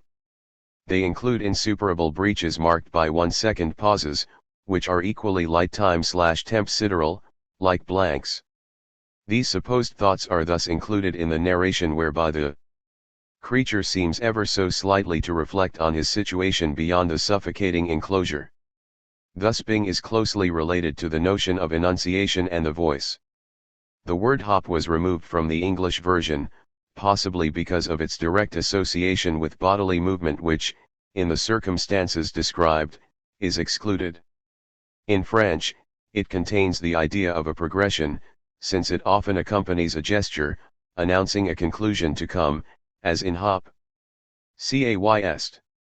In El Innomable, hop punctuates the stages of a mock narrative, translated as yep, she weeps, with emotion, at having loved him, at having lost him, yep, marries again, she weeps, weeps again, with emotion again, at having lost him again, yep, goes back to the house, he's dead. This ejaculation expresses the suddenness of the actions, as well as an ironic or offhand attitude towards their purportedly serious content. The form yep would, however, sound too flippant in the context of ping. As distinct from being associated with enunciation, hop is more specifically related to the visual dimension, since it is followed by fixed, elsewhere, flash, white over. For example, light heat white plains shining white bare white body fixed ping hop fixed elsewhere. In this sentence, the absence of any transition, or of any mobility on the part of the body, means that a minute but insuperable gap is created, disturbing any possible order. The question arises as to whether it is the body that is fixed and fixed elsewhere, or the gaze. Indeed, for want of any mediating grammatical term, the latter seems to be implacably included in the same action. While the body is fixed by the gaze, the light, its physical environment, the latter seems to be driven by the impossibility of remaining immobile, resulting in the irrational leap, so that ultimately, the gaze and the body are instantly relocated in an indeterminate place, elsewhere, that could be situated within the closed place or without. It is as if fixedness had become unbearable, and some obscure force were driving the gaze, and the body, to turn to another place, in order to find relief. It merits noting that the French equivalent, fixe, can also be understood as an imperative, addressed here to oneself. As the occurrences of the two vocables become more numerous towards the end, hop is more associated with fixing the gaze, ping flash white last color ping white over. In the end, ping bing silence ping hop over. The adverb over being, in the French, achevé, meaning completed or finished off, with connotations of death. If the gaze seems to remain anonymous, with the image represented being apparently mute and petrified, the eyes play a central role. The eyes of the figure are, light blue almost white. They reflect the color of the infinitely distant sky, infra, sqq. Elsewhere called azure or Washin blue, and the eyes of the Beckettian mother. Insofar as they reflect the sky, and appear in the fleeting images blue and white in the wind, they are also alternatively within the closed box, and without. However, they are also unseeing physical organs, like versions of the screen, they are not agents of sight. Another pair of eyes is evoked, ping perhaps not alone 1 second with image same time a little less dim eye black and white half closed long lashes imploring that much memory almost never. These eyes subjected to a hypothetical regime introduce a contrast of colors, the black/white antithesis is quite distinct from the light blue. The black also stands out in relation to the whiteness and the degrees of pale tones, almost white, light blue, rose. It suggests starkness that may somewhere offer a form of refuge, the place in the eyes of the other where the subject can find shelter. Similarly, the long lashes add a distinctive sign pointing to a possible personal presence, supplemented by the imploring attitude. Susan Breenza observes that this black eye, by synecdoche, implies an entire person, presumably a woman, or possibly, we could add, a mother. This eye offers an element that stands out from the oppressing uniformity of the figure's condition, and expresses an emotion that is difficult to grasp. It is not known what this eye implores, in the absence of any grammatical complement or definable subjectivity. This eye survives the effacing of the image retained by the memory, henceforth never. The creature's pair of eyes, and the single eye of the other, face each other at last in the final sentence, head hot eyes white fixed front old ping last murmur 1 second perhaps not alone eye unlustrous black and white half closed long lashes imploring ping silence ping over. This is the second and final occurrence of this evocation. The figure cannot fix his gaze, which eyes holds is rather a stare, he cannot return or exchange a gaze, while the hypothetical woman expresses an emotion. As so often in Beckett's work, each one is withdrawn, separated from the other by an insuperable gap underscoring their silence and the impossibility of any exchange. It is as if the whole text aimed at bringing these two pairs of eyes together. The clausula contrasts with the incipit, where the ping is slow in intervening, and where everything bathes in a static solitude, where eyes are absent, only appearing after the intervention of the ping. In the French, the participle mvu, describing the eye, is equivocal, it can mean impregnated with liquid, Dictionnaire Robert, thus suggesting tears. In painting, it can signify having become dull, matte, the support having absorbed the oil, dull tone or aspect of a painting. This suggests therefore either the presence of liquid or its absence. The idea of tears corresponds to imploring, whereas the reference to painting indicates that the eyes are reduced to their material status, like an image devoid of life, for want of a vivifying gaze. This appearance thus represents the culminating point of efforts aimed at doing the image, showing how the subject succeeds in extracting himself from his crushing and stifling environment, to establish some form of relationship to another. Thus we see the movement from enunciation to the arrival of the image, ping perhaps not alone 1 second with image. Susan Breenza notes that the evocation of the woman's eyes introduces a human, emotional element for the first time, and the black of the other's eye is the only color saved from whiteness. The introduction and repetition 3 times of the sequence ping of old after the first mention of the black eye indicates, according to Breenza, that the creature has recaptured a past self through the involuntary memory of a previous relationship, recalling Krapp's recollections of black eyes. However, while memory is an important motif in this text, this could also be interpreted as an effort to summon up a gaze that was absent at a founding moment in his existence. This eye affords a form of presence, even if only in an image, by contrast with the overwhelming anonymous gaze. It therefore represents a crucial evolution, ascribing a presence to the other, instead of being purely subjected to the latter as an omnipresent and indescribable gaze. This eye appears as an anchoring point, in the place where the other was originally lacking. We can see this motif with hypothetical eyes as offering a form of substitute for the original whole, encountered because of the absence of an exchange at the moment of the mirror stage. As such, it has a similar status to the Bolton/Holloway scene in Embers, or the brother in Rough for Radio 2, both of which are scenes or images whose factual reality cannot be proven. The text apparently ends with the triumph of petrification. Light heat all known, all white heart breath no sound. The movement of the text aims both to bring to a state of acquevement, marked for example by last and henceforth never. The all over suggests a Jackson Pollock all over painting, as well as the idea of being ultimately and definitively enveloped in a shroud, as if obeying the petrification ordained by an impassive and inaccessible other. But this text also aims to inscribe the impossibility of total closure and completion. Thus the clausula combines with utmost intensity the last murmur, the vision of the eye suddenly emview, and the stark contrast between being silence and hopakiv. That is to say, the visual presence of the other is combined with an end to both saying and seeing. At the same time, the all-known points necessarily to what remains totally unknown, and which concerns both the black hole occulted by the excess of light, and the holes bored into its surface by the Annunciation. In this text, as in so many others, Beckett is thus asking, what am I in the absent gaze, my other? If the gaze of my other remains irremediably external, or without, how can I find my place in it? Arkachattopad observes, of imagination dead imagine, real unconscious as an inscribed absence of sexual relation resides in this invisible white on white, a writing that stops at the limit and from this stopping point becomes invisibly unstoppable. B.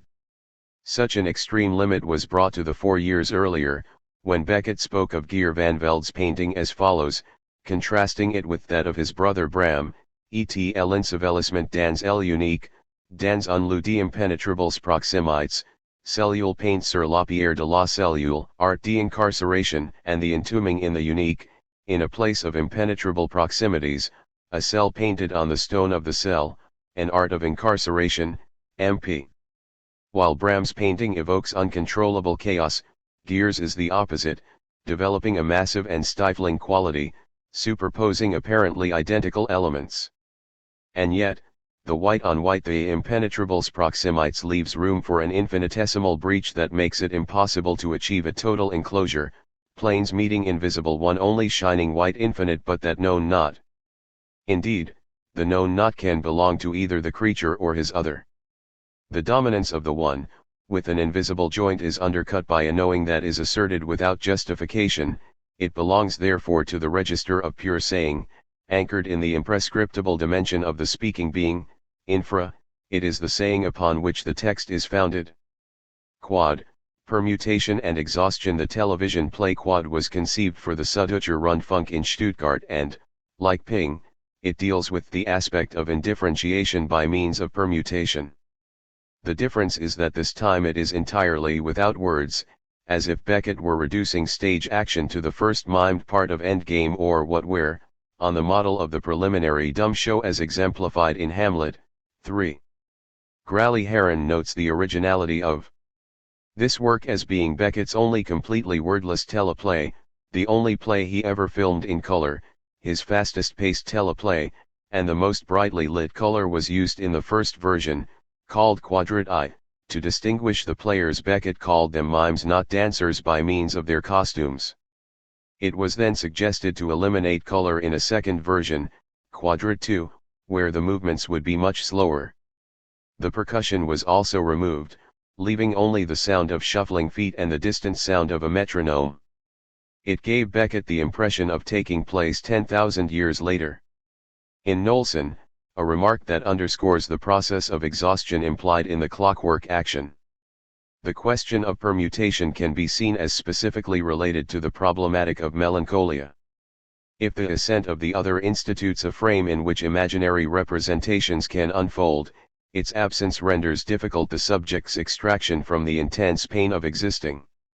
Marie-Claude Lamothe explains that the reality of the melancholic subject appears as levelled out, flat, desperately neutral, to the point where all objects are juxtaposed without any of them acquiring more value than another.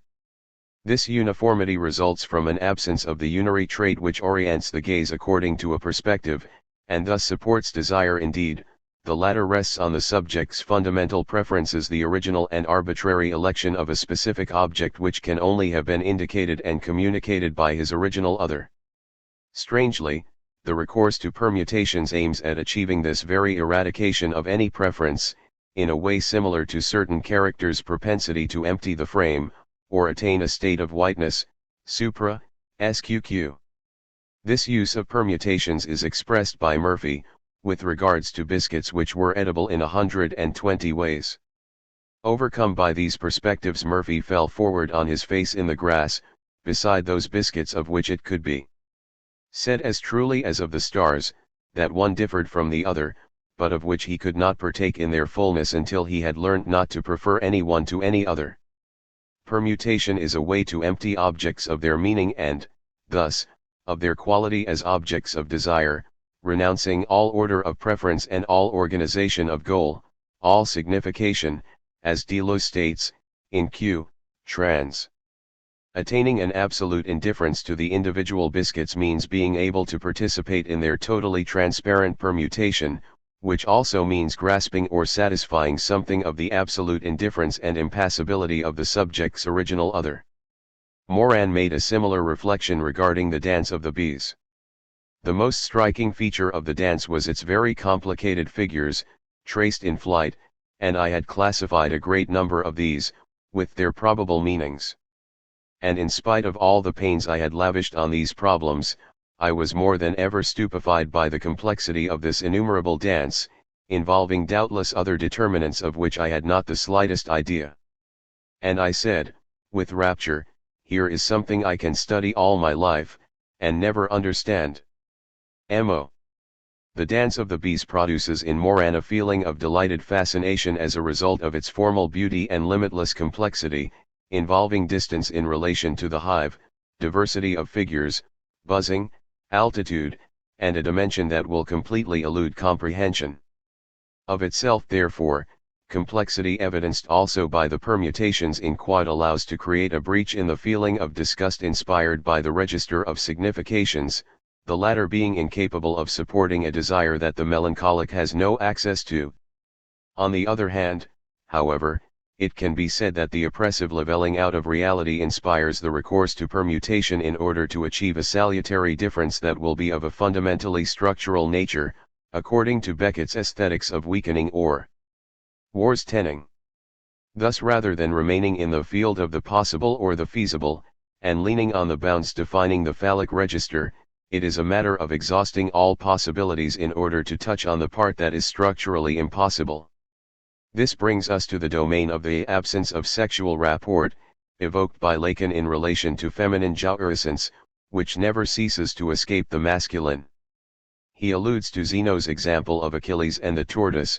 Once Achilles has had it off with Briseis, she, like the tortoise, has advanced a little, because she is not all put out, not all his. Lacan. What Zeno did not notice is that the tortoise too is not spared the fatality affecting Achilles. Its step is also smaller and will not arrive at the limit either. Achilles only catches up with the tortoise at infinity, while the latter is also separated from itself. Thus, whatever the steps paced out on the plane of the feasible, one can only inscribe a zone that points to the dimension of the impossible.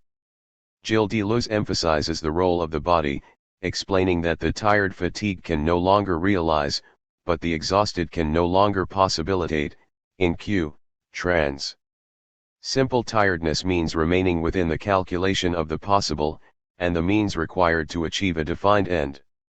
The unamable, cited by Deleuze, states in all seriousness, that the impossible should be asked of me.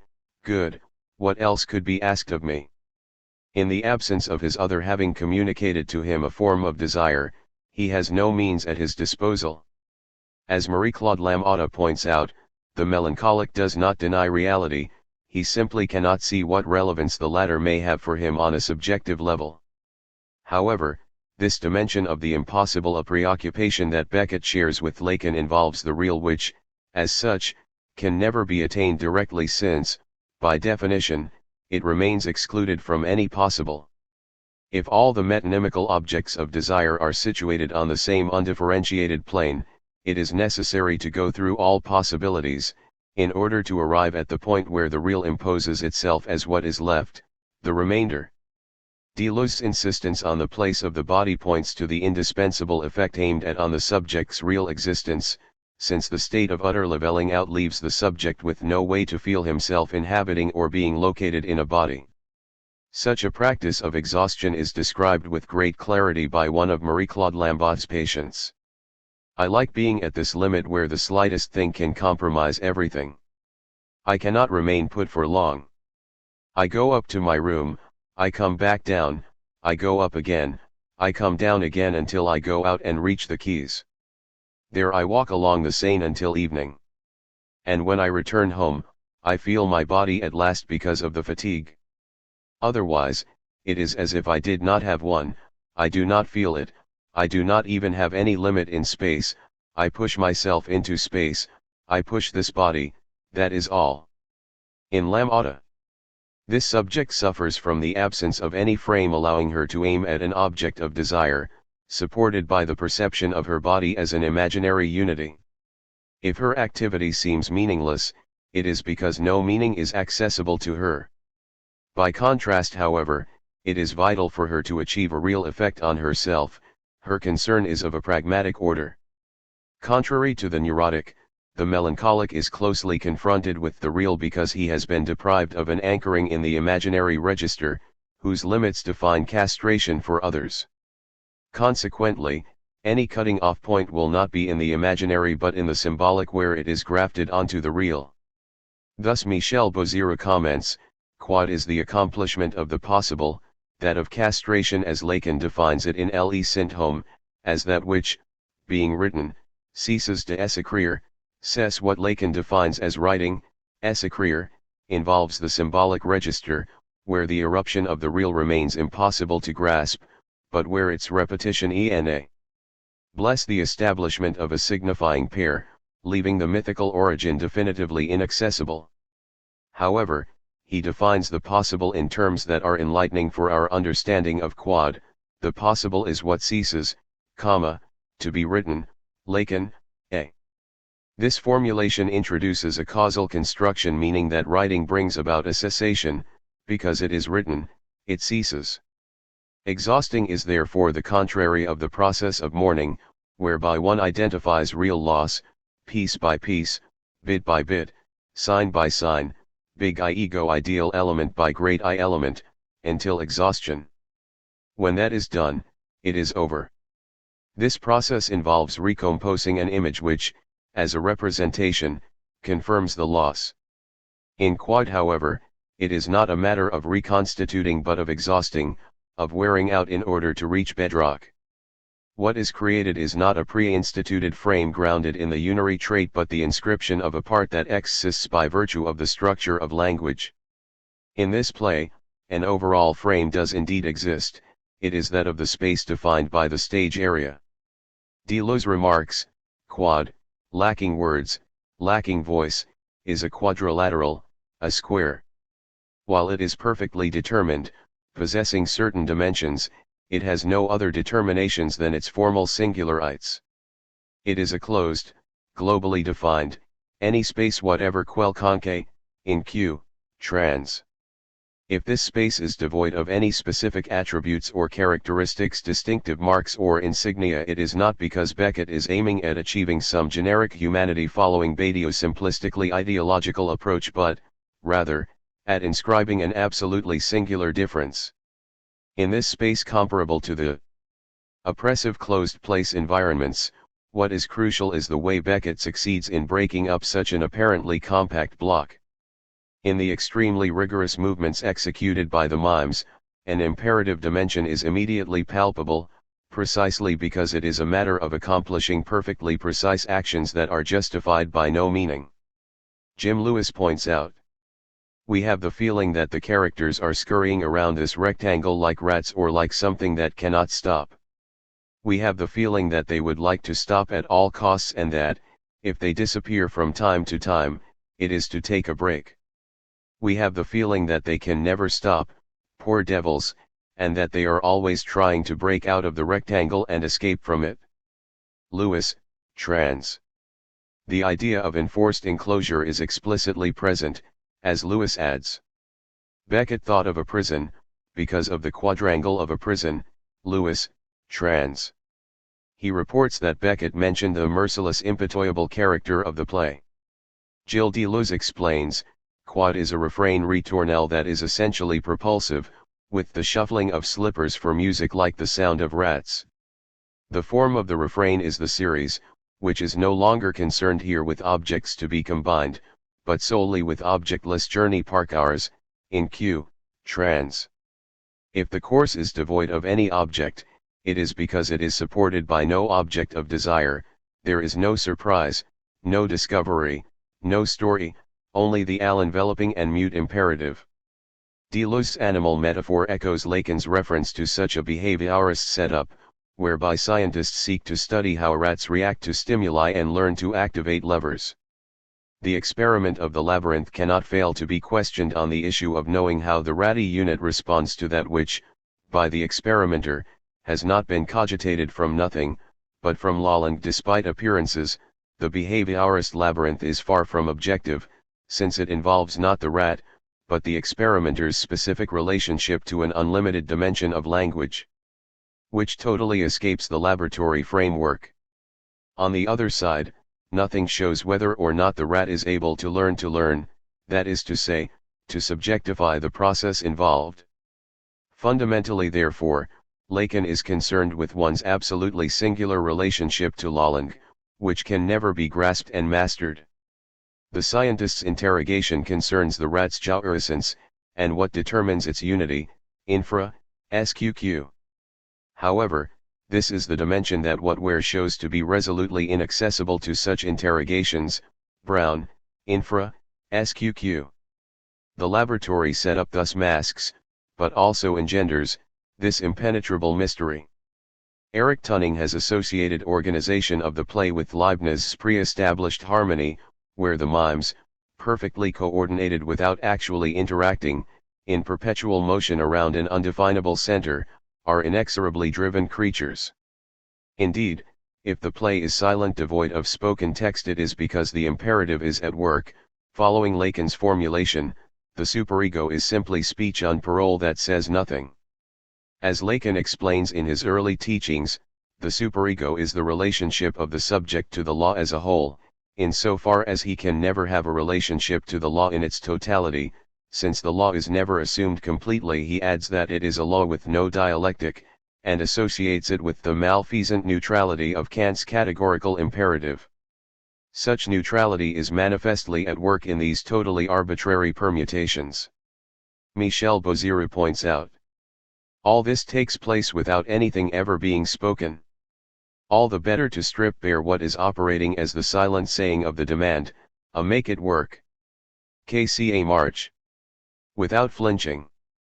That is to say, the saying that the cease by which it stops at the end, should pass over into silence. By writing, it passes over then in act into silence. Although the silence produced is the consequence of this imperative, it nonetheless appears as denying supreme power to the ego ideal, which demands the subject's abolition.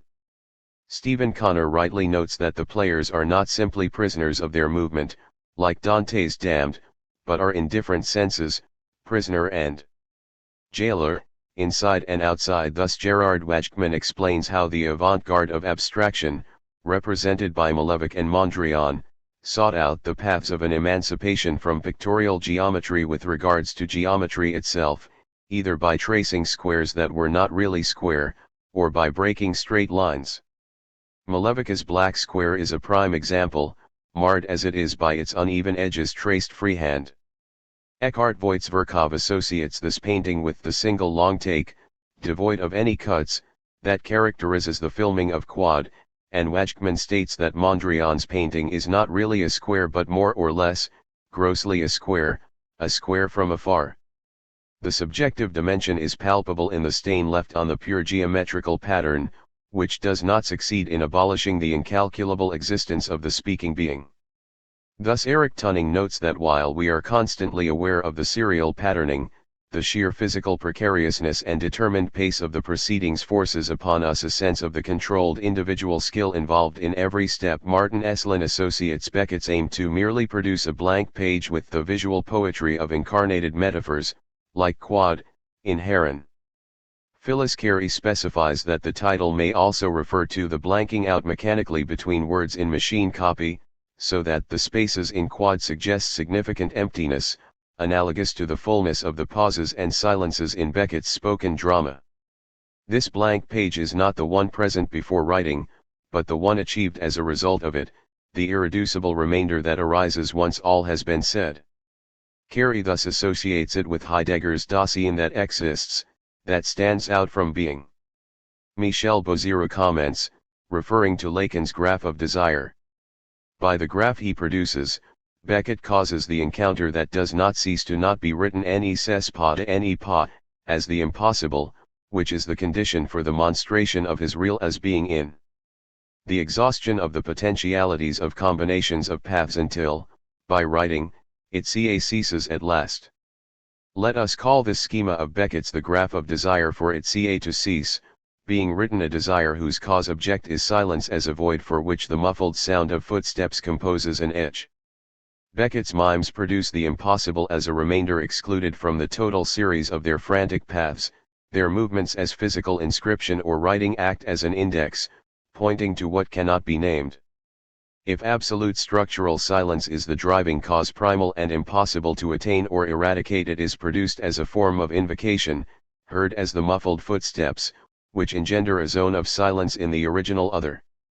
Bozira's mention of the encounter sheds light on the original diagram which Beckett includes in the published text, and shows a quincunx pattern with the presence of the crossover point labeled E. Beckett raises the question, negotiation of E without rupture of rhythm when 3 or 4 players cross paths at this point. He then answers, E supposed a danger zone. Hence deviation. That is to say that were the perfect geometrical pattern to be scrupulously respected, the mimes would inevitably collide. Deleuze comments. To exhaust space is to extenuate its potentiality through rendering any meeting impossible.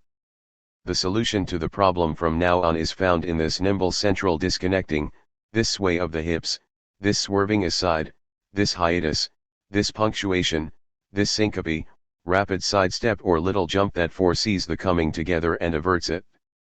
Deleuze usefully aligns the movement aiming to avoid the encounter with the other manifestations of the blank in Beckett's work. Beckett's original diagram has the merit of showing the aim of achieving absolute conformity with the exigencies of his ideal other, total assimilation to the latter's dictates, without the slightest gap or differ. Hence, an abstract and disembodied triumph of the symbolic register. The X is a recurrent figure in Beckett's work, and Edward Bezub notes that in horoscope, what is at stake in the unknown marked on a graph is the intersection that kills. Such a condition, were it to be achieved, would be the realization of the sexual rapport or, in the terms used earlier, what does not cease to not be written, which Lacan correlates with the impossible. The sexual rapport means the uniting of one with its absolute other, and the dissolution of the real by its inclusion within naming. However, the real is not written in so far as it remains impossible, like the simultaneous presence of the players in the same place, whereby the four would become one, abolished in the white background. A temporal aspect is thus essential, since their movements do not bring them together at once. Thus, the central point deconstructs the culminatory scaffolding, pure and perfect, exhaustive and flawless abstraction. The center is thus a crucial element in the construction of quad. Beckett is reported to have stated that the center marks the spot or moment of recognition of the void, the nothingness which seems to penetrate through the black hole in the center. Death, nothingness, misery, futility, danger are visible for a second, but are instantly forgotten or repressed, in Wasaki. This hole is created by the movement of the mimes, and appears as a blind gaze unforeseen by the other or, rather, that the latter unconsciously seeks out and offered up to him.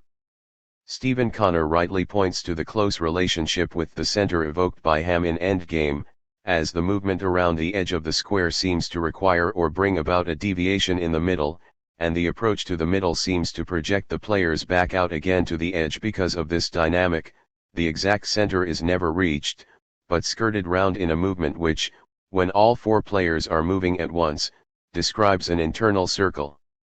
This means that the whole functions as a cause of movement, according to the Lacanian principle whereby the cause is the part that remains excluded from the signifying chain.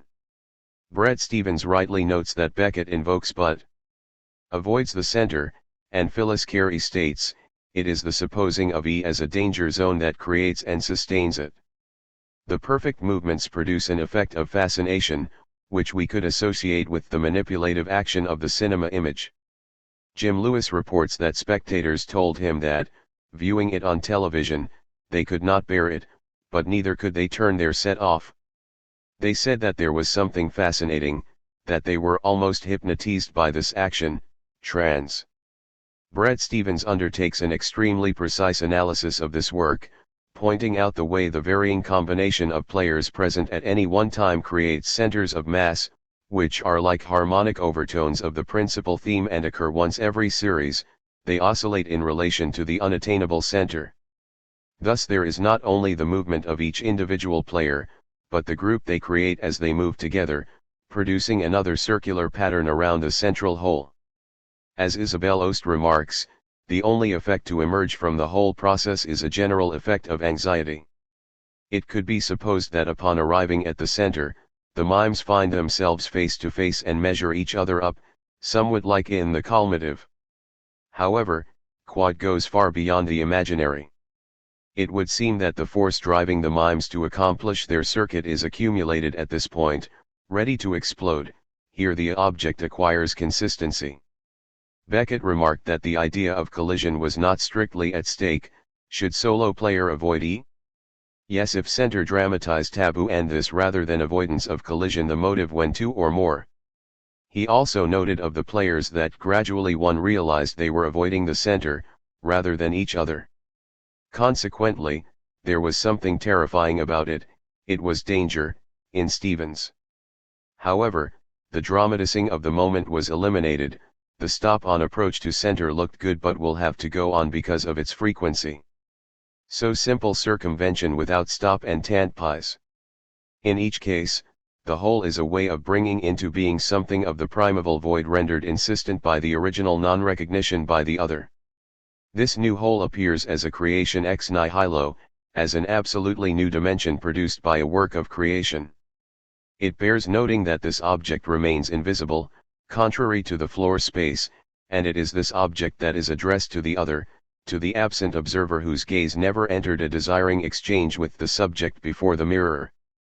Anne Cecile Gilbert notes that this void only exists to the extent of its perpetual forming, and that it is not drawn, not traced on the ground by firm lines, scarcely marked in the dust of the playing ground. In reality, it arises progressively with the rhythm of the footsteps of the silhouettes that pace along its borders, and does not exist outside of them. Gilbert compares this space with the single eye shown in the close-up at the beginning and the end of film, which suggests that the arena of quad is one striking example of the way Beckett reproduces the form of a physical eye. The expansion and contraction of the centers of mass, Stephens, could be associated with that of the pupil of the eye, or that of the sphincter. In this way also, the whole is not just a physical blot, but an invisible one non-specular, like Lacan's object in that it is not inscribed as black on white. Devoid of any imaginary qualities, it appears as a negative irrecusable, locating the gaze object as a real, which Beckett's creation constantly puts to the test and verifies. This includes a logical dimension, as Bret Stephens points out when he states that Beckett frequently subverts the clarity and precision of mathematics in his texts by inserting errors into the calculations of his characters or narrators. In Quad, however, Beckett goes further, since this play subverts the very power of mathematics and, in the process, exemplifies an even more powerful application of math, expressing the inexpressible, presenting the absent. If, following Marie-Claude Lambott's developments, the problematic of the melancholic subject involves the absence of a structuring frame, the movement of the mimes creates a new form of frame due to the extraction of a part that remains in excess of the quincunx form. Lambotta explains this creation of a salutary frame as intended to restore to perception, by this very means, a partial viewpoint, in other words, a perspective, thus restoring to reality its relief and rendering possible its investments. The crucial difference with Quad, however, is that it is not a matter of a therapeutic activity, but one whereby Beckett achieves a grounding in the real based in Llewellyn and the speaking being beyond desire. The danger zone thus gives consistency to the object, which it is impossible to absorb or cancel. It is what Beckett called empêchement, a radical obstacle to any ultimate fusion, and which, thus, acts as a cause. Following Beckett's remarks, Martin Esslin observed that Quad is in fact that blank page, a poem without words, in Heron, such as the one Beckett was aiming at. Michel Boziroux, in an allusion to Jacques Ribot, sees the paces measuring each side of the square as representing the hemistichs of a mathematical poem in Alexandrines. Indeed, the lines of this poem include abrupt turns, so that one is uncertain if the mimes might leave the square once they arrive at a corner.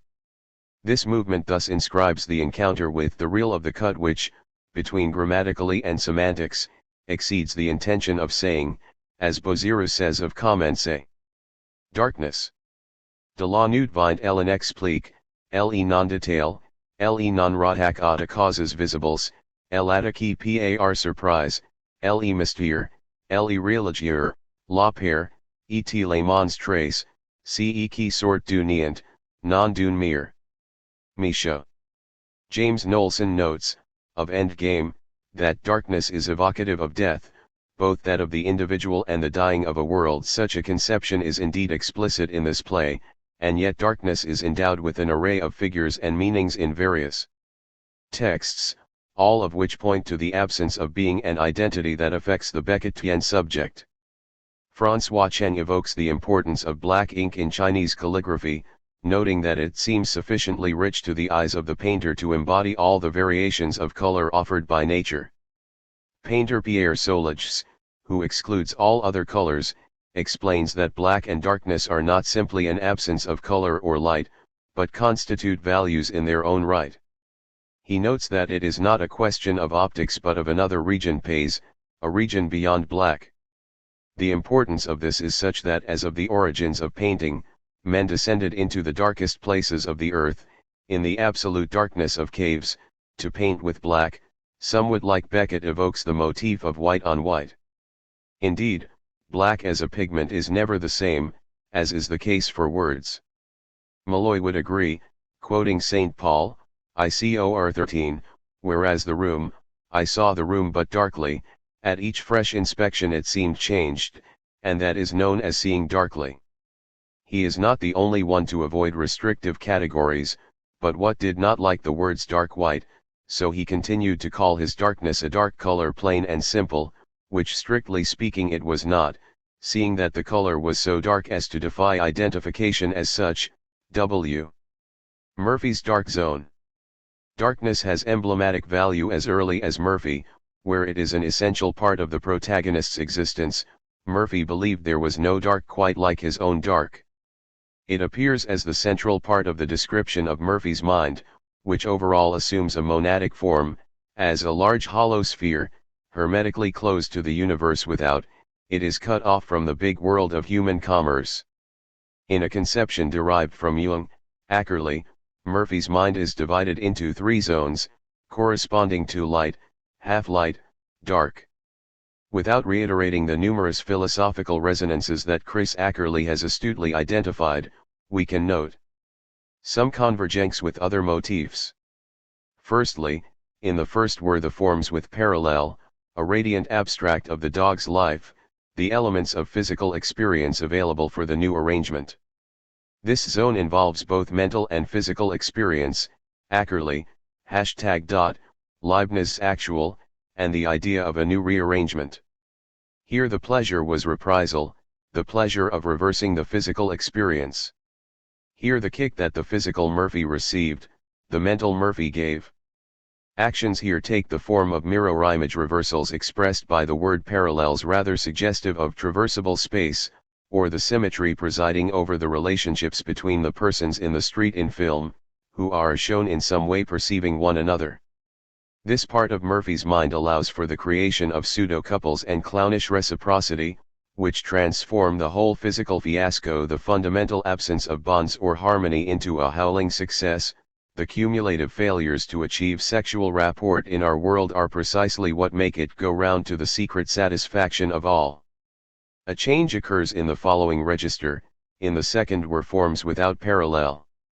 Here the pleasure was contemplation. Here was the Balakwa bliss. In this zone, there is no longer any comic imitation and reversal, since Murphy can feel himself to be alone. Ackerley describes it as Freudian preconscious, the realm of dreams, the space where Balakwa could move with the shades of the dead and the dead-born and the unborn and the never-to-be-born, in a limbo purged of desire. While the variants of such a womb-tomb require close examination, infra, SQQ, we can associate this space with Beckett's closed place images, as well as that of his specters. Jean-Michel Vivet suggests a parallel to the story of the creation in Genesis. The dark is what remains at the heart of creation as uncreated, the deep, whereas the half-light would be the darkness in so far as it is waiting to become light, and thus to attain creation here, Murphy is aware of being alone and cut off from his fellows. The final zone is presented as a sort of ultimate destination. The third, the dark, was a flux of forms, a perpetual coming together and falling asunder of forms. The light contained the docile elements of a new manifold, the world of the body broken up into the pieces of a toy, the half-light, states of peace. But the dark neither elements nor states, nothing but forms becoming and crumbling into the fragments of a new becoming, without love or hate or any intelligible principle of change. Here he was not free, but a mote in the dark of absolute freedom. But how much more pleasant was the sensation of being a missile without provenance or target, caught up in a tumult of non-Newtonian motion. This state seems to have similarities with Balakwa's third being, which was the dark gulf, a place without axis or contour, its centers everywhere and periphery nowhere. Jean-Michel Rabat notes that this conception returns in Le Monde et Le Pantalon, seeing an expression of the paroxystic Heraclitism shared by Beckett and Baudeley. Chris Ackerley associates it with the Democritean notion of atoms continually in motion, clashing against one another, beyond which is the real, the void. On a subjective level, however, Murphy's will-lessness represents a limit since, as Schopenhauer's ultimate reality, the will possesses us, in Ackerley, and to approach it necessitates renouncing subjective will. Thus, in analyzing certain affinities between Democritus and Beckett, Bruno Genest points out that the Beckettian nothing involves a size Zion and an incompleteness which, however, risks encountering their abolition in the case of Murphy, who, albeit involuntarily, ends up being enjoyed, as an object by the nothing. While the contemplation of an image supposes the existence of a distance separating observer and object, here all distance is effaced. Enveloped in the arms of his rocking chair, his body secured, Murphy becomes alive in mind, set free to move among its treasures. The end of the novel reveals the consequences of this dissociation, since Murphy aims precisely to liberate himself from the zones of light, in order to achieve unity with his darker sphere. What is operative is symmetrically with Mr. Kelly's quest for the point at which seen and unseen met, a point of impossibility. Such an aspiration entails the annulling of subjectivity. As Beckett explains, I do not think that Murphy can have committed suicide, in the material circumstances, but the possibility can't be ruled out.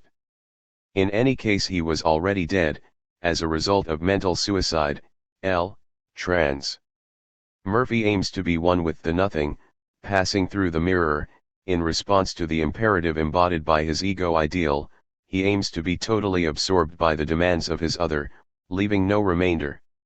However, as Lacan points out, even suicide is incapable of achieving this aim, since once the subject has been inscribed in the signifying chain there is no way out. Nothing can enable the subject to attain the divine prospect of never having been. Darkness and creation. Murphy's darkness may appear to be the polar opposite of the unbearable glare, however it would be more exact to see it as associated with the real, in the same way as absolute zero, Lacan, has a status quite distinct from that of heat. Both constitute a form of immutable bedrock, an absolute limit, which is not the case of light or heat. This fact justifies the intimate relationship of darkness, rather than light, to creation. Chris Ackerley notes that Murphy's quest for the dark is a reversal of the pattern of discovery variously termed the path of enlightenment, higher consciousness. Such is also the evolution manifested in Beckett's creative process, for if he outlined the search for darkness in Murphy, it was only later that he succeeded in giving form to this dimension.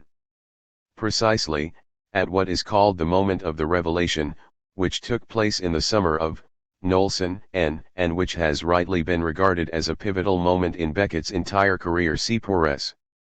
The episode appears in Krapp's last tape, where the eponymous character finds himself in an exalted romantic setting reminiscent of a Caspar David Friedrich painting such as Wanderer above the Sea of Fog, at the end of the jetty, in the howling wind.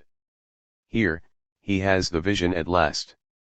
However, Beckett is intent on dissipating any possible confusion with his own experience, which occurred in his mother's room. Krapp declares, in a light/dark oxymoron, clear to me at last that the dark I have always struggled to keep under is in reality my most.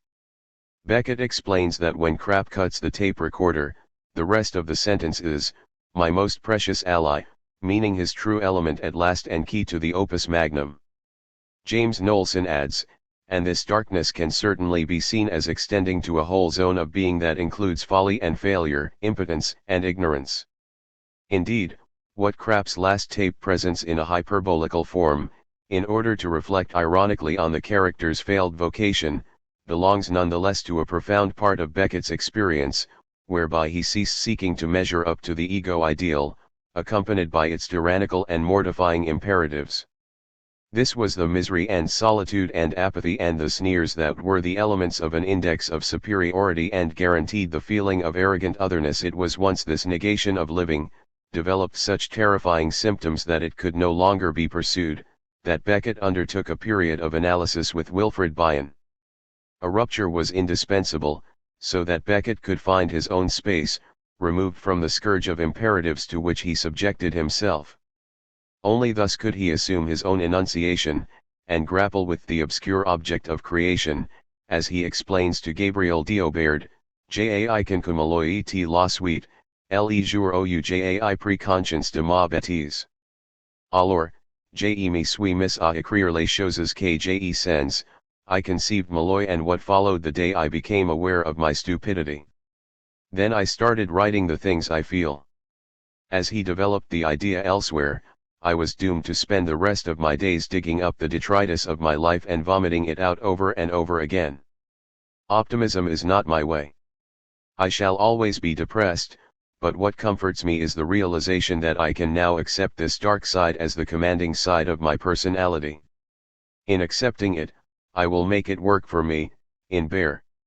Attempting to conform to an inaccessible ideal caused him to adopt the latter's ferocious denunciation of his radical inadequacy.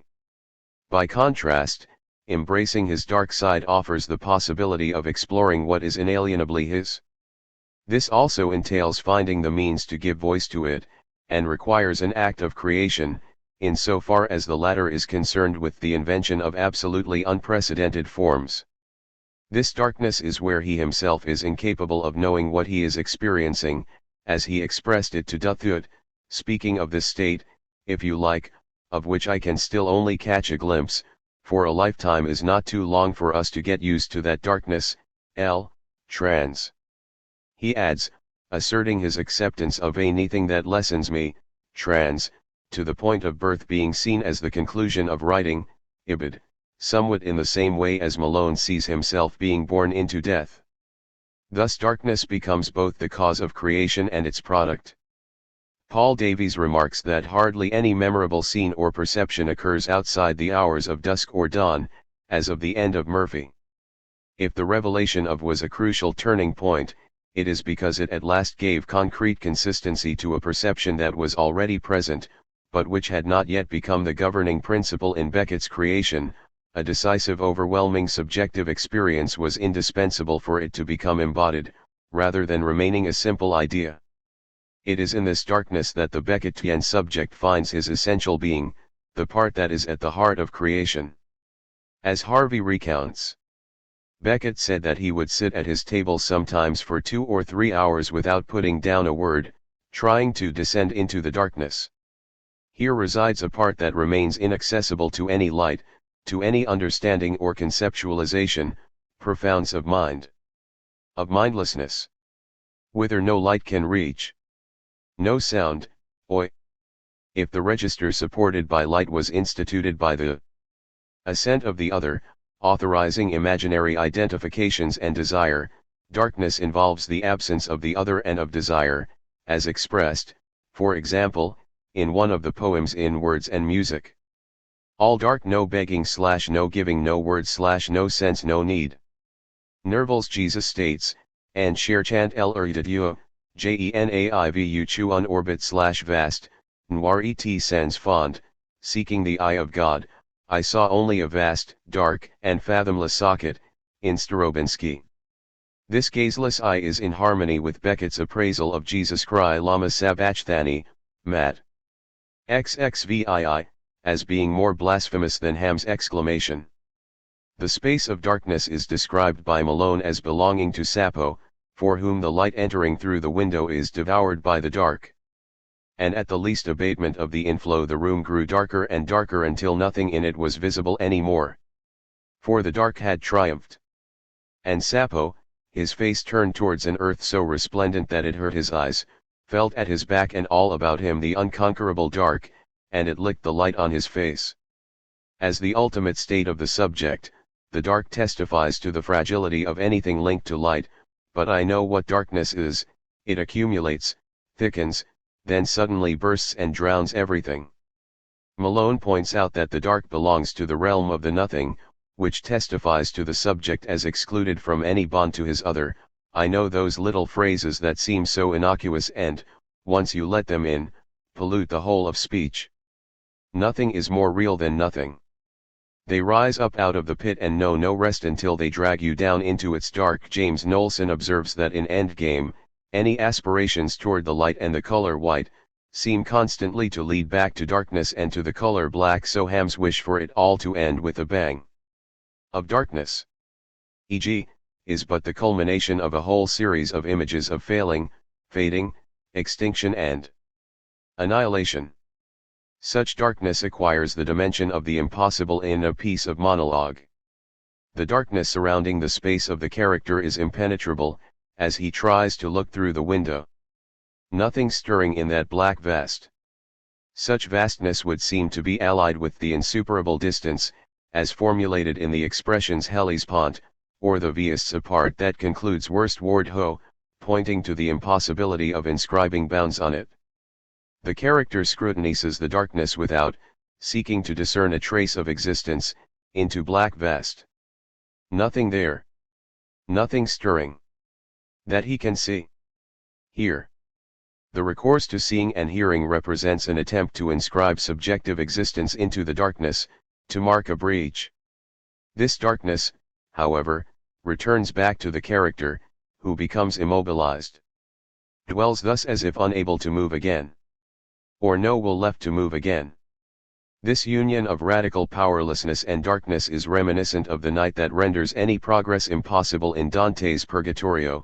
It is night's gloom / makes impotent the will and thwarts it thus. 7. Dorothy Sayers comments this condition.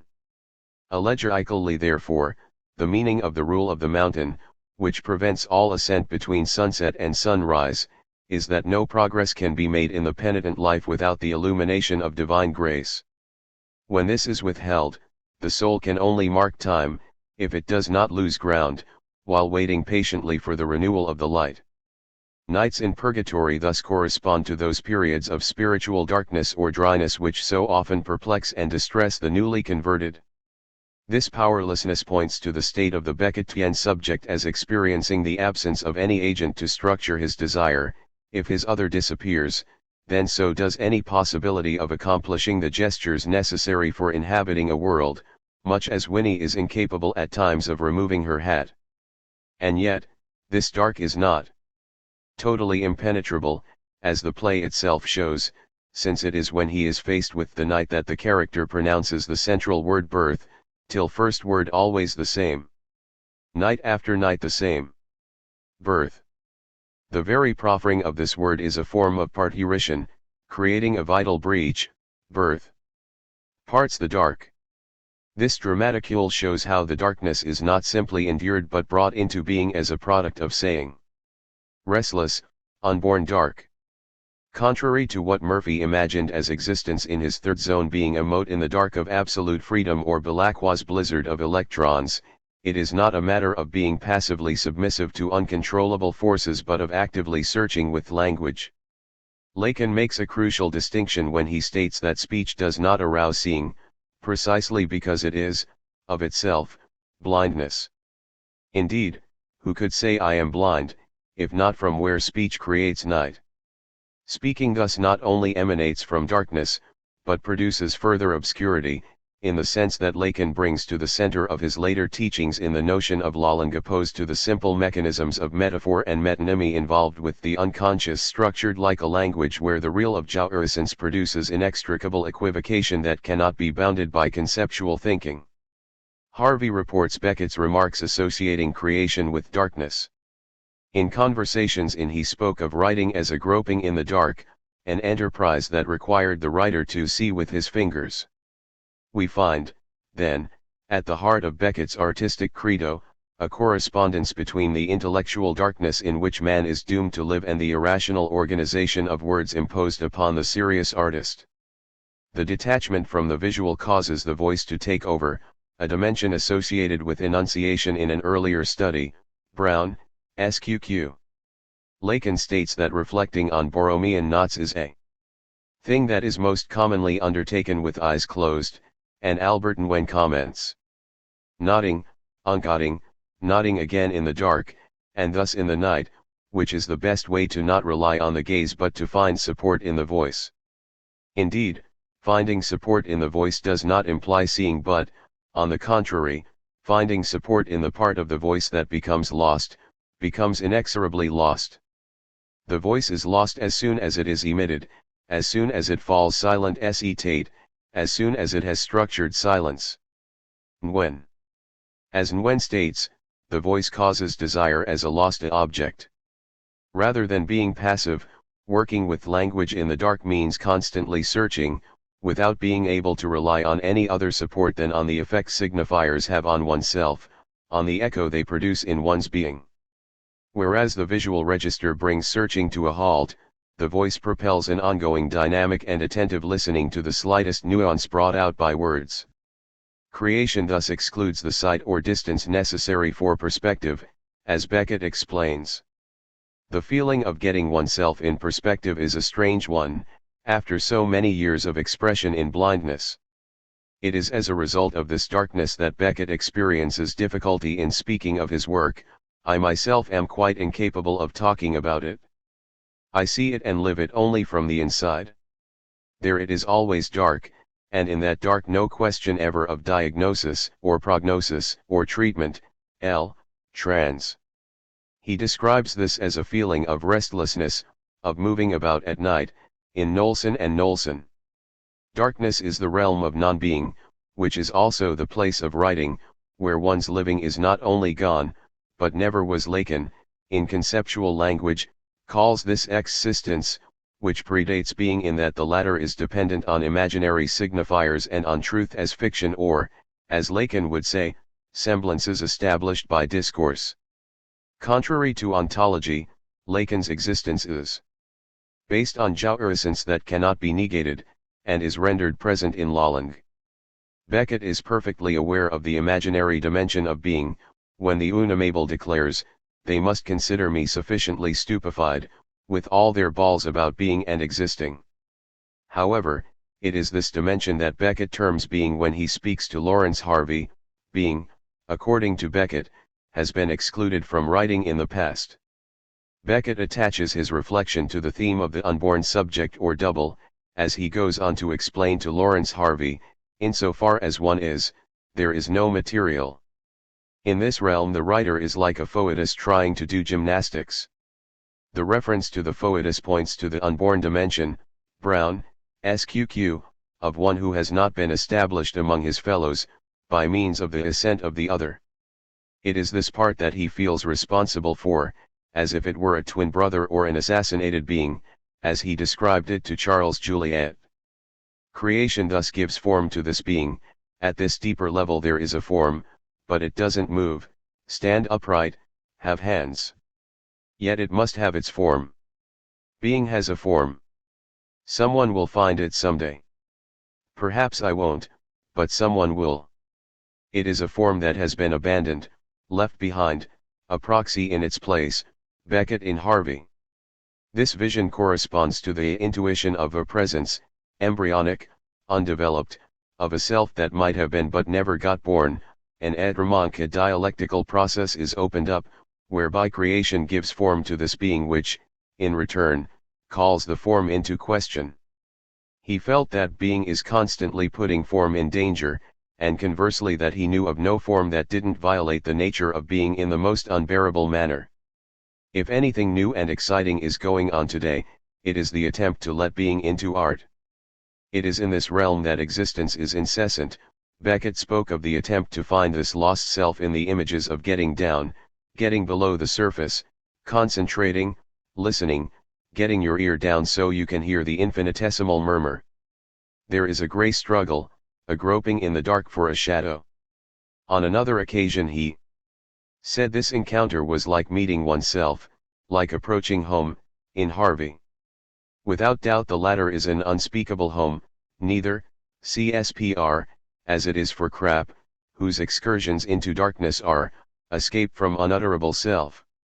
Here is certainly the true place of Beckett's speaking being, but, at the same time, it touches on something unbearable, as Ham chants, "You cried for night, it falls, now cry in darkness." Indeed, this is where one is without any other, where Nag used to leave Ham to cry at night, out of earshot. Darkness causes sounds to rise, as Malloy notes, the least unusual noise is then more noticeable, because of the silence of the night, mo. This is where the radio plays are set, as Beckett described it in, prior to writing All That Fall, never thought about radio play technique, but in the dead of t'other night got a nice gruesome idea full of cartwheels and dragging feet and puffing and panting, which may or may not lead to something. This darkness is crucial to the dramatic quality of the voices, causing Beckett, to refuse to allow All That Fall to be staged, stating that to act it is to kill it.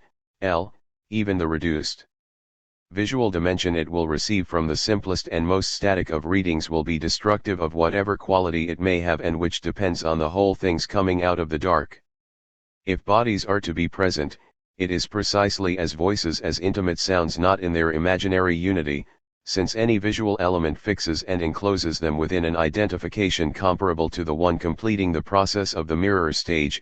It situates the voices as originating in a personal source, as belonging to a character and composing a fiction.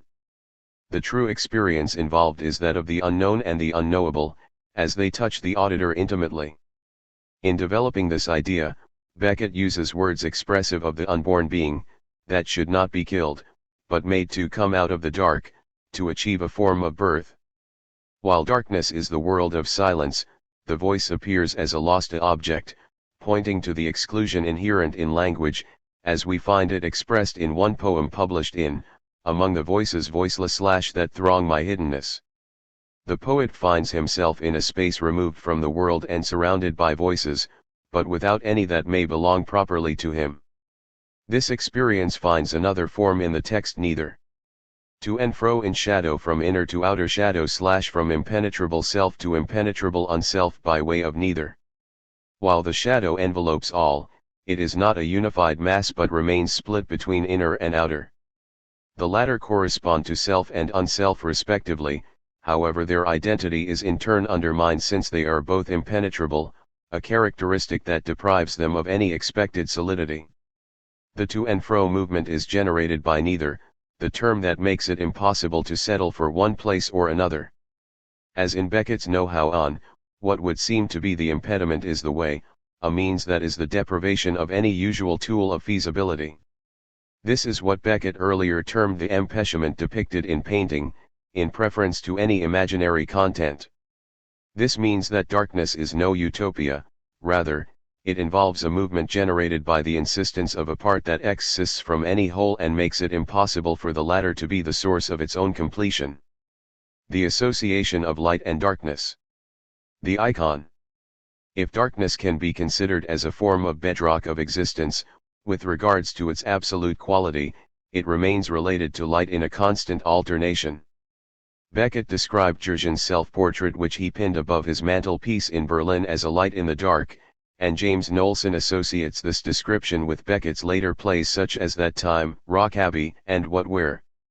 This aesthetic quality goes back to debates between Beckett and Georges Duthud, who, as Rémy Labrosset explains, became interested in Byzantine art in, which he considered as related to Fauvist paintings, in the technique of isolating an icon within fields of color. Ullmann. Anthony Ullmann sees this as representing a common interest for the two, stating that for Duthud, the power of Fauvism is that it turns directly towards the object, without attempting to re-immerse this object within the subject or equate it with subjective experience. Ullmann rightly underscores that Beckett's late theatre often showed icons, the mouth, the face, the head, the isolated figure of a woman in a rocking chair or a man gazing at a wall, which are framed by blocks of black, or, as in Ghost Trio, blocks of gray. David Lloyd acutely studies the admiration Beckett shared with Avigdor Arica for Caravaggio, whose particular use of chiaroscuro flattened out space, so that his religious paintings present the paradox of a supposedly historical or narrative painting that portrays an instant without the implied past and future actions it entails. Lloyd. This iconic quality requires a closer examination of the function of light. The screen of the fantasy functions as a protective chiasm, dispersing and attenuating light which, when unadulterated, radiates, inundates and overflows the cup of the eye. This means that light also can be seen as belonging to a certain real, as defined by Lacan. Christian Farikin explains how the lamps used in Jewish ritual for the entry of Shabbat, or Hanukkah, are intended directly for the eyes in their association, for example, with the oral drive, to drink in light, whereas paintings accentuate the screen. This inspires the notion of real light, whose brilliance éclat is not subject to variation and which, as such, has nothing to do with shadow. We can note that of Venus in Il Seen Il Said, François Regault emphasizes that she is radiant, not sparkling, radius, non-étincellant. Farikin adds, real light is what makes the gold of icons or reredos sing, what illuminates stained glass windows, what catches the irregular tesserae of mosaics. It also plays an eminent role in theory. Claritas, not only clarity clart but brilliance éclat, is one of the key terms in medieval aesthetics. It is from the moment when the painter relies on his brushes alone that the question of painted light, that is to say, of the luminous colored spot touch, is raised. Farikin, A. This real light could also be called pure light, in the sense that it is not subject to mediation by forms and space.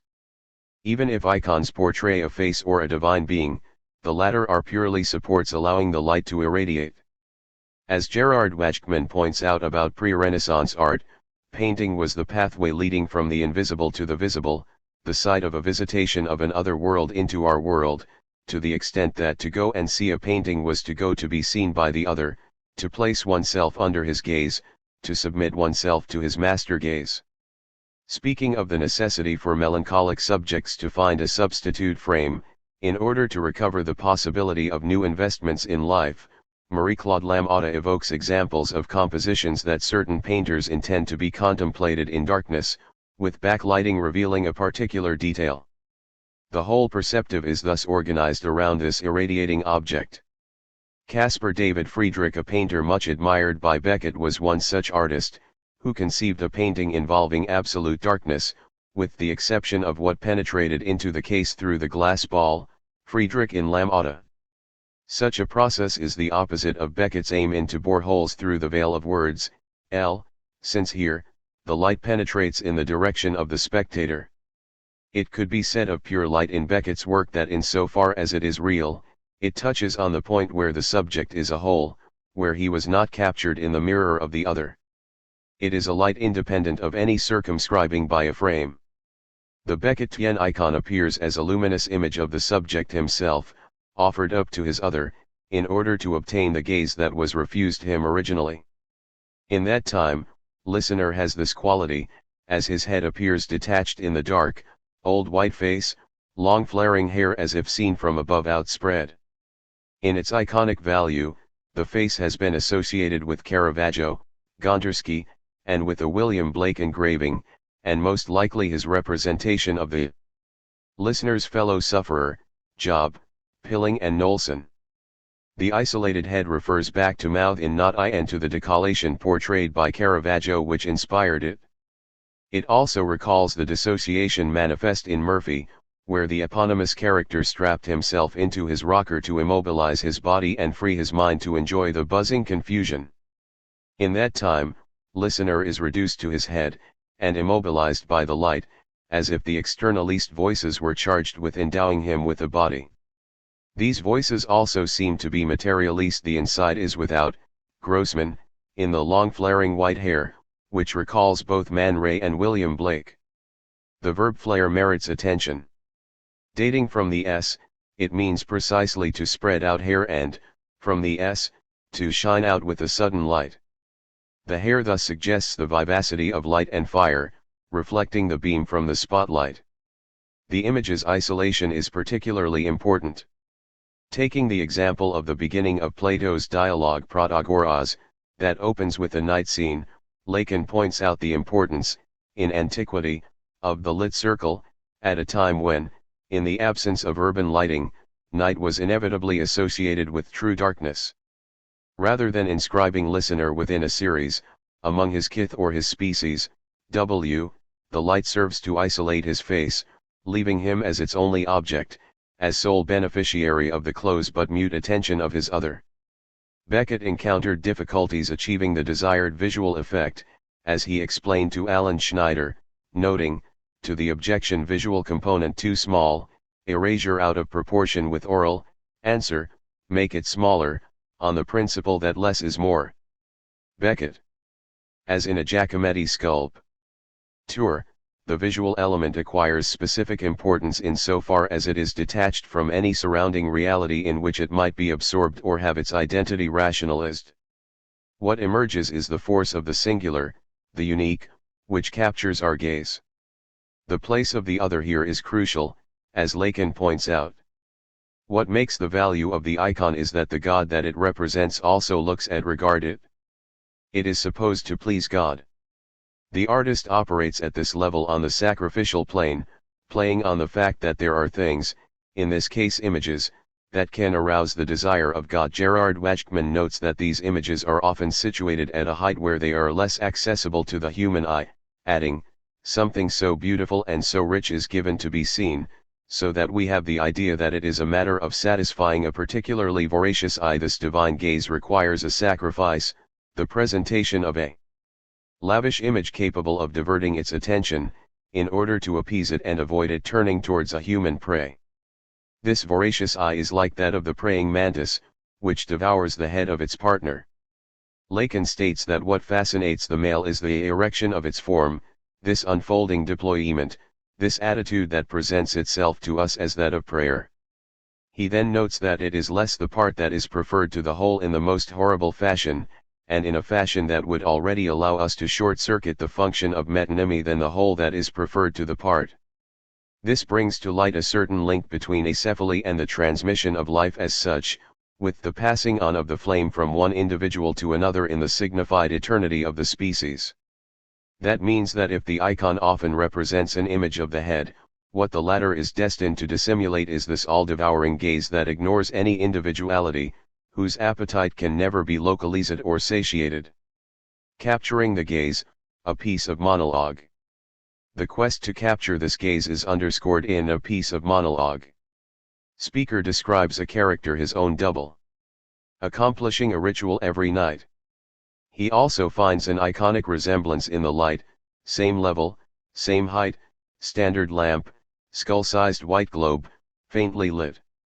This characteristic is repeated in the text, since the character evoked in the third person resembles the speaker, still as the lamp by his side. What speaker accomplishes on the stage can be understood as a theatrical ritual which, in turn, evokes the more ample one of his double, leading to the latter's death.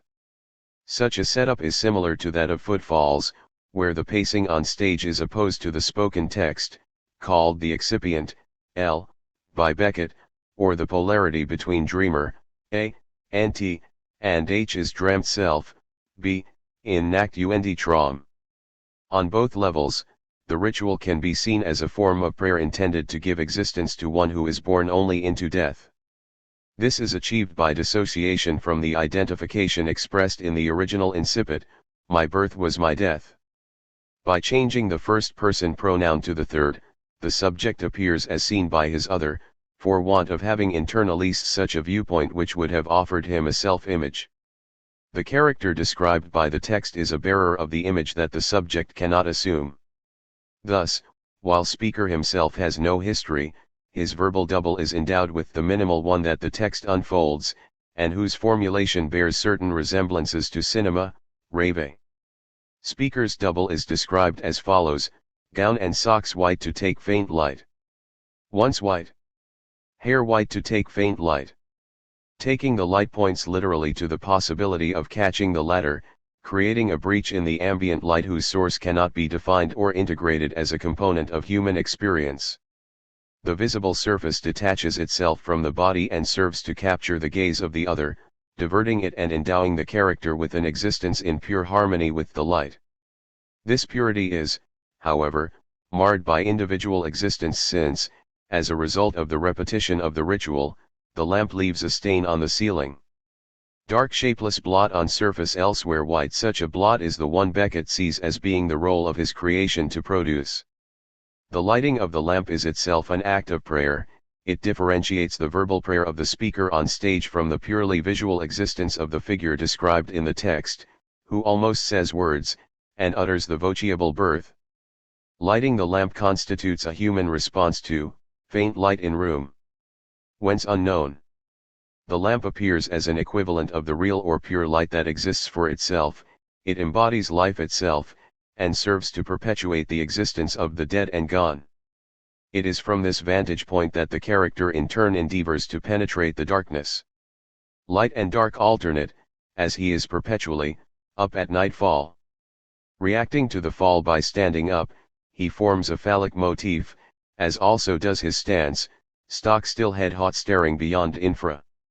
Once he lights the lamp, he turns away from the comforting circle of light, backs away to edge of light and turns to face east.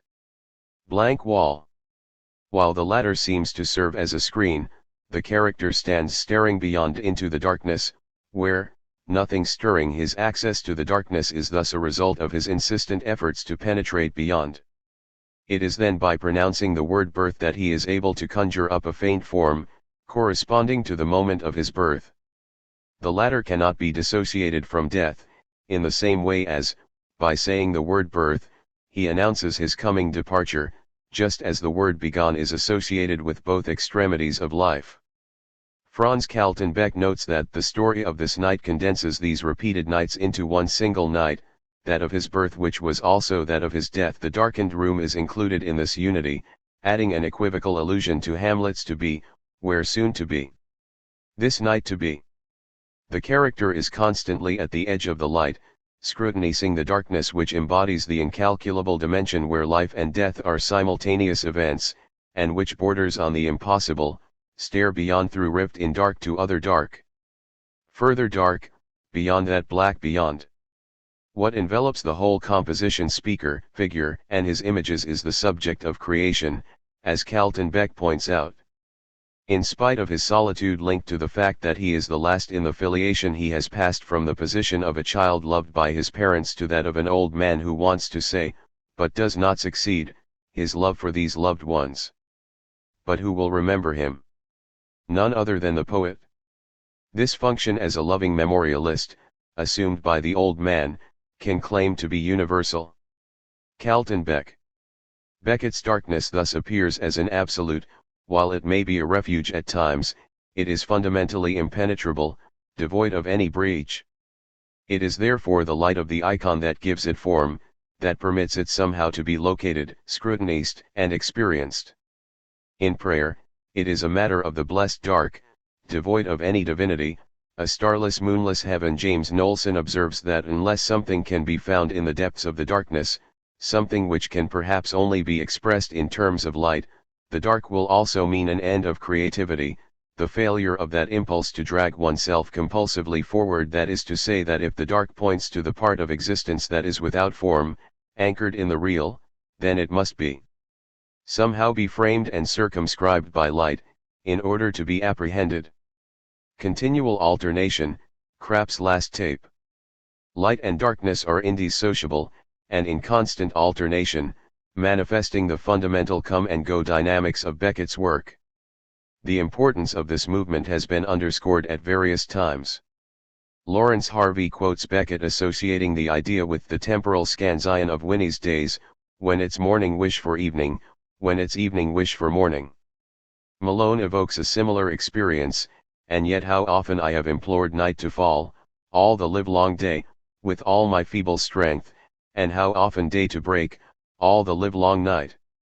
Tom Driver reports Beckett pointing to the aesthetic value of this alternation. If there were only darkness, all would be clear.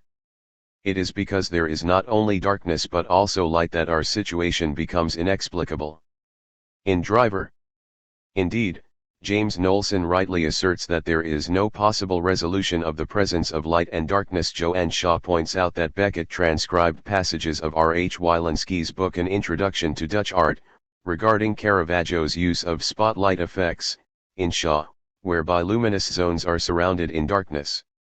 Subsequently, Wielansky notes that for Rembrandt, the universe was boundless, not only in space but in time, a boundless and eternal mystery, and the fragments in it were emotive in relation to that mystery, in idem.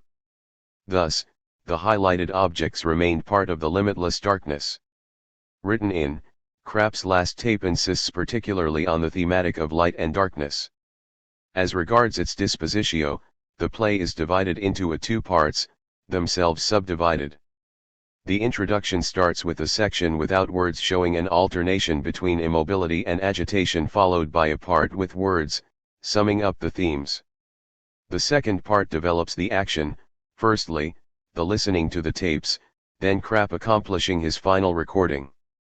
The stage setup directly accentuates the light/dark polarity. Table and immediately adjacent area in strong white light. Rest of stage in darkness. The light is therefore the place where Krapp listens to his tapes, recalls his past and records the year that has just gone by. He accomplishes back and forth movements, as he declares on tape at the age of 39, "The new light above my table is a great improvement. With all this darkness round me I feel less alone. Pause. I love to get up and move about in it, then back here too." Hesitates, me. Pause. Krapp. The movement in the darkness seems to procure pleasure, to the point of making him reticent to return to the light, which reduces him to his identity as a miserable object. As Krapp, it obliges him to accept the inescapable truth of his inadequacy. The light situates the domain of materiality. Key, drawers, dictionary, ledger and the recorded tapes where inert objects resist Krapp, who displays agitated movements, pacing to and fro. In this area, he moves under the pitiless gaze of his other, driven to draw up an assessment of his life and berate himself. Darkness, on the other hand, is the space where he can indulge in personal bodily appetites. At the same time, however, the darkness seems devoid of materiality. As has often been pointed out, this thematic echoes motifs of Manichaeism, albeit with important differences, as James Knowlson explains, referring to Beckett. He intimated later that too much could and perhaps has already been made of the Manichaean side of the play, suggesting that he himself discovered it there only when he came to direct it. The implication is that the Manichaean pages represent very much of an intellectual gloss and that this Gnostic interpretation was one of which he was unconscious as he wrote the play. Knowlson in Beckett, B. XXII. Knowlson sums up Manichaean thinking as involving the world originating in a state where light and darkness were completely separated. The current degraded condition of the universe testifies to the invasion of light by darkness, to that the two are mingled. In the end, the original duality will be restored, while the mission of men today is to achieve this separation in their lives. This means leading an ascetic existence, detached from the desires and appetites of the flesh. Knowlson in Beckett, B. XXI. Consequently, Krapp expresses a short-lived will to exclude certain enjoyments, such as eating bananas, cut 'em out, or his sexual life. He also speaks of separating the grain from the husks, in order to achieve the opus magnum. In this quest for an impossible separation, Krapp follows the imperative of his ego ideal, whose preeminence he seeks to consolidate. It also recalls Mr. Kelly's efforts to measure the point where seen and unseen met, an aspiration somewhat similar to touching the inaccessible horizon. This search aims at attaining the point of an identity that has been refused him, by capturing the gaze that never established him in being. Sue Wilson shows that Krapp's entire existence goes against Manichaean principles, whose high ideals he fails to embody, since he is consumed rather by the emptiness of its metaphysical terms. As Beckett's Schiller notebook specifies, Krapp is seized by empty dreams. According to Wilson, this is also a consequence of his attachment to terrestrial existence, inverting the aspirations of Manichaeism by degrading its metaphors and symbols into parodically physical terms, showing that he is incapable of detaching himself from the physical. In the case of Krapp's costume and the color specifications of Krapp's props, the white or light instances of the supposed dichotomy are directly presented to the audience as actual physical objects. In Manichaeism, by contrast, the physical and material must fall on the side of darkness and sensuality. The white and the light should be purely spiritual with no polluting dark empirical admixture. Wilson. The same principle applies to his memory, where the cumbersome tapes serve to lay down his recollections in a definitive material form. This materiality has its importance, since it is from the superior vantage point of his ideal that he denigrates himself. When Krapp strews the spools and the ledger over the floor, Beckett comments, he is treading on his life. B. XXVII. Krapp produces inscriptions of his accomplishments, along with judgments on his life, but they equal neither his marvelous ambition, the opus magnum, nor the idyll he remembers with the girl in the punt. His attitude when recording his voice is the same as that demonstrated when treading on the tapes. Just been listening to that stupid bastard I took myself for 30 years ago, hard to believe I was ever as bad as that. Thank God that's all done with anyway. If the tapes show what he rejects each time he listens to them, what remains to be known is what he might somehow desire, and which is contained in the episode of the vision and that of the girl in the punt, both failures or things he was unable to assume. Marie-Claude Lamothe points out the melancholic position that consists of keeping at a distance any possible investment in order to anticipate an ever-threatening disappearance. Thus it is with pain and guilt that the melancholic eliminates himself from the relationships that are dearest to him. This entails anticipating the loss of the object in the mode of certainty regarding the illusion of intersubjective relationships. Indeed, Negativity serves to keep at a distance the suffering that is inevitable and constitutive of the relationship to the other, to which the melancholic subject cannot aspire without risking his own life. As the play shows, this drives Krapp to reject everything that could be a source of desire for him. With the girl in the punt, the separation is anticipated and mutual.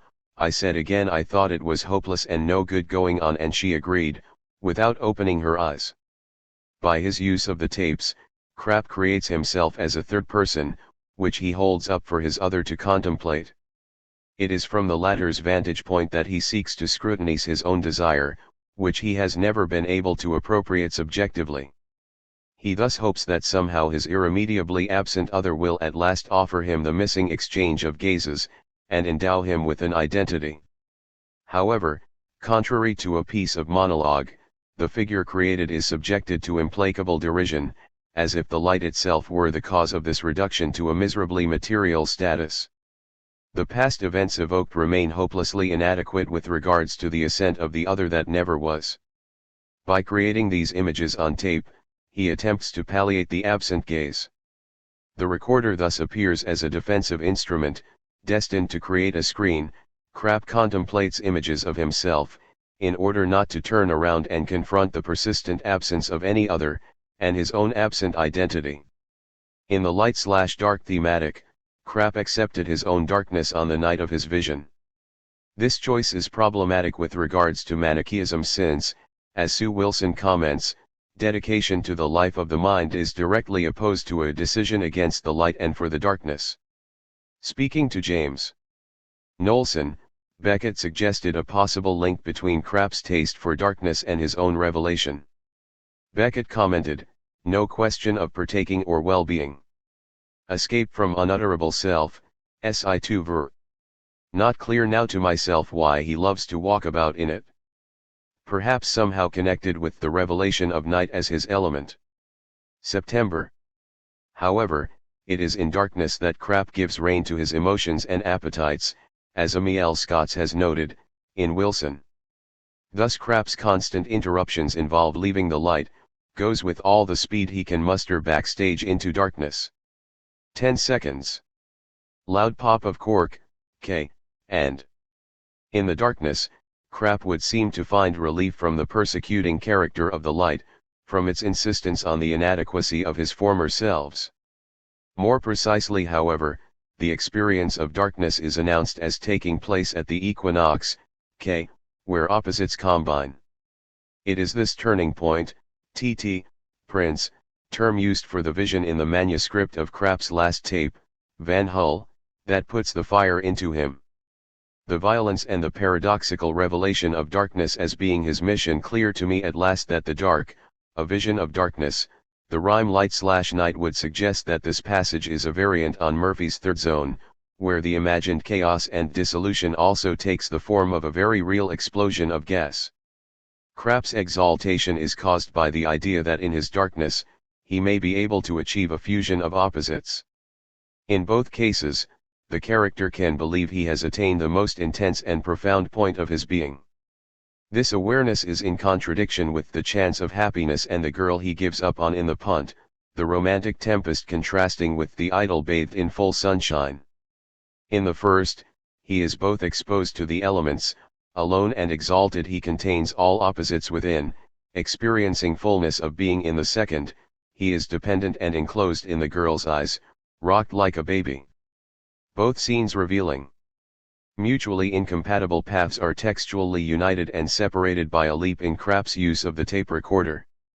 Krapp's life, however, is drawn out and marked by mingling and mediocrity, where idealistic visions wear out, and he is now heading for the grave.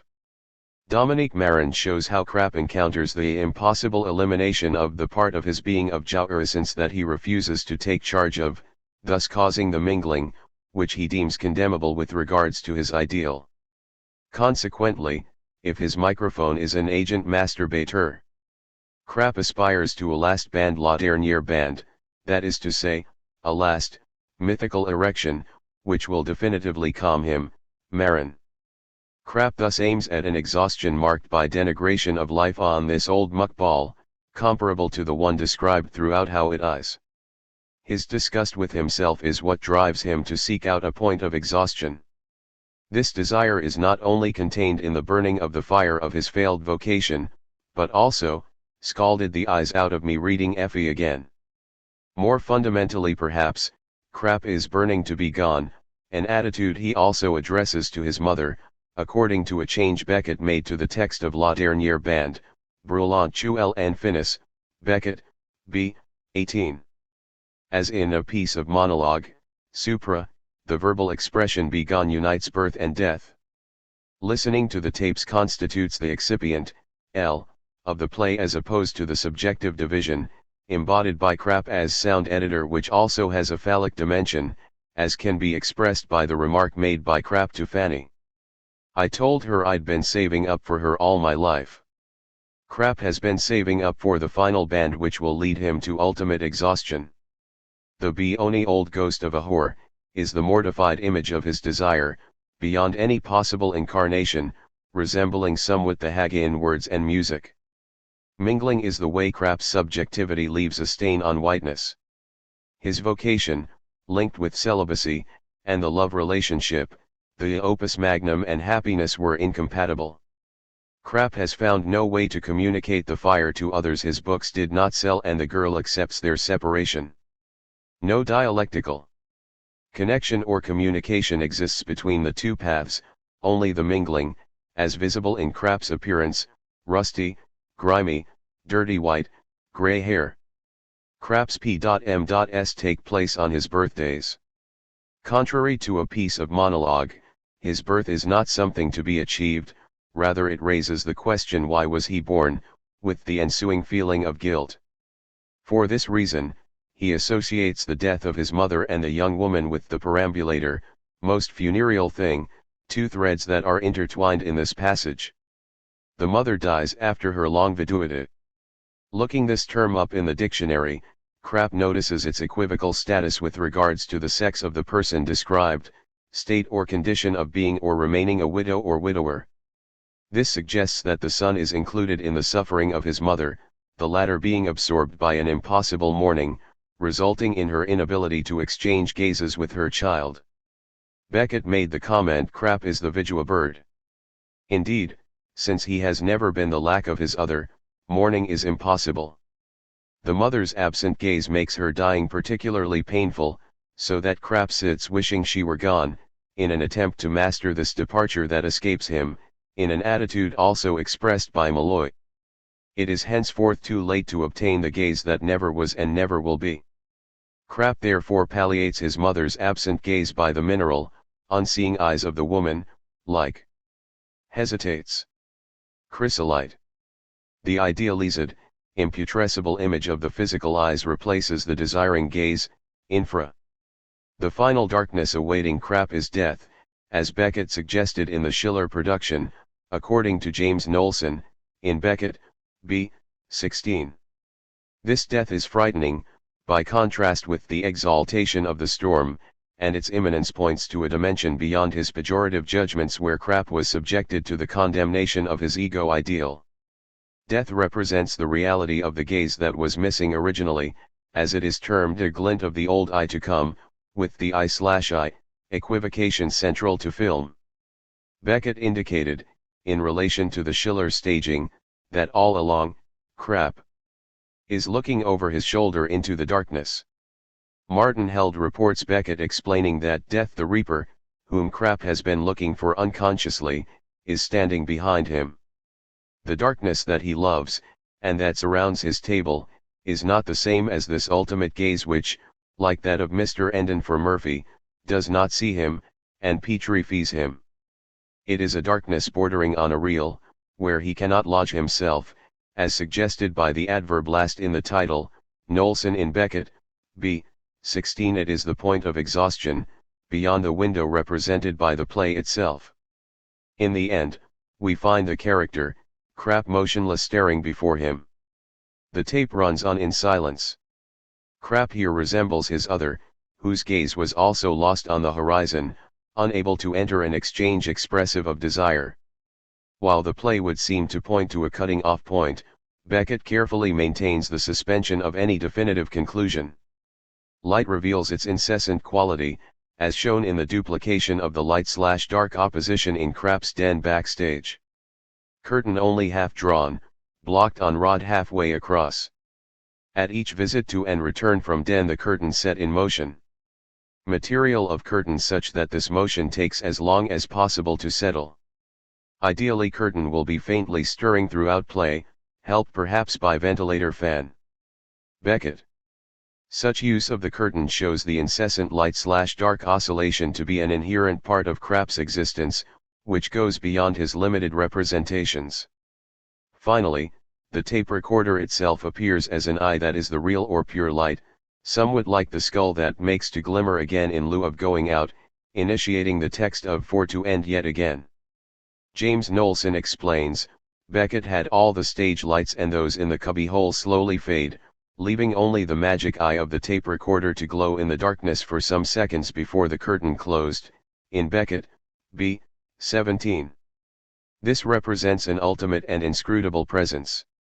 Serving as the image of something of jouissance that remains perennial, like Krapp's burning, this term used variously, for his vocation, for his mother's and his own death, that cuts through the other appetites that allow him to live, bananas, alcohol, sex, insisting in spite of the imperative to eliminate it to the benefit of unadulterated light even when subjective existence has come to an end. Incessant pulsation. In their fundamental manifestation therefore, light and dark are not opposed values confined within an overall framework. The existence of the latter would maintain a reference to the phallic register of limited holes, guaranteed by the unary trait. Such a configuration entails the presence of what Lacan terms a border, where both sides are governed by the same law, Brown, a principle whereby the subject finds himself situated on the imaginary axis. In the alternation of light and darkness, however, it is rather a question of a literal, figuring an entire domain made for the other frontier, in that they are foreign, to the point of not being reciprocal. This can be related to the fundamental Beckettian dynamic summed up in the expression come and go, as formulated by Isabel Ost, for whom the tempo of Beckett's writing is this two-beat pulsation, so that his entire work is interwoven with these alternations, departures and returns, systole and diastole, immobility and endless walking. This harks back to the game of the spool, observed by Freud, where the child produces the forward/de alternation. Pierre Fedida points out the non-dialectical aspect of the game, since the afar, de, means a making disappear without return, for the child, it belongs to the game of death and not that of absence. It is for this reason that it is vital to go on, as Malone observes, because in order not to die you must come and go. Here he echoes Pascal, our nature is in movement, complete rest is death, Frag, see Bryden, Weber Kaflisk. Thus Murphy in his rocking chair experienced an absence of opposition between light and dark, slowly he felt better, a stir in his mind, in the freedom of that light and dark that did not clash, nor alternate, nor fade nor lighten except to their communion. This co-presence of light and dark is distinct from any binary attribution of value, the ethical yo-yo, which can only belong to the imaginary order. Indeed, Beckett constantly refused any such hierarchy, as he expressed the idea, preferer l'un de testicules à l'autre, ce serait aller sur les plates-bandes de la métaphysique, to prefer one testicle to the other is to encroach on the flowerbeads of metaphysics, DSJ. Murphy thus experienced pure alternation in his mind, it was made up of light fading into dark, of above and beneath, but not of good and bad. It felt no issue between its light and dark, no need for its light to devour its dark. The need was now to be in the light, now in the half-light, now in the dark. That was all. Beckett expressed this incessant quality into Karl Franz Lemke, a prisoner in Germany who staged Godot, in the place where I have always found myself, where I will always find myself, turning round and round, falling over, getting up again, it is no longer wholly dark nor wholly silent, trans. The consequences of this irremediably unsettled state thus belong to language, and have consequences on the physical plane. Beckett confided to composer Morton Feldman in that there was only one theme in his life. Then he spelled out this theme: to and fro in shadow, from outer shadow to inner shadow. To and fro, between unattainable self and unattainable non-self. This formulation ultimately became the text neither. The existence of the speaking being here and who, precisely, remains unnamed is in the neither that is both unheeded, and his unspeakable home, arrived at by passing through opposing terms that admit of no resolution. While shadow is asserted at the beginning of this text, it is then paradoxically compared to two lit refuges and, in the end, there is the light gently unfading, suggesting both the permanence of light, as well as its indefinable and endless disappearance. In this chapter, we have seen how the dimension of light and darkness surpasses the closed and limited confines of perspective.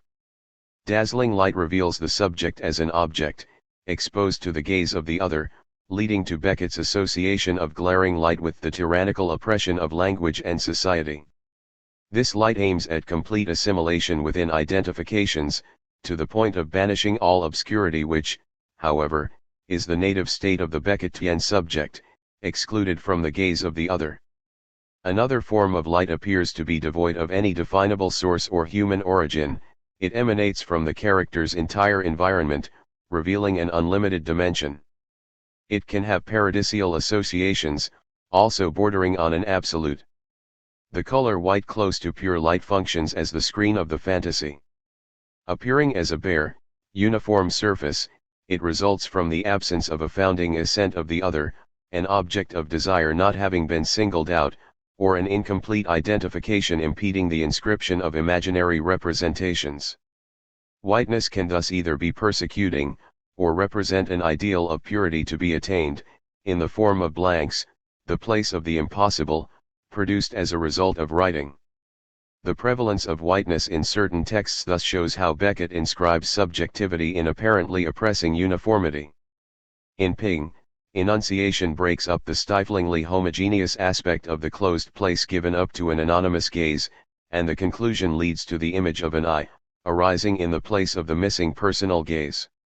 Quad also seems to show the effect of an all-powerful gaze driving the movements of the hooded players.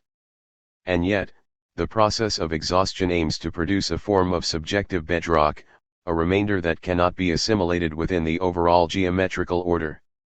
The central danger zone, circumscribed by the player's movements, embodies this final obstacle. Darkness is of fundamental importance, since it appears as a form of ultimate unworsenable condition. As such, however, it cannot be positively attained as an unadulterated state, but remains as a part that exists in creation. It requires renouncing the reign of light. To grapple with the obscurity of language. Indeed, the encounter with darkness was a crucial turning point in Beckett's experience of writing, since it is in this part that his essential existence resides, excluded from the gaze of the other. Rather than emphasizing one dimension over the other, Beckett shows the two to be in constant alternation. Thus the luminous icon serves to show up the darkness. It appears as real light, removed from any constituting frame, and arising in the place of the original absent gaze. It serves to avert the devouring gaze of the other. The alternation between light and dark is seen in a piece of monologue, where it is a matter of being born to darkness and death, and in Krapp's last tape, where light is associated with base material objects, and the character's submission to a terrible ego ideal. Unable to achieve either the ideal of a spiritual vocation or happiness in love, Krapp ends up mingling the opposing values. However, a final gaze continues to burn, representing an inscrutable presence, and which is related to the ultimate impossibility of dispelling the constant oscillation of light and darkness. Doubles and specters. The preceding chapters have shown how what would seem to be conventional reality is broken down, in Beckett's writing as of the trilogy, to be replaced by insistence on the conditions of seeing, reinforced by artificial devices such as mirrors and frames, and the physical organ of sight. The focus on light and darkness then revealed a dimension of seeing that escapes organization by any form of framing and visual organization. The present chapter returns to the question of identification, and its fragility, leading to a study of spectral beings, which acquire particular importance in ill-seen ill-said. An absent identity. Beckett's work passes on to the reader and to the auditor/spectator of his theatrical works difficulties that are initially encountered by the creator himself, as a consequence of a lack of identification. With a conventional work of fiction, or of lyrical poetry, one identifies with the point of view embodied by the main character or the enunciator whose feelings and destiny solicit the reader's sympathy.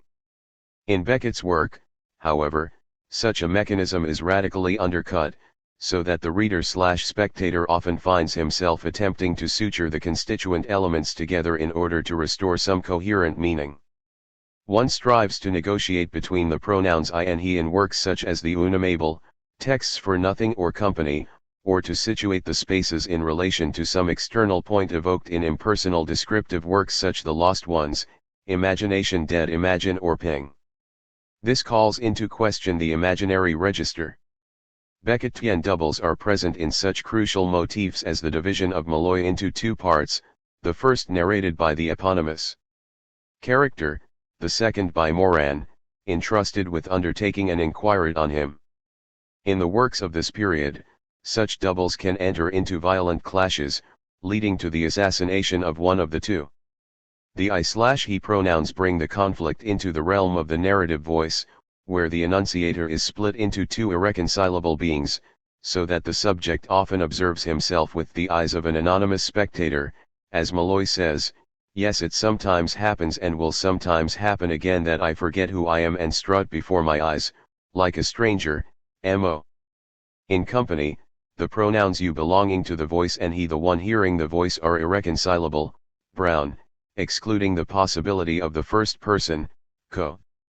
This leads to the juxtaposition of the unamiable subject and an external viewpoint, for the first person singular and a fortiori plural pronoun had never any place in your vocabulary.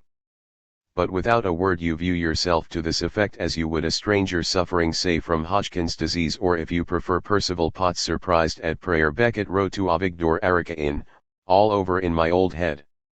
The carcass drags itself uphill and down dale. A half-closed eye follows it, some way behind, trans.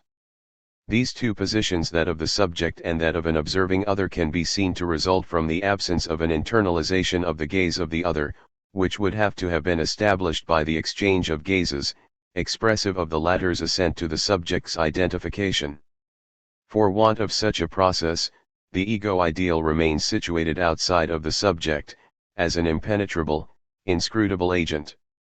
It is necessary at present to explore in fuller detail the consequences of this construction. In his study Mass Psychology and Analysis of the I, Freud deals with primary narcissism, where the child is self-sufficient, as a result of the parents' projection on the child of their own narcissism.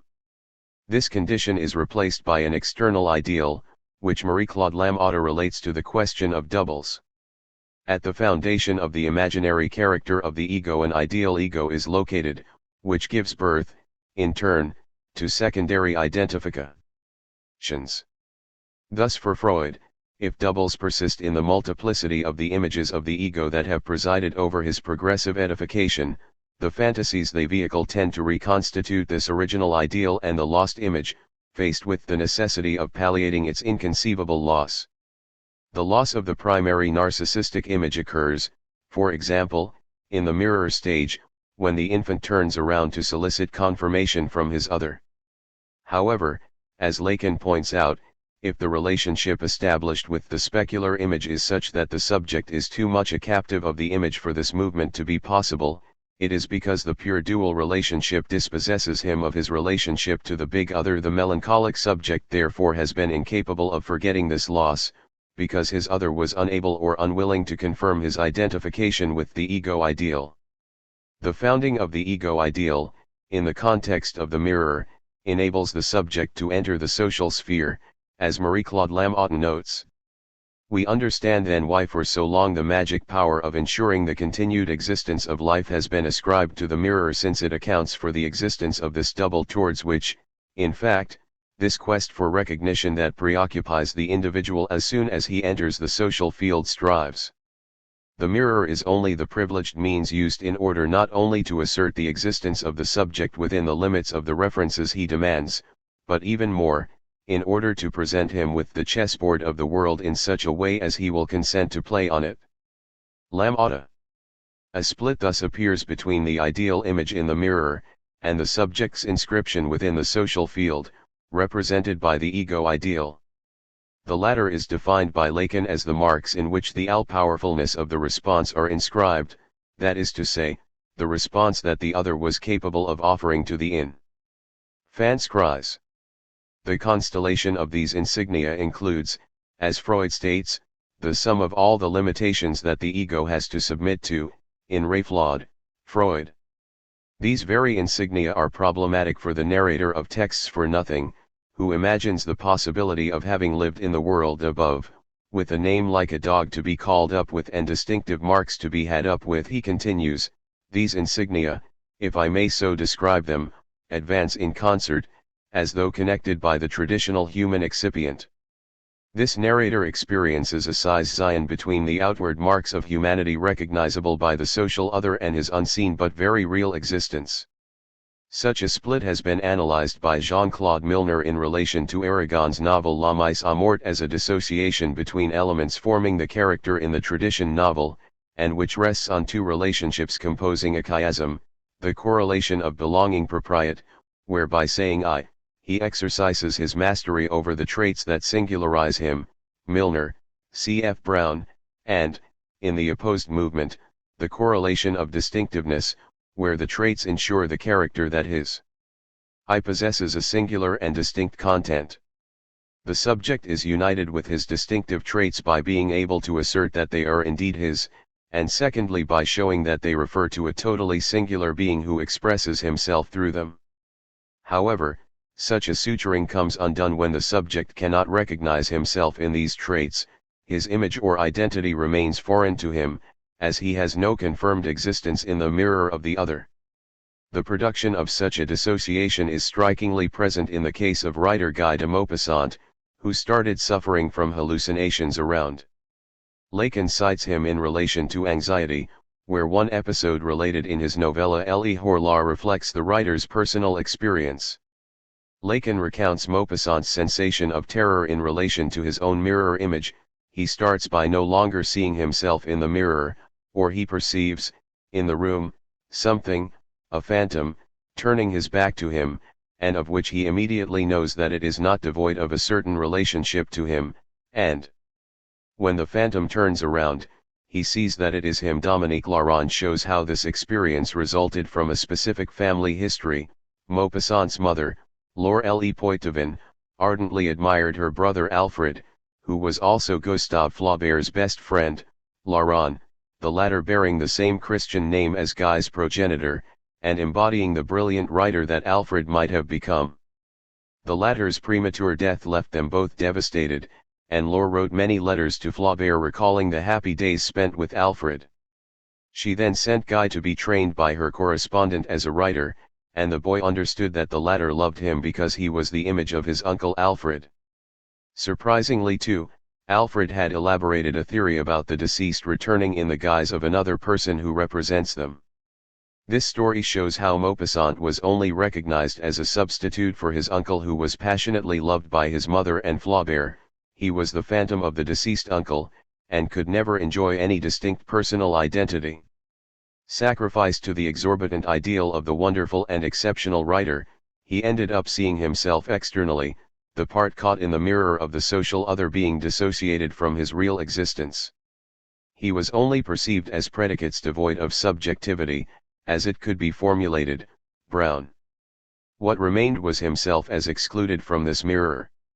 The Beckettian subject also encounters his absence of identity, whereby he cannot count himself as one among others, among his fellows or kin, RRII. Such a possibility is only available for one who has been marked by the tattoo, Lacan, of the unary trait. Christian Farikin notes of the melancholic that he identifies with nothing, since there is at least one set of beings within which he should count himself as one, and where he does not, where a frame does exist, he remains excluded. Indeed, The minus a is what Marie-Claude Lamothe calls the nothing, which helps us to establish a lexical and conceptual link with Beckett. Thus, when Malloy observes the two walkers, A and C, MO, moving through the countryside, he imagines their encounter precisely because he himself is unable to be an object of recognition. Brown. Or, more precisely, the case of melancholia examined by Farikin situates himself alternately but always at the wrong moment on the side of the nothing, or the ideal. Thus, he feels he is occupying the place of another, or, if pressed with questions, he acts as if he were another, or, finally, when he watches television, it often happens that he counts himself among the people on the screen, because he refuses to count himself among those who are in the room. Following Farikin's analysis, the unary trait permitting him to count himself as one among others, as included in a group, exists as a notion for the subject, but does not allow him to feel that this identification concerns his existence, or endows him with the being so sought after by the narrator of texts for nothing. As regards Malloy, he shows himself to be excluded when he observes A and C. These two are situated together on the same level as fellows in a tableau or panorama, while Malloy himself remains hidden from sight, MO. These strangers appear not as individuals but as expressions of the observer whose whole being seems to be caught up in them, as if he were seeking to draw from them some recognizable form. Thus he mingles his own anxiety with the one he ascribes to one of the men, and he feels his soul straining wildly after him, like his hat at the end of its elastic. The alternation between the identification as nothing and the ego ideal is manifest in the doubles Moran and Malloy, who compose two sides of the same subjective entity. Together, they encapsulate or envelope the fundamental question of Malloy and his mother, Brown. On one side, Malloy is the subject reduced to the status of refuse, while, on the other, Moran is initially at least wholly integrated into the conventional representations demanded by the ego ideal. He is thus visible in the mirror of the other and, as such, is charged with seeking after Malloy, to shed light on him. This quest, however, exposes him to the risk of ultimately succumbing to his basic absence of identity. The encounter with the specular double causes moments of anxiety, leading to possible violence, as found, for example, in the calmative, Mercier and Camille and Malloy. In the calmative, Supra. When the narrator finds himself in a church, the organ suddenly sounds, and he flees up a spiral staircase like one hotly pursued by a homicidal maniac. He finds himself on narrow path running around the top of the church, where he encounters another individual, whom we can understand as being his own mirror image, leading to the lethal alternative, how I'd love to push him, or him to push me, over the edge. Franz Kaltenbeck observes here a difference with the position of the character contemplating the portrait in that time, and who, rather than identifying with the noble traits depicted in the image, encounters the real. In the calmative, by contrast, the identification descends towards a mortifying relationship to his fellow. Thus the narrator conserves a trace of the original fight to the death at the basis of his existence. Encountering the image of oneself as other plunges the narrator into a situation that he formulates, once the terrifying moment is over, as a condition of nightmare thingness. What he recognizes, in this truly hallucinatory moment, infra, is his own gaze in the two burning eyes starting out of their sockets. As Jean-Claude Milner shows, the doubles find their unity in the writer as the third party who supports their oscillation. The eye of the writer is the pure figure of an individuation without insignia, who has no need of insignia to ensure himself, no trait to exercise his mastery, so that the eye, contrary to its function in dialogue, is always synonymous or identical to itself, owing to the function of writing. This function replaces the letter, in Lacan's late theory, and is combined with one saying, undire, where inexhaustible jouissance testifies to a radical hole in language, in the absence of any guarantee offered by the other to ensure the validity of identifications, infra.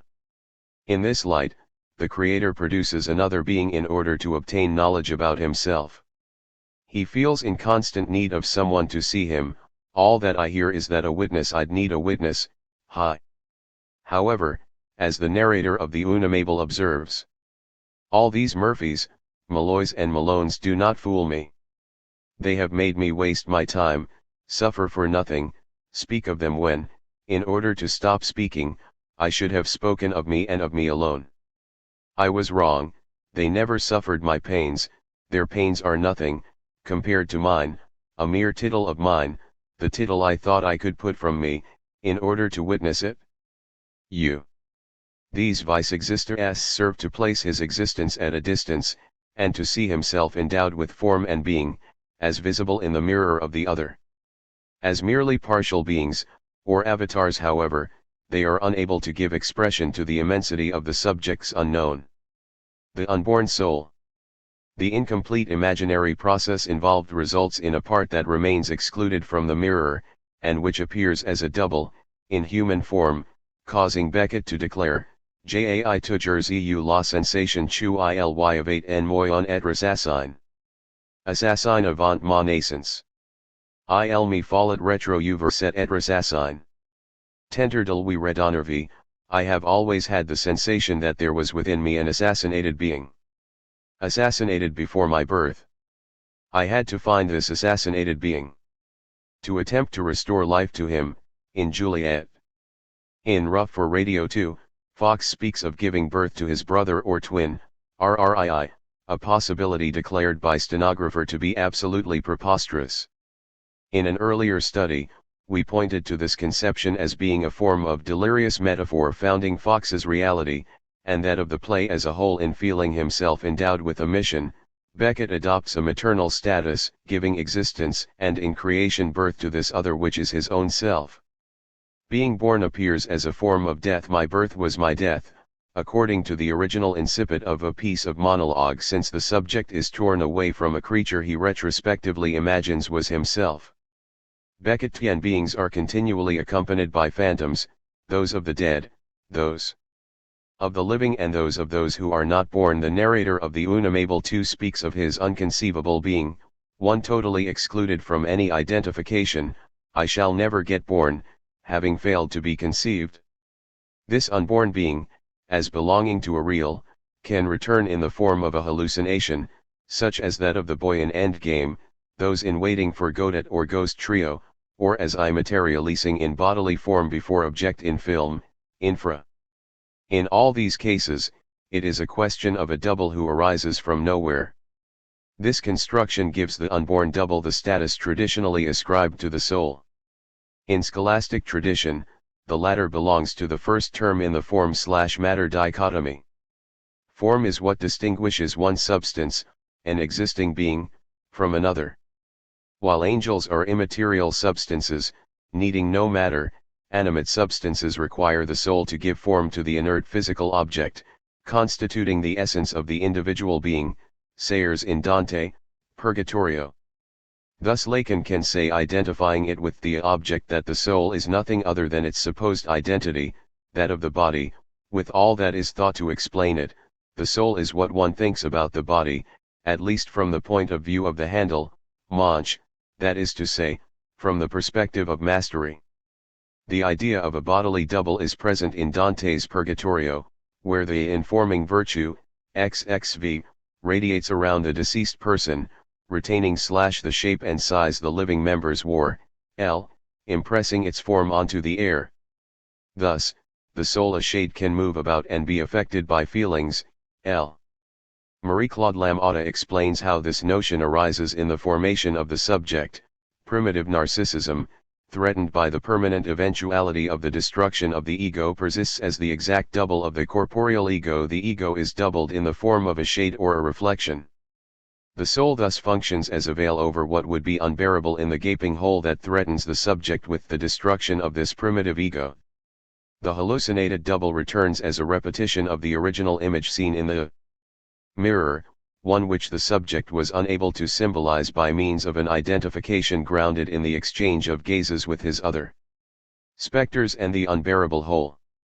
If the notion of the soul or the unborn double allows for a veiling of the whole in existence, it also testifies to the persistence of the latter, and the hallucinatory effect can produce great anxiety.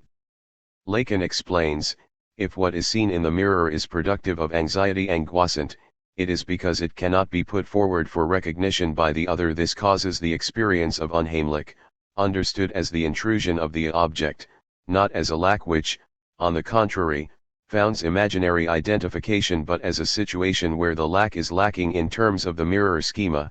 This means that this object can be superimposed on the reflection, into which it fades, since the right/left inversion has been dissipated, the object cannot be specularized. In the absence of a necessary separation, it is the unbearably intimate, extime, that intrudes on the subject. Such an apparition is the double, just as Maupassant saw his own back in the mirror, instead of his face. The disappearance of the other unveils a terrifying hole in existence, related to the notion of an impossible morning, as Lacan describes it. Mourning, which is a veritable loss, intolerable for a human being, causes for him a hole in the real. The intolerable dimension, properly speaking, that is offered to human experience is not the experience of your own death, which no one has, but that of the death of another, when he is an essential being for you. Such a loss constitutes a Verwerfung, a hole, but in the real.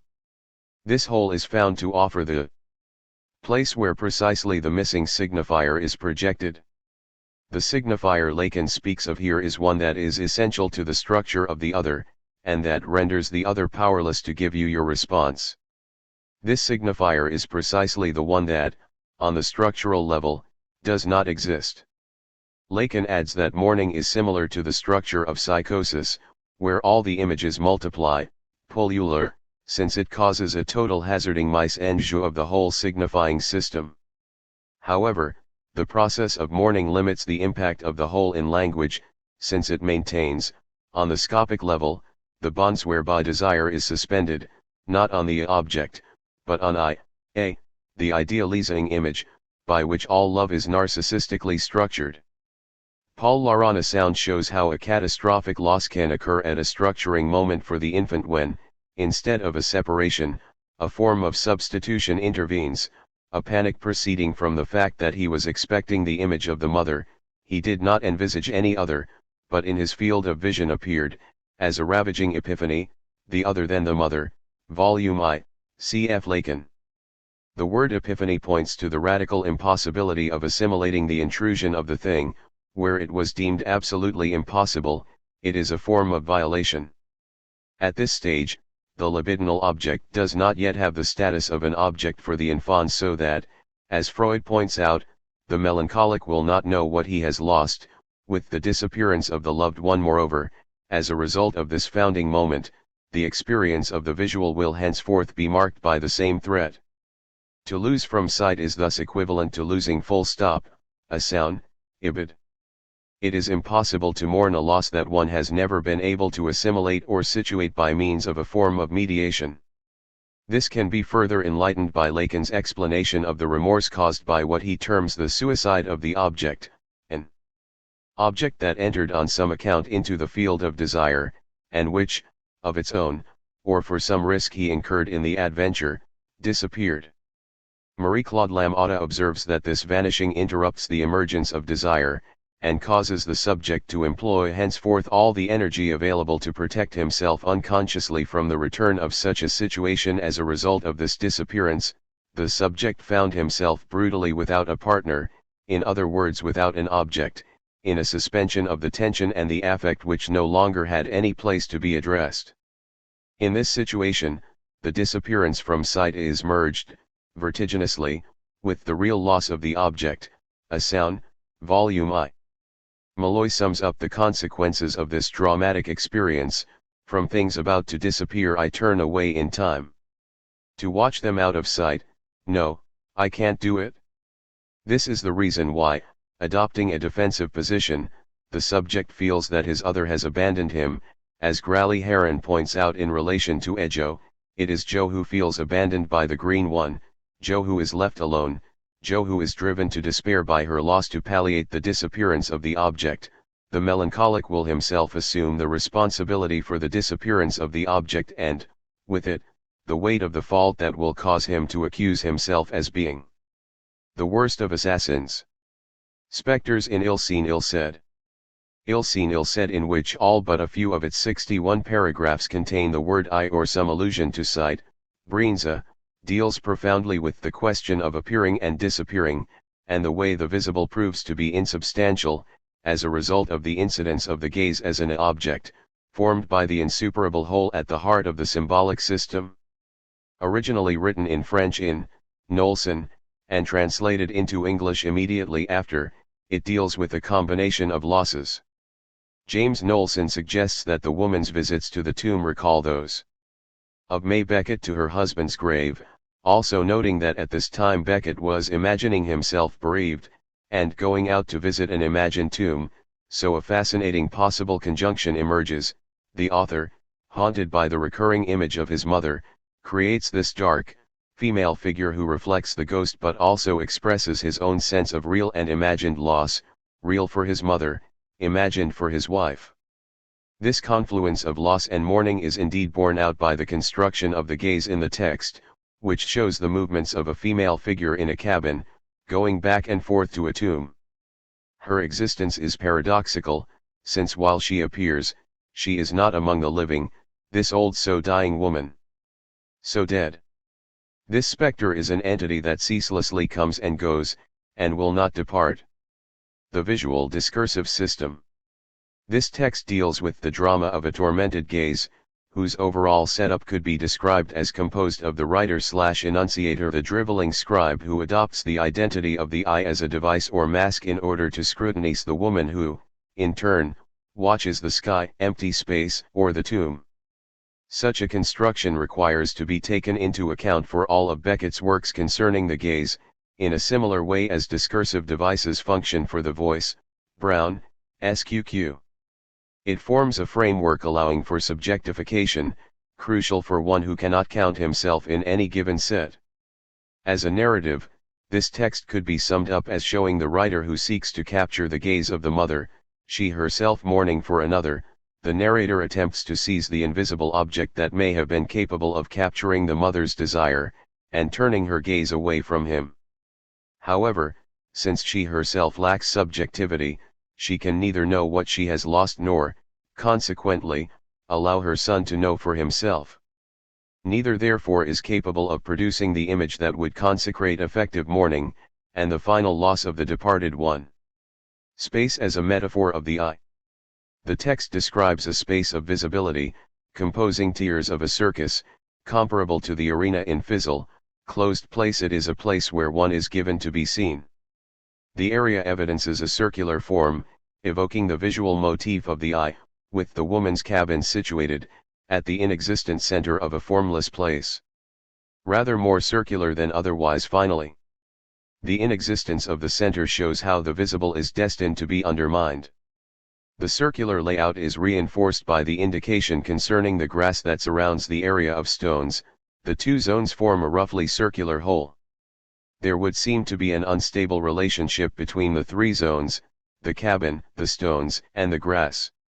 Around the cabin and the woman are also the 12 which, it has been suggested, originate in Mallarmé's poem Igitur, Najum, or could echo the 12 pins of Connemara, alluded to in Serena II, Murphy. They might also be a reference to the points on the dial of a clock, or simply the radiating pattern of the iris around the pupil. Thus they keep her in the center. More or less. What then if not her do they ring around? In their ring whence she disappears unhindered. This appears to be a new version of worm, as a shapeless heap at the center of a circle in the Una Mabel. No matter where he goes, being at the center, he will go towards them. Like worm, the woman escapes any attempts to pin her down. The cabin, situated in this problematic center, Ackerley, is considered as causing irreparable disruption in orderly representation, implying furthermore that it the culprit. And from it as from an evil core that the what is the wrong word the evil spread. The French term cabinet also has the meaning of a dark dungeon where dangerous criminals were shut up, like the Ivory Dungeon in Texts for Nothing, Ackerley and Brown, #. And a cell where dangerous madmen here, the Fall du Logis, MV, were consigned. The contagion suggested is like the one evoked by Malone, I know those little phrases that seem so innocuous and, once you let them in, pollute the whole of speech. Nothing is more real than nothing. They rise up out of the pit and know no rest until they drag you down into its dark. But I am on my guard now, MD. The nothing at the heart of this miniature universe threatens to drag everything into its vortex. This is the place of the subject, as Beckett states in the Unum Abel, where you suffer, rejoice, at being bereft of speech, bereft of thought, and feel nothing, hear nothing, know nothing, say nothing, are nothing. That would be a blessed place to be, where you are. This means that the apparently concrete space described in this text has a purely subjective function, centered on the place where the unseeing gaze as an object is anchored and affords no rest. The I as tourment. The I, as Susan Breenza states, becomes part protagonist, part self-conscious narrator, and part reader and visualizer. An impossible love relationship is developed in this narration, since the I attempts to approach the woman in order to see her closely. Wooed from below, the face consents at last.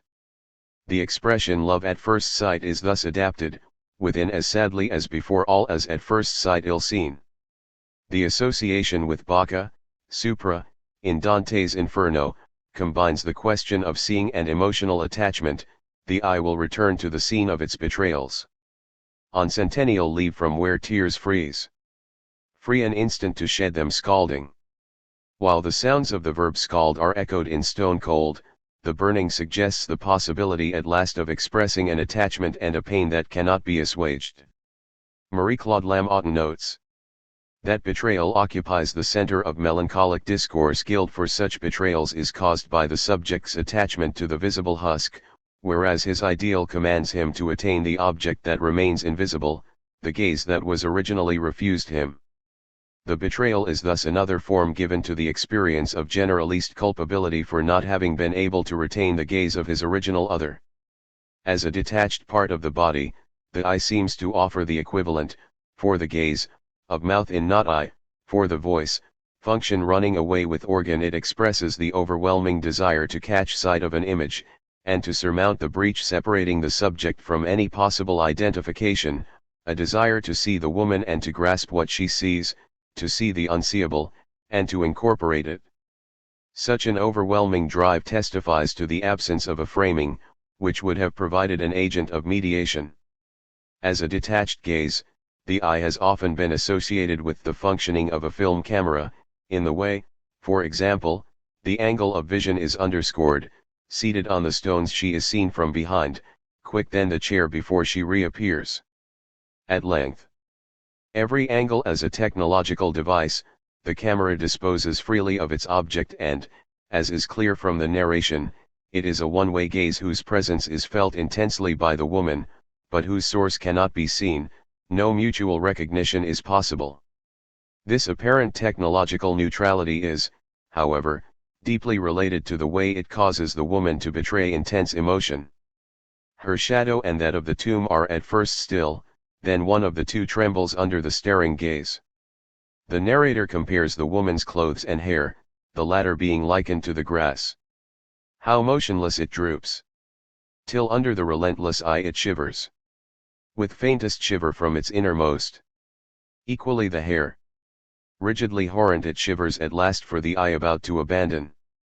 And the old body itself. When it seems of stone. Is it not in fact a shiver from head to foot? The eye scrutinizes the woman, in a desperate attempt to penetrate her petrified aspect. It is relentless, and finally discerns the trembling movement that permeates the grass, the hair, and body, in the same continuum. This incessant movement is directly related to the rigidity of the elements seen. The word horrent is related to horror, from the Latin horrere, to bristle and thus to tremble. This verb also produced the French hirsute, lat hirsutus, meaning hairy. When Lacan evokes Freud's case of the wolf man, he shows how the function of the window is to frame horror, the intrusion of the object as unheimlich. He further explains how in the revelation, when the wolves in the tree watch the subject, it is not a matter of seeking to locate the phallus, since the latter is everywhere. It is in the very reflection of the image, which it supports with a catatonia that is none other than the subject's own. The child fascinated Midas to the point that one can conceive that what is watching him in the scene and is invisible since it is everywhere is none other than the transposition of the arrested state of his own body, transformed here into the tree covered with wolves. The subject here embodies an erection that makes of him a phallus, infra, as if he were turned into a tree. It is therefore the spectacle of horror that petrifies the subject, somewhat like in Ovid's Metamorphoses, where characters are transformed at the very moment when their existence is about to be unbearably overthrown. Elsewhere, Lacan speaks of the evil eye as the fascinum, which has the effect of arresting movement and literally killing life. If the subject is a phallus, it is because he is castrated.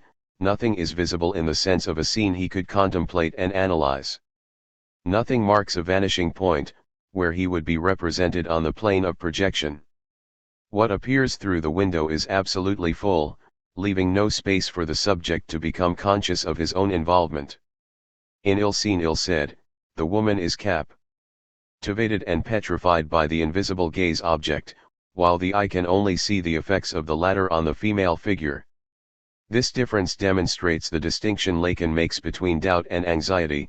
The former serves only to combat anxiety, precisely by illusions luries, infra, while the second is a matter of frightful certainty. The gaze invades the woman as an extimate object, as is underscored by the manner in which the grass shivers, with faintest shiver from its innermost. It touches on the innermost, because it is an object that is both the outermost and at the extreme heart of the subject, so that it cannot be affronted as if it were placed before one's eyes. And yet, this trembling is a sign of life, as the narrator speaks of the glare now on the face, collated with its casted lips beyond a doubt. Were it only by virtue of its imperfect pallor. An imperceptible tremor unworthy of true plaster. Trembling is a sign that the person is living, as are tears in Endgame, or the faint stir in Dreadnought. While the eye seems to be able to move freely, it cannot dissociate itself from the effect it produces on the object observed.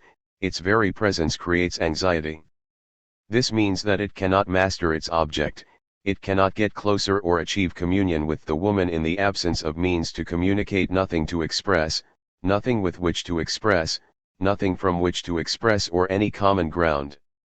The eye rather induces changes, that under the changed eye it too may change. Alone the eye has changed. Alone can cause to change. Beckett formulated the problem in Proust. The observer infects the observed with his own mobility. Moreover, when it is a case of human intercourse, we are faced by the problem of an object whose mobility is not merely a function of the subjects, but independent and personal, two separate and immanent dynamisms related by no system of synchronization. Prince. I and woman are both inhabited by the whole, and have no means of mediation at their disposal to circumscribe it. Therefore, while attempting to approach the woman, the eye can in no way free himself from the terrifying gaze he embodies, nor relinquish his absence of physical form in order to find a shared plane of reality with the woman. This gaze is comparable to that of the camera which, in the first part of film, encounters a couple and inspires them with a terror resulting from the agony of perceivedness. The eye appears as pure subjectivity devoid of any outward bodily image, and which is excluded from society among other beings. The eye itself is thus the site of torment, much like the woman. The narrator exhorts, but quick sees her where she is best to be seized. It is a matter of an effort to compose an image, while the latter can only point to the woman's absence. The leaps made by the eye aim to grasp the woman at moments when it is almost possible to do so, but each attempt proves to be inadequate. The image he manages to attain can only produce further suffering, as expressed in Proust, when Beckett speaks of Marcel's sudden remembrance of his grandmother. For the first time since her death he knows that she is dead, he knows who is dead. This contradiction between presence and irremediable obliteration is intolerable. Not merely the memory, the experience, or their mutual predestination is retrospectively abolished by the certainty that as he meant nothing to her before their meeting, so he can mean nothing to her after her departure. He cannot understand this dolorous synthesis of survival and annihilation. Prince. Beckett would seem to be recalling Freud's distinction concerning the melancholic, who does not know what he has lost with the departed person in remembering his grandmother through involuntary memory. Marcel also becomes unbearably conscious of her disappearance. It was necessary for the image to impose itself upon him, for him to become aware of his loss. What delayed this experience of mourning was the fact that he meant nothing for his grandmother.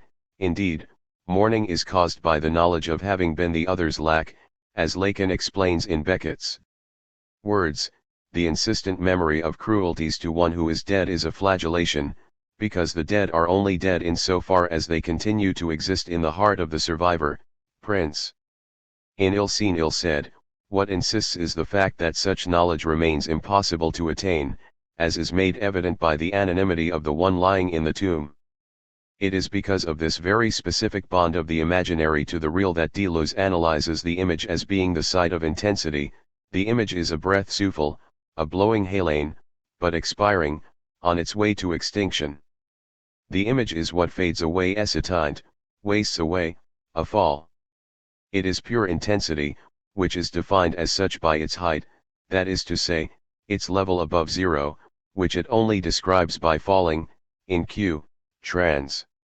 Appearing/disappearing.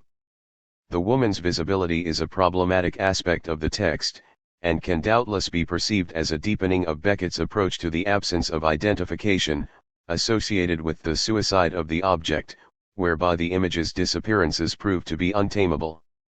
The eye does not control the appearances and disappearances of the objects, and has to submit to the latter's movements. Close up then. In which in defiance of reason the nail prevails. Long this image till suddenly it blurs.